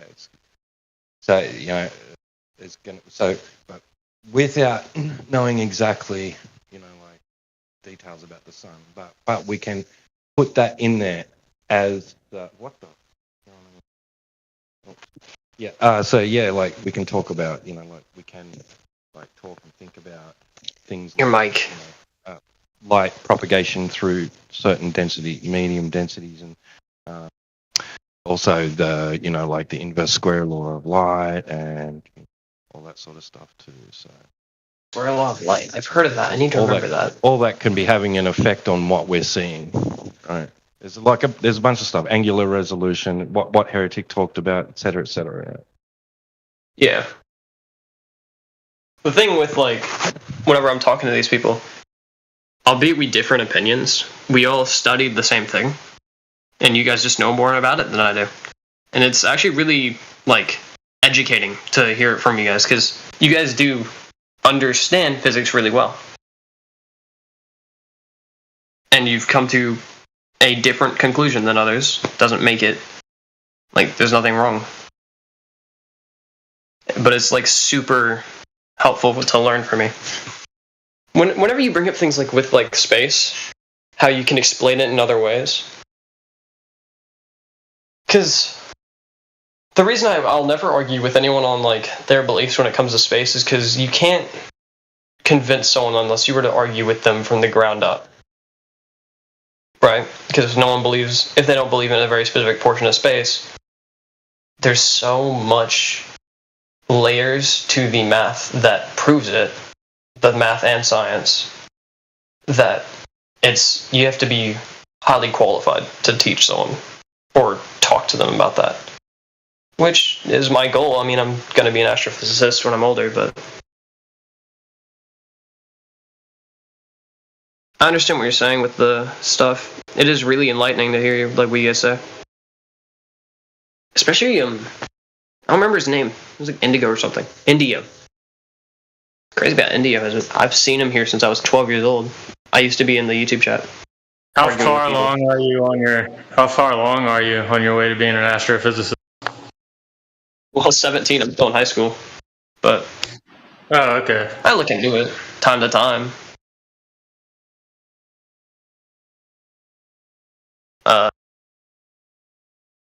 I look into astrophysics and tried to get into quantum physics last year. I only really learned the basics. Trigonometry is probably your best bet if you're interested in this topic. I think trig right now. But the high school course. You're in trigonometry right now? Yeah. Base, elementary trig. Pre-Cal trig. SOHCAHTOA. Class. What'd you say? SOHCAHTOA. Oh, yeah. Yeah, I know that stuff.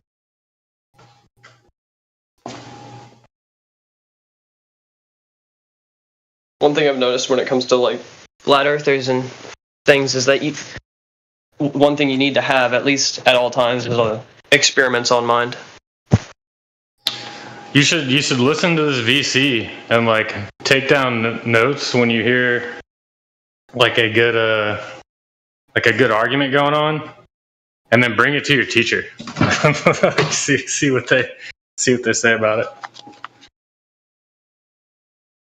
Johnson wouldn't give me the light of day. already you have to zero off enough. Because I'll like ask things about like neutron stars and things.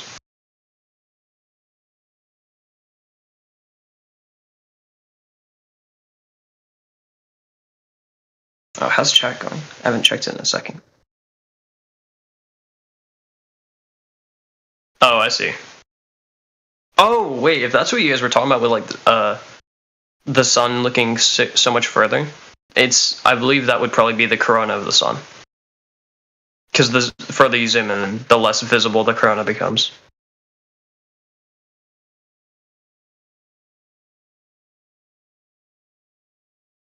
Matthew Weathers? I don't know who Matthew Weathers is.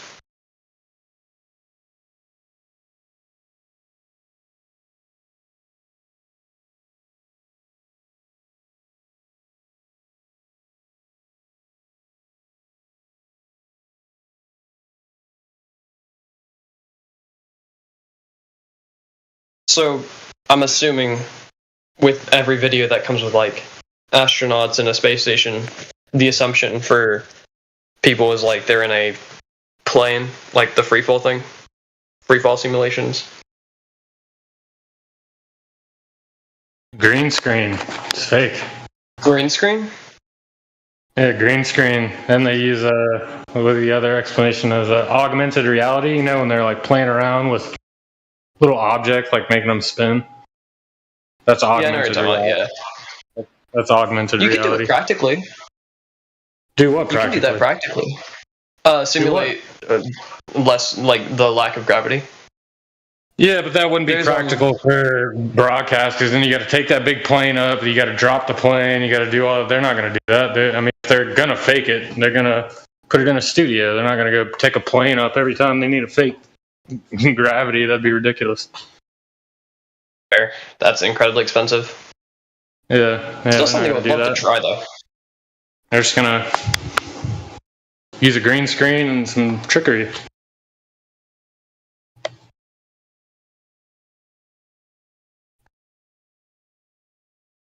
I love space. Space is great. I was gonna bring up black holes on gravity. Oh, sorry. No, go ahead. You're good, dude. I was going to say you do understand though, like you'd have to understand, because like if you're in astrophysics and stuff, you'd understand why they say that they're experiencing weightlessness in the ISS, right? Yeah. It's not because they're in space.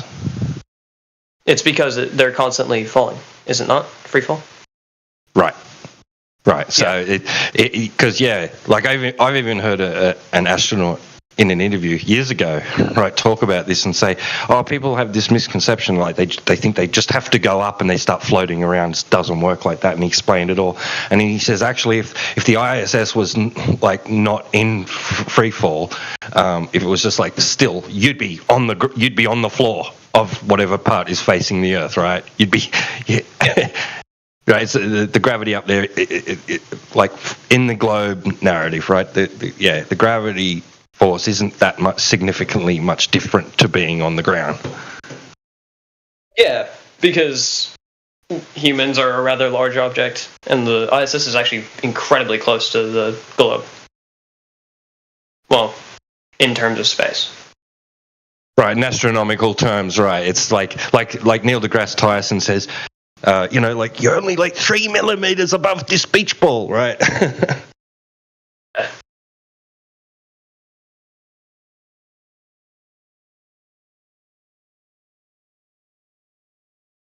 How do concepts like black holes play out?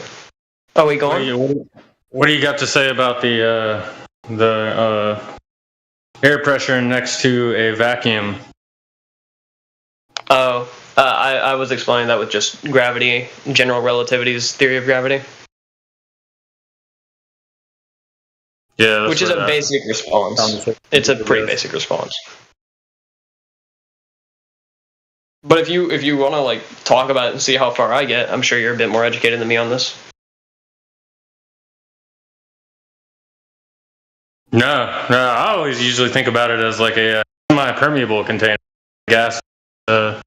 It's a gradient, and it gets closer to a, less, more and more of a vacuum as it goes up until it's whatever 2 to the negative 17 torr or whatever. Which is yeah, I know what you're talking about. Yeah, I get that. That's what I used to think as well. To like get berated. But it's not like that's entirely wrong. What's wrong with that? It's because the vacuum's not. I don't even know what's wrong with it. I just know that I'd say it's a correct. It's not acceptable about it. What's that? I'd say it's a reasonably correct way of thinking about it. There's clearly a pressure gradient. Trails off. No, that's true. From very low. I mean, I don't see what's so difficult. So you agree with my semi-permeable container? I don't know what you mean by semi-permeable container, but I certainly agree that because the gas is contained somewhat. I mean, it is denser, and then it is escaping, so it's contained to a degree, so semi-permeable. And really, if you want to get real technical about it, everything's a semi-permeable container. Wait, is that ITF? Yeah, how you doing, man? Hey, how's it going? Recognize your voice. Yeah, I haven't been here in a minute. How you doing? Yeah, all right. That's funny you dropped in at this moment because we've got a budding astrophysicist amongst us at the moment. So there you go. Oh, that's cool. There you go. Who was it we were talking to? Sorry, what's your name? Zach. Zach, yeah, Zach's he's only in high school, but that's his goal. So yeah, ITA is in that industry as well. So yeah, that's sick. It's true. I'm a PhD student in astrophysics. That's awesome, dude. That's what I'm going for. Very cool. I've had my family questions like the PhD. I mean, I don't even intend on just going into just astrophysics. I just want to learn more about math and physics in general. But that's my favorite topic. Yeah, mine too. But yeah, with the semi-permeable container, that's the only part I didn't agree with. It's not. I don't know if it's wrong or not. I just don't really see why it's relevant, honestly. What do you mean? Why is it wrong then? What's wrong about it? We obviously in the globe narrative, we're losing some gas to space, but it's not really like an important part of the argument, right? Like the question that the flat earthers bring up is the idea of this sort of quote unquote uncontained atmosphere. But of course, the atmosphere is contained in the globe narrative, and that's really the dispute, not whether some of it escapes or not. I don't think, and it's a very small amount anyway. It's not really relevant to the sort of crux of the issue, in my opinion. Yeah, I wasn't trying to debate a point. I was just saying that's my idea of what's going on. Yeah. Like there's not a physical container. It's just a different forces acting on it. You got magnetic fields, you got gravity, all this stuff going on. From what I've seen, when it comes to what leaves our atmosphere, it's the lighter particles, things like helium. But like oxygen, argon, things like that, they stay down because they're larger. Lighter elements will leave preferentially, but we lose everything. Yeah, you probably leave more helium, but I'm sure everything eventually makes its way out. Yep. Yeah. You lose mostly hydrogen and helium, but you lose a bit of everything. Wish you were here during the open system debate. I got cool. And that'd be because in those upper regions of the atmosphere, right, it's that they get excited by solar winds and therefore gain enough momentum to reach escape velocity, right? They need a certain amount of thermal energy. That is certainly true. Kinetic energy. Yeah, I was reading the other day about why Mars's atmosphere took off, right? And it's because of something called something flow. I can't remember the exact term. All right. So, but early on in the during in the early age of the solar system. Yeah. What was it? Laminar flow. I don't know. Could have been that. I'm not sure. But anyway, so in the early age of the solar system, they speculate Mars had this, they had the right conditions to sustain an atmosphere of sorts. But then the upper regions of it got too excited by solar winds. It's Mars doesn't have enough gravity to sustain it, and it started pissing off. All the helium and hydrogen started pissing off, which then in turn allowed exposed the lower down gases to be exposed to solar winds, and then they did the same thing, sort of created this chain effect sort of. I don't know. That's what I got from it anyway, reading about it. Yeah. The biggest contributing factor to Mars losing its atmosphere was lack of a magnetic field. So it was much easier for high energy particles. Yeah. It did talk about that too. Yeah. That's right. Yeah. So because that's the same mechanism by which we lose atmosphere, but we have a magnetic field, so it's way slower here. Right, that's it. Yeah, criteria. That's what's supposed to be protecting the gases from the solar winds. Right. Yeah. Yep.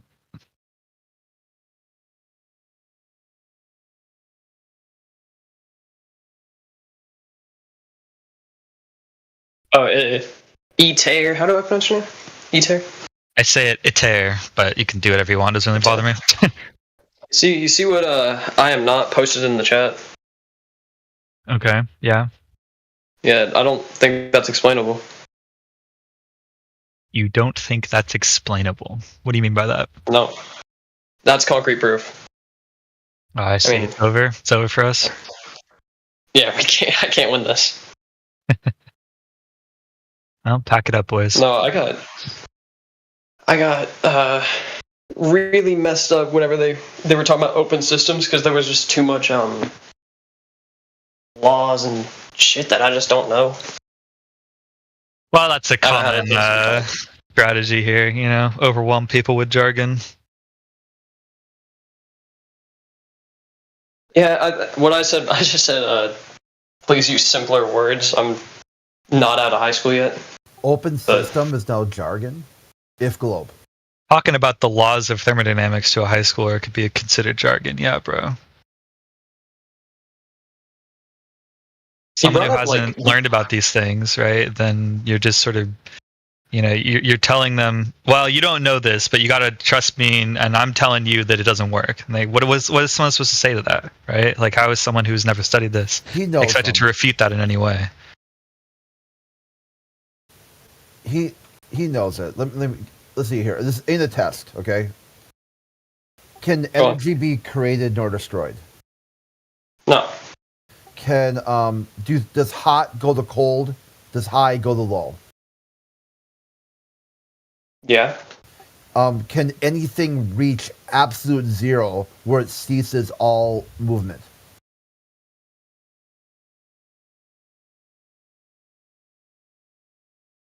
See, that's what the three laws of thermodynamics. Yeah, 1, 2, 3. Just very easy, low level. He was talking about you already knew them. You just didn't maybe know them with scientific terms. Yeah, the guy was talking about Maxwell's equations, or if that's what they were. Maxwell's equations. Yeah, I don't see how they're relevant to this. Yeah, totally different topic. Yeah, he was talking about that, and I had no clue what any of those are. But I mean, my argument was that. Go on. Sorry, it would have been Maxwell's. Was that Jedi Demon, talking maybe? to you? No, it was Indio. Oh, Indio. Okay, maybe he was bringing that up. Maybe it does have some significance. It could tie in if you're talking about can gas. We're talking about a held by- open system. Yeah, force. gas. We were talking about gas. Okay. Yeah, that. Because I was saying that, like, at the edges of our atmosphere was, like, my understanding of it before I looked into it a bit further was, like, it was just too cold, so there wasn't enough movement for them to exit. Yeah, that would be a violation of natural law. It certainly would not. Number 3. Yeah, I didn't. I understood I was wrong. But entropy wouldn't stop. Like entropy wouldn't be reversed or anything. I didn't mean that they were like stop moving.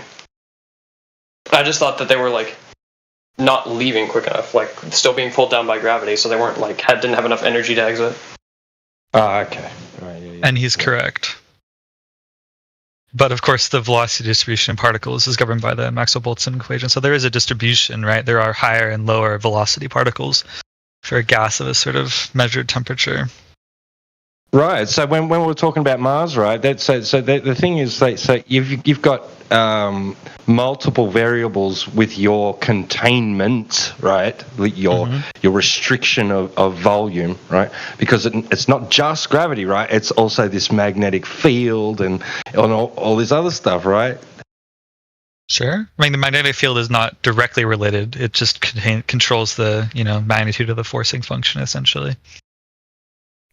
Right, but if there was not that magnetic field there, isn't that like that what we're all worried about? Like not the here, but the air heating up and taking off, like, because essentially that could happen to Earth, right?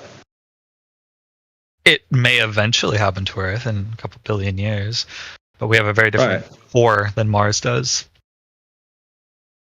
Right, but there could be like in your narrative, there could be conditions which cause which cause excitation of the gases, right, to be able to reach enough kinetic energy to escape gravity, right? Yes. Right. Yeah. See, there you go. But the magnetic field is essential for so there's this coupling. There's this symbiotic sort of relationship between gravity and magnetic field and temperature and all this other shit that's like keeping the gases sustained. I mean, most real systems are quite complicated, right? Yeah. But to answer whatever that other person was talking about, there's obviously no way in which the atmosphere violates natural law. Sort of by definition.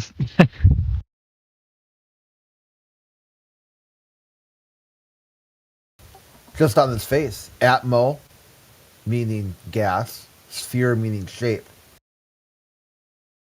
That's a break right there. Sphere, meaning shape? Yeah. Do gases have a shape? When they're contained, they do. I think. Good answer.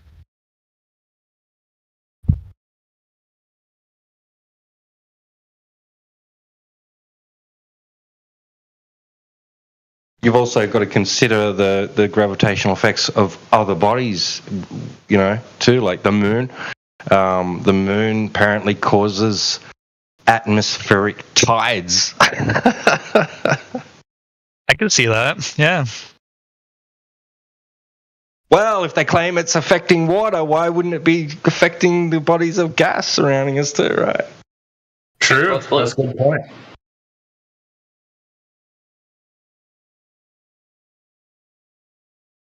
And why do they make wetsuits so hard to turn inside out? Holy shit. You're an astrophysicist, you should know. I should know everything. Yeah, that's it. That's right down your lane, man. A lot of pressure when you're underwater.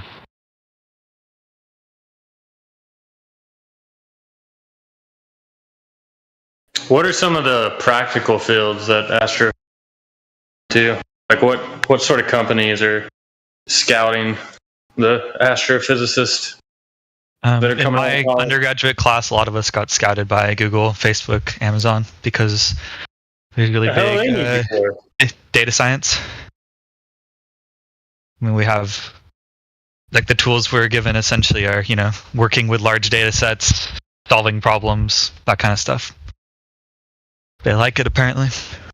So Google is getting a bunch of astrophysicists to crunch numbers for what? I don't know. I didn't take their offer. For bullshit. Just come up with some bullshit. Nice.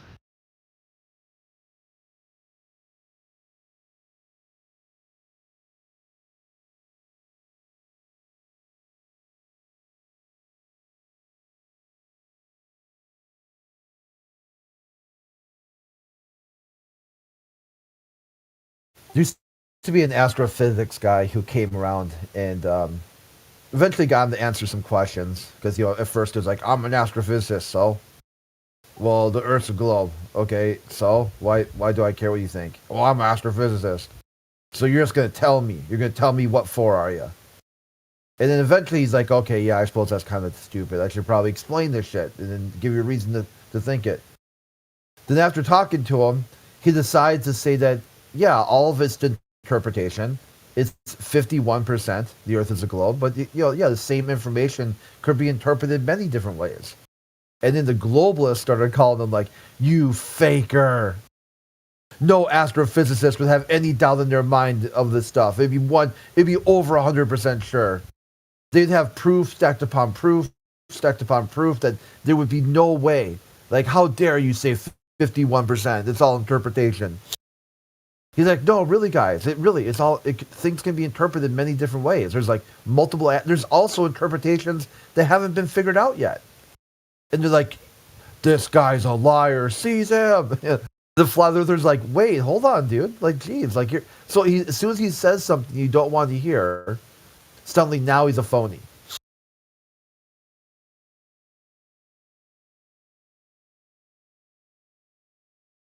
I don't know. I wasn't there. Maybe Google's making a Google Maps of space, and they're trying to get you guys to help them plot it. Or they're making like an astrology guide. This is what you can do with astrophysics. What is your moon phase compared to your Venus rising sun calendar app? Download it for $9.99.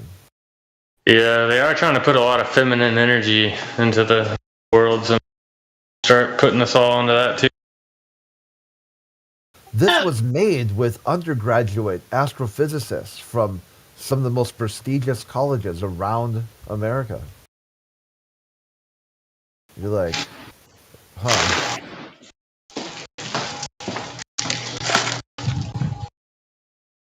Do they have an observatory where you're a PhD at, or is it all you're just sitting behind computer screens?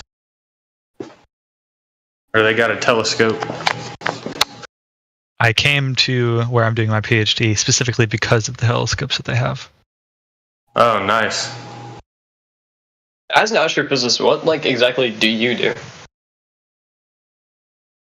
I study young solar systems, so stars that are still being formed, stars that are still forming their planets, the sort of the teenage stars, if you will. Wait, were. Now they're not that far away, so are. Oh, really? This is happened four light years ago or something? Not quite that close, but certainly, much. I mean, so the typical timescale for a protostar to finish, the general process of solar formation is probably not more than 10 million years, and the objects that I've observed are between 200 and 400 light years away. So it's a couple orders of magnitude, right? I'm looking at the light 200, 300, 400 years ago, but the process takes a couple million years. So you're seeing it pretty much as it is. Yeah, you see light instantly, though, right? Like, light it's instant because it's light speed. So the moment to itself, like from the light's reference frame, the age of the Earth is instant. It is.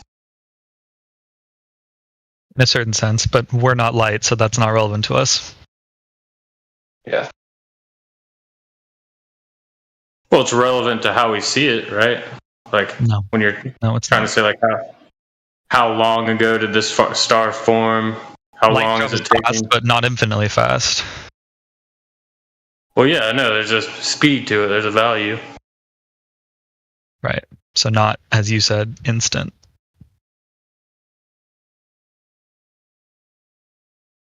I don't really understand how it's instant to its own perspective. If you were moving at the speed of light's instant, but like so photons have no mass. Photons have no mass, and so they're a class of particle called a zero-time particle. If you want to look up that, that's the phrase you should Google: zero-time particle. Oh, okay. Oh, well, now they think that they've observed something called negative time in photons. So there you go. It's gonna they can exit a material before they even entered it. Well, I'm no particle physicist. Yeah, that's the new thing. Yeah. They that's what they call it, a negative time. So does magnetism work that way too?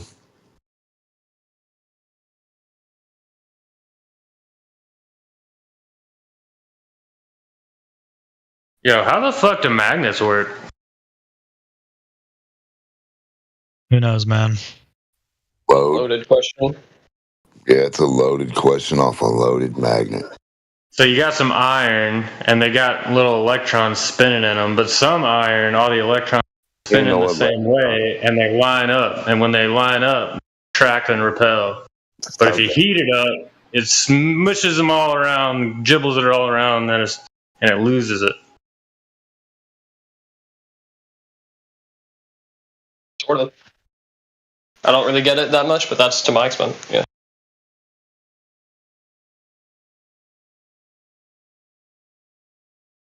Or if you run electricity through something that can't have that, like brass or copper, you just run some electricity through it. Now it's magnetic. Electromagnetism's way far off for me.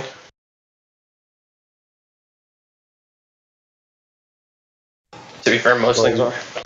Well, you want to be well-rounded here, so yeah, that's the goal. You know the Geiger counter has magnetic wood balls in it, right? A Geiger counter has what? Little wood balls. Oh yeah, Geiger counters are sort of like dowsing rods. What are the wood balls? Yeah, they're not doing nothing. There's no such thing as a Geiger. No, I'm saying, what are the wooden balls doing in there? How are they reacting? Shit, it's a parlor trick. Oh. Parlor trick, they're just guessing. Wait, what? What? They like put a Geiger counter next to something. They're like, this shit sound magnetic as fuck. Or radiation. Yeah. Exactly. Radiation, yeah. It's magnetic with I understand little wood balls. I think they just know. Like, they're sentient and they get it. Are you being serious, D-Mock? Are there actually little balls? Little wood in there. They go click, click, click, click, click, click, click, click, click. I can't I can't tell if you're being serious or not. I'm serious. There's wooden balls and Geiger counters. Geiger counter, yeah. I think it's a bit more. Are they attached to magnets? I think it's a bit more nuanced than that, but it would be a reaction to something else with something else, wouldn't it? I've never heard of a type of Geiger counter that has wooden balls in it. That's new to me. You just assume you have to like take it as it is. It's true.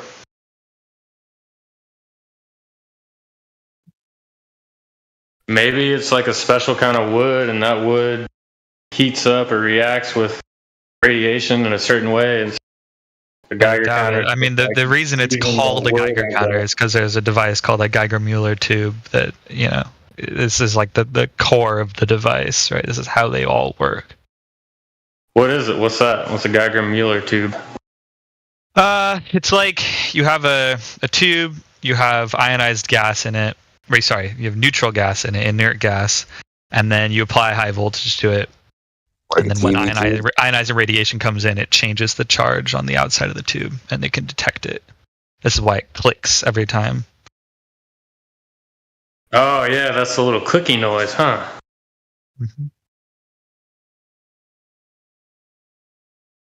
So it's a way to think of it as like it's almost like a battery that only has some charge when it gets hit by ionizing radiation. I was so scared of nuclear power plants growing up because they put so much fear in us. The land's forever, like 30,000 years, a half-life. You never be able to eat it. And then it's fine. Tsunamis hit them. The radiation goes everywhere, and Yeah, everything's fine. What's the nuclear energy?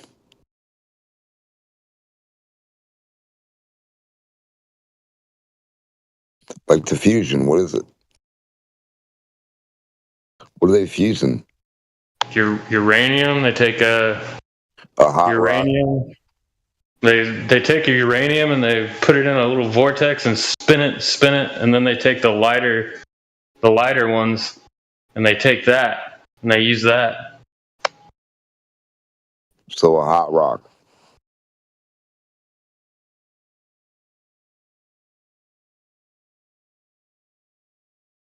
So really hot. Sub has a really hot rock.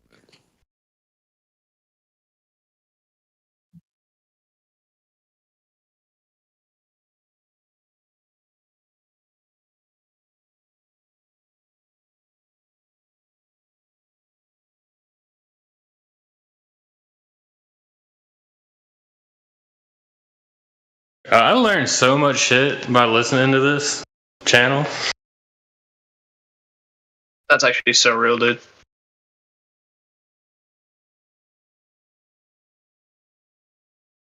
What? Yeah, that's sort of the difference in you actually willingly participating and you unwillingly participating. Like when you're in school and you're like, oh, shucks, I don't want to learn this. Well, now your push comes to shove, your ego is in the way, and now all of a sudden you're going to pull out all the stops. You're going to want to get down to the bottom of it.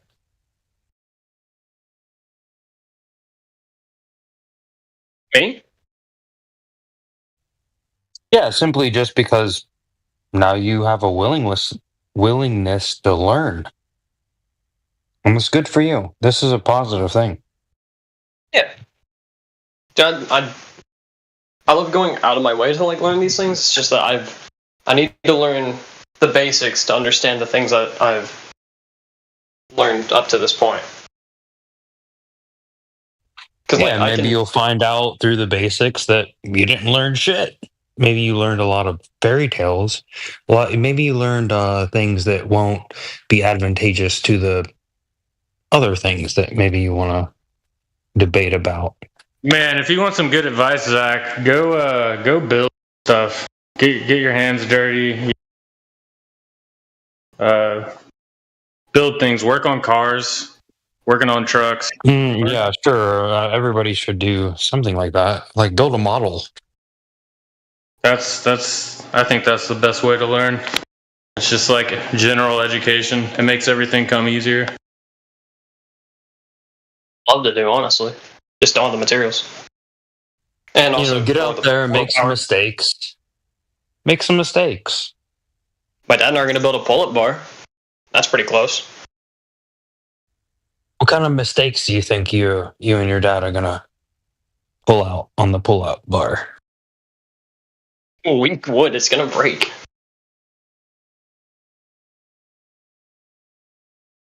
And also, I'm probably going to be the only one who uses it. Well, so now you're thinking about some engineering. So you're like, oh, we need to reinforce these certain areas of this bar. So you're already thinking. You're already thinking. This chat has already stimulated your mind to where you're no longer like a monkey thinking like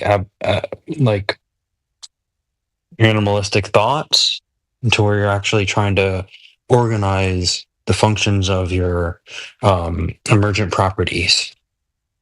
No, dude, I love debates. It's amazing. Because I learned this most isn't of my a stuff. debate. This is just a simple discussion that's sort of holding Into the break. Put the bottle down, man. You don't need that. Yeah, very true. Tell it to him. You don't need that. You don't need it either.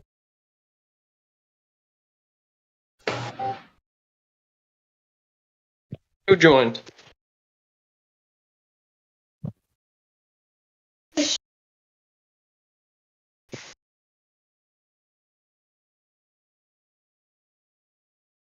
So who needs it more? It seems like he needed it. Like he needed like a reason, and I gave it to him. I gave it to you. Why are you mad?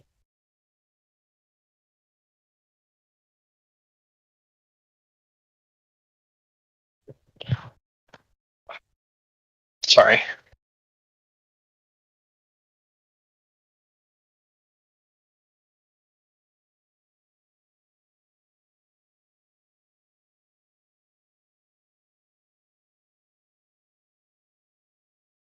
No, you said a very kind thing, and I was trying to reciprocate it. This guy kind of got in his feelings about it and started thinking about his own problems. So, but that's to be expected. Sorry, wait, I didn't hear what happened. My little sister was pointing out something. Are you globe or are you flat, Zach? Globe. You're globe? Why would you want to put him into a false dichotomy? Like he's of He course just said he was globe. a globe-tard. He just said he was globe into the break, so He's slow of down. course a globe-tard. Why would you want to set him into a false dichotomy to where you need to put a one of muzzle his on it, principles was Put a false? muzzle on it. So, okay. When it comes to the question of that, you can learn anything from both sides. Because, for one, even if you could be a flat earther and you could be smart as shit. Like there are tons of people here who actually know things. They just have differing viewpoints from me. So it's not like they're idiots. It's not like it's not like I'm an idiot. It's like they've taken measurements of the surface. They've done observations, and they say that despite what I've been told, despite all these models and the math that matches the models, because that's what they are, they're models, that these measurements are telling me there's no curvature. So I mean, what do you want them to do? What do you want them to do with those measurements? Wait, what? Say again? I'm saying they've measured the surface. They see it doesn't have any curvature. It's not matching, the models, the mathematical models. So what do you want them to do with those measurements? I personally believe the measurements probably have an error in them somewhere. Like something is wrong if you're not coming, because like I said earlier, math doesn't lie to you, nor does it have a reason to lie to you. No, math is just a language. It's just a description. So you can use math to describe something, but that description isn't inherently true just because math works out. See what I'm saying? Well, Hot dogs don't lie to you either, but you're the one that lies about them and says whether they're good or not. Hot dogs don't lie either. The cook does. Facts. Yeah, a foot long isn't a lie.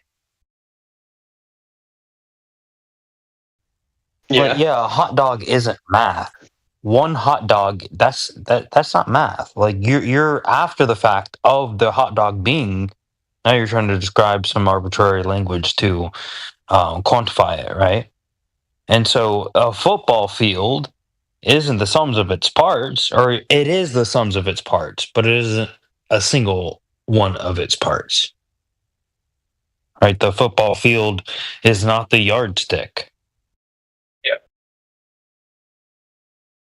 I can be corrected if I'm wrong here. I will say, sometimes when math is wrong, it's more often the fault of the person doing it than it is the thing itself. So, relativity you're doing algebra. Like, let's put some physical attributes to it. So, what kind of, you're working at a bank, you're an accountant, you're looking at percentages. Okay, go on. I mean, I couldn't put it in percentages. I do have only one example because it's the only one that I can think of. I'm not very intelligent, but black holes are implied by relativity and the math. It doesn't matter how much you invest in black holes. It won't make you're on the precipice the event horizon any faster. I was just pointing where it can be wrong. That's all I was saying. Like, it's going to be flat on the event horizon. You're going to have to, so we're going to have to agree that on the event horizon, local Earth is flat, measurably, determinably. So we both agree.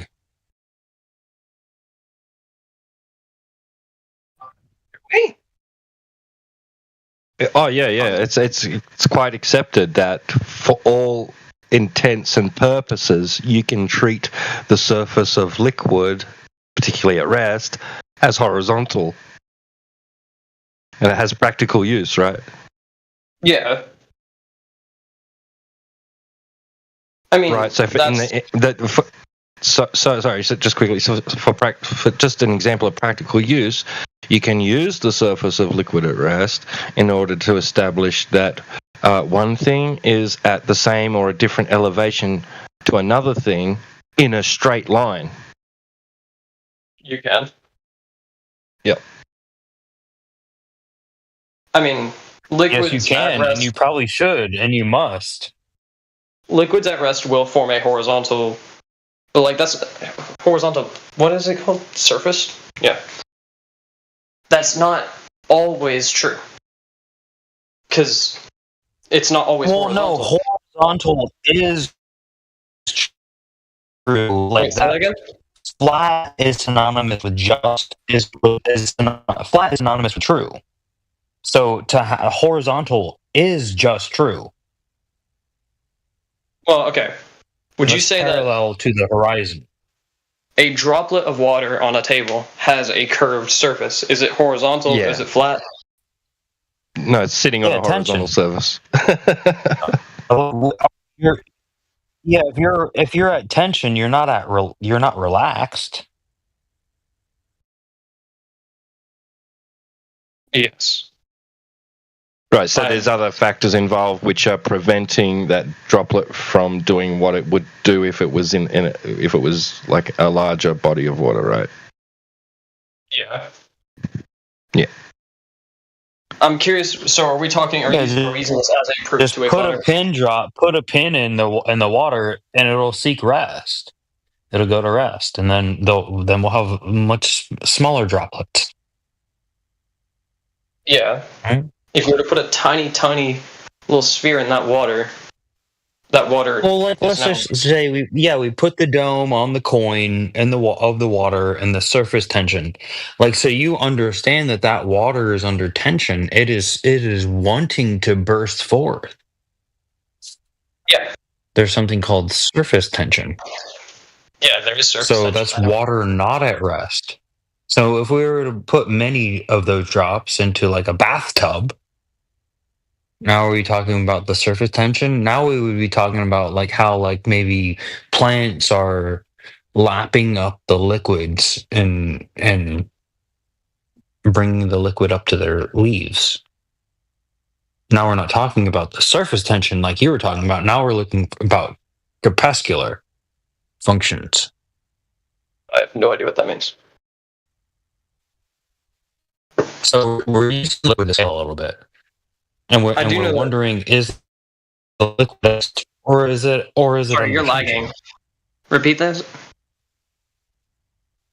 You were lagging. Is the liquid at rest or is it under tension?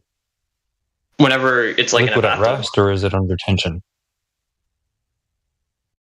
In what situation? When it's in a bathtub or when it's in a bathtub? Do you think it's at tension? Is that tension? Because it's being contained? No, because surface tension is always present. In the basin? Surface tension is not present. And so the surface tension will make a curve? It can. Or will it almost lap up? It'll almost make a concave. It'll make a concave, won't it? If it's water, it will be... in a cup? If it's water, it's convex. You put it in a cup, then we're talking about then we're talking about something other than the surface tension, right? Are we? Where it's making a concave where the liquids are trying to soak up the dry surface of the cup or the bathtub. Yeah, that's adhesion, and then Mercury's more coated. So that's a curve upwards now. So it's not in the favor of what your argument is. Because your argument is a droplet of water. That's your argument, right? Not anymore. And you think at rest, a droplet Surface tension, if it's in a of ball, water. it's going vertical, it's going all ways. So, I mean, I don't understand your point there. Well, yeah, you think a droplet of water is at rest. I do not believe it's at rest. I believe it's under tension. I believe that water on Earth is also under tension. Well, that's my argument, so I guess we're good on this one. We're agreed on the state of water, yes. It's always at tension no matter what form it's in. So it's never at rest. Well, No, so water is never at rest. Because surface tension is always present, and because if there was no surface tension, what is surface tension? What is it? Adhesion of water to itself. Okay. Wait, cohesion. Sorry. Right, like we don't have to get pedantic about it because we understand that there is a term used within the study of hydrostatics, which is at Sorry, rest, I'm not trying to right? And correct anyone. Yeah, I'm sorry. yeah, no, but there is that term. It's used amongst physicists and and academia, right? They just understand. It's just a convention, right? That they understand it to be at rest. That it means there's minimal forces acting upon it, right? Yes, the lowest that there can be. Right. Yeah. So, and they just call it at rest. Just as a like. Well, in terms of physics, right? A water droplet sitting on a table is at rest because it's not moving, right? It doesn't matter what forces are on it. It's not changing its position. It's not changing its shape. It's at rest. Sorry, I meant like chemically. Well, he's talking about the molecular structure of the water. Yeah, everything's in motion. The atoms being in different places at the same time. That's where he went past what you were talking about.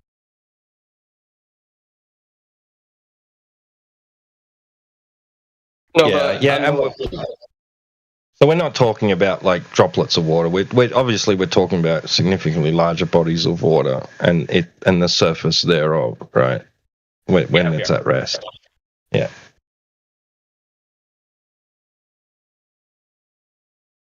But so, what is the tension argument getting to? But I don't think anybody's going to claim that like the oceans are being held to the globe Earth through the through meniscus or surface tension, right? No.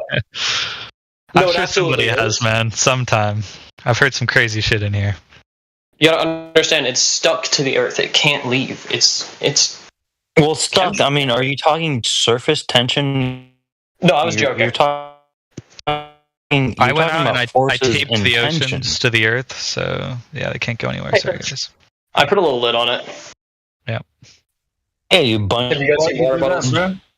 You corded the oceans to the front of your hood. If I didn't put a lid on it, it'd fall off. Well, actually, I didn't put a lid on. I glued the bottom of the oceans to the seafloor. So.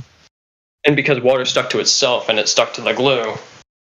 See, it makes sense. QED? Well, it would have to be a very elastic glue. It couldn't be very rigid. How many beers have you had tonight, man?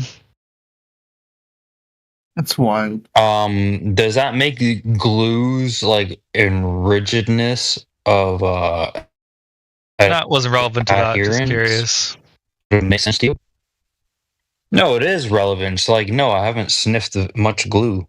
But if you got a good strong glue, let me know. Dude, into the break, how much have you had to drink? How about that? We'll do it this way.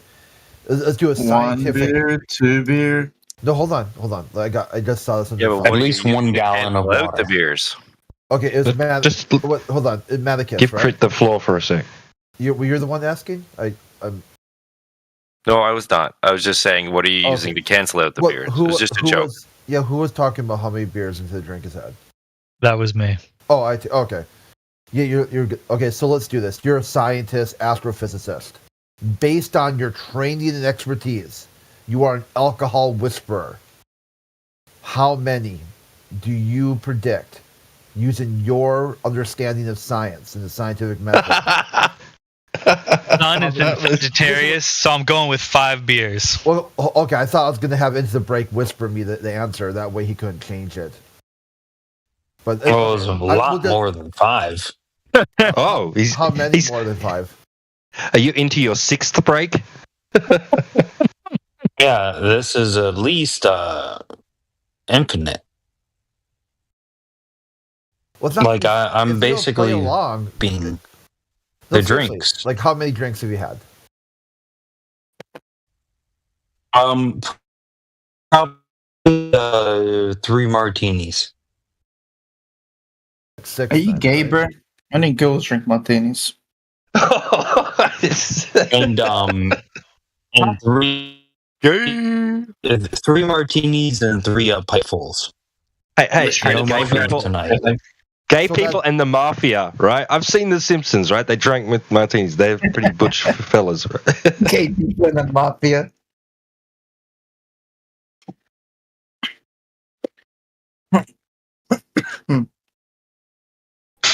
It's like a 9 times are changing.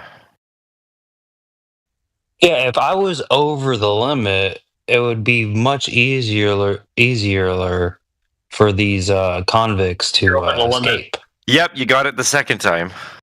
Easier. Yeah, it was the first time.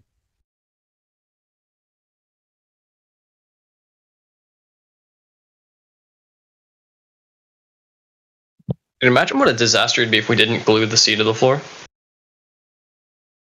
I know you should be thanking me. It wouldn't be the sea, it would be the sky. Yeah, gluing water to the surface of the earth, that would be fun as it goes up a mountain. That would be really hilarious. Wait, Astrophysicist, you are the only one who can answer this question because it's really hard, but like, dude, okay. How do Australians drink water if your digestive tract is powered by like gravity? Oh, they got to hang from the ceiling. Yeah, it's powered by bio. That's a good point. Biostate or bro, we just drink it. What are you talking about? Celia is the word you're looking for. You guys do like a headset? Alice.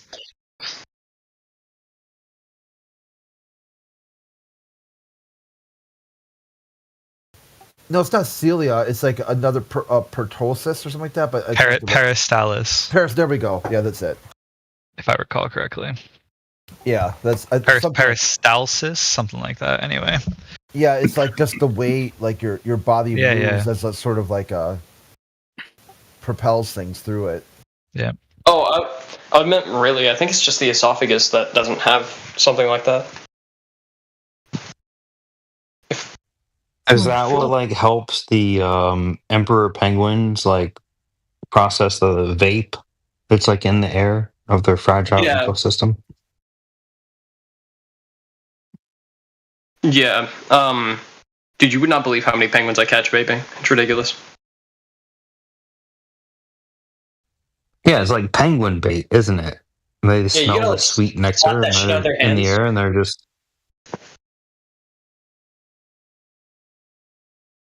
Yeah, I heard the Arctic smells like blueberries because of them. Fake news. Yeah, you're trying to make a joke out of something that's pretty serious, dude. Like, these are emperor penguins, and their habitats are being endangered. So, would you guys eat penguins? Come with some respect. Pussies. Put the spect at the end of your tongue.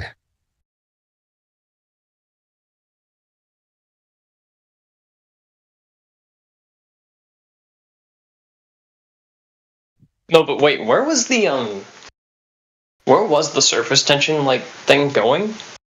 Or were we just educating me?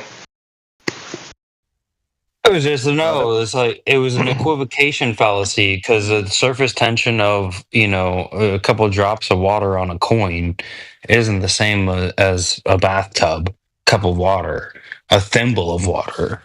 You're just starting to imagine things, and then we were talking about like the different sort of forces that would be acting on this water, and none of them happen to be What's the difference from a force of gravity, because gravity isn't a force. What's the difference of that surface tension? You say there's a difference? We're just talking about the surface of liquid at rest being horizontal, that's all. Well, Into the Break was saying the surface tension is different when it's small. Into the break's the one I'm talking.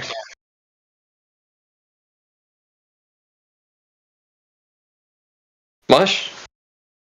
Oh, yeah? What's that? Are you okay? You were saying that to Into the Break. I was saying that to Into the Break. Yeah, no, I'm saying we're quoting him to himself. Yeah, I was trying to understand what he was saying. I love to hear myself talk. The surface tension is different. How? What's different about the surface tension? Well, I mean, one's a couple of drops of water, and here's like a whole body of water. You get there's a difference, right? Hard is not whole. More water, but what are you saying? You said the surface. Yeah, but you're doing a composition fallacy. Like a couple drops of water isn't the body of water. Nobody was saying that. You were saying the surface. No, you were. You were like, "Hey, look at the forces that are interacting on a drop of water." And I'm like, "That's very cool. I like that there's tension there." I know what he's saying. I said that. I know what he's talking about. I did bring up like the difference between, like, if you took a droplet of water, it's not level anymore. Why can't it be like a bathtub that also is leveling because of the surface tension? And so now it's surface tension. I think I see what you're saying now. What? Okay, well, that's fine. That's an even level surface tension. That's why the dictionary reference is water as seeking its own level to describe the term flat, which is even, having no part higher than another part. It's not like tension doesn't change. Well, There's it's not like changing. Well, it's not like really level, right? Since the Earth is a globe, but it would look level because of surface tension. Well, no, you're saying there's some force there, and I'm saying, yeah, here's water tension, and a couple of droplets of water. There's the tension, and I would have some claims as to the molecular bonds that are keeping that tension, and those are actual physical bonds, a physical attribute. And then you're saying, well, it has that same attribute scaled up, even though we see when we pour buckets of these tears into bathtubs and large ponds, lakes, rivers, all these bodies of water, then the water is always seeking flat. And if it's a very calm day, and it's a flat day. Well, it seems that way. It definitely seems that way, but then there's the surface of water at very benign, at very the surface tension benign temperance. Yeah, it's like the surface tension that makes it seem like it's trying to keep level, even though it's not level. Yeah, very nominal. Nominal movement. So we agree the Earth is a globe then. Unless you're saying within water there's a large, unless you want to go molecular, you want to go Well, I'm just glad we agree that water isn't. Well, I'm just glad we agree that water isn't level because you want to go speed, bro, and go to the next level. You're trying to agree. You thinking you're like jumping to the top of the Mario's flagpole real quick.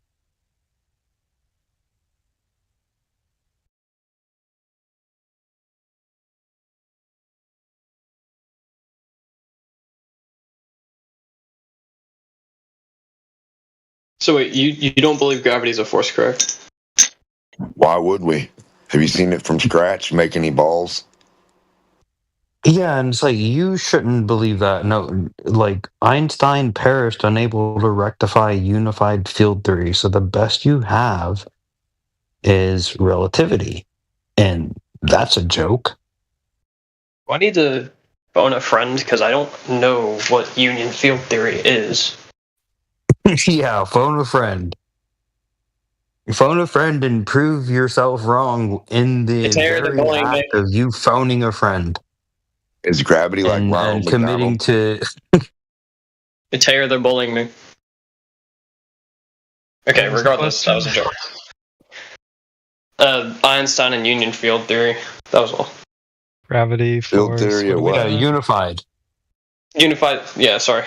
Yeah, Why we do don't you have a think they would unified have field to theory. unified fields if we already had like some sort of established science for some fields? Like, why would he be like working so hard to unify the fields? I didn't know they were ununified. Who ununified them in the first place? Probably the same guy. Yeah, they're just all probably the same guy that had to unify them. So when you make the problem, you reap what you sow in science. Or the same person is trying to figure stuff out. He says, oh, it's all chaotic, but it's a cycle. But it's order out of chaos. Does that make any sense? It would be like more like order out of order. Yeah, create the problem you want to solve. Right. So make everything be separated from itself and then put it back together to fuse it with itself. The very thing that you like. So who's doing all this stuff? Nature's not doing it. Reality doesn't do that. Man's just making a whole bunch of shit up. I've got no idea what you guys are talking about. Guys making shit up in the lab. He's talking about entropy. Simple. This is entropy talk. Oh, you mean cold to hot to cold? Is that what you mean? The cycle? Order to chaos. Yeah, no, there's no chaos. There is no chaos. What's chaos? Talk. This is a very precise.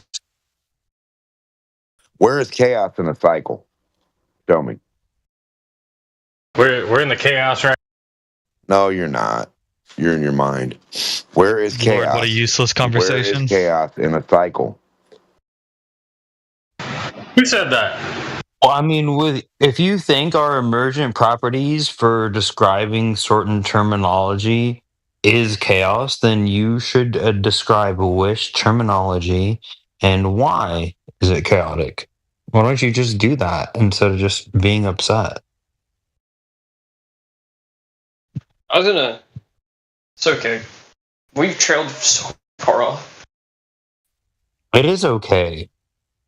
We haven't trailed far off. We're exactly on topic.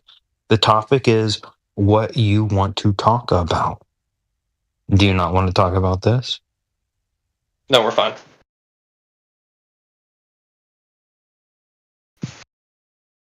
So you think you have an unintelligent order, an unintelligent cycle that's stupid?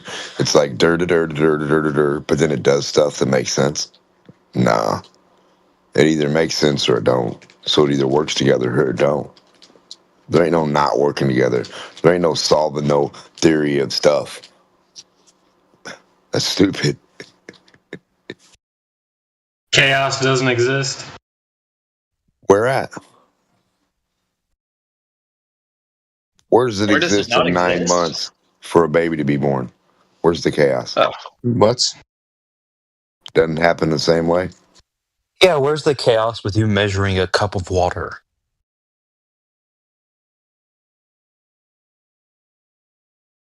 What if the cup spills? Well, there's a thing called differential. You're talking about entropy and other things.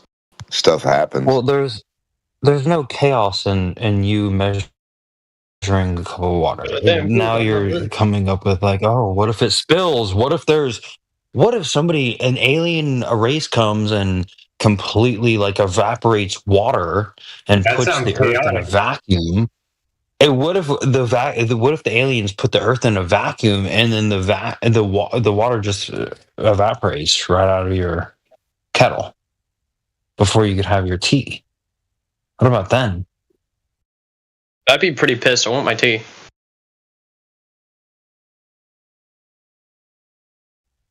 Yeah. Well, I want my MTV back, and that's never gonna happen. Look, women are chaos, men are order. There you go.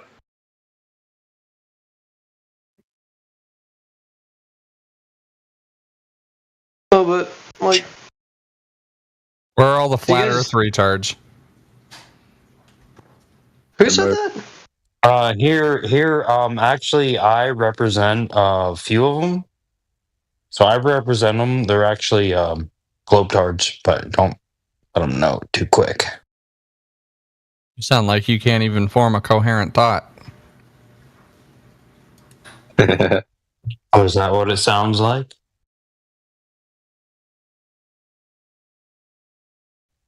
You seem like a guy that likes good music. Into the break, do you think the mind's material or immaterial? Everything's material. Obviously immaterial. Okay. It's material, but they tell you it's gray matter. Yeah, the emergent property of the brain is made of gray matter. That's what they say. Which is also material. Nah, a flat earther's brain is made out of peanut butter because that shit's smooth. Okay. Okay. That made no sense. You gonna cry about it? Your brain. I know it doesn't make any sense to you, but your brain didn't make any sense. You like your peanut butter chunky, don't you? Peanut butter goes in holy bread and it has to fill in the gaps. So you're saying peanut butter isn't smooth? No, it's not. Not all right. Then how would you describe it? Crunchy peanut butter is not smooth. Go get a job. This motherfucker eats crunchy peanut butter. Crunchy peanut butter. You is like not it smooth. the same consistency as your semen, dumb huh? fucker thought crunchy peanut butter was smooth. It is kind of smooth. Yeah. What the heck? This dude's a fucking idiot, bro. Smooth. It's got oh my! No, you are, dude. You are tripping me What's out. smooth like the earth? Chunky peanut butter and gravel driveways and rocks. This dude just called the earth smooth. So if you jump down on a bed of rocks, is that smooth? Yeah. I don't think so. What the fuck are we talking about? He's saying peanut butter, crunchy peanut butter is equivalent to a bed of rocks. He just said this that. Guy said peanut he literally butter is his just said that. favorite thing to talk to, and it's his only friend. No, I said peanut butter was smooth, and he disagreed with me, and then talked about talking about peanut butter right now. The smooth texture of peanut butter. Classical flat earther. We'll sit here and argue about stupid shit all day because I called him stupid. I called you stupid, and you wanted to sit here and argue about peanut butter. How about jelly? Is that smooth? Bro takes offense, bro. Peanut butter is his fucking girlfriend, bro. I just called his girlfriend stupid. Chaos. I was learning physics, and now I'm learning how to make a fucking PB&J. I'm so mad. Put the peanut butter on first, and then the jelly. Relax, guys. What's going on? What happened? You got mad because I called flat earthers what they are, stupid. Cheers, yeah, he said incapable of abstract thought. That's what they are. We're incapable. Why do we need abstract thought for reality? You're a fucking you can demonstrate. Thank God you're back, T-Dub. I need to think really weird. It's a disaster in here. Bro doesn't even know what abstract thought means. I'm not back for long. Well, what do you know about having a ball in your hand? Well, you want to pass out some mutes before you leave? No, you want to pass out some spheres. May do. So I'm confused. Did you just say incapable? You said incapable? Impossible. No, you said I said you're incapable of abstract thought, and you said incapable. That's what your dumbass just said. Bro's got a fucking smooth brain, bro. Yeah, that's what you are. You're a jar of His brain has the same texture as a fucking balloon, bro. Bro, you the kitty. You just why are you? You took a long. Why are you describing your own? You're plagiarizing. Zach, did you just say mess with the kitty, you get the claws? No, you guys eat. Yeah, let your girlfriend sit on here and give us some. What do you guys eat to make you think ball physics? That's my little sister. Let's not. Yeah, that's fucking crazy, bro. I'm gonna rape your little sister. Well, your little sister is dude. Bro, like you are. Fucking. What did you say? No, bro, Some dude that said is something terrible about my little sister. You're not intelligent. Maybe you shouldn't be hanging out with your big bro because he's a so who's gonna report that guy for saying that? We don't know, peanut butter. Who's gonna record you for saying peanut butter's your friend? Thank you, T-Dub. Thanks, man.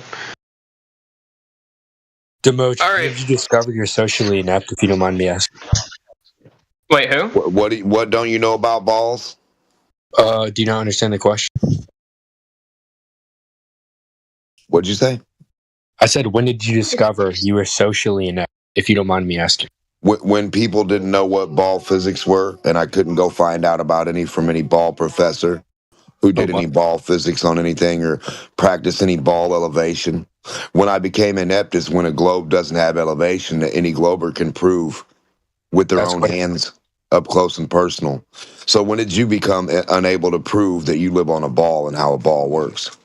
That is quite the correlation. Why would that make you socially?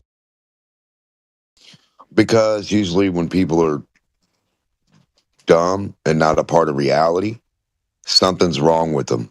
So it agitates me when people believe cartoons and fucking pictures and not reality. When they believe water sticks to balls somehow, but they can't even prove it or show you that. Gravity. Do you want to? Yeah, that's a good story. That's a cool story. I'm waiting to see it be demonstrated. 1 second. Okay. I mean, saying words don't help you.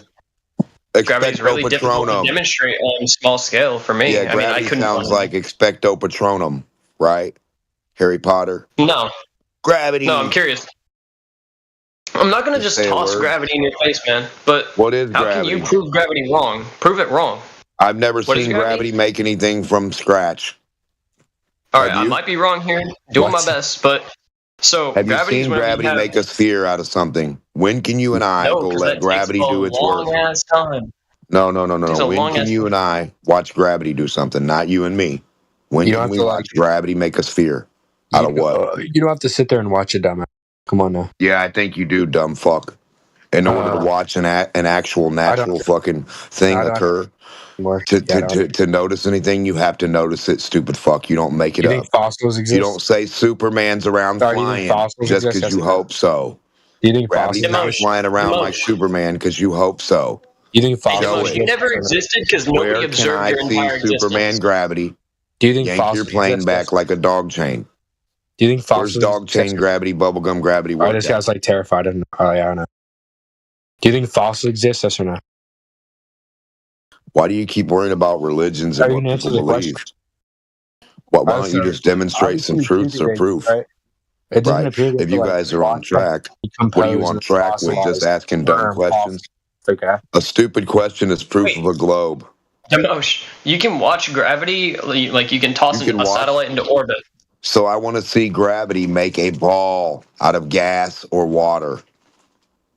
Yeah, all right. You sit here and watch gravity make a ball for 4 million years and come back to me. Gravity make a ball out of water live in front of our face from scratch. This guy's stupid. Like I said, sit here for 4 million years, come back to me. I don't know. Oh my God. Okay, so that's okay. So you got to be 4 million years old to believe any dog shit you ever said. Gravity is a very weak force, so you need a lot of matter to see it exhibit like that. Yeah, that's a cool fucking story, Superman. You got Snuffleupagus back there with gravity too. What do we do with people this time though? Like, I don't know. I don't know, Big Bird. You guys got a lot of imaginary friends. Are you a little bit productive in society? Are you happy about pushing imaginary shit to people that you don't know what you're talking about? Demosh, let me give you an example of gravity. Ball physics are all I need. I need the ball physics you work with. How do we make orbits happen? Demosh, drop an apple in your stomach, it'll orbit. Yeah, gas balls. That was a good one. I like gas balls and a moon ball and a water ball. Let's orbit them. A sun, an earth, and a moon. Let's go. It's like I'm playing 5D chess with a potato. Oh my God.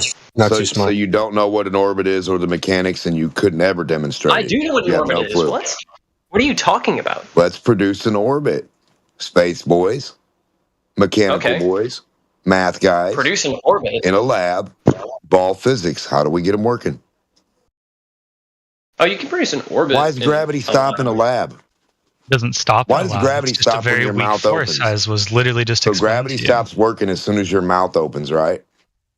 That's when flat Earth is proven. When your mouth opens, when all you have is belief. Hey, Democ, why don't you believe a globe like us other globe popes? I don't think so. Hey, Democ, why don't you believe in gravity God like us other religious gravity gurus? You're not real. This isn't real. No, you're not real ball space machine guy floating in fucking space on your time machine ball. Dude, right? On your magic school bus? That what you're doing? Floating through fucking space on a turd with water on it? That what you think? That what you believe? That what they told you? Don't worry, guys. Another turd will come and wipe you out. A little meteor turd as big as a cup of tea or an ice cube out of your freezer will wipe your whole Earth out. This can be so real. Ever said that? What are you talking about? Oh, meteors don't exist? Meteors didn't no one said that something the size of a teacup can knock out a planet. Hit the Earth? An asteroid didn't hit the Earth and kill all the dinosaurs off? Yeah, the Chicxulub also, meteors now they do exist. Wide. So do they exist or not? Double speaker. When can we see one today? From the ISS live. See an asteroid? When can we see stuff from space coming into the ISS about hitting it? Actually, I study asteroids and comets, and you can see them all the time. There's a telescope array called Atlas that detects new asteroids all the time. Where at on the space station live? Where at on the space station? Yeah, the thing that's going around Earth every 90 minutes, you dumb son of a bitch. So it's looking down at Earth, which is, not exactly where the asteroids are. What's down? Where's down at? That was just the most beautiful, flat Earth exchange Where's ever. Down He's on like, a ball? the world's going to get wiped out by a meteor the size of a teacup. And you're like, no one ever said that. And he's like, you thinking meteors aren't real? That was, immaculate. Yeah, Perfect. That's what you said. You said meteors and comets and debris can't come from space and wipe us out. You're retarded. The moon was one of those things, wasn't it? Or wasn't another planet that made the moon after it hit the Earth? Oh, now it all stopped because you guys are here? Huh. I don't want to be mean. Before dumb humans were here, all magic stuff happened. But now you retards are here. Now it just stops working, huh? The fuck? Just like evolution? Just like every other thing you guys say? Just you don't stops believe working in a lab, right? Go to a lab. You can do evolution in a lab, by the way. Can you show us what real balls do mechanically? That's actually a really cool experiment, too. Can you put a pendulum on a real ball and show us how it works? How has the space station not been ripped apart? Can you put anything on a ball? Why are you afraid of balls? Ball prover, ball god boy, ball religion. We're going to stay on balls. Ball physics. There is a lot, but you got to think with space stations. No, I think we they do ain't got to think. You get a ball out. No, you get a ball out. It'll think for you. And dude, shut the fuck up. I'm not talking to you. All right. The ball will be itself. You don't have to space keep thinking for a ball you don't have. Stupid ass. I believe they get hit occasionally by small meteorites. Really cool tiny story. ones. That's not possible though. Even a tiny little BB-sized meteor would be going so, and the space station is going so fast. I mean, it would, right? Yeah, it would put a hole in it station like does Swiss get hit cheese. by meteorites all the time. It'd put a hole in it like Swiss cheese. They put a hole in you. What happens? How come they aren't hitting people on the beach? How come 1 million people a year aren't getting hit by gravity? Coated in Kevlar. How come 1 million people aren't getting hit by meteors and asteroids? Stop that? Because they burn up in the atmosphere. No, Kevlar will stop it because they are tiny meteorites, and whenever it does get damaged, you go out there with plastic tools to go and fix it. Show me how the air burns up a rock. Throw a rock and then disintegrate the rock by throwing it. Let me see. How sorry about my you have tone. to throw it very hard. When have you seen air disintegrate a rock? Where have you seen? If you were to throw a rock at air really fast, the rock gets really hot. That's a good story, retard. When have you seen it happen? Well, people witness meteorites in the night sky. When have you demonstrated you throwing a rock in the fucking air? Well, I'm not fucking Goku, but people have witnessed can I throw a rock at something at 15,000 miles an hour? How come you go get bullets? I can't. Why does the bullet still exist after being shot if the fucking air eats it to nothing? Ozoners. Moving at the speed of sound, not at 15,000 miles an hour. What's 15,000 miles an hour? How can you get something that fast? By swinging it around the sun, like the Parker space probe. So you can't send nothing to space. You have to swing it around the sun first? Good God, dude. No, you think. What how did it get into space if you swung it around the sun? How do you get to space off Earth? From Earth? To get to space, you dumb fuck. How is somebody this cognitively impaired? How do you get to 15,000 miles an hour if you don't know what it is and you've never seen it? Are you and no high? material does it. Let's go, brother. Let's talk science. What object do you know that goes 15,000 miles an hour? The Parker How do you Space prove Probe. that? How do you With prove its- it, dumb fuck? I can't prove that. You can't? Well, then stop chanting it. No, I can't prove it because I don't know how. Actually, and it's not 15,000 You don't know miles an how hour. any I'm speed so works far in the air, do you? I know. No, it's my bad. Hey, Demok? How big's 93 million miles in the air, left to right, dumb fuck? If you're asking for an example of something burning up in the air, like there's video of asteroids burning up in the air. Hold on. No, I asked for you, Demok, to shoot a fucking rock and let it burn up in the air. We have done that in the lab with plasma wind You have tunnels. in a lab. I just put a link in the side You chat shot for you. Check something it in a out. lab and it burned up in the air. That's In your correct. lab. Put a link in the side. Put a link in the side chat for you, bro. How long was your lab? Was it 20 Buddy, go miles look at the long? link, you 30 stupid miles fuck. long? Go look at the Details link. are in the link, man. Go check it out. So, brother, I want to know how big your lab was. If you can't answer that question, I don't need to talk to you about anything. Listen, he's too fucking Thank stupid God. to even read anything on the link. Exactly. He doesn't even know what the fuck he's talking about. Don't give me lists you don't know anything about, dummy.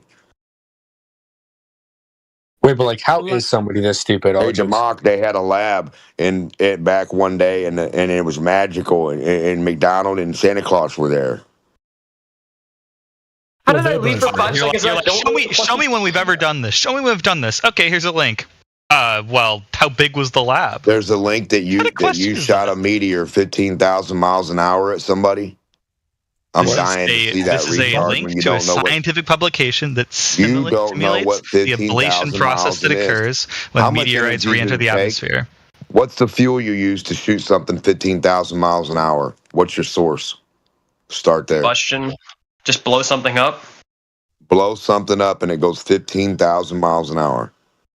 Yes. Have you heard of the So manhole cover everything that you blow up leaves the atmosphere. Is that what you're saying? No, have you heard the manhole cover that left our atmosphere? Because we blew a nuke up under it? Yeah, that's a cool story, retard. There's a video of it! You have an extra chromosome, I swear to God. I can't. Dude, videos. I think you're fucking dumb. Did you say a street sewer lid blew up into space? Dude, anything you see on video is totally real. So why don't you and the Astra people at NASA just get in a fucking sewer lid, you retard motherfucker, and go to space? Because you need to be able to breathe air. Because that's what you just said went to space. Why would you use anything else? Why would somebody get on a sewer? Why would you use anything but what goes, motherfucker? If they can't go with a rocket and rockets don't work. If rockets don't work and sewer lids do, what's the problem? I don't need a nuke to blow myself into space every fucking time I want to go there. Rockets don't go 15,000 miles an hour, son. So your lid must be awesome. Wait, correct me if I'm wrong, Adair, but do they not go 15? Where have you ever seen any object go 15,000 miles an hour and prove that?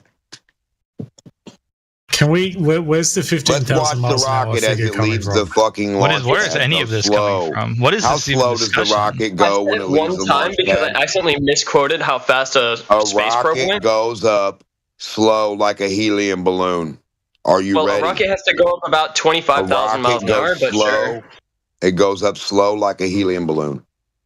To escape Earth's gravity, it has to go. When does it go 15,000 miles an hour up away to space somehow? And when can we watch it live? Yeah, so it's slow delay. How can you watch it with your eyes and a binocular go to space or go away from you or go down below the dirt and water? We need to see it go Dude, somewhere. literally that's just not wait for the next space launch and go watch, and then you can. Go ahead. They don't go to space. They can't launch they to do. space Why not? because they can't go 15,000 miles an hour. Why not? Why not? Dude, There you is no can't ask me a space. question and then Where's just the edge say of my Earth? answer is wrong. Where's the You edge of just Earth? can't I'll do go that. put a flag in it. Where's the edge of Earth where I can shoot to space? Where's it at? Show me it. You're like a Where's that pigeon. spot? It's really great. Where's the land you shoot past? Where's the curve you shoot past to get to space that no one can find? Why do you have now to go I'm gonna ask past you the where the curve Earth to go curve to is. space? Question You is just go up. nonsensical. Where It doesn't is make the any Earth sense. curve at? Where can we see it, measure it, and touch it to know that we're going past that to space? You don't have to go past the curve to go to space. You just go You up. don't have to go past an Earth curve to go to space. Wow. Stay on the Earth curve and go to space by staying on Earth. Okay. Dimok, when did you drop out? These guys are stupid. They don't understand you, Dimok. They're really dumb. Brother. No, okay, no. Don't even do Did you that know your Earth shit. is only 3 oil changes big? Who the fuck said these guys? It's 24,000 miles. There's only 7,000 miles in oil change after about 3 of them. That's 21,000 miles. Use synthetic. What the fuck are you on? You got a little bitty ass retard Earth that doesn't work for anything. That's And you think stuff goes 15,000 miles an hour, and all you guys do is just believe everything without any Well, proof. what's the fastest thing ever then, Dimok? Poop. You. What's the fastest thing ever? You say nothing. Nothing can go. Poop is the fastest. yeah. Bad evening with this is the only guy we've got to talk to here. What the fuck? Yeah. It's not my fault you guys don't read up on anything. Go smell some fucking grass. Christ is King, Dimok is on something. He's well above the legal limit. Absolutely they are on one. They are poop tubes that grow from poop spores. They are the fastest thing that we have. Look it up, motherfucker. What's Google wrong it. with you? Why are you Look so it up. sad? Look it up. Any other flat and tell earthers me here? how I'm right. Come back and tell me how I'm actually right. muting him. I am sick of it at this point. I can't do it anymore.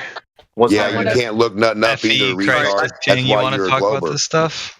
That's why we have Globers, Yeah. because they don't know how to look anything up. They just know how to parrot what I somebody muted else told Dimok them. because there's literally But now nothing he's that I saying tell that them makes any something, sense. they don't know how to parrot that, do they? Now the parrot's broke. If my name was Einstein, would you look it up, pussy? What the fuck are you talking about? Retard. Look it the fuck up. Are there any other flat earthers here? Yeah, me. All right, you want to chat? Maybe. Oh, you guys don't want to not gonna chat. be You quiet? don't want to learn anything. Seems What like object we can just mute him. Local mute him. Yeah, but what object do you guys have Muting that is went gay. 15,000? Blessed silence. Muting is gay. Unmuting, don't be gay. And then you run from everything like The your fastest gas thing bubbles.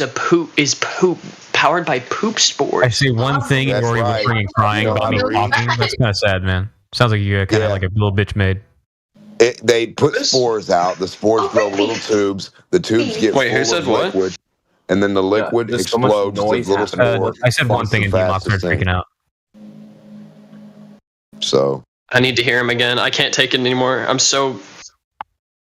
What do you got to say, Dimok? Let me hear it. it's a poop spore. The spore grows and it makes a little tube. The tube fills with liquid, and at the top of the tube, it pops another spore. That spore shoots the next time the tube explodes. It's the fastest thing we have ever recorded. What are you talking about? Poop The spores, fastest dude. thing ever recorded, of course, is The light. fastest thing recorded on time-lapse photography. Frames per second, rate, whatever you want to call it. It's fast. Then you have something called a I don't know if pistol he's actually shrimp. saying something. Yeah. Have you ever No, heard about the speak pistol science. shrimp? A pistol shrimp is a little bitty shrimp about 2 to 3 inches. I don't know if anybody is able to. And it makes the power of the sun just by squeezing no way its claw. It squeezes its claw and it'll shock you and knock you out, and it makes a little air bubble through cavitation. All right, I and did it have to mute causes him because he started talking about pistol shrimp right it after he was talking causes about the poop power spores. of the sun. I'm just Yeah, telling I you have about him stuff muted you as don't know well. about.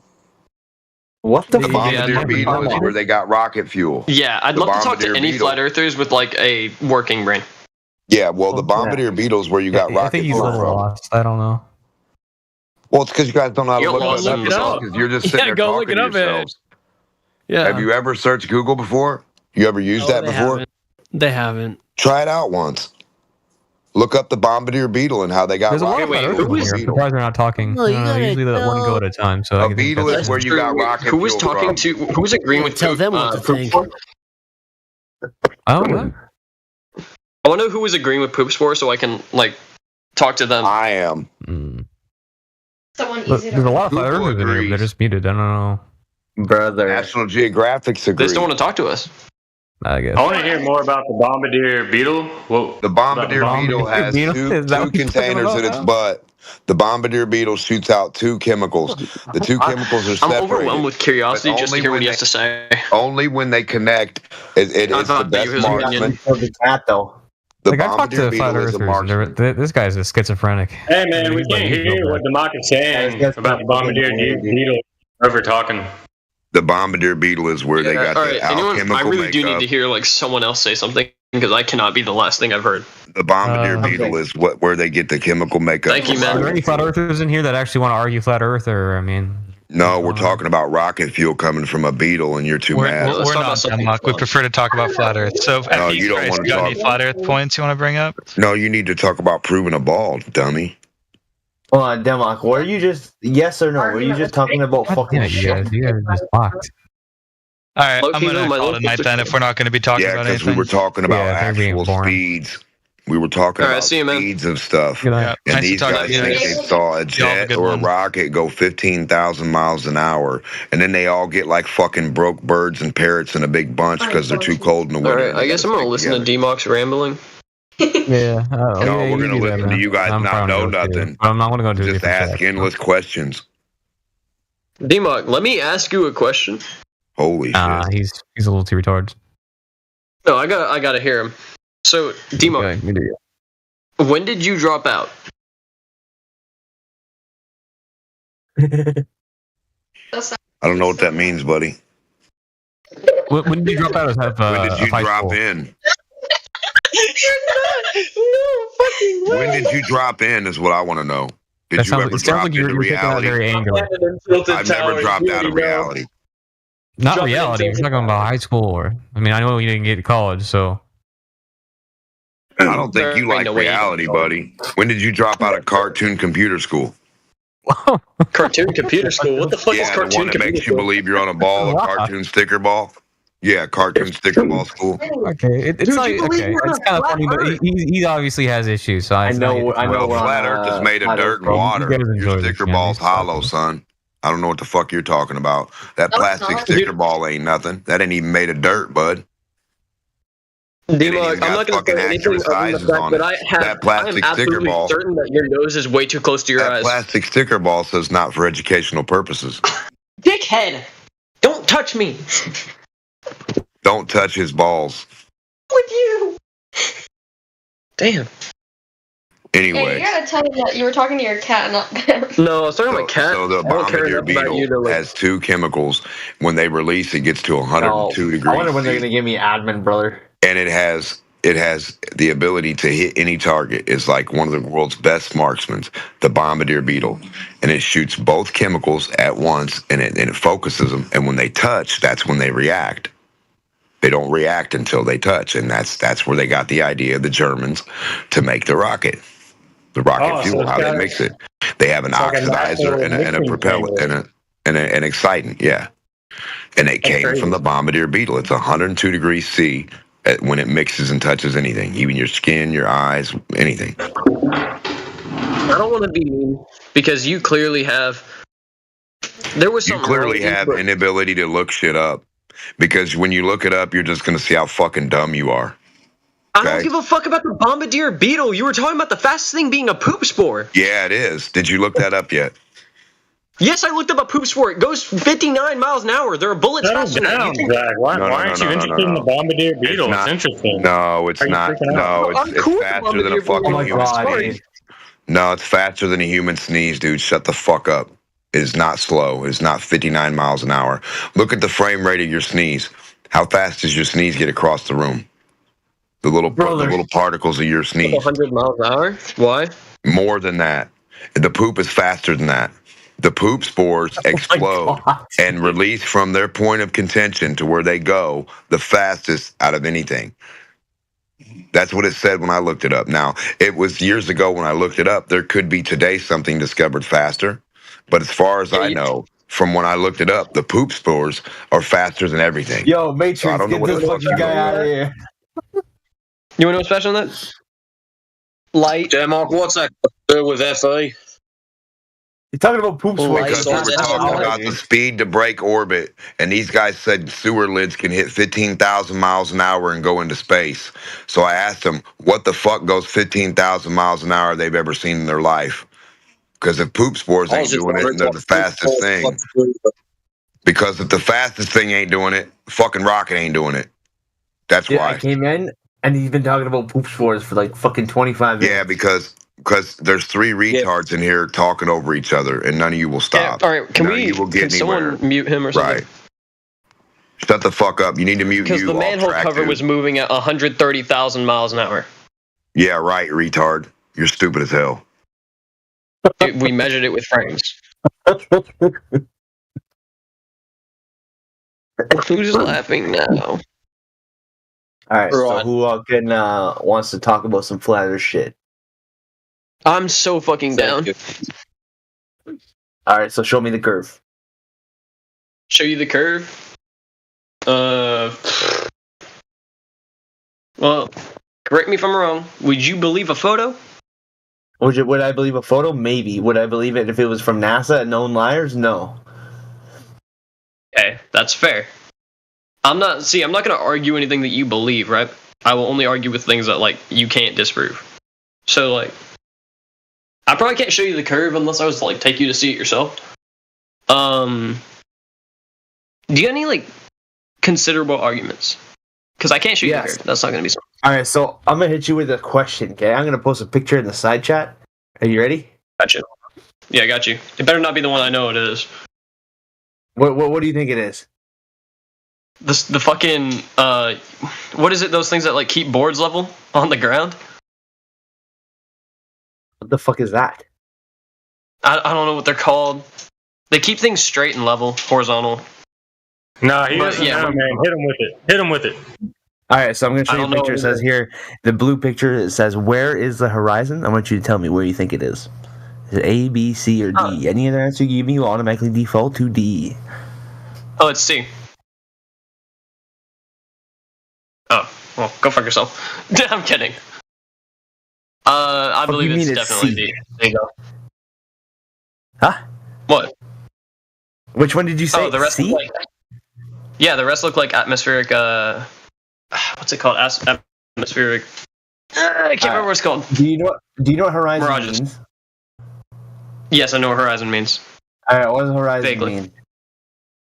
Actually, you know what? Technically, on the technical term, it's probably a different one, but...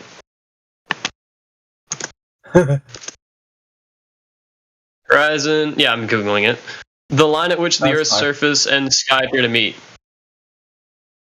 So yeah, I believe that it would be C or A, technically. Well, if you say A, then you are correct. If you say C, you are incorrect. I believe that anything above C... I believe anything above C looks like atmospheric disturbances. All right. I don't know what they're called. Mirages. You know what I'm trying to say, right? Because you've seen this image before, so you know the argument. Yeah. So if you can see water past the second platform called platform habitat, sorry. You can see water past it, yes? I can even get you the video where they did this experiment. And I'm sure I kind of can. Well, I've seen it's been posted. I've seen this one. I've seen this image several times. Okay. So, do you know what this means? Do you know what this represents? Do you know why this is the checkmate? Do you know the radius of your sphere Earth that they claim it to be? 13,000. Or well, no. Radius would be like half of 13,000. I don't know. It would be 6.5 thousand. 3959 miles. Hold on, let me just reset my shit because I'm having a little bit of a glitch. 1 sec. Actually, buddy, it's 3963. I'm kidding, but go on. Hold on, I'm just resetting. No, the 4 miles is going to help me. Oh, and are you going to talk about that you shouldn't be able to see it at all? You're talking about that you would have to be about 60 feet tall to see platform habitat? Yeah, I don't know what the fuck's going on. My shit bugged. You're good, dude. Don't worry about it. I found it. Hold on. Put that in there. I gotta reset my PC real quick. So if you do the math, I'm sure. Where the fuck is Matrix? Did he leave? Motherfucker. If anybody here could take over for like 3 minutes? I gotta reset my PC. My shit's fucked. You need it to be about 60 feet tall to see it. And every time out, yep. Daily. Alright, I'll be right back. Reset my shit. Everything's all fucked up.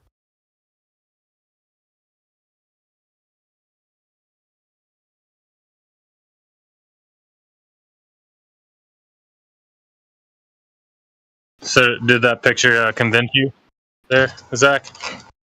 Oh, that it's flat? Yeah. No. I want to see that picture happen at a different time of day. There's a bunch of different pictures of it. There's one guy that's here actually. There's a map San Diego and took a picture. He said that first try he just went out there with his telescope and then took a picture with his phone through the telescope and he saw it. So it's a repeatable thing. It's not like a one-off thing. The thing is, I just can't confirm. There's so many things that I can't say because I wasn't there. Like, what do you think? I don't have all the information on it. Like, you think the distances aren't correct? You think he was like... I wouldn't say anything like that. It's more that I just wouldn't know, if anything. Just because I do think that there's, like, other things, right? But I also believe, like, mathematically, flat Earth can't be proven. So, it's not nor scientifically. How do you know that? What? I don't have a... What do you mean? Mathematically, flat Earth cannot be proven. Mathematically is a dumb statement by me, but like I'm talking about scientifically. Mathematically doesn't make sense. Bro is hella confused right now. Yeah, what do you mean? So you know that the Earth is not flat. Yeah. And how do you know that? I bet he doesn't know what flat Earth is. We could probably just ask him and watch him fumble it real fast. A circular disc Earth? Yeah, there we go, guys. Immediately, it's absolutely incredible. What? No, dude. I told you it was a disc, dude. No, just explain. Can I ask Mr. Weissman one question? Yeah. Yeah. You want to know what Earth looks like, yeah? All you have to do is get in a car, travel long distance, yeah? If you don't see anything upside down, welcome to flat Earth. When you get in a car, yeah, and you travel long distance, yeah, can you see yourself moving horizontally? Do you know what that means? Yes, I know what that means. Yeah, if the Earth was round, yeah, the surface would be curved, yeah? Over distance, there would be a drop. You would know this if you get in a car and travel across the surface of the Earth. The fact that you don't experience a drop over distance, yeah, you're moving across the surface of the Earth in a car horizontally. That means you're on a flat Earth. It's really that simple. Explain why you won't feel a drop. Because the way gravity applies, there is no direction in space. So you're not upside down if you're on Australia. You travel and you are always right side up. That's how it works. If you're in the vacuum of space, there is no direction. There is no up. There is no down. No. Do you know what landscape geography of Earth means? No, and don't throw jargon at me. I'm a high schooler. It means everything you see. It means everything you see that's on the surface of the Earth. So you got the mountains, yeah, the roads, grass areas, yeah. Everything you see, that's the surface. That's the landscape geography of Earth. You're just not understanding what Earth looks like. The landscape geography is not curving. Once you understand that, yeah, it's not curving the surface. I've seen mountains peak over the edge of the. No, literally, you can ask my little sister too. I've seen mountains peak over the edge of the curve of the Earth on my life. What? No, that's lies. That's lies. Dude, I've been paying attention to the surface of the Earth for 12 years, and I know the surface of the Earth is not curving. It doesn't exist. So therefore, the Earth is not a globe. The Earth is flat. Simple. All right, you're 2 miles away from a mountain, right? How many inches are you seeing off the bottom of that mountain? What? It's 8 inches per mile squared. So if you are that far away from a mountain, you are seeing 16 inches off the bottom of a mountain. Tell me that you're seeing 16 inches move from that far away. Dog, that's not 10,000 feet. Curvature of the Earth, nor is it like looking at mountains isn't really doing much, bro.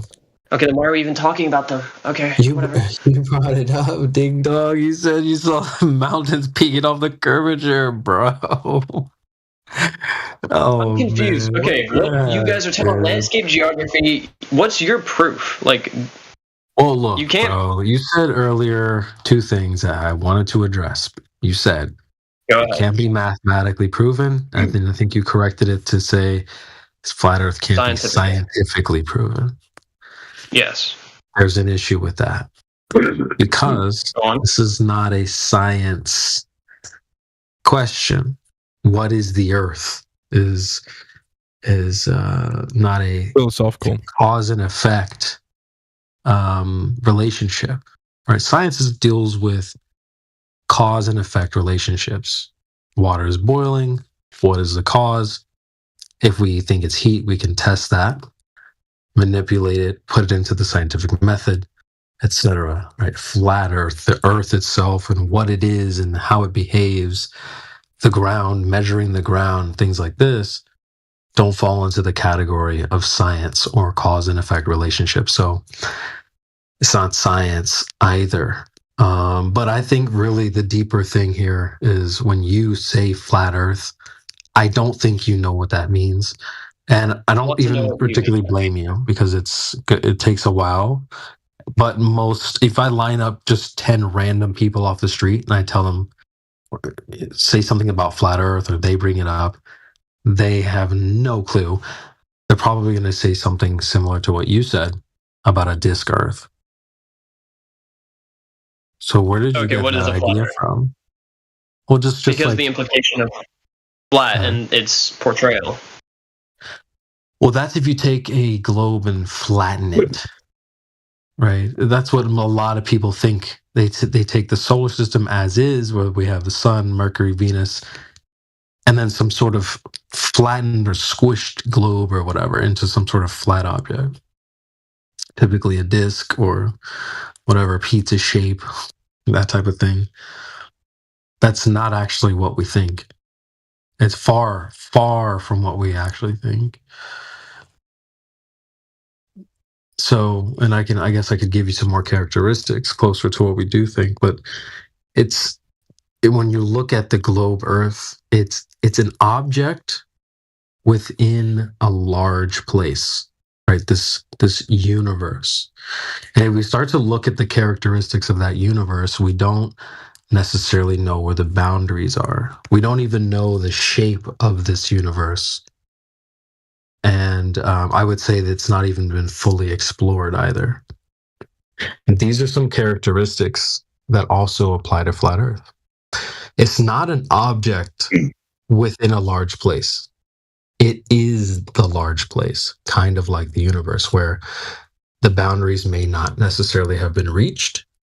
It's a very large place, maybe not necessarily fully explored, and the shape of it, is not known.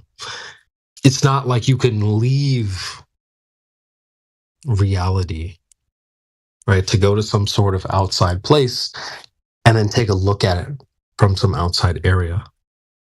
So that's why you're not going to be able to know the shape of this reality or flat Earth. It's about the surface. So are you calling Earth the universe? I'm confused. What do you mean?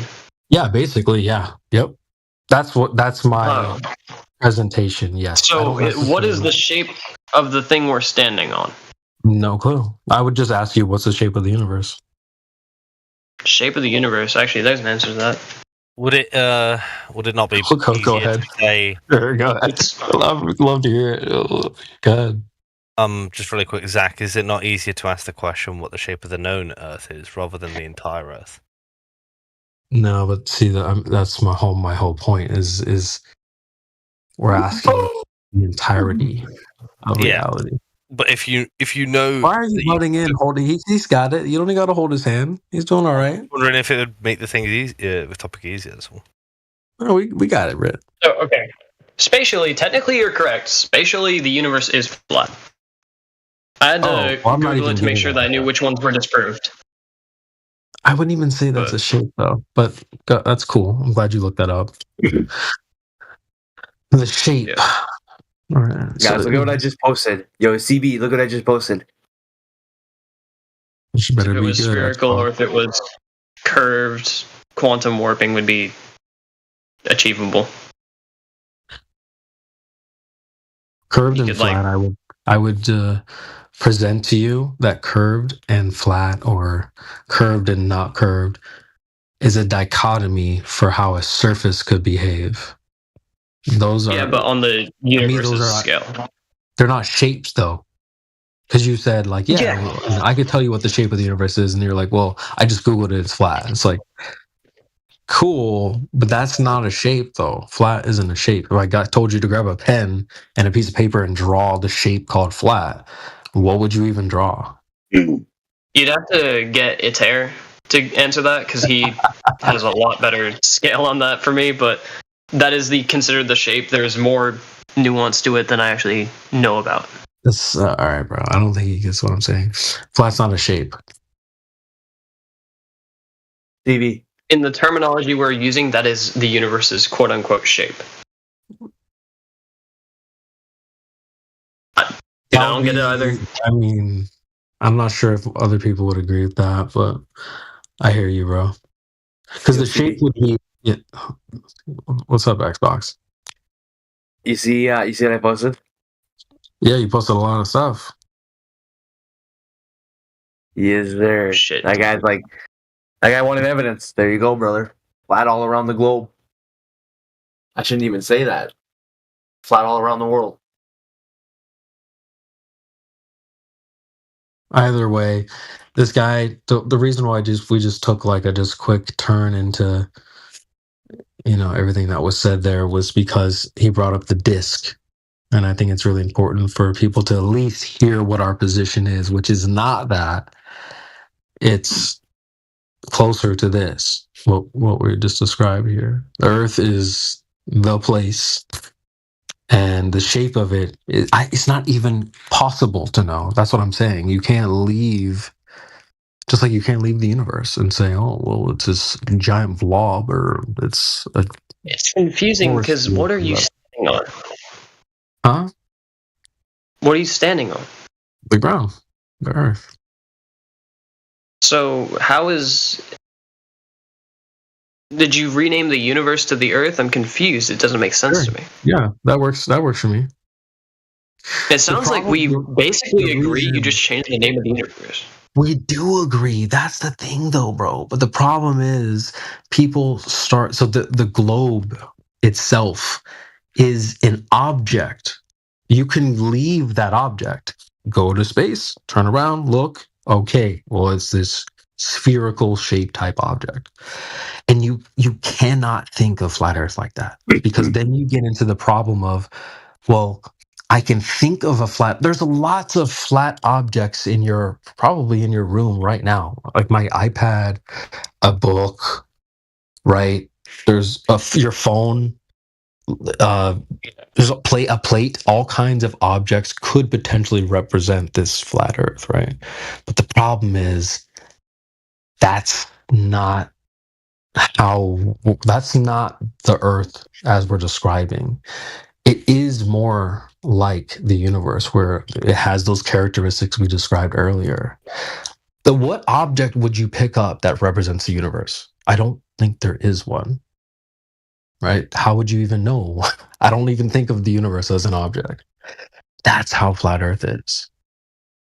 It's not an object in a place. It is the place, and you can't leave to see it from any outside area to say what shape it is. You're inside of it. it's relatively incomprehensible because the argument of whenever I'm speaking of the Earth, I'm speaking of the shape of the object we stand on. Well, I don't think the Earth is an object. We're talking about the surface description. You brought up the universe being flat or curved. That actually describes a surface. In the room that you're in right now, you can look around and see everything has a surface. Your floor and the phone, the couch, this chair, whatever. It's either, you'll notice, any surface here is either going to be rounded in some way or it's not. Those are the only two options. It's either flat or it's not. It's rounded or it's not. So when we talk about the Earth, the surface of it, and the water especially, it's either moving, or it's not. Yeah.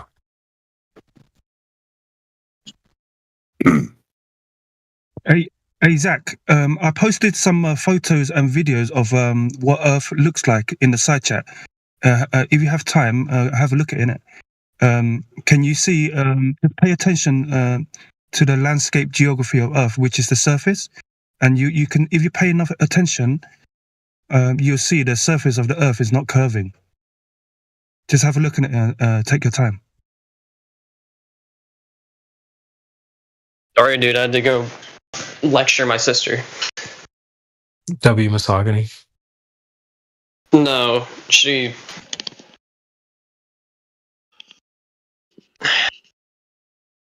Her friend's an idiot. Regardless. But, dude, I just can't even comprehend what you're talking about. It doesn't sound like something that makes. It's not something that we're. You already have this worldview. We are no different. We're just saying the Earth is the. Don't you kind of think of the universe like that? The universe is like basically like the reality we live in. The globe isn't just the only thing, right? In your worldview, right? It's not just a globe. It's a globe with a bunch of other planets and moons and giant galaxies, and you know what I'm saying? It's this huge thing, right? Yeah, I think you. So, and it's not like we have a ton of answers about that thing, especially the boundaries of it or the shape of it. Right, we don't know a lot about that. I'm confused on the purpose of the discussion. Because you came in saying, "Oh yeah, your guys is flat disc," right? And so I'm just helping you understand. Yeah, because that's something I don't believe in, and that's the typical description of flat either, dude. Like, I know. I'm trying to tell you. That's what no. Why do you refer to the all-encompassing area as a flat Earth? Or do you not? The surface, yeah, we do. Because the surface is measurably flat, is what we're saying. You can measure the surface of it, and we're saying the surface is flat. Even just like the universe that we just looked up. The water, the ocean, a lake. That's not. That's the body of. That's the object we stand on. Surface is flat. Yeah. Well, what else would you measure besides the surface? It's either curving or it's not. So you just measure it. Yeah, you're measuring bodies of water, but you're talking about the Earth as if when it comes to bodies of water, the bodies of water ain't flat. The ocean isn't flat. Well, they're certainly not curved like convex mounds. No, they're not. Water doesn't behave like that. Well, okay, all right. So, is it just large bodies of water that curve and behave like this, or all bodies of water behave like this? Let's go. Tiny little droplets behave that way too. Okay, all right, that's fine. I can give you another small scale example where it actually does the opposite of convex. It's concave. Put water in a beaker. And you've got. You want to know why that happens? Because what I'm saying is when you have water in small examples, it does weird stuff. But we're talking about bodies of water, okay? Something you can put your body in, like a bathtub, a swimming pool, a pond, a lake, an ocean. Are you saying that all these bodies behave the same, or that larger ones behave differently? Yeah.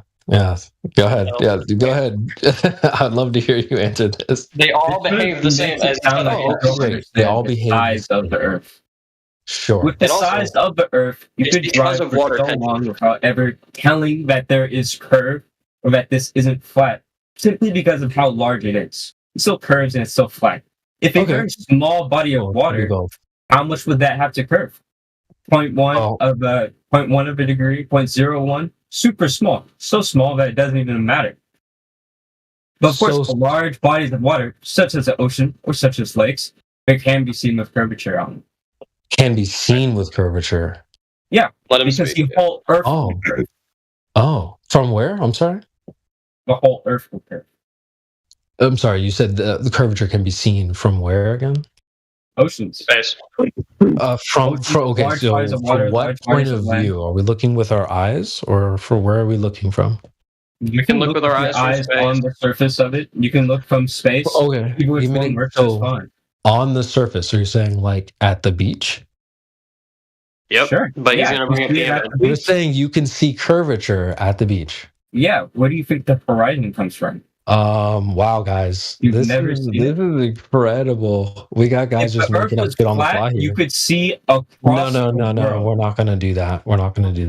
Let's just help you out. We'll talk about okay, I'm just going to be a glober for a second. Yo, you never heard before the Earth is too big to see curvature? You've never heard that before? No, the Earth is so I'm big sorry, that bro. you can see curvature. A lot of no, you can't. That's why you can't. We got to stop the show here. We got to stop the show right here. Sorry, bro. We got to stop the show because I've been a flat earther for like several years now. I've actually been arguing more intelligent people than yourself. Just being honest. And we're being made fun of for being flat earthers, and they say things like the Earth is too big to see curvature. You cannot see curvature. Right, and so you guys are in here saying, "No, of course you can see it." You're just factually wrong. You're factually wrong. Have you ever seen the horizon? I could just ask you one quick question. You can look at any direction, and you can see the Earth's curvature just standing on the ground. Look out your window. I could ask you one quick question that will just completely reveal you have no idea what you're talking about. Should get your along that horizontal horizon? Where do you see the curve? Hold on, Demo. How big is the globe Earth? Are you talking about in volume or talking about in diameter? Yeah, give me like a radius. A radius? 3,569? Or 959. 3,961. Okay, that's not bad. Yeah. No. 3,961.3. I remember it now. Yep. Yeah, you got it. You definitely recall that one. So you're saying you can see curvature. What is the minimum altitude? You're saying just ground level? He's implying, by the way, let me clarify what he's implying. He's saying that you can see curvature as in you can see the absence of it. It's a little pedantic to say that he's not. He's meaning that because you can't see further implies that there is curvature. Not seeing curvature. That's seeing the lack of it, but that implies that it's there. So it's a physical hump of water in your way, right? Curved water. Because if I'm a foot tall, I can see 1 mile. If I'm 2 feet tall, I can see like 1.5 miles. So which in and of itself, due to atmospheric disturbances, haze, the vapor in the air, it's completely impossible to actually tell how far someone can see. Which is why images like that don't make any damn sense, because so you just stare at the curve. Anything can be going on in the atmosphere at any specific day. So what you're saying is you stand on the beach and you look forward with nothing there. You just look at water and you're like, "That's curved water." Yep. That's what you see. It sounds like you're arguing that the object we're standing on is flat, but you're also saying that we agree. I don't agree on that. I agree on your opinion on the universe being flat. That makes sense. When you look out on the beach, where do you see curves at? When you see the horizontal horizon like I see, where's the curve? Where are you seeing a curve? That's a perfect horizontal. It is a curve. That's why you can't see more of it.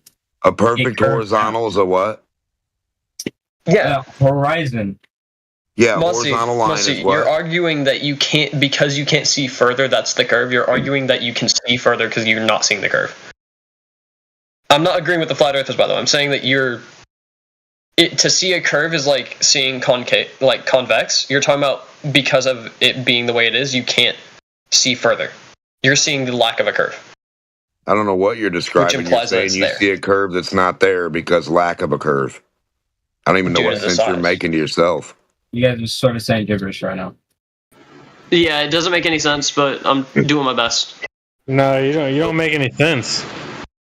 So where's the curve at? If I asked you to go stand on it or go put your boat there, could you go do that? But could you go stand on the Kirby water in a boat with a boat? Could you put your boat on it? You say you're not seeing the curve because the lack of a curve. You mean the lack of flatness? Is that what you're trying to say? Yes, I'm saying that if it was flat, what you see is what proves the curve is because of what you don't see. It's because of what you don't see. What you don't see shows that there is a curve. If the Earth was flat, you would look from one point of the world to the other with no problem. Besides, maybe air density, like fucking shit up. Thank you, because I'm too autistic to actually explain what I'm saying. Thank you, man. If there is a curve, you can't see beyond that curve. And that's what you see on the horizon. You can't just look on to the edge of the world. Can you touch that spot where you say it's a curve at? You touch that spot, you mean just move? No, you go stand on it. I stand here. You go say, hey, wait, Democ, I'm going to go stay and sit on that curved water part right there. I'm going to sit on that spot. The problem the curve is like gravity to them. You can't see actual gravity. You can't see curve. You can only see its effects.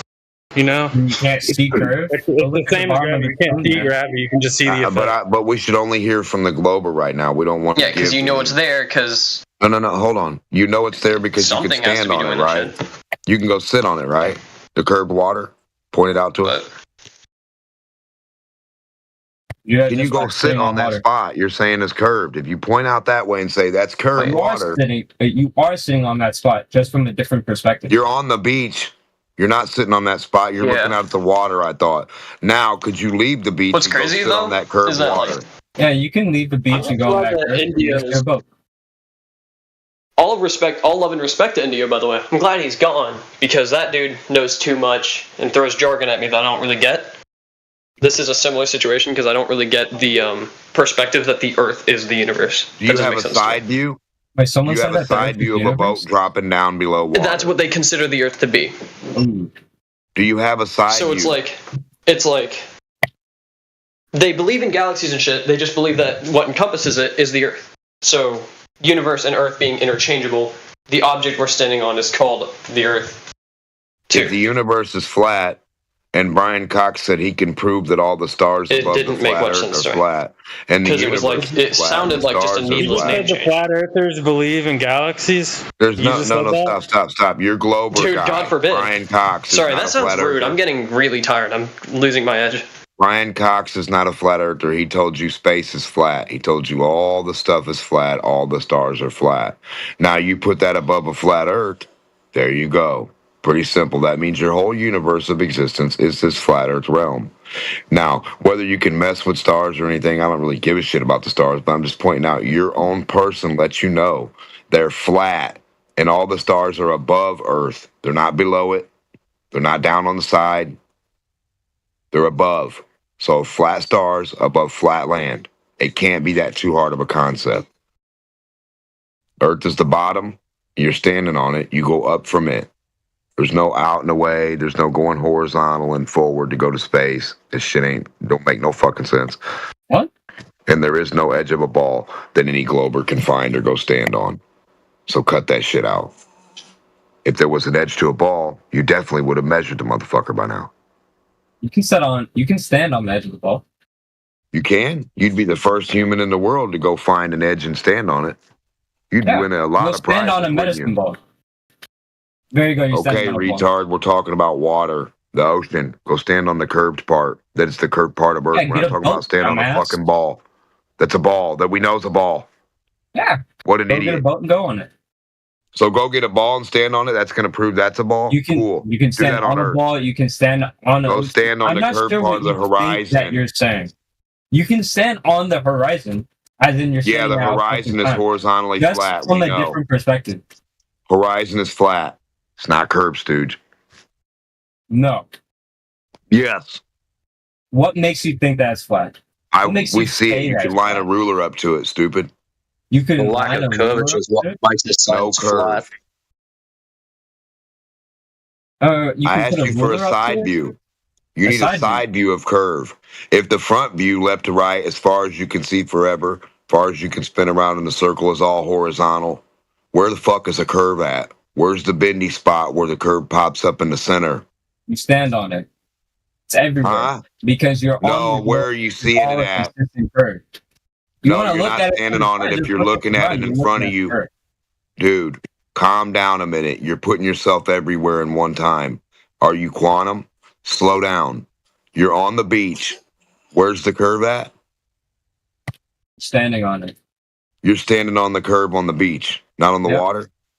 It's on the water too. What if there was a cliff you were on?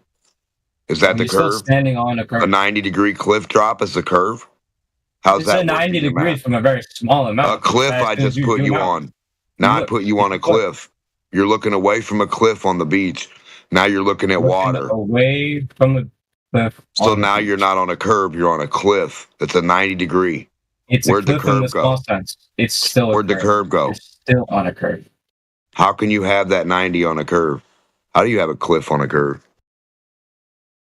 It's not square. It's not 90 degrees square. You got any cliff water handy? You got any water that acts like a cliff by itself with no dirt under it? Huh? You got any waterfalls with only water? No dirt under them? No? What? So if you have a side view, that'd be the simplest way for us to measure your curve. We could see you looking at the boat, and we could see the boat, and we could see the water surface, and we could draw a line from you to the boat and see that the boat and you are still at the same height. If you and another person at the horizon can measure that you guys are standing at the same height, I'm sorry. Go over that again. Go over it again. I wasn't fully paying attention. A side view. If you and somebody in your backyard and your yard has a real hill in it and it's an actual physical hump hill object and it's dirt, right? Right. And your buddy is on top of it and he goes, I'm down on the other side at the bottom. And you're like, I don't prove you. You could be halfway only. How would we guarantee where he was at if all you can see is the dirt hill and he's lying to you? But he wants you to pay him if he's at the bottom. But he's not at the bottom yet. He didn't make it. He's halfway there. Now, how would you know? You'd have to get a fucking side view. I would be a good neighbor and say, hey, from my yard, I can see you and I can see Bobby, and Bobby's not winning this bet because he's not touching the ground yet, but you still don't see him. So how do you know it's a curve there between you and the person without a side view? Because you're the only one hoping for it. You need another perspective to prove it. Because if you see a hump between you and the boat, the side view would see a hump between you and the boat too. How would it not? Same as me seeing the side view of the dirt in your backyard or your car.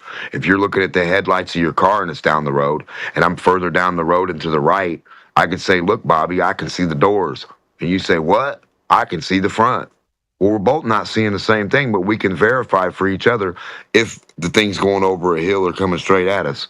From both of our perspectives, we can compare and give each other video, and they should match up. If you see it coming up and going down a hill coming at you, I should see it going up and over and down a hill to you too. Dirt to dirt. I just want to say this is Zachary on another account. Y'all can server mute me. Whoever did that. Just saying, a side view would help Glober so much.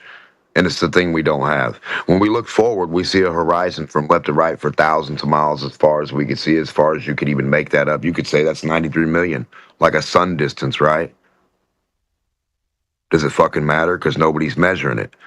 Nobody's getting out in the widest part of your frame of view and getting out widest to the left and widest to the right, like a little crosshair dot that you can't see anymore, and proving what the fuck you're trying to do anyway. We have it measured that you can, that we know the exact distance of how far you can see for how tall you are. And that on what object? On flat Earth? That's good. Not on flat Earth because it doesn't exist. If it was flat Earth, what you doesn't could look exist? From one side of Earth to the other side of Earth.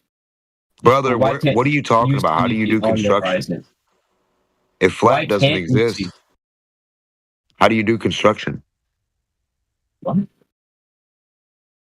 How do you level and horizontal and level and flatten and straighten things out if flat doesn't exist? What are you talking about? How is your horizon traceable with a ruler? On smaller projects, it doesn't really matter that much because the Earth is smaller so projects damn is where it should stick out the most. No, smaller projects is where it should. You mean a big Earth with a 66-foot drop shouldn't drop at 1 foot and 1 inch right in front of you, and that shouldn't get bigger and bigger and bigger the more you put your hand to the right. Vertical distance of about 5 meters for every 8,000 meters tangent to the surface. Brother, do you have a video of a fucking side view of what you're measuring, the Earth curve? Can we film it curving? The thing you're measuring curve. Show me the line on the wall. How do you draw the Earth curve that you're measuring? That you know what it looks like. You got the math. Can you draw it for us?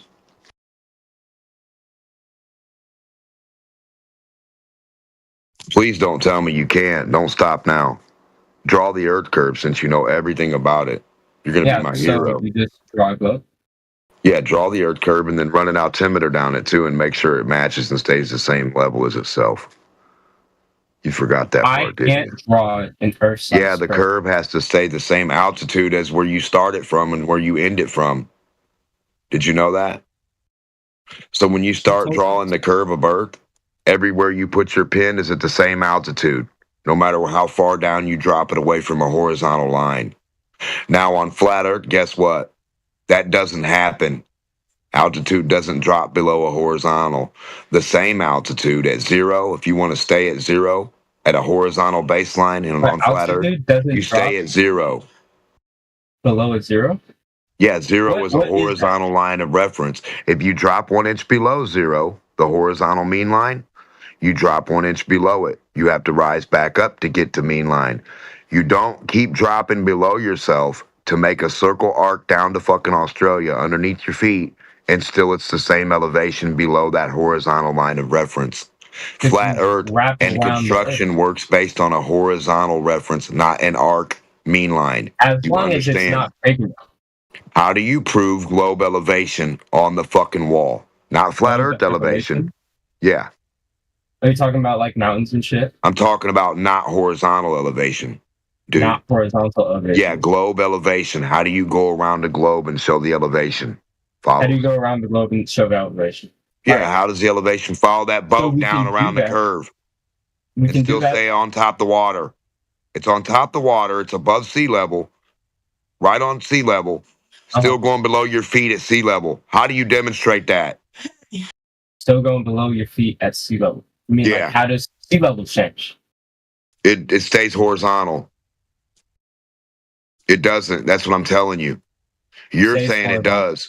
You're saying you drop below a horizontal reference line and still stay at the same altitude. I mean, why can't you don't know what a circle is? I know you know what a circle is drawn under a fucking horizontal line. The horizontal line is going to be flat Earth from the left to right of your page. It's going to go all the way across. That's your mean line for flat Earth. It don't change. Now, the circle you draw under, it's your fucking globe. How do you prove your globe elevation? How do you prove your globe elevation? Yeah. You don't even know what that is? Isn't that weird? You only know flat Earth elevation, see? How to get a level and a plumb and a horizontal and draw a horizontal line and keep everything with that horizontal. Where the fuck is a curve elevation at? And what instrument do you use to show? The airplane doesn't show it. GPS doesn't show it. Satellites don't show it. Nothing has a drop rate while it's staying at sea level and dropping down. Where the fuck does this happen? Where do you drop a rock and it stays at the same height somehow? It doesn't make any sense. To no one, nowhere. Except an imaginary ball. Everybody else. On an imaginary ball in your mind, it does. Now let's pull that imagination out your ass and get it in reality and demonstrate. I don't believe you ever actually did answer. We're not talking about belief. We're talking about you demonstrating curved elevation. Let's find out how you do it and mark it and measure it. How do you find your elevation on a millionth of a millimeter and keep dropping down and to show us the altitude follows it. Down. Yeah, a globe, curve, drop, boat dropping, down. Yeah, downity down elevation. Show us. How do you look at your elevation of whenever you are on a globe? You don't do anything on a globe. You're on a flat Earth. We're trying to figure out how you would on a globe. You don't know the first thing. Can you ask a friend? Is this where you need help and phone a friend? So you can look at your elevation. No, we're not going to look. You're going to draw the fucking globe elevation on the wall, and then you're going to get an instrument that follows it and proves that globe elevation is not following a horizontal mean line. On the wall. You need an arced mean line of 0. Do you have an arced mean line? So you can look at your elevation. No, we're going to build. We're not going to just look at stupid shit, dude. We're not going to build your house by looking at stuff and not measuring it and making a line and markers. We're going to mark each dot accordingly behind itself. It's going to draw a curve. You can trace a line on it if you want. In AutoCAD, you should be able to print the earth curve out. I don't know why this is so fucking difficult for you guys. You got the math, don't you? Fucking gibberish. Don't you have the globe math? Where did it go all of a sudden? Oh my god. It's not around now? I was about to explain it to you. It's not for you to explain. The math, put it in a machine, it'll print out the material. You don't understand that? AutoCAD? Are you on meth? You're saying random shit to me. I'm saying print out the curve of Earth and don't make it a horizontal line. The altitude, how does it work? All right, so you want altitude. How slow can you be, dude? You're telling me a boat's going over it. I keep on trying to tell you. If the boat is going over curved water, do you want to see it, curved water, not curved material that you can trace? Could you not trace the top of that if you had a big board behind it? Yes, you could, stupid. Now trace the fucking curve. A board the size of the Earth, maybe I could trace out the Earth. The boat in front of you a couple miles is supposedly dropping down 1 inch, then another inch, then another inch, then another inch. Where are the inches at? Where between the inches? Where's that at? What's it look like up close? Stop getting on the beach and looking at it. I want you to be standing by the boat and show it, Dumbo. So you want to see the boat? The curved water under the boat that's dropping below the boat, going that way. The water that's not at the same elevation as the boat behind it, but going down below it. Yeah, show that. Okay. What's that look like? Let me get the earth curve you say you see. You can't draw it? Let me see. Let me get you boats sinking under the horizon. A side view would help you out. Side view. Yeah, a side view of the boat. You view the front, your buddy views the side. Your buddy draws a horizontal line from you to the bottom of the boat, and he proves to you the boat didn't drop nowhere. Now, why don't you have a side view like all smart flat earthers? Flat earthers don't. Globers don't believe in side views. They just look forward and say stuff like Superman's behind you. Trust me, he's down below the curve. Okay, here you go.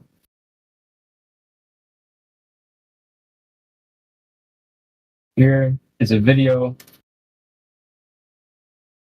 A video on how to draw the earth curve on the wall on the blackboard? Hell yeah, I can't wait. And then they got an altimeter. And then they run an altimeter down it, right? Now, here is you seeing from real life the curve of the earth in function.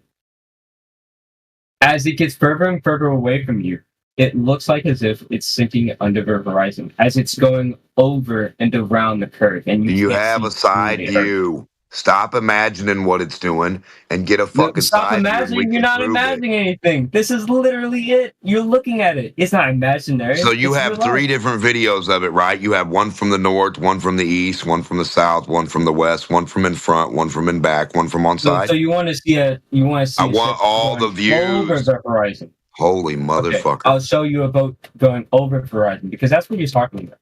Seeing a boat pass you, seeing a boat go over the horizon, and seeing a boat go under. Brother, I need a side view. I don't need just one guy looking. That's what you mean by a side view. Just watching a Mozzie, slow down for a second. Mozzie, the issue we've got is we've got video footage of radio-controlled boats going across lakes that show them disappearing over the horizon.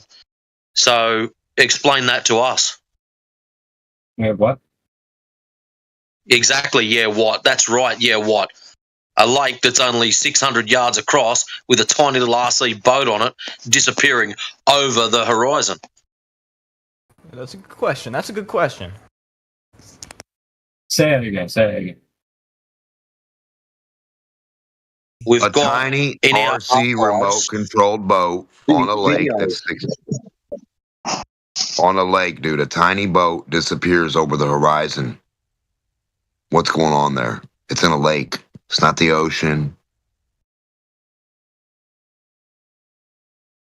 See, a lot of you guys just come in here and assume that I've seen X, therefore I'm right. And there's all this other weird shit going on. Like one of the videos, they look up the side of a skyscraper, for God's sake, and the top of it disappears. Dead straight, and it disappears. Things disappear on flat surfaces, bottom up. So your claim is that things disappear bottom up because they're going over a curvature. Well, they disappear bottom up on flat surfaces too. So both of our arguments now are null and void. So try something else. They do. Correct. That's how your vision works. They won't, and they don't. Yes, they do, and you can say nah all you like, but yeah, it's not really going to get you anywhere. Your big Gatsu moment was saying that you can take a remote control. Tell me you get no vagina without telling me you get no vagina. You can go over a lake and see it go over the horizon. And so, lakes can be big enough to a point where you can see the curve of the Earth. Not all of them are like that, but big enough lakes are. This really isn't. It's nothing to do with curvature, Mozzie. Get that out of your head. Just the way optics works. Hold a ball, you can't see all sides of the ball. You're all getting excited. You're thinking curve is the cause. Wrong. Optics is the cause. So that means it would always happen at a consistent rate. Mozzie, use your brains. If the curvature was there, it would be at a consistent spot. So every time a ship sails away at 5.46 whatever miles, it would disappear. It doesn't happen. It's always different. It does happen. There's a big struggle within the heliocentrists. They just don't seem to grasp how perspective works and what it comes with in regards to the Atmos.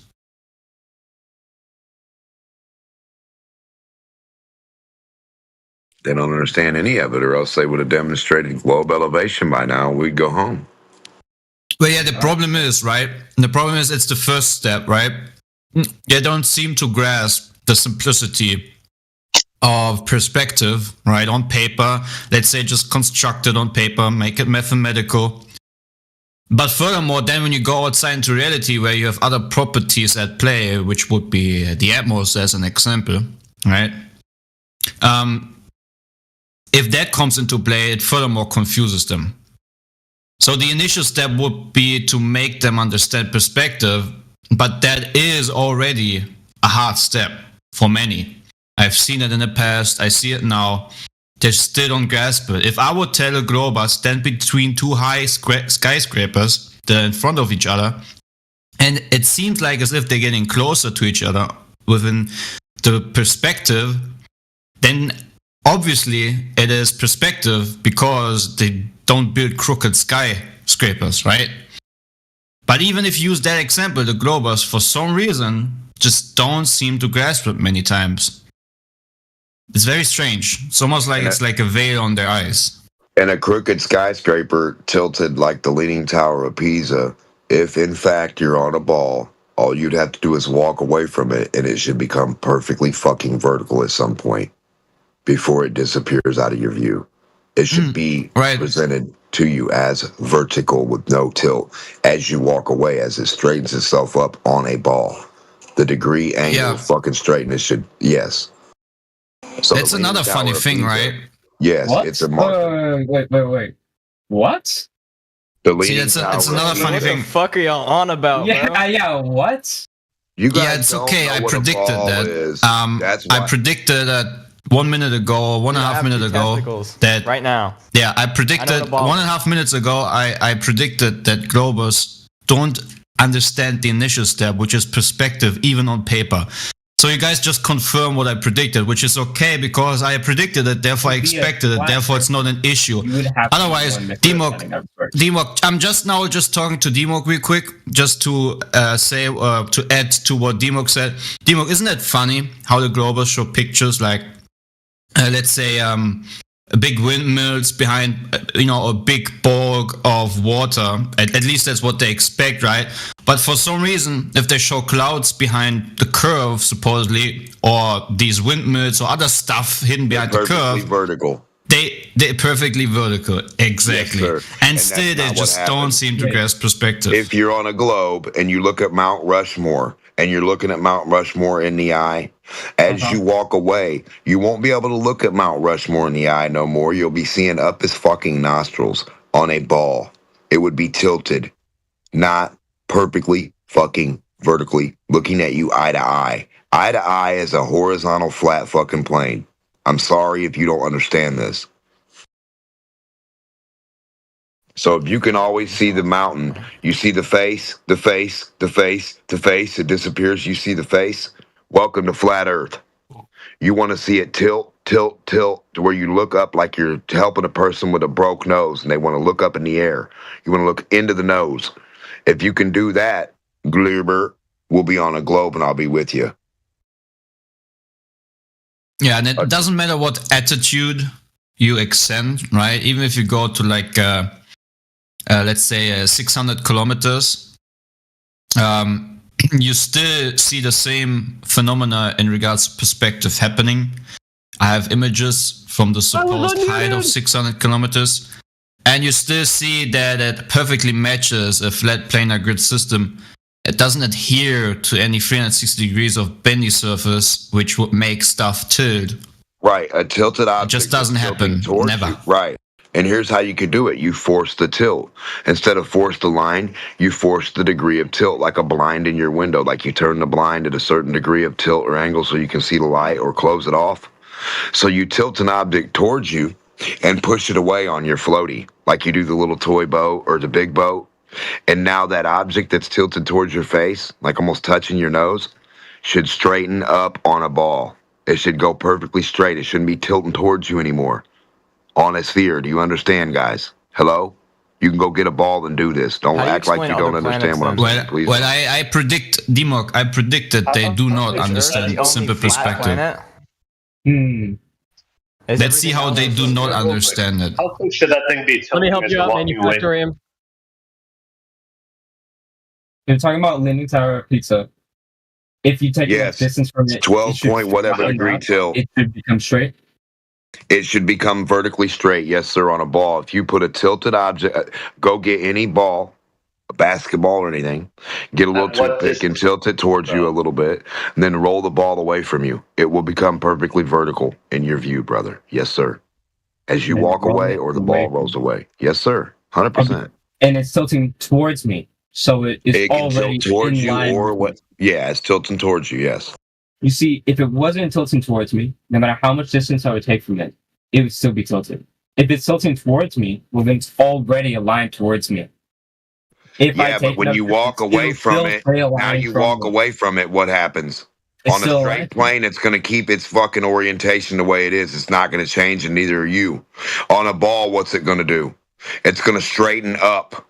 Go get a ball. Without a ball, stop talking to me. Without a ball, you don't know what you're talking about. D-Mock, I know what I'm talking about. It will only go get a ball and put the thing on there right now. Already did. All right, D-Mock, it'll only do that if it's like, if the tape is It'll loose. do it when it's pointed towards you, when you're looking straight ahead at it, and you walk away. Shut the fuck up. Let him fucking You shut the fuck up without a ball. Go get a ball. You grown Stop fucking talking, man. no ball haver. Get a fucking job. I've got a ball and I've got what the fuck is your problem?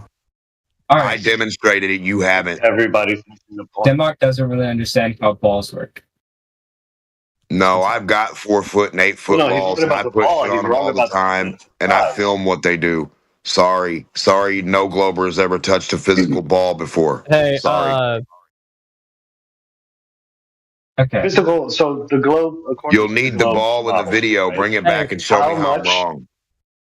How much should that tilt as you're walking away from it? It says 12 point what degrees? 12.3, 12.9, 12 point something. But okay. The Leaning Tower of Pisa. Look it up. It doesn't matter the exact. Yes, I looked it up. I have it on my screen right now. Okay, now get it on a ball. Now put that tilted object on a ball and roll it away from you, dumbass. How big is the ball? Don't matter, motherfucker. Which about perspective, it will. It don't matter. A ball is 360. A 360 is 360 is 360. It doesn't matter. Go to physics class. Go to shape You class. said I should do that before the interview. Why wouldn't you do that before you came in a debate? Why wouldn't you guys think about this dumb shit before you come in a flat earth debate and get demolished? You've not demolished anybody. You don't have a ball yet, do you? I do have a it yet ball. and prove me right? I do have a ball, and I Have have you done it, proved and I me right proved you yet? wrong. Let's see the video. I ain't recording dude, I'm a 17-year-old. I Exactly, ain't because recording you'll shit for only you. prove me right. This is how you I ain't guys recording are. shit for you, man. You're I'm little 17. pussies who lie and won't prove If anything. you don't get a board the size of Earth, Come on, that means non-ball I'm right. haver. This is the problem. No, that was just fucking stupid. By the way, Glovers wait, won't can I- do globe physics. If you get a toothpick and go and tape it to a basketball, depending on your perspective, it will look like it goes straight up. Depending on another perspective, it'll just perfectly horizontal. But that just reinforces that It'll do exactly what I said. This thing Fast is out. talker. Now, the thing is, if it was on Earth, how big would this toothpick have to be? For a toothpick to a It's the Leaning basketball, Tower of Pisa. the Is your Leaning Tower toothpick of on Pisa Earth. is nowhere near the same size as a This toothpick dude's is slow. to a basketball. You would Yeah, have cool to story, get a Goofy. much larger and larger and larger object from a point where your perspective would be Larger and so larger and larger and larger. Your Earth grows like that? Holy fucking shit, I thought it had a radius, stupid. So now your Earth doesn't have a set size. to a basketball, So right? your Earth But even doesn't have a the set size. tallest of mountains on Earth are nowhere Your Earth near has the a set size. It's little. It's only 24 puny thousand miles, dude. So 1 second, let me just sum it up, right? The Earth, as long as the Earth isn't flat, as long as the Earth isn't flat, it needs to be just very big, right? So it just stays a ball, but it's just way too big. Therefore, it's always flat, no matter how high you go, right? Is that the argumentation? Perfectly horizontal, no matter where you go, because no, not perfectly horizontal. Because what? It's only horizontal, only measurable to be horizontal. Because what, guys? It's not perfectly horizontal. You can't find the curve because the curve During is. architectural projects, whenever you're building a project big enough, you have to What, allow for curvature? Bullshit. Yeah, the curvature. Yeah, right. Good story, bro. Go and talk to a few engineers, will you?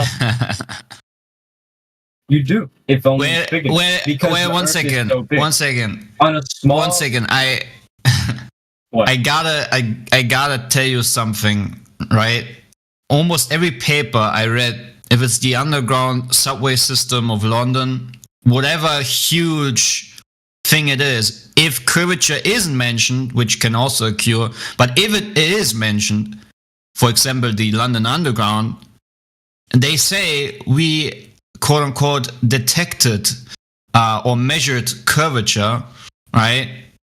But it's so minute that we're just gonna adhere to a planar grid system in order to build the subway stations. So, it's, in other words, it's saying, well, even though there is a globe, we're just gonna utilize it as if it's flat. This is what you will find with military papers, with surveying papers. This is what you find with so many official documents, with weather prediction and so forth. They just say, well, there is this. Because the Earth is so big and the curve.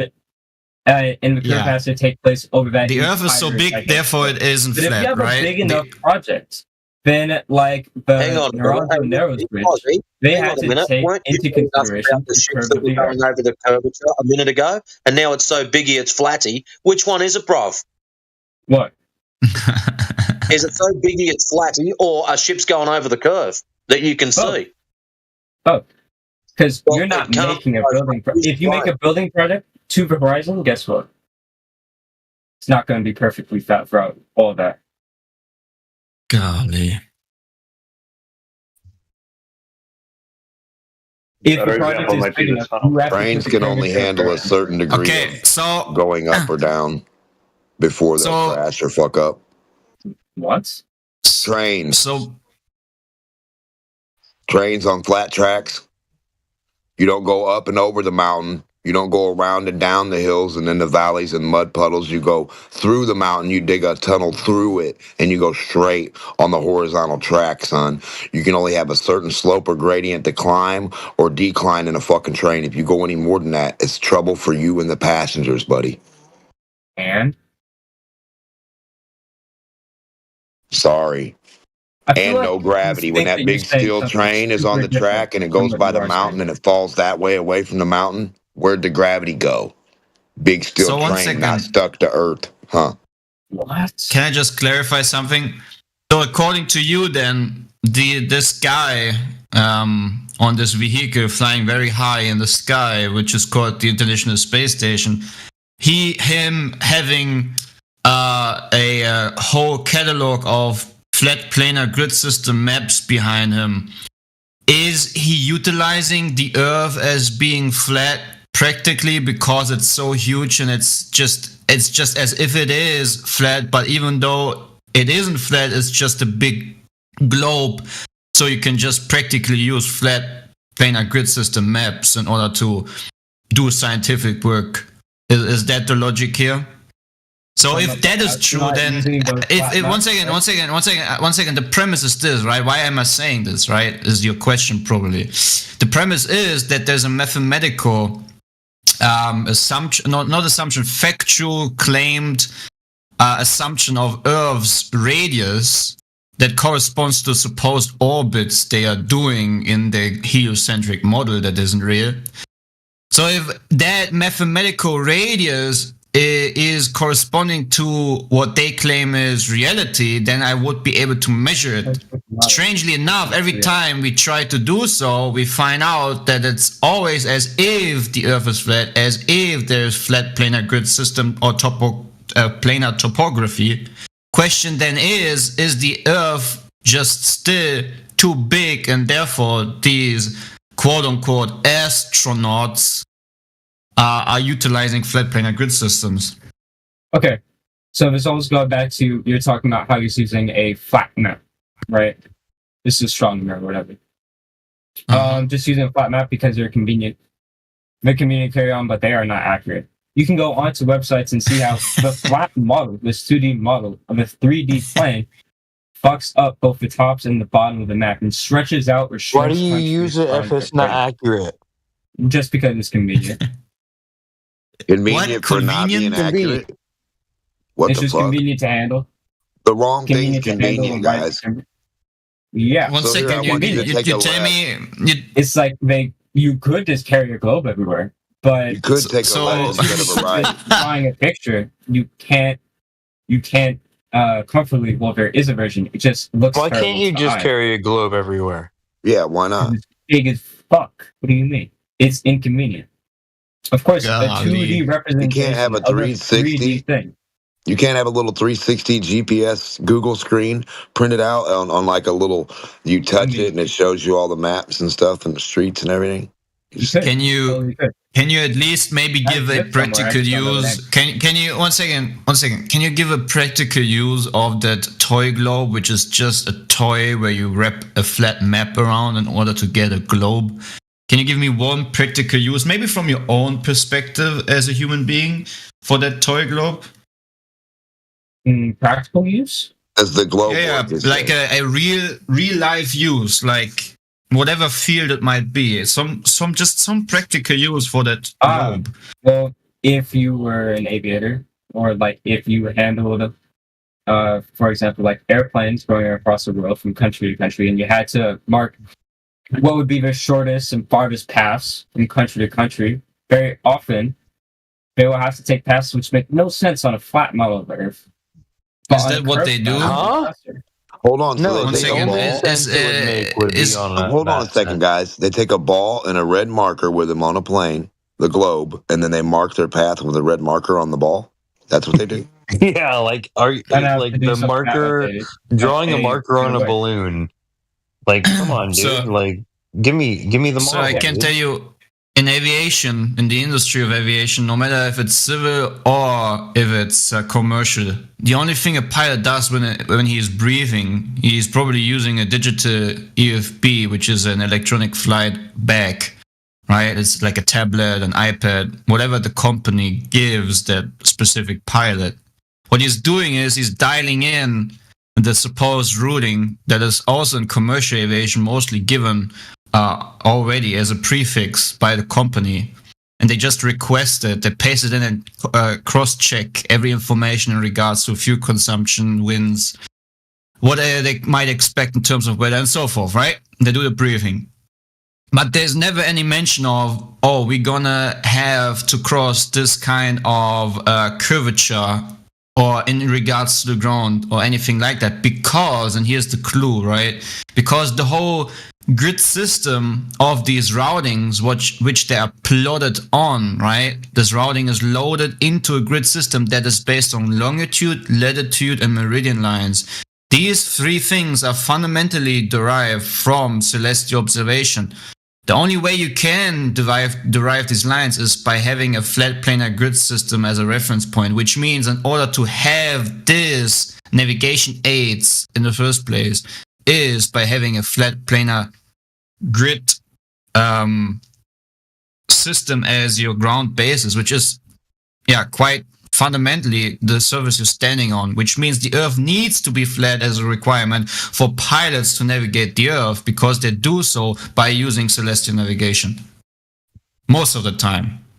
Fundamentally, globetards are flat earthers.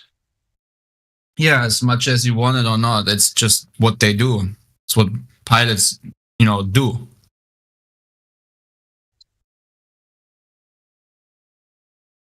I mean, I'm sorry to burst the bubble, but even on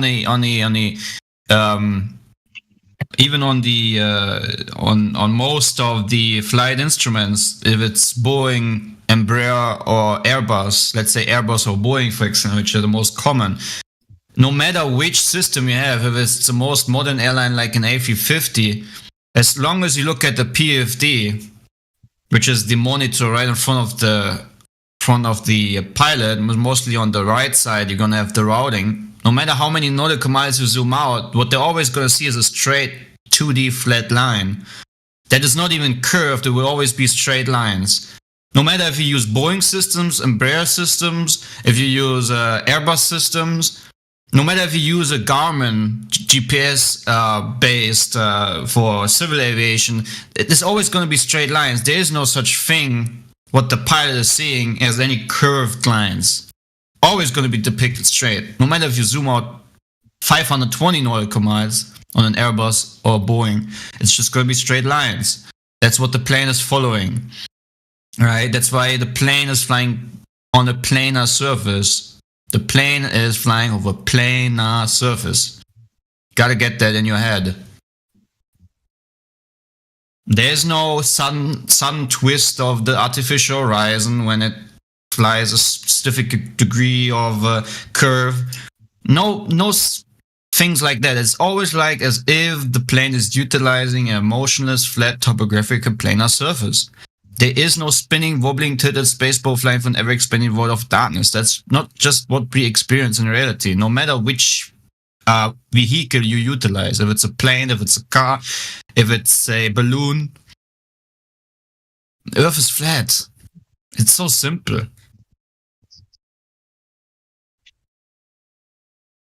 But yeah, what you can do is you can just go out and just accept the belief system that was introduced right after the Reformation, when people could suddenly actually read the Word of God, right, the Bible.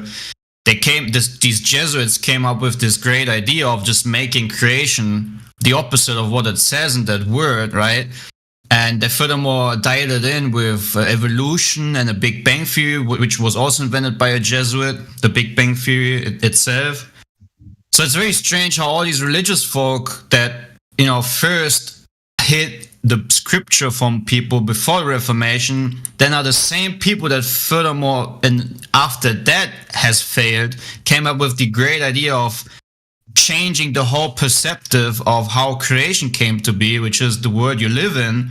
And now you have some, spinning, wobbling monkey tarts running around not even knowing who they are in terms of, looking into the mirror. So you have a lot of confused people not also being confused about creation itself, but even about their own temples, which are themselves. They don't even know who they are. And it's a testimony of, how that religion really destroys the being, which are humans. Well, you have a decision to make. You can either accept reality for what it presents itself, right? Doesn't need clay to explain it or any other so-called flat earther or whatever you call yourself. You just accept what reality presents itself. So it's emotional, still, sea, level, horizontal, horizon, topographical, planar surface. Or you go into your computer, you look up some great, movies that have been produced by humans, and you go into the heliocentric religion where 71% of the water was brought to Earth by 71% of water was brought to the Earth by comets and whatnot, and you have all these great fairy tales and fables about creation, and you just believe that. It's your decision. I really don't mind. I don't mind if you religious.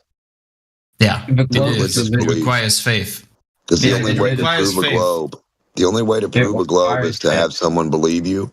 Ask them a dumb question, right? That's proof for a globe. Some dumb question that makes no sense, right? Say, why don't you believe me? Because I believe everybody else that told me cartoons, right? And then it came from church, right? The flat and the globe came from church. So don't try that dog shit. Your fucking science is religious anyway.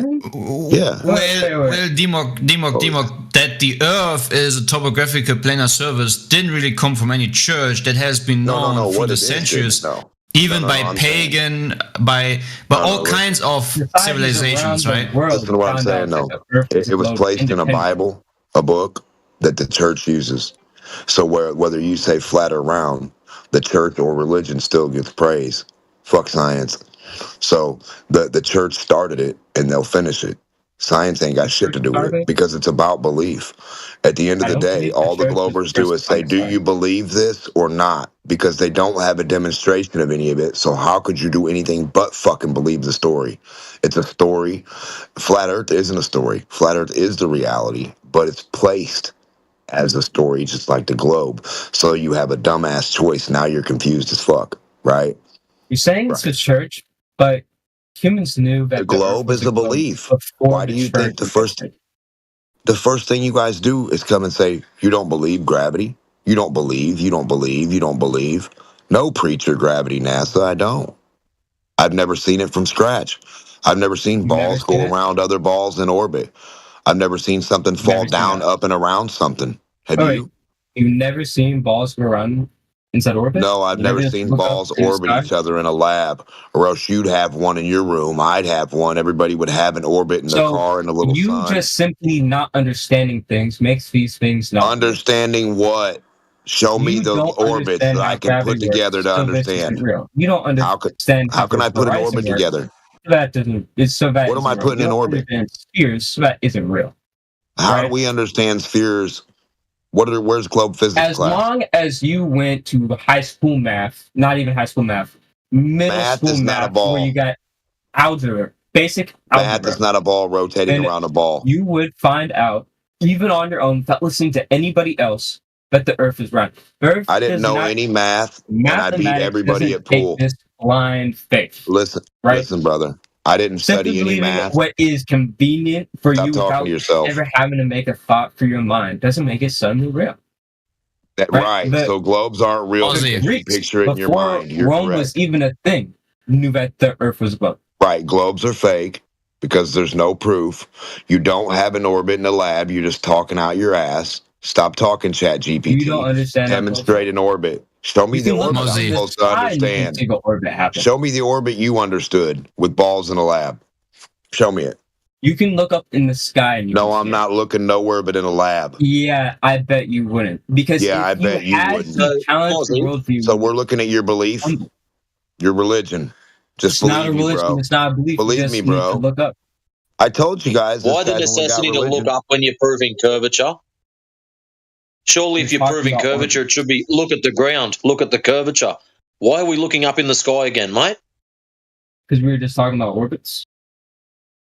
Because you believe that the Earth's curved because of the sky. In what way, shape, or form does the sky prove curvature? Not about curvature. Yeah, you talk about whatever you want. I'd like to know how anything up in the sky is going to prove what shape the ground is. Why would the Earth be flat and everything else in the sky still be spherical? How do you know they're spheres? They're just lights in the sky. That's all you can see. You've got no other verifiable proof of what you can see. Let's say that the moon was Bro's bringing this question. No, let's say, Mozzie. You would see the Mozzie, slow down a second. We're not, let's say, just go and have a look yourself. What do you see? You see lights in the sky. I see lights in the sky. True or false? UFOs. I can look see in the moon twinkly UFOs. and I see a spherical object in the sky. No, you don't. Yes, I do. Prove what it is. The moon? Any of it. No, the twinkly lights, dude. The moon's a twinkly light? Damn. The star. So all those twinkly lights are moons? And yeah, the moon is quite bright. So all the stars You are have a a moon. blind faith, Mozzie, nothing more. You believe it because you were told it. You've got no just don't verification of believe what it they because are you in don't any way, shape, or understand form. If the moon No, it's wasn't not- spherical, see, you could it's not simply that we change don't your understand the perspective laws of and you would bullshit see we've been different sides of the shape. You simply It's just that don't you're happy understand to accept it. Right. That's the difference. You're happy to swallow it. We sit back and go, hang on a minute, let's verify it. And everyone sits there twiddling their thumbs. You have yet to verify it. Can you verify it with math? Can I verify what with math? Can you verify the flatness of a moon, flatness of a sun, or the flatness of the earth with math? Why would I need to verify the flatness of the sun, the flatness of the moon? I walk outside, I don't see curvature. So you can't. So you can't verify why would I assume something's a bloody great big ball when I don't see curvature? Is a star, a moon, or a sun, or a dirt? Why would I assume something is a ball when I don't see curvature? Curvature would be the major component of a sphere of any size, would it not? Oh, you can see curvature. Because if you look at it from different perspectives, it still holds that same shape. So no, stop. Where's this perspective? Where are you looking at it from? So you live somewhere in Europe, right? So if you go over to America and you look at the moon, suddenly you aren't just seeing the side of a disk. Mozzie, we're talking about Earth curvature. Where are you seeing this curvature that you're claiming for? Okay, I already sent images. So you can look at those.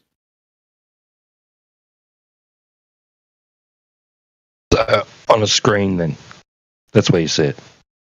Oh, you could just look outside right now and look at the horizon. And you'll see curvature in action. Okay. So the problem You can here look is up above very you and you can blatant. see all these planets and suns and moons with curvature. Yeah. And think, nah, but the Earth is different. Oh, Saying okay. heliocentrism is some religion. Whenever Yeah, it is. Yeah, it's observing fundamentally reality and, created. Okay. Heliocentrism is fundamentally created from if we don't by the Earth, what is happening? Are you interested in knowing where your religion comes from and why we say it's religion, or are you not interested? No, if not, I religion can spare my comes breath. from math. It comes Okay, from math and again. it comes from science. No. These things, the very people that came up with heliocentrism, you know where the name Helios comes from? It's a Greek god, right? Of the sun. Anyways, do you know why every space mission is named after Greek gods? Is that just by coincidence? Because these people have no, weird occult religious beliefs. They just name them after some gods by any coincidence. They believe what they believe because of paranoia. We name our creations Greek names. Why? Well, one, because the Greeks were very useful in developing the science of how the Earth is a globe. Or Maybe it's just a bunch of just fundamentalist pagans or something like that. Like, I mean, why dress it up? Just Next own thing, it, bro. you're going to be paranoid. You're a bunch of superstitious pagan freaks. Just own it. After girls. Oh no, these Probably girls must be causing Germans. all these hurricanes. They were probably German Greeks, the way they were like, Centrike, heliocentric. He's trying to rationalize something away that is fundamentally rooted in deep occult religious pagan philosophy. The very reason why you have heliocentrism, it was created by Greek philosophers according to your own history of heliocentrism.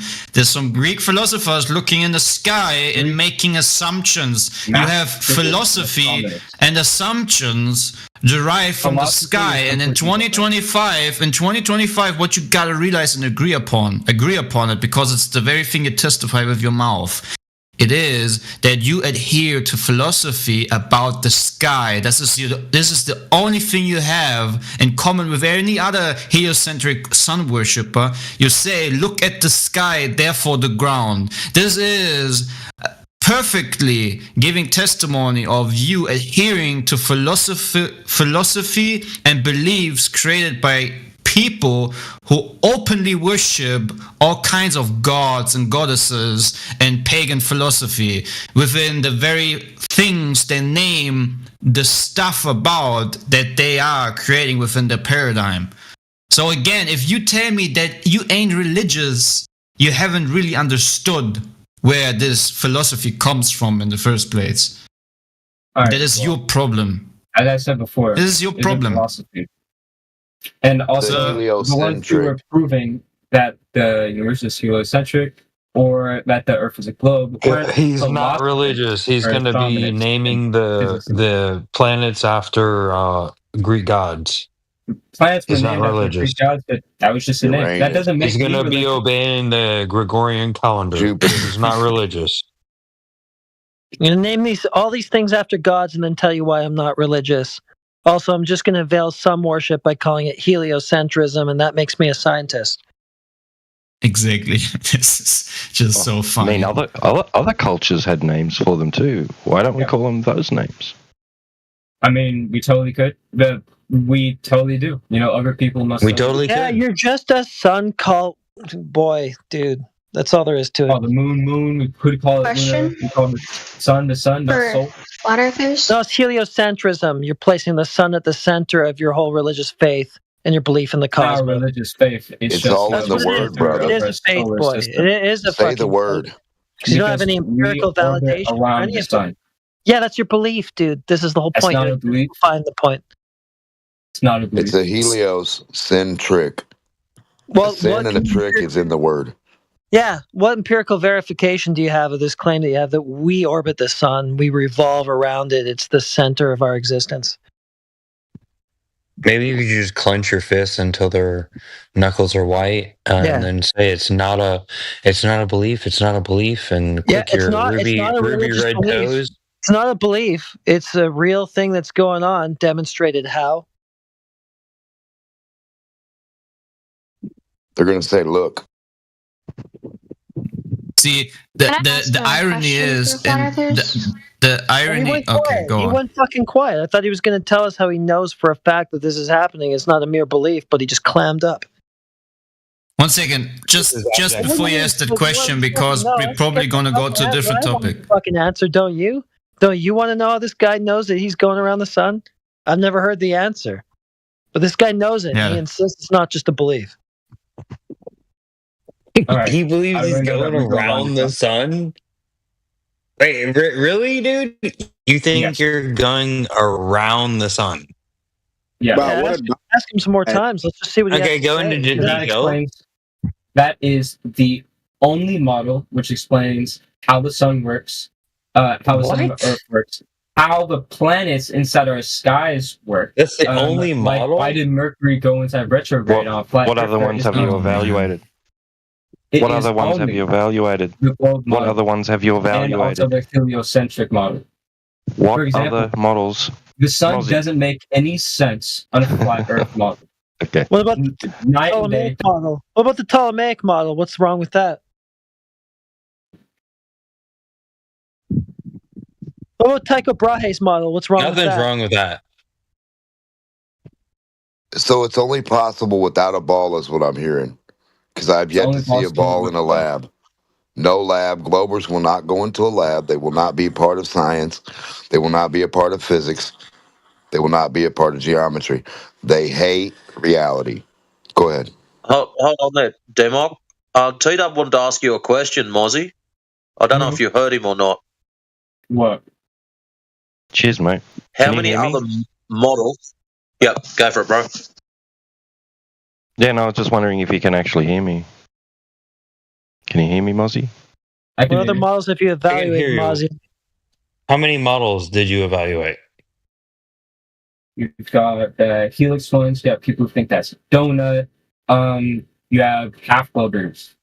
You did donut and half globers and full globers. Well, And there's then the you got problem. hot ones who think people that live on a disc and that the Earth is only a globe for about halfway and it's perfectly flat. You have people who think that there is no edge of Earth. People But think there what is if no it's edge like of Earth. only a third? All of these models do not make sense. We're not asking what people think. We're asking what models you actually looked at. Those are the models. What people think? They think they live on a disc. That's the model. Can you post that? What is that? The Ptolemaic model? Which one are you talking about? All right. I'm not familiar with the Ptolemaic model. Okay, there you go. That answers our question. You didn't look at jack shit for models. Now, next question. What would Show a me a model? Ptolemaic model and explain how night and day works on the Ptolemaic model. My goodness. Globe model. So does it work? Yeah, you don't even know what the models are, so there's no point. So now let me ask you this. You What does won't a do model it prove? because Yeah, you're not going to ask all the questions here. I get a question. So what does a model prove? So you won't do it because you can't prove it. The fuck? You don't even know what the models are, so there's no point. You haven't looked at them. You've already Why will demonstrated. you not just show it? Why are you so scared to do that? Show what? The Ptolemaic model, Tycho Show Brahe that model What's and the explain model? how night and day works. Jesus Christ. What would Well, a the model models prove? explain it. What would a model prove? I'm asking you that. Only it will prove by not being able to explain it that only the globe model actually can explain the phenomenons of reality. Like Cool, where's that? So therefore, Where's the that Earth is model? so therefore the Earth is a globe. Where's that model, It's a too? reification fallacy. Explain it. So what you're engaging in is called a reification fallacy. And what you're engaging in is called a fallacy. It's a huge waste of time. No, you've just perpetrated Yes. Now show reification the fallacy. thing and explain how this would work on it. Yes, not show. Yeah, show a model which would then prove what reality is. Textbook reification. You're wasting your time. You cannot show this Destiny Ptolemaic lost with model the fallacy and explain it. fallacy. So you need to go cope and seethe and touch Yeah. grass. Yeah, if you're asking for a model to prove what reality is, then you're just engaging in reifications. It's all you're doing. You've got a fallacious thought process. Bro, you've got a fallacious thought process that you need to sort out. You need to deal with this. You don't understand it or you don't like it. Yeah, you got a problem in your psyche, bro. You need to stop the fallacious thinking. Yeah, go ahead. Yo, do you know what the fallacy is? That because something involves a fallacy, it is wrong. No. Try again. What do you mean? That is it. No, it isn't.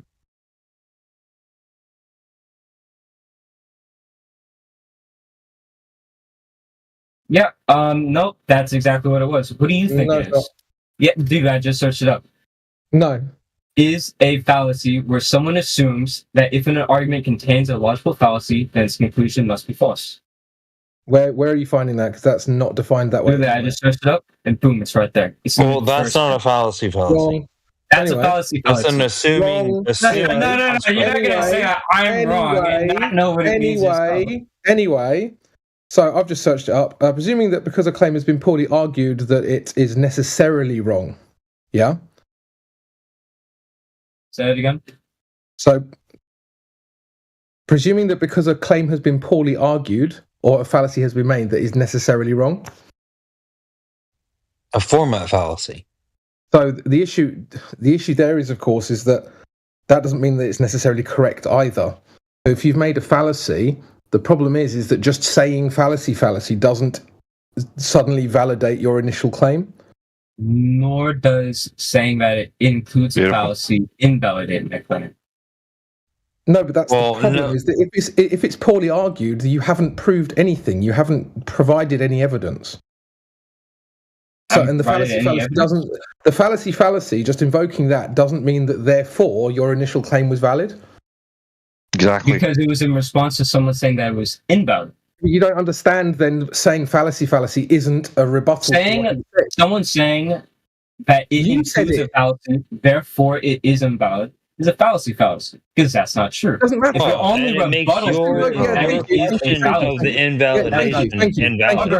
Thank you very much. Not being a fallacy. Thank you very much. So yeah, you can't look at any other model and explain the basics of what happens in reality. Thank you. Can I talk now? You don't just get filibuster. You don't just get filibuster. I will respond to what you said. I will respond to what you've said. I will respond. I will be allowed to respond to what you're not just here filibustering, right? So just invoking fallacy doesn't validate your original claim. You think it does, and that's incorrect. It's that simple.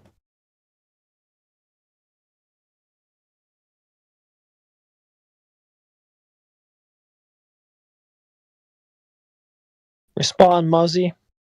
Oh, you have me unmuted now. I didn't. Yeah, your original claim isn't valid because you invoked fallacy. What say you? My original claim is invalid because I invoked fallacy. Fallacy is ridiculous. And doesn't mean That's not what I said. Listen to what's actually being said. That's what he just said. Do you have yours? No, it's not. No, it's not. I literally repeated word for word. No, you didn't. Yes. Why do you guys? If you guys actually believe that you've got like a proper position and a correct position, then why the need to be dishonest? That's not dishonest. That's honesty. Well, it is if you're literally strawmanning me. So, can anyone show up any of our models that isn't a No, bro. We're gonna get you to respond to what we just fucking said, not you strawman. Because I didn't think so either. Shut up. Yeah, okay, I don't think you understand any. I don't think you understand basic logic, my guy. Sorry, Crypto, for stepping on you, but I wanted to respond to what you said. Yeah, go ahead. Okay, you got to deal with what was actually said, which is that your initial claim isn't valid because you invoked fallacy. Go ahead. Well, it doesn't validate. Initial claim isn't valid because I invoked fallacy. I didn't say that. I'm repeating what the other person said. Okay, well, don't talk to him. Talk to me, right? So the issue you have, right, is that you've made a fallacious argument. It's then been pointed out to you that it was fallacious. So the issue then is that it's been poorly argued, so you can't draw any conclusions from that. And then just invoking fallacy doesn't then make it so that you can now draw conclusions from the initial premise. That isn't how that works. So just because something may seem fallacious, even whenever it's not, doesn't necessarily mean that's wrong. But that's not the fallacy. That is the fallacy. No, it isn't. Because if it's not actually fallacious, then there's no fallacy. If it's not actually fallacious, then it's not fallacy. Yeah, if you haven't actually made a fallacy, then there's no reason to invoke fallacy, is there? At this point, I remember what the original calling of fallacy was. Yeah, he said that models are a reification. Models are a reification. Yeah, that's what he said. And then you went, oh, fallacy.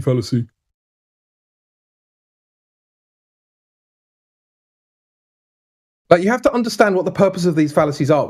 It's not just like a way to just debate, bro, and win, like win the debate. It's actually, we're trying to get to something logical that means something.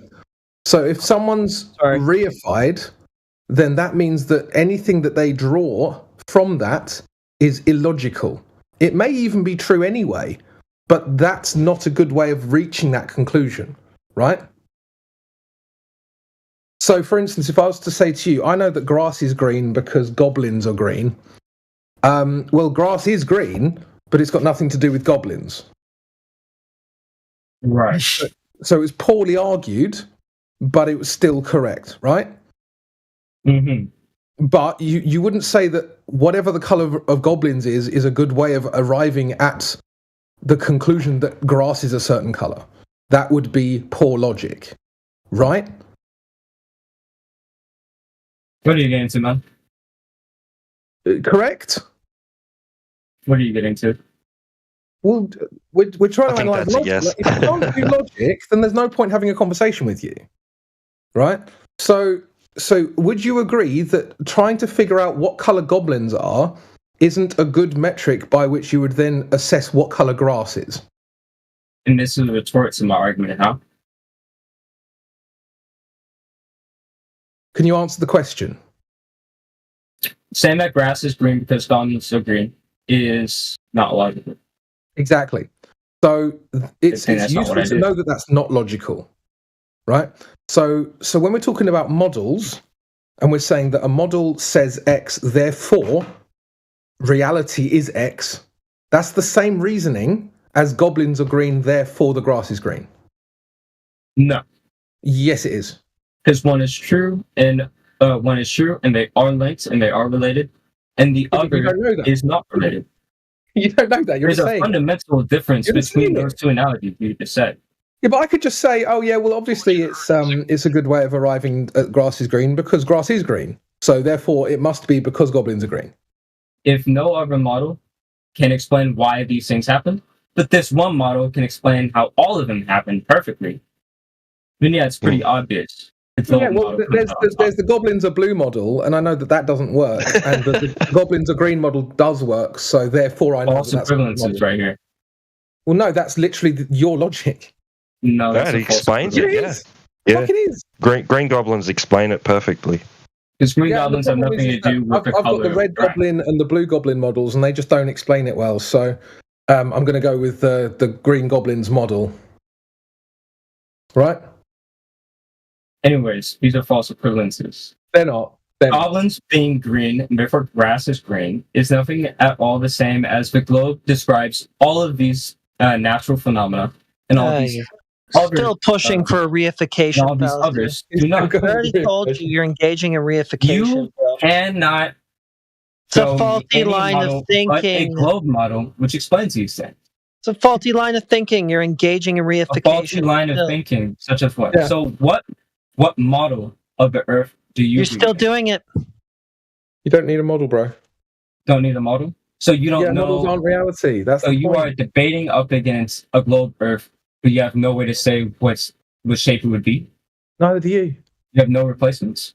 No, I mean because it is a globe model. None required. Well, there isn't one required. It would be a flat model. Like you could only present a flat model.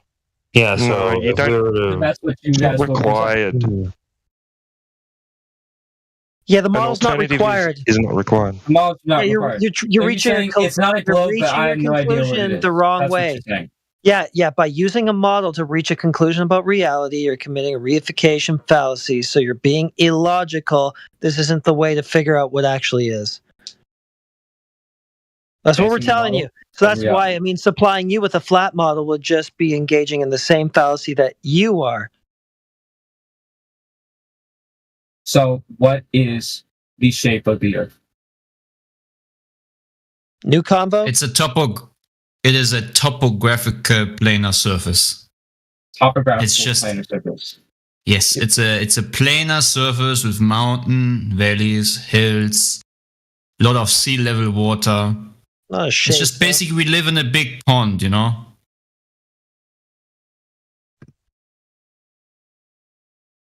So you believe it's flat?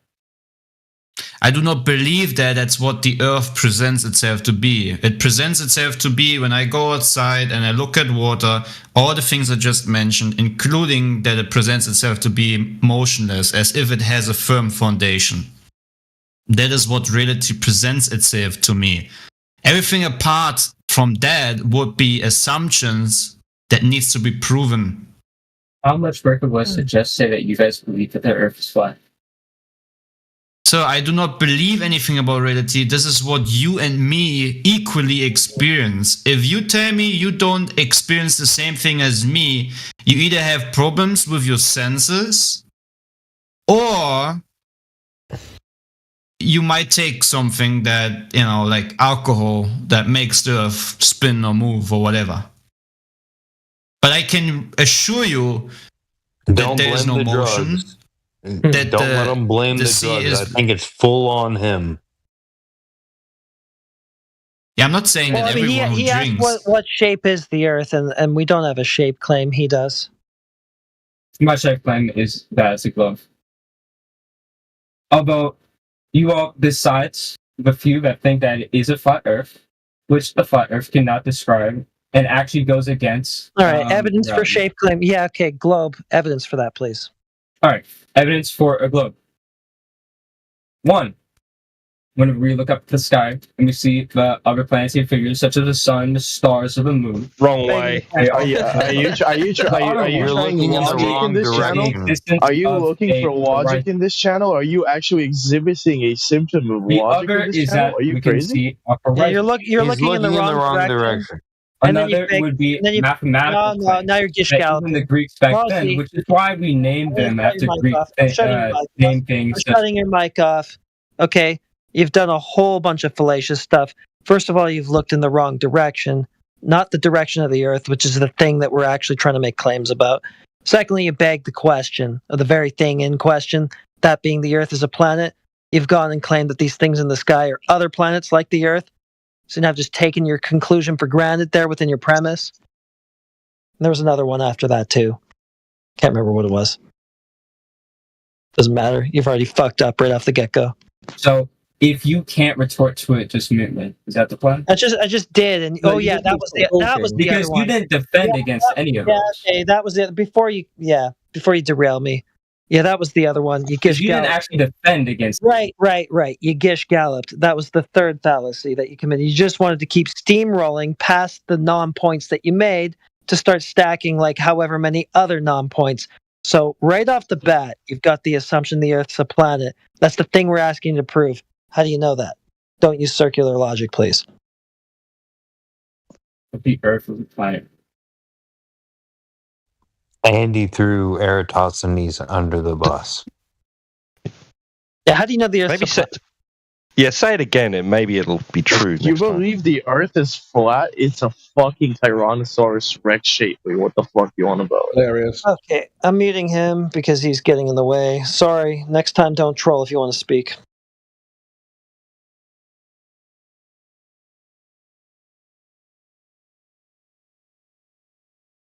Mosey, how do you know it's a planet? Can I ask? Oops, sorry. Yeah, you How do we probably know that's a should. planet? This guy's a waste of time. You ask me, and I provide multiple explanations, and then as soon as I do, your multiple explanations is to provide no proof, and then say, "I provided multiple proofs." Go ahead, person who might not be a waste of time. So if the Earth is flat, how come there are many different time zones around the world? Like, wouldn't it make sense? Like I just There's a lot of different governments and politics involved. Yeah, so time zones are actually a function of politics, not of geography. I don't know if you know that China has one time zone, even though it's wide enough to have sort of 4 or 6 or however many. Right. The Chinese government decided that they all had to go on, I don't know, Beijing time or whatever. Okay, yeah, that makes sense. Sorry, that was a stupid question. Maybe you think... This is the thing, right? No questions are stupid. That was a good question. No questions are stupid, because at the end of the day, if you don't know the information, then asking the information is what you should do, right? But in this arena, it tends to get very heated and very ego-driven, because a lot of people think that they know things, and so they try and make us sound stupid or whatever, right? But that's not really, and we combat that with the way we are. But I think if you're asking any kind of question honestly, you're always going to get an honest answer. You're not going to be treated like you're an idiot, and so never apologize for asking questions as long as it's asked honestly. Okay, yeah, that makes sense. I have one more. Sorry, just one sec.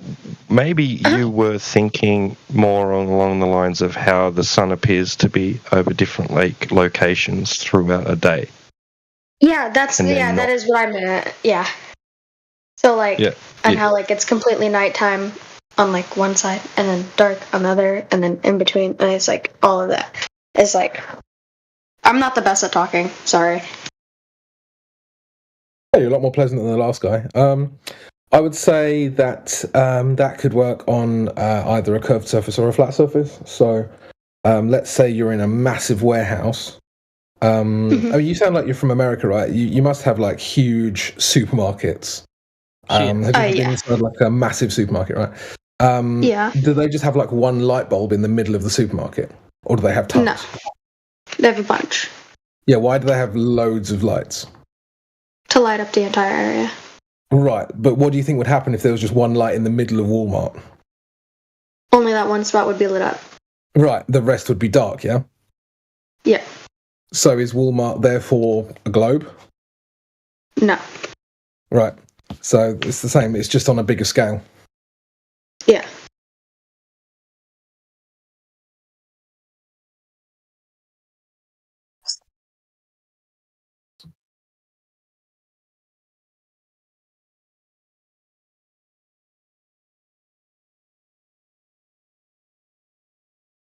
So, to the, I guess the term would be flat earthers, but do you guys believe that it has any like actual shape that you can confirm and prove?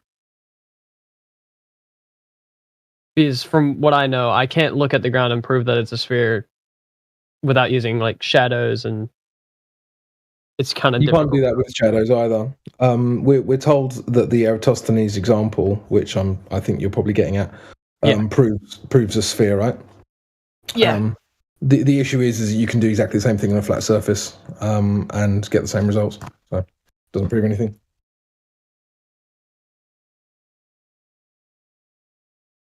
Think of a way to. I mean, what if Eratosthenes was on some sort of huge ass thing that just happened to have that specific topographical feature that gives that effect? Nobody ever thinks about that. I mean, you can recreate Eratosthenes in your bedroom, like. Yeah, I was gonna say, using like a phone light, I could try to replicate it. Yeah, you could. Or if you've just got a light in the middle of your room, you could have, I don't know, if you get like cans of Coke or whatever, put one directly underneath whatever the light source is, put 1 meter off, and then the maths would work out that you would just measure the distance between the Coke cans. Or maybe you'd use a pencil or something, that would be better, but you can use Coke cans as well. You would just measure the angles of the two. Obviously, the central one wouldn't have an angle. The ones off to the side would have whatever angle it would have, and then you would just use that to calculate the size of the floor, right? But of course, you know that your floor isn't a ball, but you can do the maths to work out that your floor is a ball if you want to. Actually, a really good way of going about it, like trying to see if you can take a flat surface's calculations and convert it into a sphere properly without having any of the math fail.